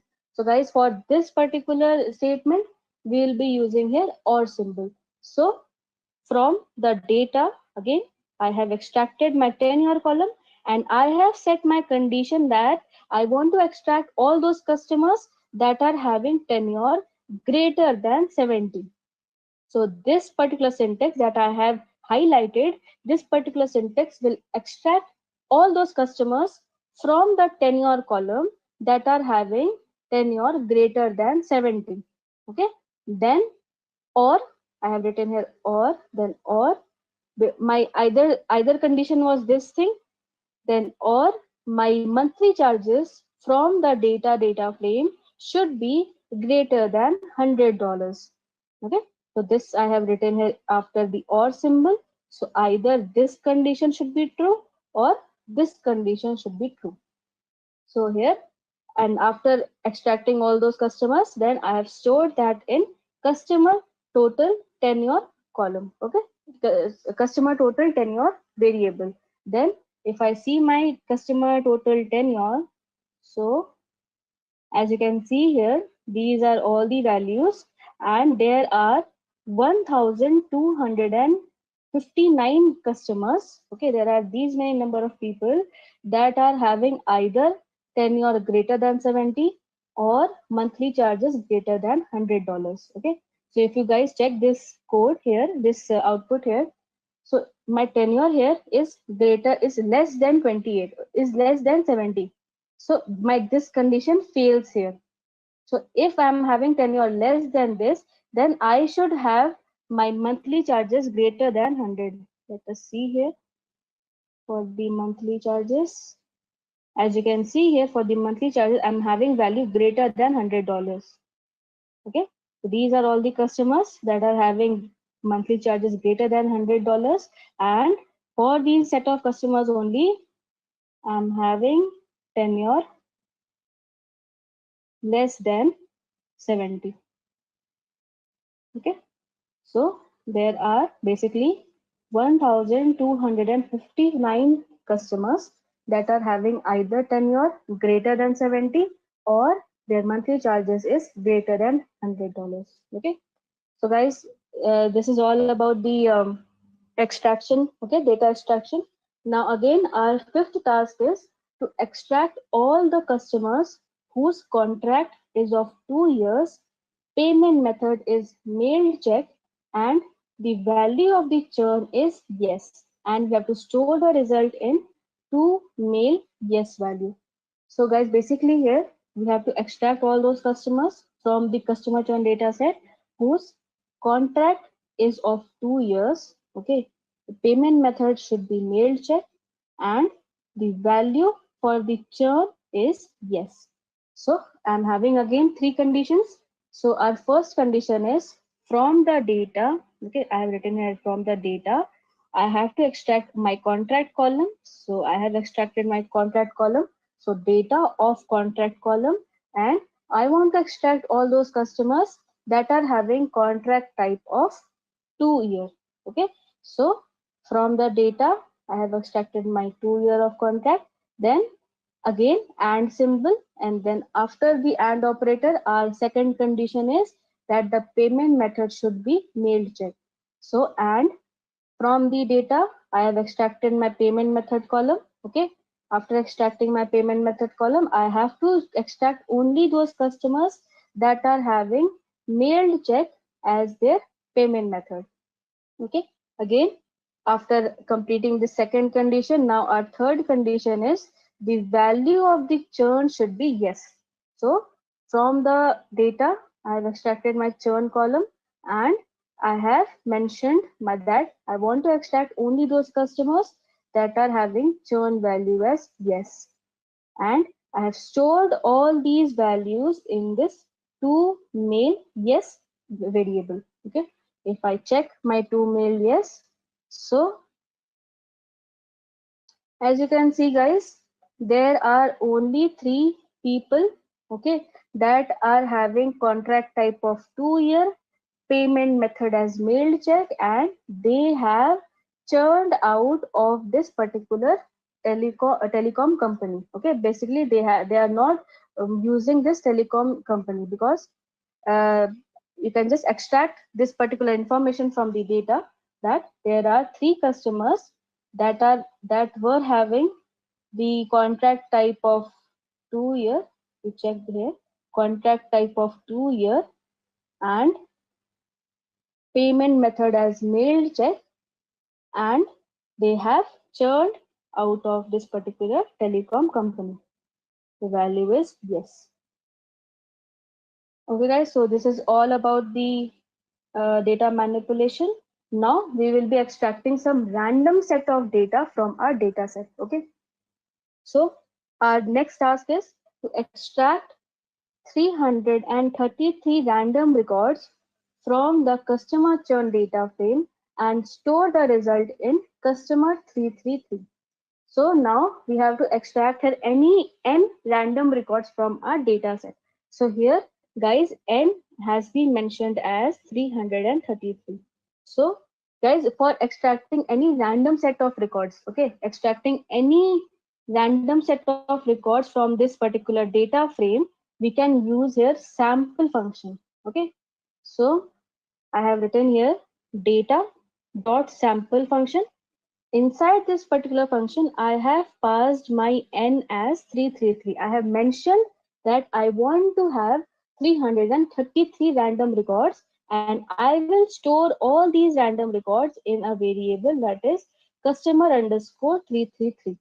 Okay, and if I check my customer 333, so as you can see here, these are all the random 333 records from the data set. Okay, as you can see here, the number of rows are 333 and the columns are 21. So guys, if you again and again run this command, so you will be getting a new set of random records again and again. Okay, check this particular first example. So our first customer is a male and he is not a senior citizen. This is our first value. So if I again run this particular cell, then as you can see here now, I am getting a new set of random record. Okay, and I'm getting a new set of 333 random record. And now our first customer is a male and that particular customer is a senior citizen. So you can also extract any random record from your data frame. Okay, so after extracting all these numbers, okay, so guys, here this length function is there, len function, to calculate how much row you are having in your data frame. So I have written here length. Inside this len, I have mentioned my customer 333 so that I can able to see how many rows I am having in my this particular variable. So as you can see here, I'm having 333 rows inside my data frame. Okay, now our next task is to get the count of different levels from the churn column. So guys, what this count of different levels means? Basically guys, I have discussed about the object data type. So in my object data type, I'm having values, or I'm having all the categorical values. Okay, so if you talk about this churn column, my churn column is having values as no and yes. So these are known as the levels. You can say like the values, the categories you are having in your data frame, these categories are known as levels. The technical term in the data science field for the categories is known as the levels. So I want to get the count of different levels I'm having in my churn column. So guys, basically the simple question is that I want to get how many customers that are having churn value as no and how many customers are there that are having churn value as yes. So guys, for that there is a function that is value underscore counts function. Let me show you. Okay, so now inside my data, from the data I want to get my churn value. So I will just write here, instead of contract I will write here churn. So I want to get the count of different levels from the churn column, and how I can get, with the help of this value underscore counts function. So this particular function will help me to fetch the count of different levels I'm having in my churn column. So if I run this cell, so now as you can see here, there are 5,174 customers that are having churn value as no. There are 1,869 customers that are having churn value as yes. Okay, and again it is saying that the name of the column is churn and the data type is integer of 64. So what this integer of 64 means? It is just telling me the data type of the count I'm getting from the particular output.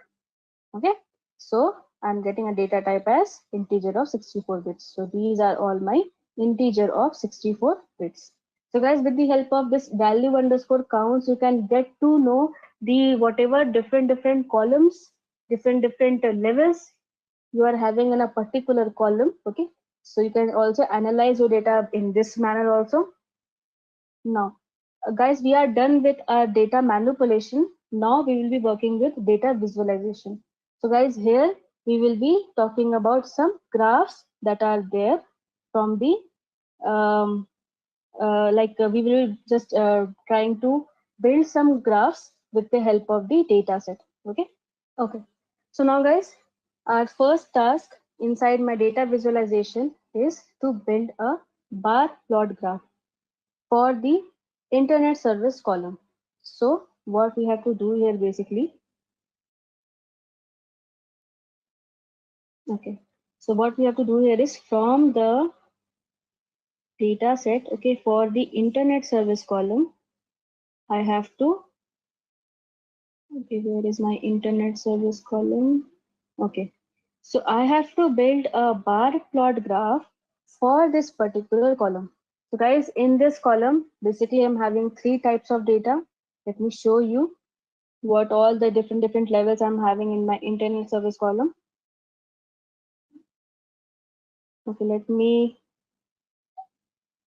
okay, here, so I have written here from the data, okay, I have extracted my internet service column and I have again used this value underscore counts function because I want to see how many levels and what are the count of those levels I'm having in my internet service column. So as you can see here, for the internet service column, basically I'm having three kinds of data, three kinds of levels. The first level is the fiber optic, the second level is the DSL, and the third level is the no. No means those customers are not using any kind of internet service. So if you talk about the fiber optic, there are 3096 customers that are using the internet service as fiber optic. Okay, there are 2,421 customers that are using DSL as their internet service column. And there are these many people that are not using any kind of internet service. Okay, they are not using any kind of internet. So I have to basically plot these data onto a graph. Okay, and I want to build a bar plot graph. So guys, basically, what in order to build a bar plot graph, first of all, what we have to do here is we have to separate our levels from their counts. Why we want to separate our levels from their counts? So that I can able to plot my fiber optic, DSL and no on the x-axis column, okay, on the x-axis value, and I can able to plot my these counts on the y-axis value. Okay, so that is why we have to separate our levels and we have to also separate our column so that I can able to plot my all these levels onto a y-axis and these counts onto the these counts onto the x-axis and these counts onto the y-axis. Okay, so guys, basically now we are dealing with our you can say the graphs. So we will be importing our packages. So again, we have imported our pandas package, so we don't have to worry about this package. And again, we also have imported our matplotlib.pyplot.splt in the starting only. Let me see. Yes, we have imported our package, so we don't need to import it again. Okay, let me also comment this line. Now guys, I have written here percentage matplotlib inline. So what this syntax means? This syntax means that with the help of this particular syntax, I can get a static image of my plots. Whatever plots that I will build with the help of matplotlib package, I want to have a static image. What this static image means? Like you can download that particular picture, you can just open this particular graph onto a different on a different tab. Okay, so all these things you can do with the help of the percentage matplotlib inline syntax. Okay, this will just help you to provide a static image onto a Jupyter notebook file.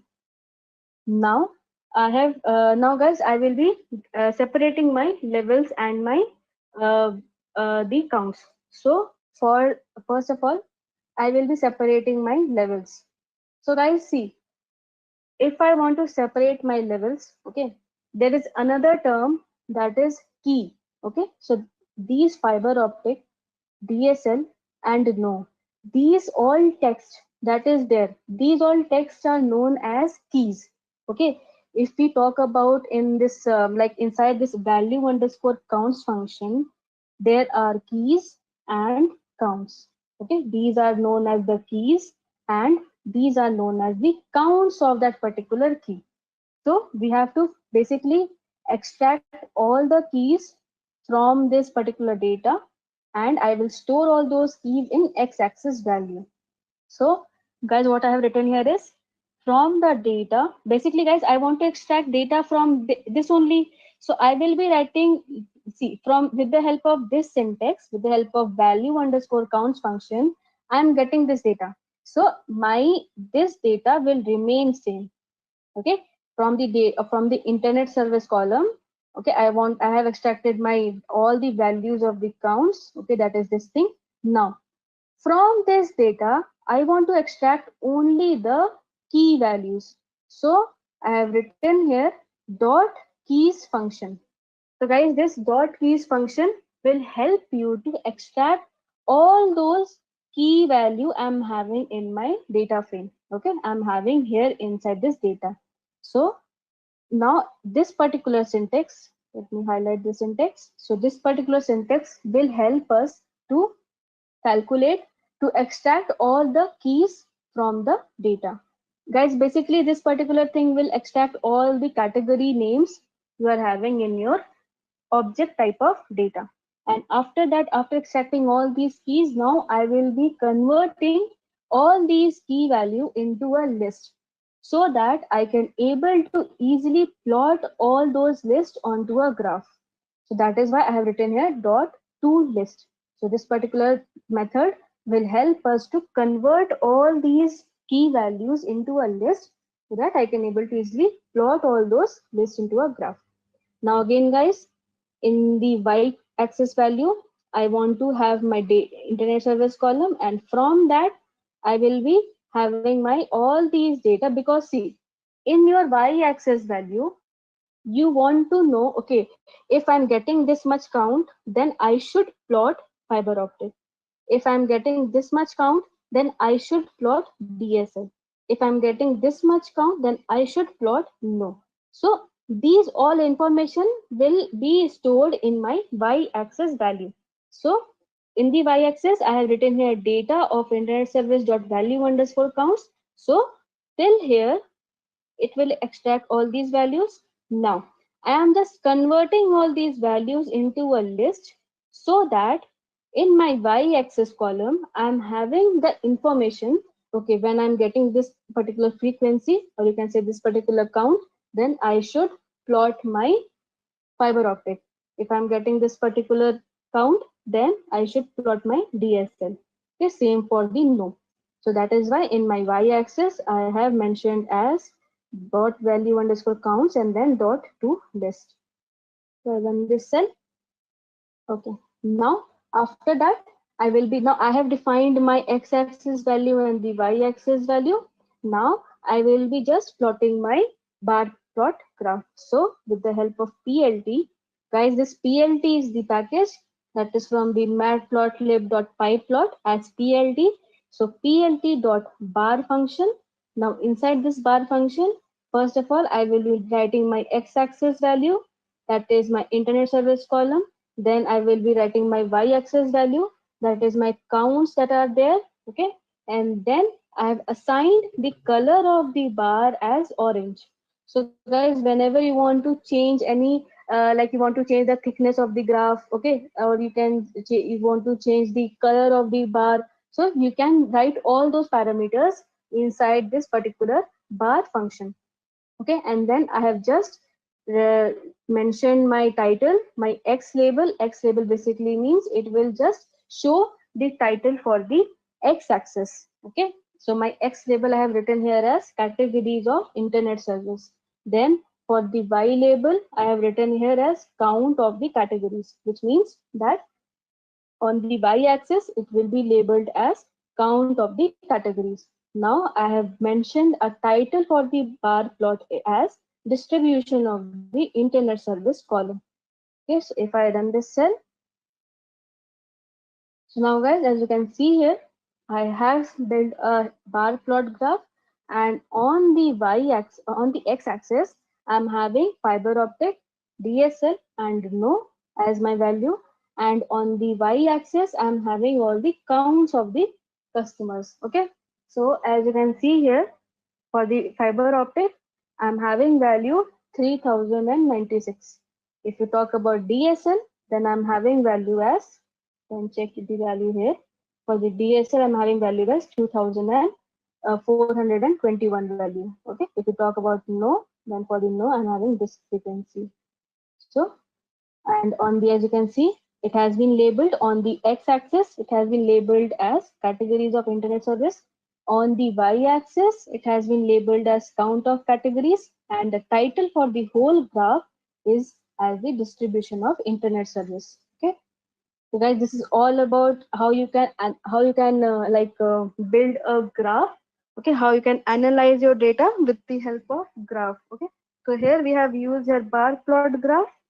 Now in our next set of questions, we will see what we will build there. So guys, in the next set of questions, now we will build a histogram. So we have to build a histogram for the tenure column, and we have to set the number of bins to be 30. We have to set the color of the bins to be green, and we have to assign the title of the we have to assign the title as the distribution of tenure. Okay, so guys, see in the tenure column, basically if we check here,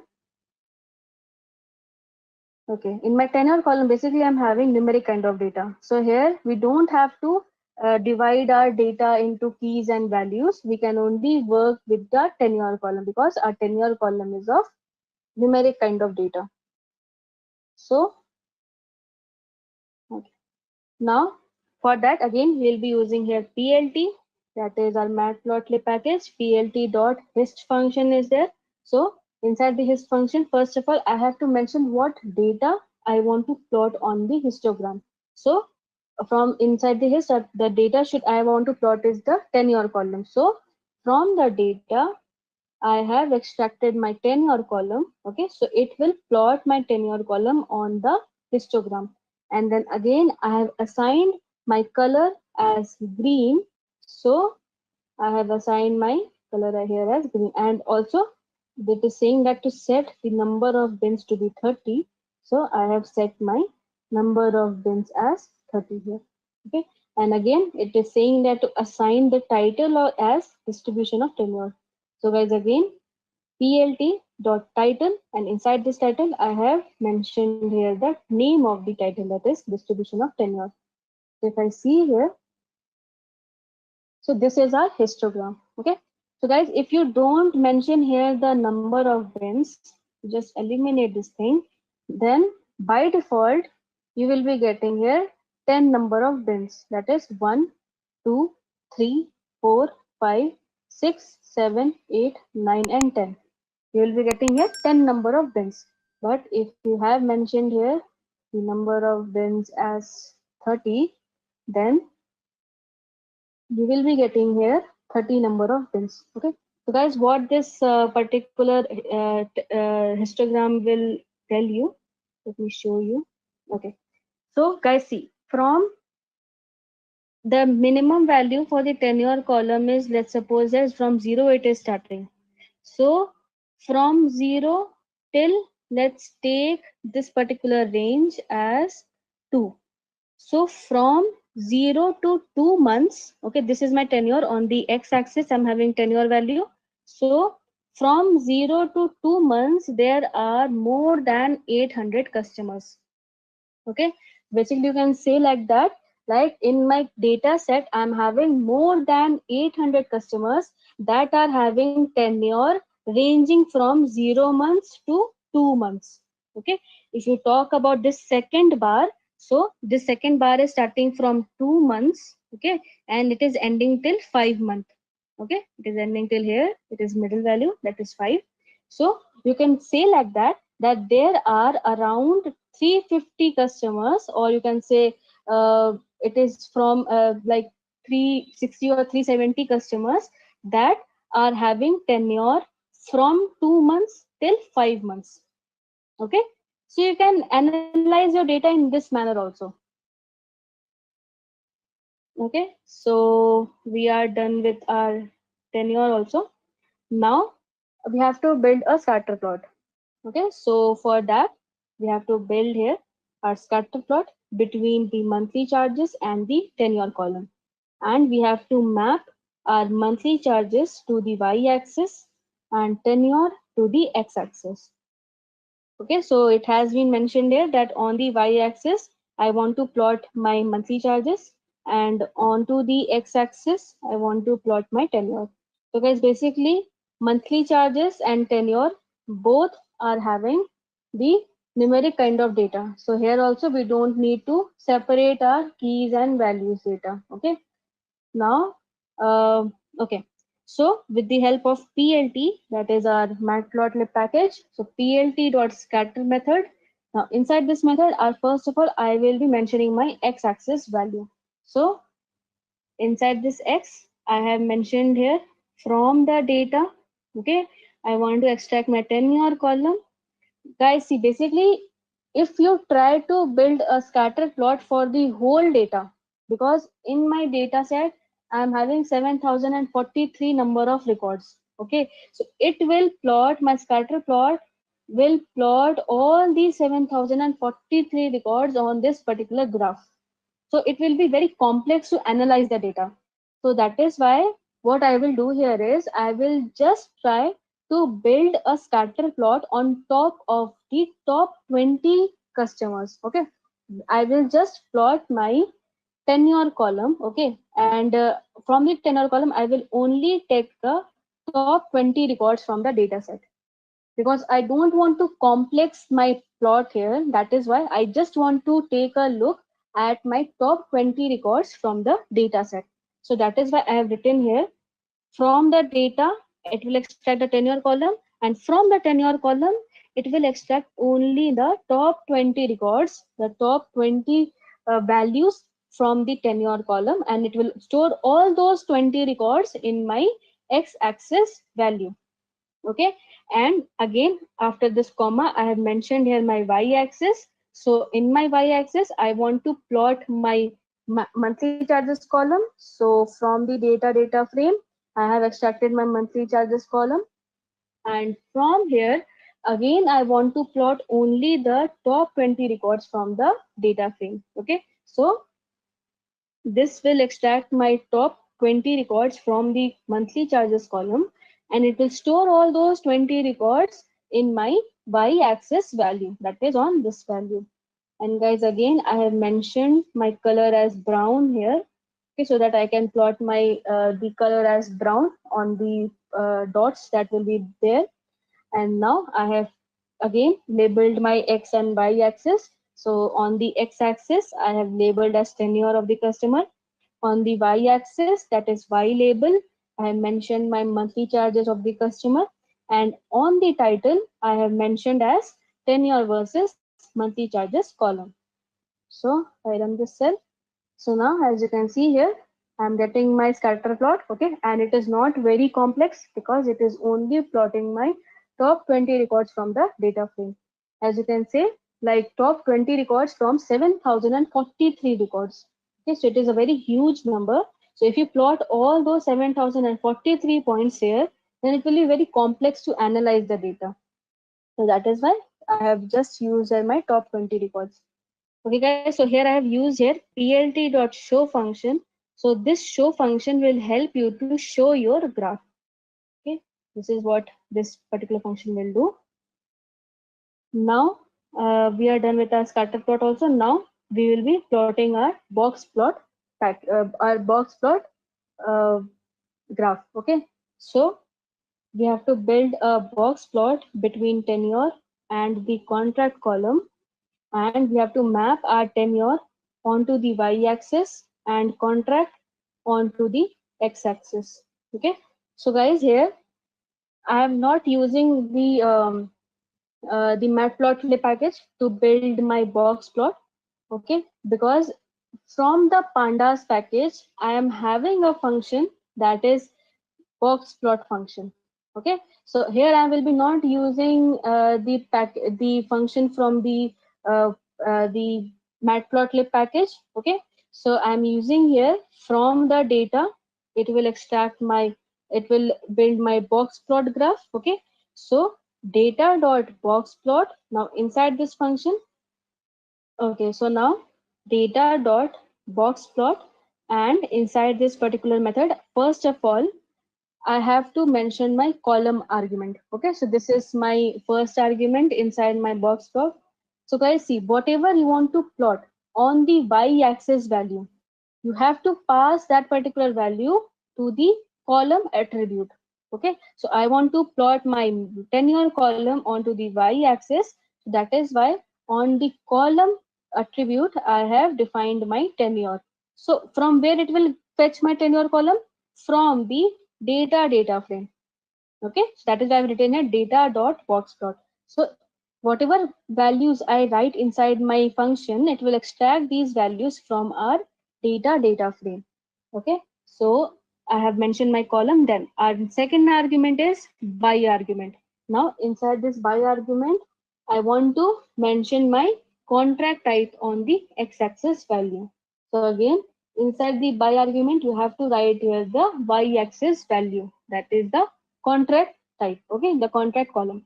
Again, guys, I have written here figure size as 10,5.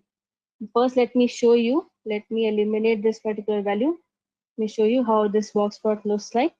So guys, as you can see here, all these values are getting overlapped. Okay, it is very less space is there. That is why it is getting overlapped.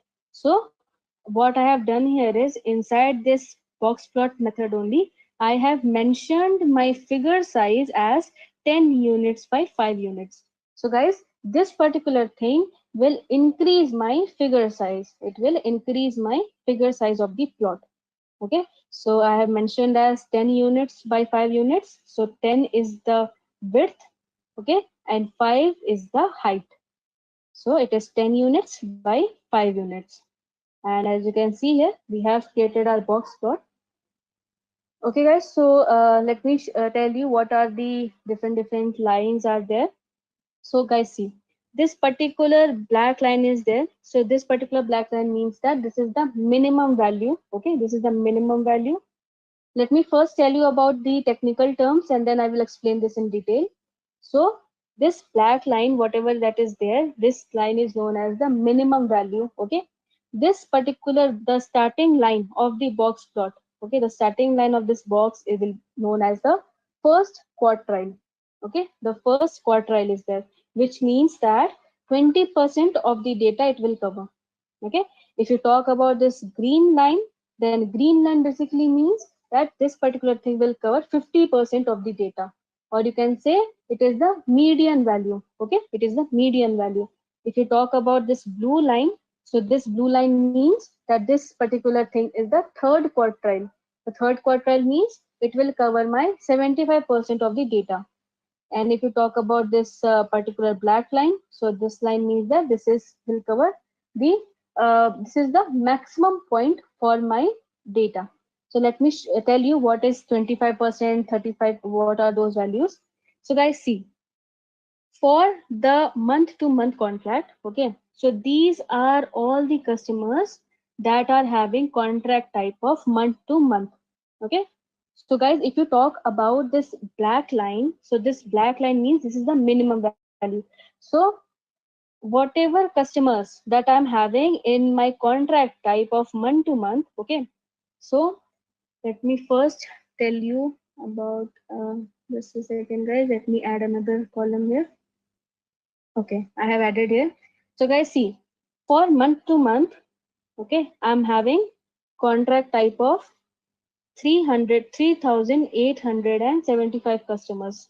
Okay, from, see, I am having these many people inside my month to month contract type.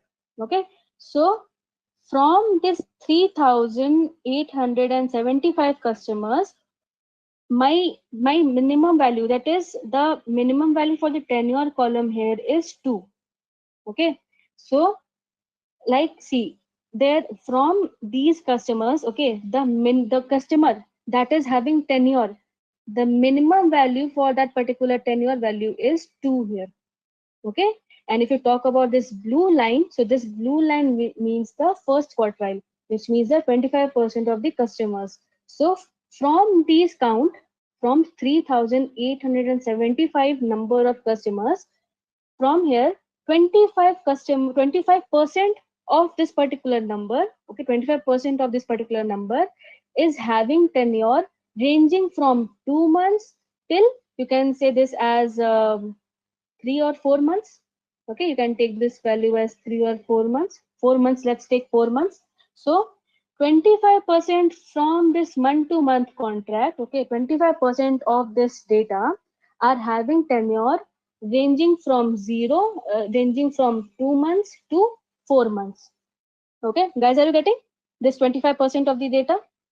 If you talk about this median value, so from here till here, okay, 50% of the data, 50% of this value are having tenure ranging from 2 months till 11 months. Okay, same for the 75% of the data, and same for the maximum value. So these are all the customers that are having month to month as their contract. Okay, so guys, if you talk about these like black like spirals is there, so what this particular thing means, that the technical term for this thing is outliers. Okay, so what does outliers means? Like, see, in general, for month to month, okay, in general, from month to month, the customers are having tenure value ranging from 0 till 68 months. Okay, it is a general category, but there are some customers, there are some people that are having month to month as their contract type, but they are having tenure more than 68 months. Okay, so they don't fall under this general category, so that is why they are known as the outliers. Okay, same for the 2 year also. Generally, for the 2 year contract, the tenure value starts from 15 months, or you can say 12 months. Okay, but there are some people from the 2 year contract that are having tenure from 0 to, let's take this as 11 months. Okay, so you can analyze your box plot in this manner. Okay, okay guys, so we are done with our box plot, and we are done with our data visualization and manipulation. Okay, so now guys, we'll be working with our machine learning part, that is, we'll be building our models. Okay, so guys, our first task in the model building is, we have to build a linear regression. Okay, so what this linear regression means is, basically for the 2 year contract type, okay, if there are for the 2 year there are 1,695 customers. Okay, so from the 2 year, if you talk about this particular minimum value, so the minimum value for the tenure column is starting from 11 months. Okay, and if you talk about this particular blue line, so this will cover my 25% of the data. So my 25% from the 2 year contract is having tenure value ranging from 11 months till, let's take this value as 49 months. Okay, so these all are 25% of the data, okay, from the 2 year of contract, that is having tenure ranging from 11 months till 49 months. If you talk about this green line, so these are the 50% of the data, 50% of this value that are having tenure ranging from 11 months till, you can take this value as 63 or 64 months. Okay. If you talk about this blue line, so this blue line means there are these 75% of the customers that are having tenure ranging from 11 months till 71 months. Okay. And this black line means that there are like these many customers that are having ranging from 11 months till 72 months. Okay. And if you talk about these outliers, so these outliers means that these people doesn't fall under this category. This is a general category. So basically, in general, for the 2-year contract type, there are the minimum value is starting from 11 months, but there are some customers that are having tenure less than 11 months. Okay, and they are having contract type of 2-year. In the linear regression part, I have to build a simple linear regression model where the dependent variable is churn and the independent variable is the tenure column. Okay, my independent variable is the tenure column and my dependent variable is the churn column. Okay, and we have to divide our data set into train and test set, and the ratio is 70% is to 30% ratio. Okay. Okay guys, sorry, there is some mistake here. Actually, see guys, basically for the linear regression problem, it is a kind of regression problem. Okay, and we always like for the regression problem, we always have our dependent variable as some kind of text. Okay, yes, so that is why we have to basically have our tenure column. Okay, just a second, let me just change this value here. So basically guys, our dependent variable here is the tenure column and our independent variable here is the monthly charges column. Okay. Okay, so now we have to check, we have to predict our tenure column with the help of the monthly charges column. Okay, so our independent variable is the monthly charges and our dependent, or you can say the target variable, is the tenure column. So basically we have to predict this particular value with the help of the monthly charges column. Okay, and then we have to divide our data set into train and test set. The splitting ratio is 70:30 ratio, which means the 70% of the data will go inside my training data set and 30% of the data will go inside my test data set. After that thing, we have to build our model on top of the trained data set, and then we have to predict our values on top of the test data set. Okay, and after that we have to just predict the values and we have to find out the root mean square error. Okay guys, in the regression problem we never find the confusion matrix. We never find, because confusion matrix only works with the classification problem. For the regression problem, we never find the confusion matrix. Okay, we always try to find the root mean square error. Okay, and after finding out the error in the prediction, we have to store the result in error, and after that we have to just find out the root mean square error. So this is all about our task. So guys, let's jump to the main part. Okay, so now for this the model building part, first of all I will be just importing our pandas package, our numpy package. Okay, we have imported these earlier, so don't worry, you can also comment this thing. You comment this thing. Okay. Now guys, what we have to do here is from the sklearn. Okay, from the sklearn I have imported my linear model because we have to build a linear regression model. So that is why from sklearn I have imported my linear model. And guys, here as you can see here, I'm only having one independent variable. So this linear regression is a kind of a simple linear model because I'm only having one independent variable. Okay, so that is why we are importing this particular package, that is linear underscore model, so that we can able to plot our simple linear model. Okay. Now, after importing all these things, now we have to from sklearn.model underscore selection. So guys, this particular is our parent package, because after we have to split our data into train and test set. So from sklearn.model underscore selection, this is our parent package. I have imported my train underscore test underscore split package. Okay. So after importing our train test split function, now I will be defining my independent and dependent variable. Okay. Okay guys, so again I have just imported my data set and have stored that in my data value. Okay. Okay guys, so the task is that to build a simple linear model where the dependent variable is monthly charges and the independent variable is tenure. Okay.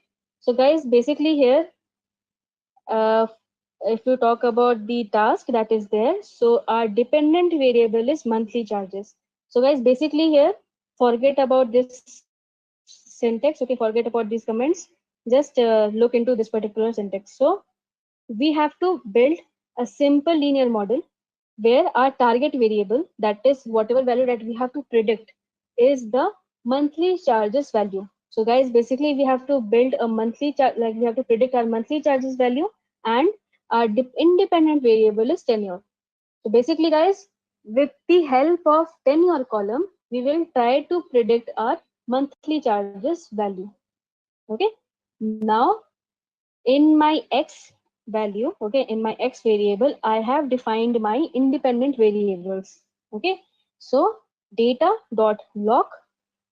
So we have to extract our independent variables first. Okay. So I have mentioned my data dot lock, and inside this thing I have mentioned my, I want to extract all the records. I want all the 7043 records from our customer churn data set, and I want to extract my tenure column. Okay, because I want to set my tenure column as my independent variables. Okay. So I have mentioned here, can we use see, you can also use that thing also. Okay, you can also use the data of tenure. See, basically I only want the values. I don't want it to be a data frame. So that is why I have written here dot values. So this will just help me to fetch all those values from the data, okay, and from the tenure column, and it will store all those values in x. And then again for y also I have written the same thing. The main difference is that I have just mentioned here the dependent variable, that is my target variable. Okay, so here my target variable is monthly charges, and I only want the values, so that is why I've written here dot values. So if I run this cell, let me also run this cell. Okay. Now, guys, let us see what is my x and y here. So if I write here x only, so in my x, as you can see, I'm having my tenure column, my tenure value. Okay, 1 month, 34 months, 2 months. Okay, these are my tenure values. If we talk about y, so in my y, I'm having all the monthly charges values. Okay, that is these values. Now, after this thing, now we have to divide our data set into train and test set. So guys, again, you have to keep this order in mind, that is x train, x test, y train, and y test. Okay, and now I am just splitting my data, that is train underscore test underscore split function. And first of all, we have to define our independent variable, that is our x, then the dependent variable, that is our y, and again I have to divide my data set into 70 to 30. So I have mentioned my test train size as 0.3. That is 30% of the data will go inside my test size, and remaining 70% of the data will go in the train size. And guys, again, I have mentioned here random state as 0 because I want to have a fixed amount of data and fixed value of the data in my train and test set. Okay. Now After running this cell, now guys, we will be training our model. Okay, so guys, for building a simple linear regression model, we have to import that particular model from the sklearn.linear underscore model. Okay, so from the sklearn.linear underscore model package, I have imported my linear regression package. Okay, now with the help of this particular package, I will be calling my linear regression function so that I can able to have my model of the simple linear regression. So this simple linear regression is the name of the model that I have taken. You can take any variable name here. Okay, you can take model also. You can take any name. I have taken here simple linear regression, and from this particular function, I will be getting all the attributes that are helping us to build our model. Okay, to have our model. So now inside this thing, now our simple linear regression is our model name. Okay, now with the help of this model, I will be training our model because we are working with supervised learning and we are working with the linear regression. So we have to train our model. So I have written here simple linear regression, that is our model name dot fit function. Guys, again, fit function will help us to fit our model, to train our model. Okay, so inside this fit function, I have mentioned here my X train and Y train. Whatever I'm having my training data set, I have mentioned my all the training data set inside my fit function. Okay, and see, now the output is saying that in my linear regression, these are my by default attributes I'm having inside my linear regression function. Okay, so you don't have to worry about these things because these these particular attributes will it will be the by default arguments that you will be having in your linear regression model. Okay, if your project is saying that to change any value from the copy underscore x or fit underscore intercept or any different value you want to change, you can just mention that thing here in the linear regression problem. Okay, but here we don't have to do anything like that. We just have to check the RMSE value, that is the root mean square error of that particular model. Okay, now, okay, Nimesh is having some doubts.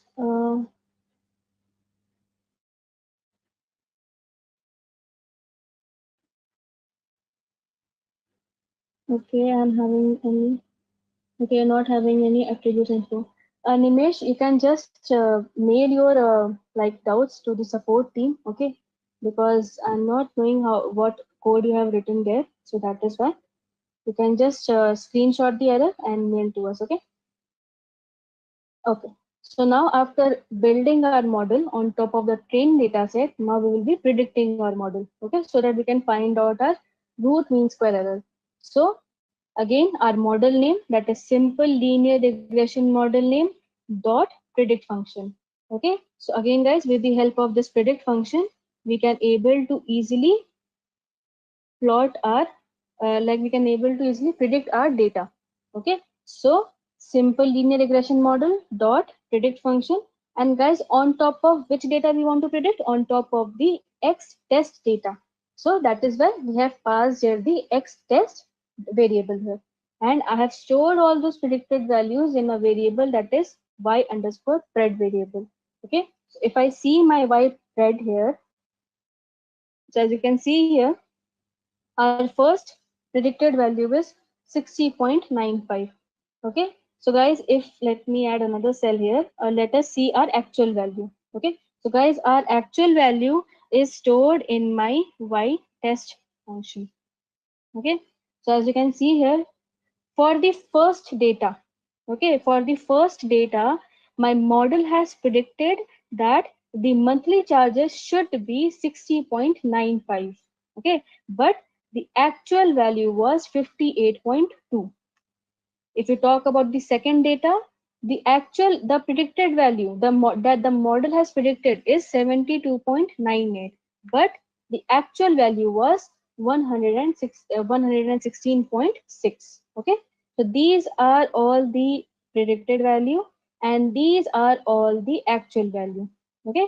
So guys, now with the help of y-pred and y-test, that is our actual and the predicted value, now we will try to calculate our root mean square error, that is our RMSE value. So for that guys, we have to import our mean squared error package so that we can able to calculate our mean square error, and after calculating our mean square error, then we will calculate the root of that particular mean square error. So from sklearn.matrices, I have imported my mean squared error package. So when I call my mean square error function from the mean square error package, I have passed here my predicted value, that is my y-pred, and my actual value, that is my y-test value. And I have stored my mean square error inside the variable, that is MSE variable. Okay, so this basically means mean squared error. Now, after having our mean square error, now we will be just square rooting that particular mean square error, because we have to find out the root mean square error. So we are having root mean square error, but we want to have our root mean square error. So np dot sqrt. So this is the function that help us to calculate the root of our variable, that is this thing. Okay.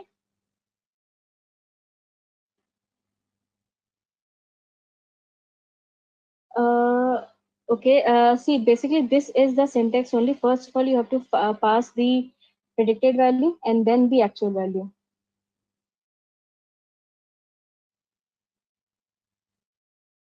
Okay. Okay, now so after calculating our root mean square error, and I have stored that thing in RMSE value.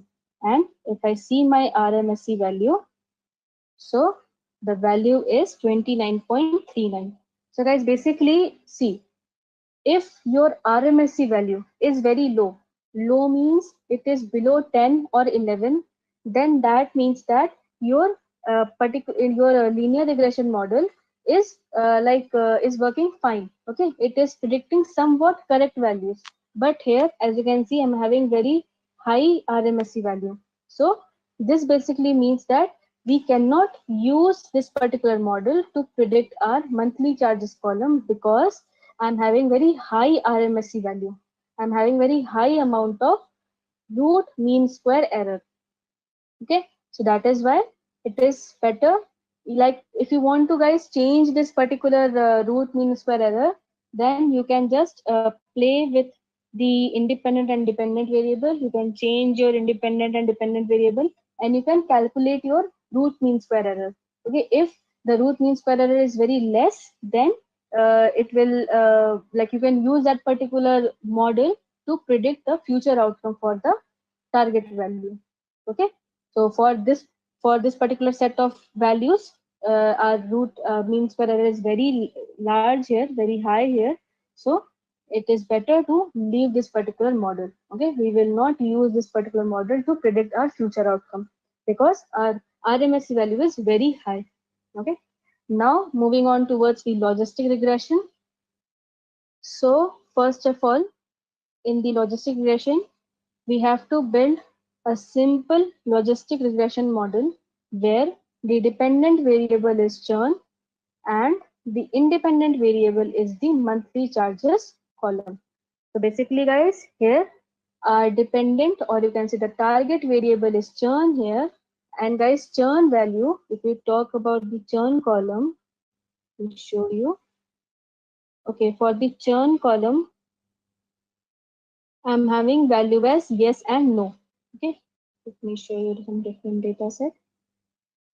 Okay, as you can see here in my churn column, I'm having value as yes and no. So guys, here I'm not having any numeric kind of data. I'm having a categorical value. Okay, so if you're having any categorical value as your dependent variable, or you can say the target variable, then that means that you are working with the classification problem.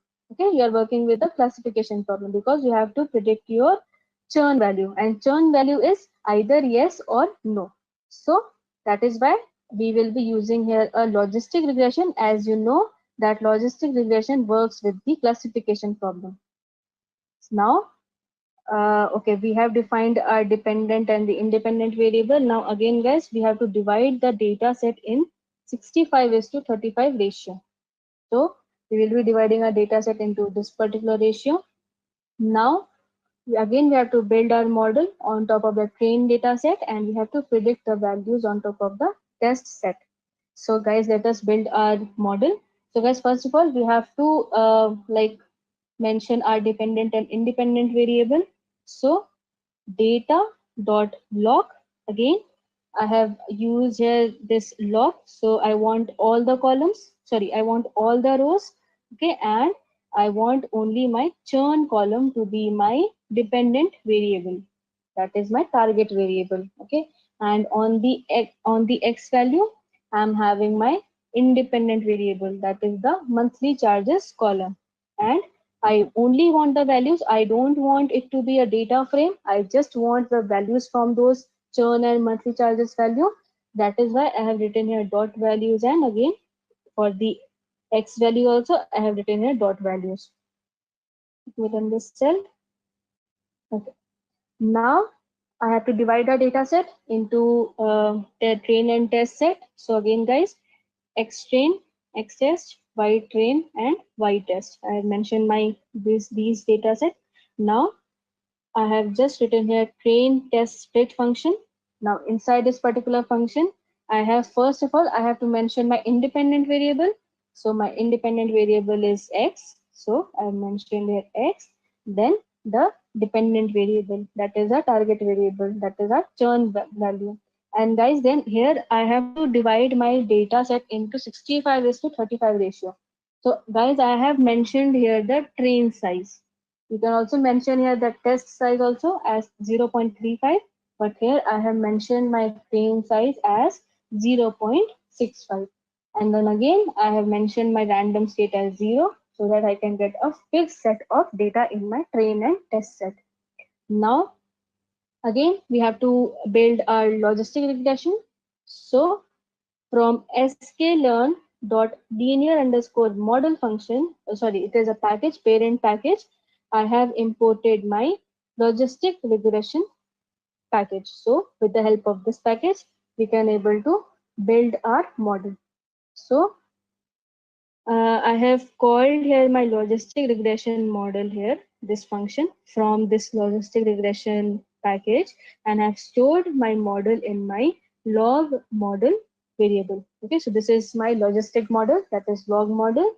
Now, again, I have to fit my data on top of the train data set, which means I want to train our model. So log model dot fit function. Inside the fit function, I have passed here my all the training data set, that is my X train and Y train. And then if I run this cell, so guys, again, as you can see, these are all the by default arguments that my logistic regression model is using. Okay, if you want to change any value here, you can change here. But for this project, we don't want to change anything. We will be just keeping all the settings by default. So that is why we will be just leaving it here. Now, after building our model, after training our model, now what we have to do here is,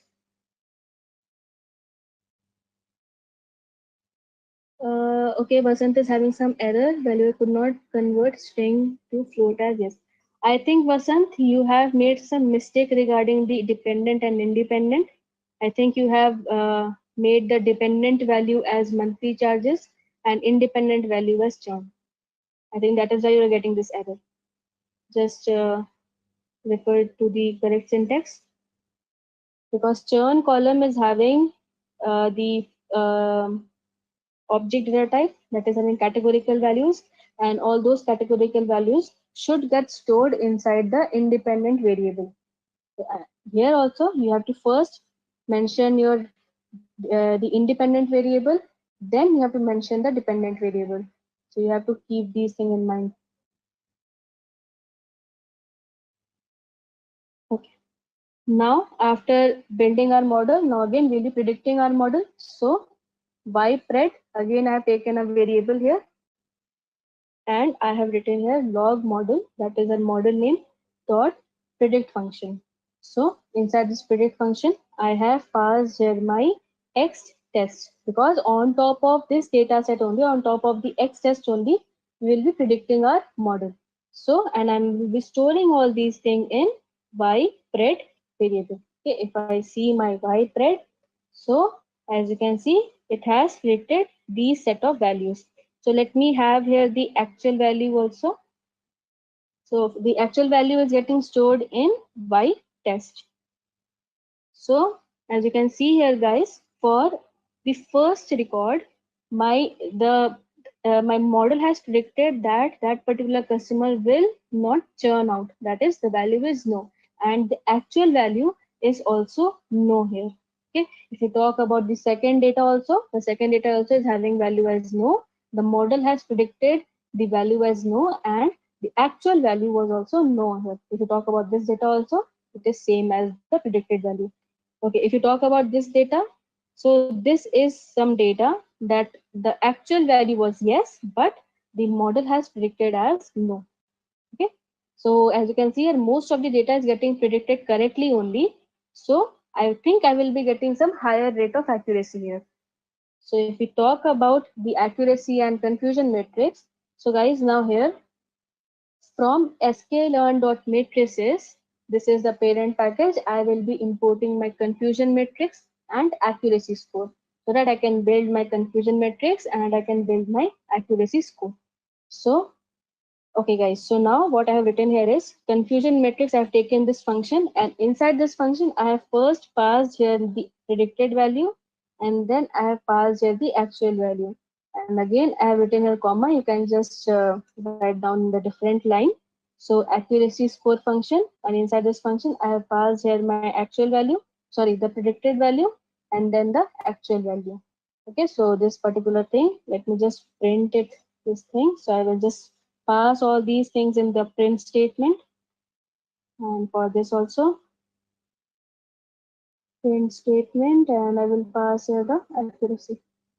So as you can see here, guys, this is my confusion matrix and this is the accuracy. So as you can see, the accuracy is 73%, 73.6%. Okay, so now okay, so guys, I have written here some comment regarding the confusion matrix. So for the confusion matrix, this is the kind of data that you will be getting here. The first value will be the true positive value, the second value will be the false negative value, the third value will be the false positive, and the fourth value will be the true negative. Okay, so guys, what this true positive means here is there are 1815 customers, okay, that are having churn value as yes. Okay, means the observation is positive, which means that the churn value was yes, and my model has also predicted that as positive, which means my model has also predicted that yes, the value was churn, that the value for the churn column was yes. Okay, so there are these many number of people that are having, that the model has predicted churn value as yes, and the actual value for that particular customer was also yes. Okay, if you talk about these customers, so there are 651 customers that are being considered as the false negative. False negative means that actually there were these many people, the observation was positive, or the observation, which means the model has predicted them as yes, but actually in actual the actual value was no. Okay, means there are these, you can say like this, as there are these many people that the model has not predicted the value correctly. The actual value was no, but the model has predicted them as yes. Okay, I think guys you are getting.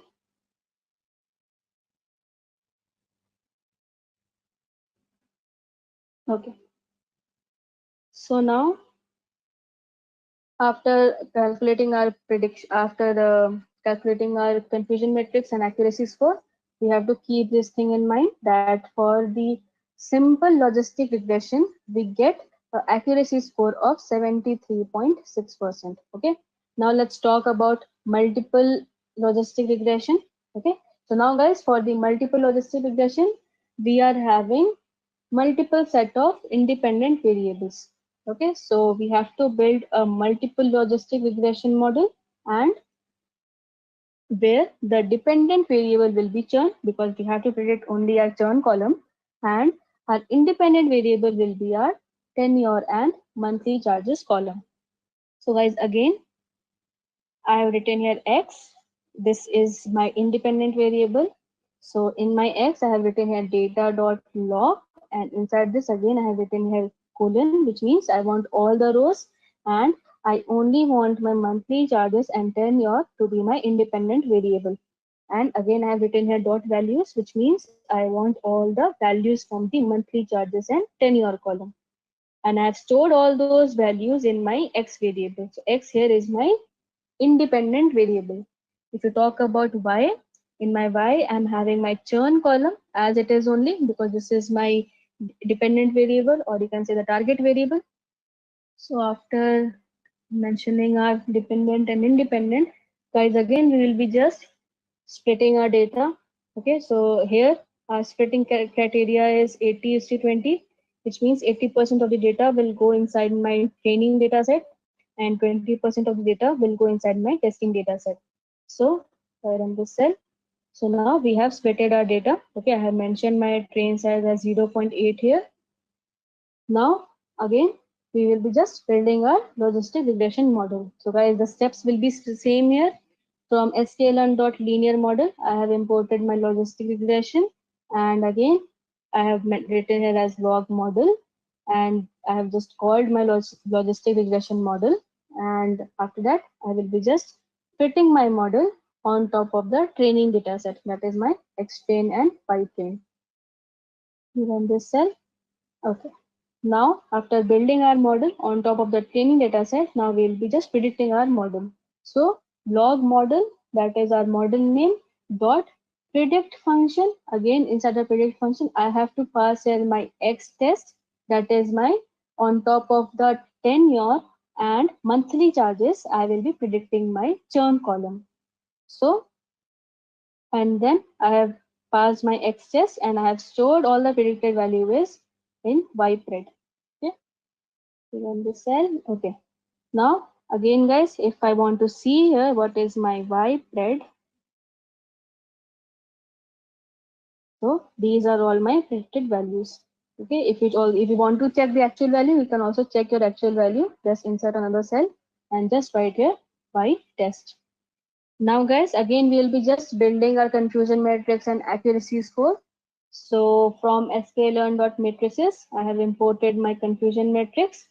So print confusion matrix of X test and ypred. So if I run this cell, so I will be getting here my confusion matrix. Okay. So now guys, I have to calculate my accuracy also. So I will just write here print, and it will be accuracy score. It is accuracy score. Okay, and again inside this, first of all, I will pass here the predicted value, and I will pass here the actual value, that is y test. So guys, here as you can see, the accuracy is 77%. So it is more than the simple logistic regression model. Okay, as you can see here, the accuracy is more than our simple logistic regression. In our simple logistic regression, we were having accuracy of 73%, and here we are having accuracy 77.3%. So it is obviously more than the simple logistic regression. Now guys, we will talk about the decision tree. So guys, again, we have to build a decision tree model where the dependent variable is churn, and again the independent variable will be the tenure column. We have to divide our data set into 80:20 ratio, which means 80% of the data will go inside my train data set, and 20% of the data will go inside my test data set. And again, guys, we have to build our model on top of the trained data set, and we have to predict the values on the test data set. So guys, again, let us define our independent and dependent variables. So on the X, again, I will be having my independent variable, that is a tenure column. And on Y, I will be having my dependent variable, that is my churn column. So guys, this will remain same here. Now again, we have to divide our data set into 80:20 ratio. So I have here defined my test size as 0.20. And guys, here I forgot to mention my random state. Let me mention here as the random state equals to 0. Okay, so I have mentioned my random state as 0 so that I can get a fixed set of data on my train and test size. Okay, now after dividing, now again we'll be building a decision tree classifier because we have to build a decision tree model. So from sklearn.tree package, this is our parent package, we have imported a decision tree classifier. Okay, now I have just stored my decision tree classifier model in my classifier variable, and I have called my decision tree classifier function from the decision tree classifier package. And then again, I have just fitted my data, or you can say I have trained my model, that is my classifier model, on top of the X train and Y train. Okay, so this will remain same here. So these are all the by default arguments that are there. If you want to change, you can change, but for this project, we don't need to change any arguments here. Now guys, again, we have to just use the predict function to predict our data. So classifier, that is our model name, dot predict function. Now inside the predict function, we have passed here our the X test, because on top of the tenure column, because the tenure is my X, so on top of the tenure column, we will be calculating our churn value. So we run this cell. Okay, again, if you want to check your Y predicted value, so you can check. So these are all my predicted value. Okay. Now we have to again build our confusion matrix and the accuracy score. So this will remain same, guys. So we have to print our confusion matrix, okay, of X test and Y pred, and then again we have built our accuracy score as X test and Y pred. So this will remain same here. These are the same steps that we have to follow. So our accuracy score for the decision tree is 74%, 74.66%. Okay, this is our you can say the accuracy as far like multiple logistic regression is having more accuracy, that is 77%. Okay, now guys, after building our decision tree, now our last algorithm is the random forest. Okay, so again guys, we have to build a random forest model where the dependent variable is churn and the independent variable is tenure column and monthly charges column. So guys, basically here we are having multiple independent variables, that is tenure and monthly charges, and we have to predict our churn column. And again, we have to divide our data set into 70:30 ratio. So here guys, in this case, we have to divide our data set into 70:30 ratio.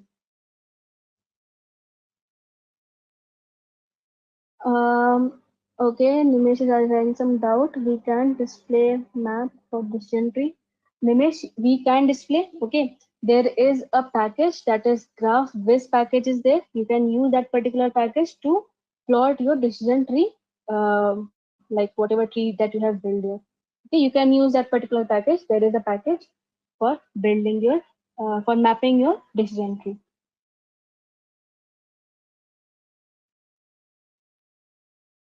Okay, now again guys, in X, I will be defining my independent variables, that is data.log, and I want to have all the records, and I want my tenure column and monthly charges column from the data frame. Okay, and I will be storing all these values in my X, that is my independent variable. And in my Y, I will be having my churn column because I want to extract my churn value. So okay, so this will extract my churn column. Okay, Now I have to divide my data set into 70:30 ratio. So X train, X test, Y train and Y test, and then again train test split method. And first of all, I have to pass here the independent variables, that is tenure and monthly charges, then the dependent variable, that is our churn column, and I have defined my test size as 0.3. And now I have to mention my random state as 0 so that I can get a fixed set of data in my train and test set. Now guys, again, the process will be similar here. Now from sklearn.ensemble, we have to import a random forest classifier. So from here, sklearn.ensemble, we can get a random forest model. Now guys, inside this random forest classifier, okay, I have mentioned my n estimators. So guys, what this n estimators means, this n estimators basically means how many number of trees do you want to build inside your forest, your random forest. Okay, so guys, by default, as you can see here, the n estimators is 100 by default. Okay, so if you want to change your number of trees, let us write here 200. Let us build 200 trees in our random forest classifier. Okay, now I will be storing my random forest classifier in a model, that is CLF model, and I will be just on top of this model only. I will be fitting my data, and I will be fitting the data with the help of the training data set. So CLF, that is our model dot fit function, and inside this fit function I have passed here my X train and Y train. Okay, Raghavendra is asking some doubt. What is the use of n estimator? Okay, Raghavendra, see, basically n estimators mean how many number of trees do you want to build in your random forest. Okay, so here by default the n estimators is 100, which means by default you will be building 100 number of trees in your random forest. If you want to change, just mention here n estimators equals to the number of trees we want to plot. So I want to have 200 trees to get built inside my random forest so that I can able to like build my data. I can able to you can say train our model on top of the 200 number of trees. Okay, so n estimators is number of trees do you want to have in your random forest. Okay,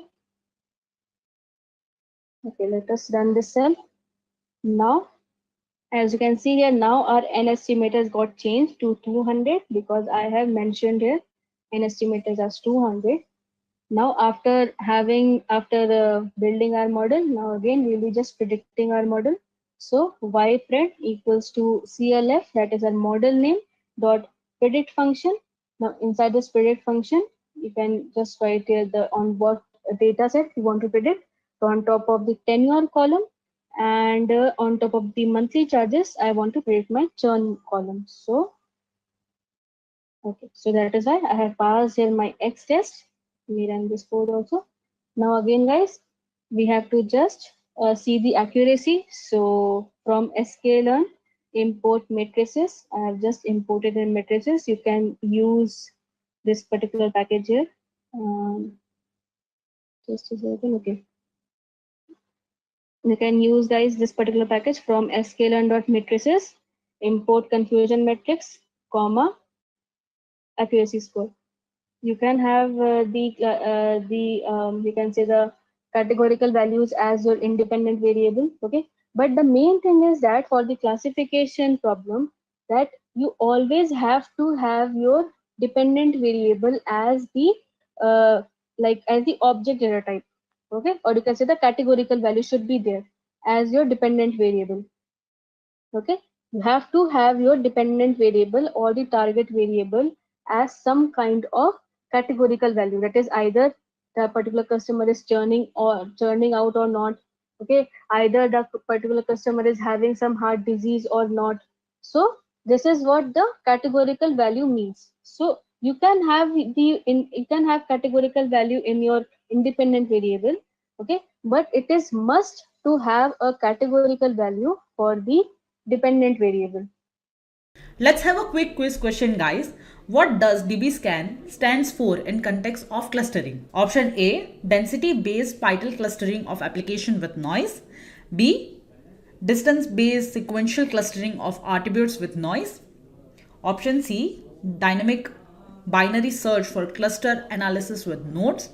And option D, distributed bifurcation of spatial coordinates for autonomous navigation.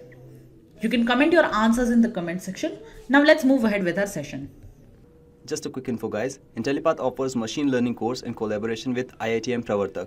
Through this course, you can learn all the important concepts of machine learning from esteemed IIT Madras faculties and industry experts. With this course, we have already helped thousands of professionals in successful career transition.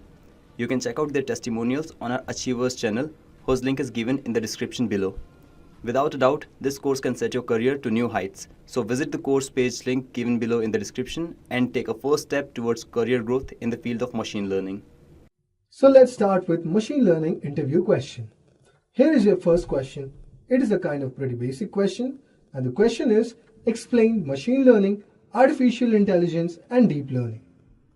It is very common to get confused between the three in-demand technologies, which are machine learning, artificial intelligence and deep learning. These three technologies, though a little different from one another, but are quietly interrelated. While deep learning is a subset of machine learning is a subset of artificial intelligence. Some terms and techniques may overlap in these technologies, and it is quite easy to get confused among them. So let's learn about these technologies. If I talk about machine learning involves various statistical and deep learning techniques that allows machines to use their past experiences and get better at performing specific tasks without having been to be monitored. If I talk about artificial intelligence uses numerous machine learning and deep learning techniques that enable computer systems to perform tasks using human-like intelligence with logic and rules. If I talk about deep learning, then deep learning comprises of several algorithms that enable softwares to learn from themselves and perform various business tasks, including image and speech recognition. Deep learning is possible when systems expose their multi-layered neural networks to a large volume of data. I hope so guys, you would have got a brief idea regarding machine learning, artificial intelligence and deep learning. So our next question is, what is the difference between bias and variance in machine learning? The answer to the same question is that bias is the difference between the average prediction of a model and the correct value of the model. If the bias value is high, the prediction of the model is not accurate. Hence, the bias value should be as low as possible to make the desired predictions. If I talk about the variance is a number that gives the difference of predictions over a training set and an anticipated value of another training sets. High variance may lead to large fluctuations in the output, therefore a model's output should have a low variance. If you could see in a diagram, you could see the following trade-off. So here is a bias and variance trade-off. Here is a desired result in the blue circle at the center. If we get off from the blue section, then the prediction goes on wrong. I hope so guys, you would have got a brief idea regarding the difference between bias and variance in the machine learning. Now let's move on to our next question. Our next question is, what is clustering in machine learning? If I talk about clustering is a technique which is used in unsupervised learning that involves grouping data points. The clustering algorithms can be used with a set of data points. This technique will allow you to classify all the data points into their particular groups. The data points that are thrown into the same category have similar features and properties, while the data points that belong to a different group have distinct features and properties. Statistical data analysis can be performed by this method. Let us take as some of the examples. Some of the examples can be k-means clustering. If I talk about the k-means clustering, this algorithm will be commonly used when there is a data with no specific group or category. K-means clustering allows you to find the hidden patterns in the data, which can be used to classify the data into the various groups. The variable k is used to represent the number of groups the data is divided into, and the data points are clustered using the similarity of features. Here, the centroids of the clusters are used for labeling new data. Another clustering algorithm can be mean shift clustering. If I talk about the mean shift clustering, the main aim of this algorithm will be to update the center point and the candidates to be mean and find the center points of all the groups. In mean shift clustering, unlike k-means clustering, the possible number of clusters need not to be selected as it can be automatically be discovered by the mean shift. So here are some of the examples of the clustering algorithms. I hope so guys, you would have got a brief idea regarding what is clustering in machine learning. Now let's move on and discuss our next question, which is what is linear regression in machine learning? This is the most popular questions which is asked in the machine learning interview. Now let's discuss the answer of the same. Linear regression is a supervised machine learning algorithm which is used to find the linear relationship between the dependent and the independent variables for predictive analysis. Here the equation can be consider y equals to a plus b dot x, where x is the input or the independent variable, where y is the output or the dependent variable, and a is the intercept and b is the coefficient of x. You can see here the diagram with best fit shows that the data of the weight y or the dependent variable and the data of the x of the independent variable. Here the straight line shows that the best linear relationship that would help in predicting the weight of the candidates according to their height. To get this best fit line, the best values of a and b should be found. By adjusting the values of a and b, the errors in the prediction of y can be reduced. This is how the linear regression helps in finding the linear relationship and predicting the output. I hope so guys, you would have got a brief idea regarding what is linear regression in machine learning.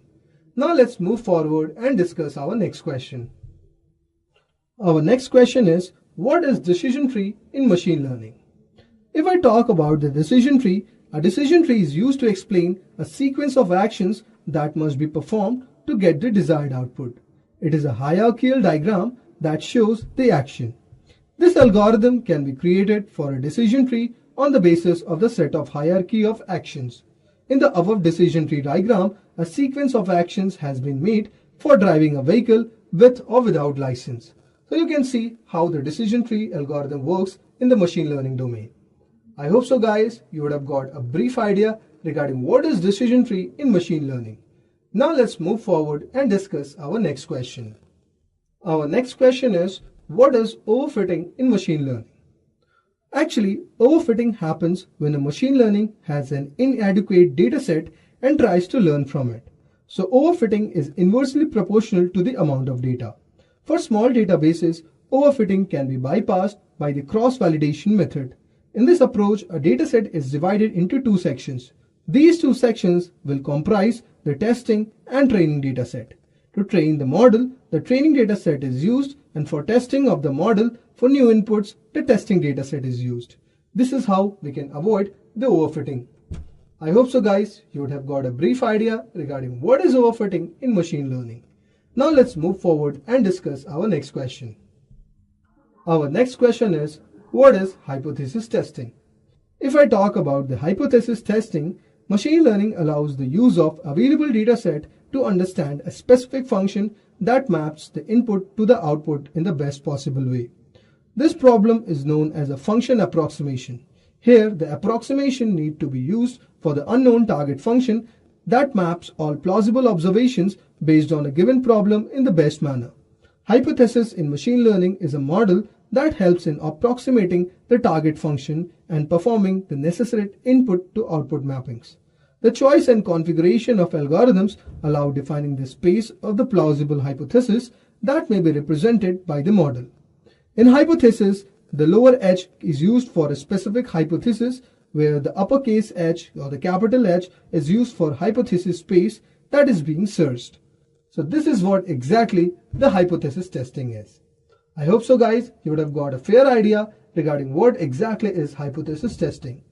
Now let's move forward and discuss our next question. So our next question is, what is the difference between supervised and unsupervised learning? If I talk about the supervised learning, the algorithms of the supervised learnings used the label data to get trained. The model takes the direct feedback to confirm whether the output that is being predicted is indeed correct. Moreover, both the input data and the output data are provided to the model, and the main aim here is to train the model to predict the output upon receiving the new data. Supervised learning offers accurate results and can largely be divided into two parts, which is classification and regression. If I talk about the unsupervised learning, the algorithms of the unsupervised learning use unlabeled data for training purposes. In unsupervised learning, the models identify hidden data trends and do not take any feedback. The unsupervised learning model is only provided with input data. Unsupervised learning's main aim is to identify hidden patterns to extract information from the unknown sets of data. It can also be classified into two parts, which is clustering and association. Unfortunately, unsupervised learnings can offer results that are comparatively less accurate. I hope so guys, you would have got a brief idea regarding what is the difference between supervised and unsupervised learning. Now let's move on and discuss our next question. So our next question is, what is Bayes' theorem? If I talk about the Bayes' theorem offers the probability of any given amount to occur using the prior knowledge. In mathematical terms, it can be defined as a true positive rate of the given sample conditions divided by the sum of the true positive rate of the said conditions and false positive rate of the entire population. Two of the most significant applications of Bayes' theorem in machine learning are Bayesian belief networks. This theorem is also the foundation behind the machine learning brand that involves naive Bayes classifier.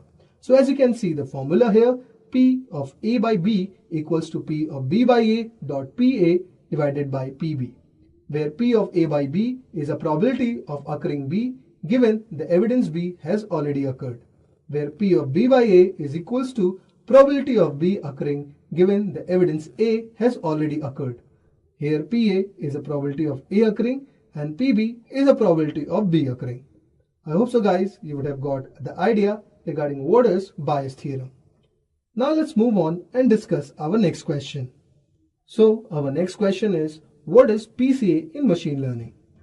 If I talk about the multidimensional data, it plays an important role in the real world. Data visualization and computations become more challenging with increase in the dimension. In such scenarios, the dimension of data might have to be reduced to analyze and visualize it easily.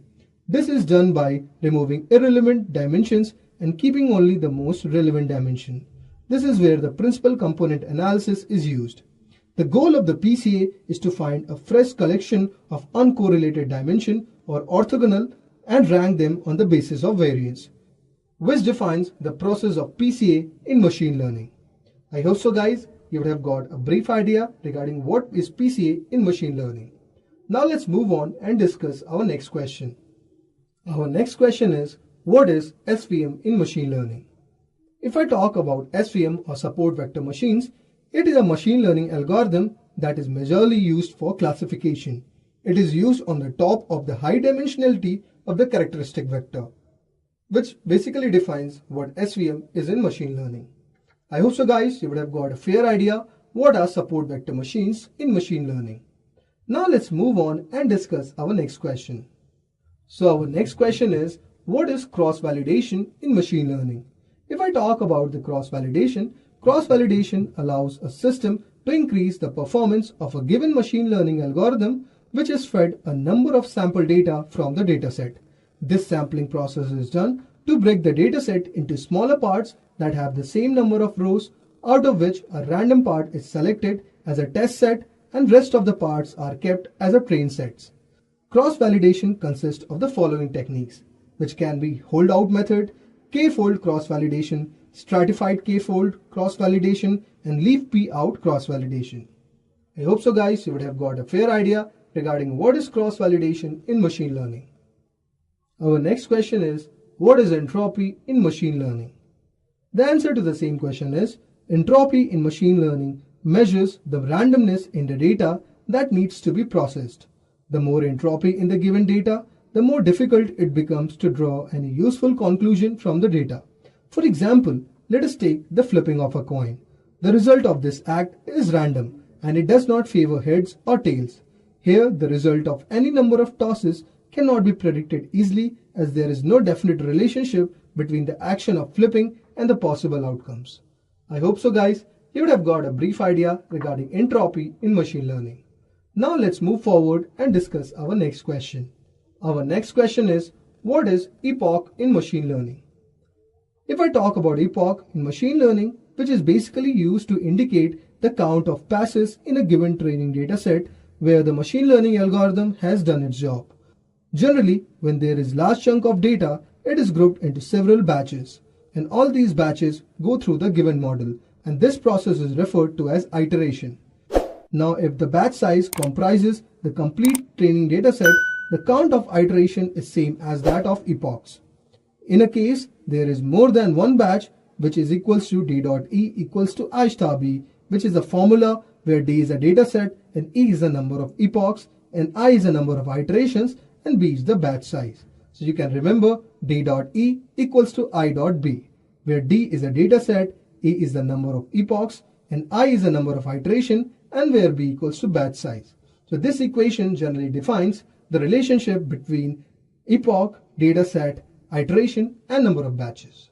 I hope so guys, you would have got a fair idea regarding what is epoch in machine learning. Now let's move on and discuss our next question. Our next question is, what is the variance inflation factor? The variance inflation factor is the estimate of the volume of multicollinearity in a collection of many regression variables, where VIF equals to variance of the model divided by variance of the model with single independent variable. That's it for variance inflation factor. I hope so guys, you would have got a brief idea regarding what is variation inflation factor, and it is one of the most important questions which can be asked in a machine learning interview. Now let's move on and discuss our next question. So our next question is, what is a confusion matrix? If I talk about the confusion matrix, it is used to explain model's performance and gives the summary of predictions of classification problems. It assists in identifying the uncertainty between classes. Confusion matrix gives the count of correct and incorrect values and error types according to the model, where you can see accuracy is defined as TP plus TN divided by TP plus TN plus FP plus FN. I hope so guys, you would have got a fair idea regarding what is confusion matrix. Now let's move on and discuss our next question. So our next question is, what is the type 1 and type 2 error? Type 1 error is false positive, is an error where the outcome of a test shows the non-acceptance of a true condition. For example, suppose a person gets diagnosed with depression even when they are not suffering from the same. It is a case of false positive. If I talk about the type 2 error or false negative is an error where the outcome of a test shows the acceptance of a false condition. For example, the CT scan of a person shows that they do not have a disease, but in fact they do have a disease. Here the test accepts the false condition that the person does not have the disease. This is a case of false negative. I hope so guys, you would have got an idea regarding what are type 1 and type 2 error. Now let's move on and discuss our next question. So our next question is, when should classification be used over regression? Both classification and regression are associated with prediction. Classification involves the identification of values or entities that lie in a specific group. Regression entails predicting a response value from the consecutive set of outcomes. For example, if you want to predict the price of a house, you should use regression since it is a numerical variable. However, if you are trying to predict whether the house situated in a particular area is going to be high, medium or low priced, then the classification model should be used. I hope so guys, you would have got a fair idea that when should you use classification over regression. Now let's move forward and discuss our next question. So our next question is, explain logistic regression. This is also one of the most asked questions in a machine learning interview. So logistic regression is a proper regression analysis when the dependent variable is categorical or binary. Like all regression analysis, logistic regression is a technique for predictive analysis. Logistic regression is used to explain data and a relationship between one dependent binary variable or one or more independent variable. Logistic regression is also employed to predict the probability of categorical dependent variables. Logistic regressions can be used in the following scenarios. So here are some of the examples. such as to predict whether a citizen is senior or not, or to check whether a person has a disease or not. I hope so guys, you would have got a fair idea what exactly is logistic regression. Now let's move on and discuss our next question. So our final question is how to handle missing values in a dataset. So if I correctly answer this question, in Python pandas, there are two possible methods to locate the lost or corrupted data and discard those values. The first function is null. It can be used for detecting the missing values. The second one is dropna, where it can be used for removing a column or row with null values. And there is also another which is called fillna, which can be used to fill all the void values with the placeholder values. I hope so guys, you would have got a fair idea regarding how to handle the missing values in a dataset. Just a quick info guys, Intellipaat offers machine learning course in collaboration with IITM Pravartak. Through this course, you can learn all the important concepts of machine learning from esteemed IIT Madras faculties and industry experts. With this course, we have already helped thousands of professionals in successful career transition. You can check out their testimonials on our Achievers channel, whose link is given in the description below. Without a doubt, this course can set your career to new heights. So visit the course page link given below in the description and take a first step towards career growth in the field of machine learning.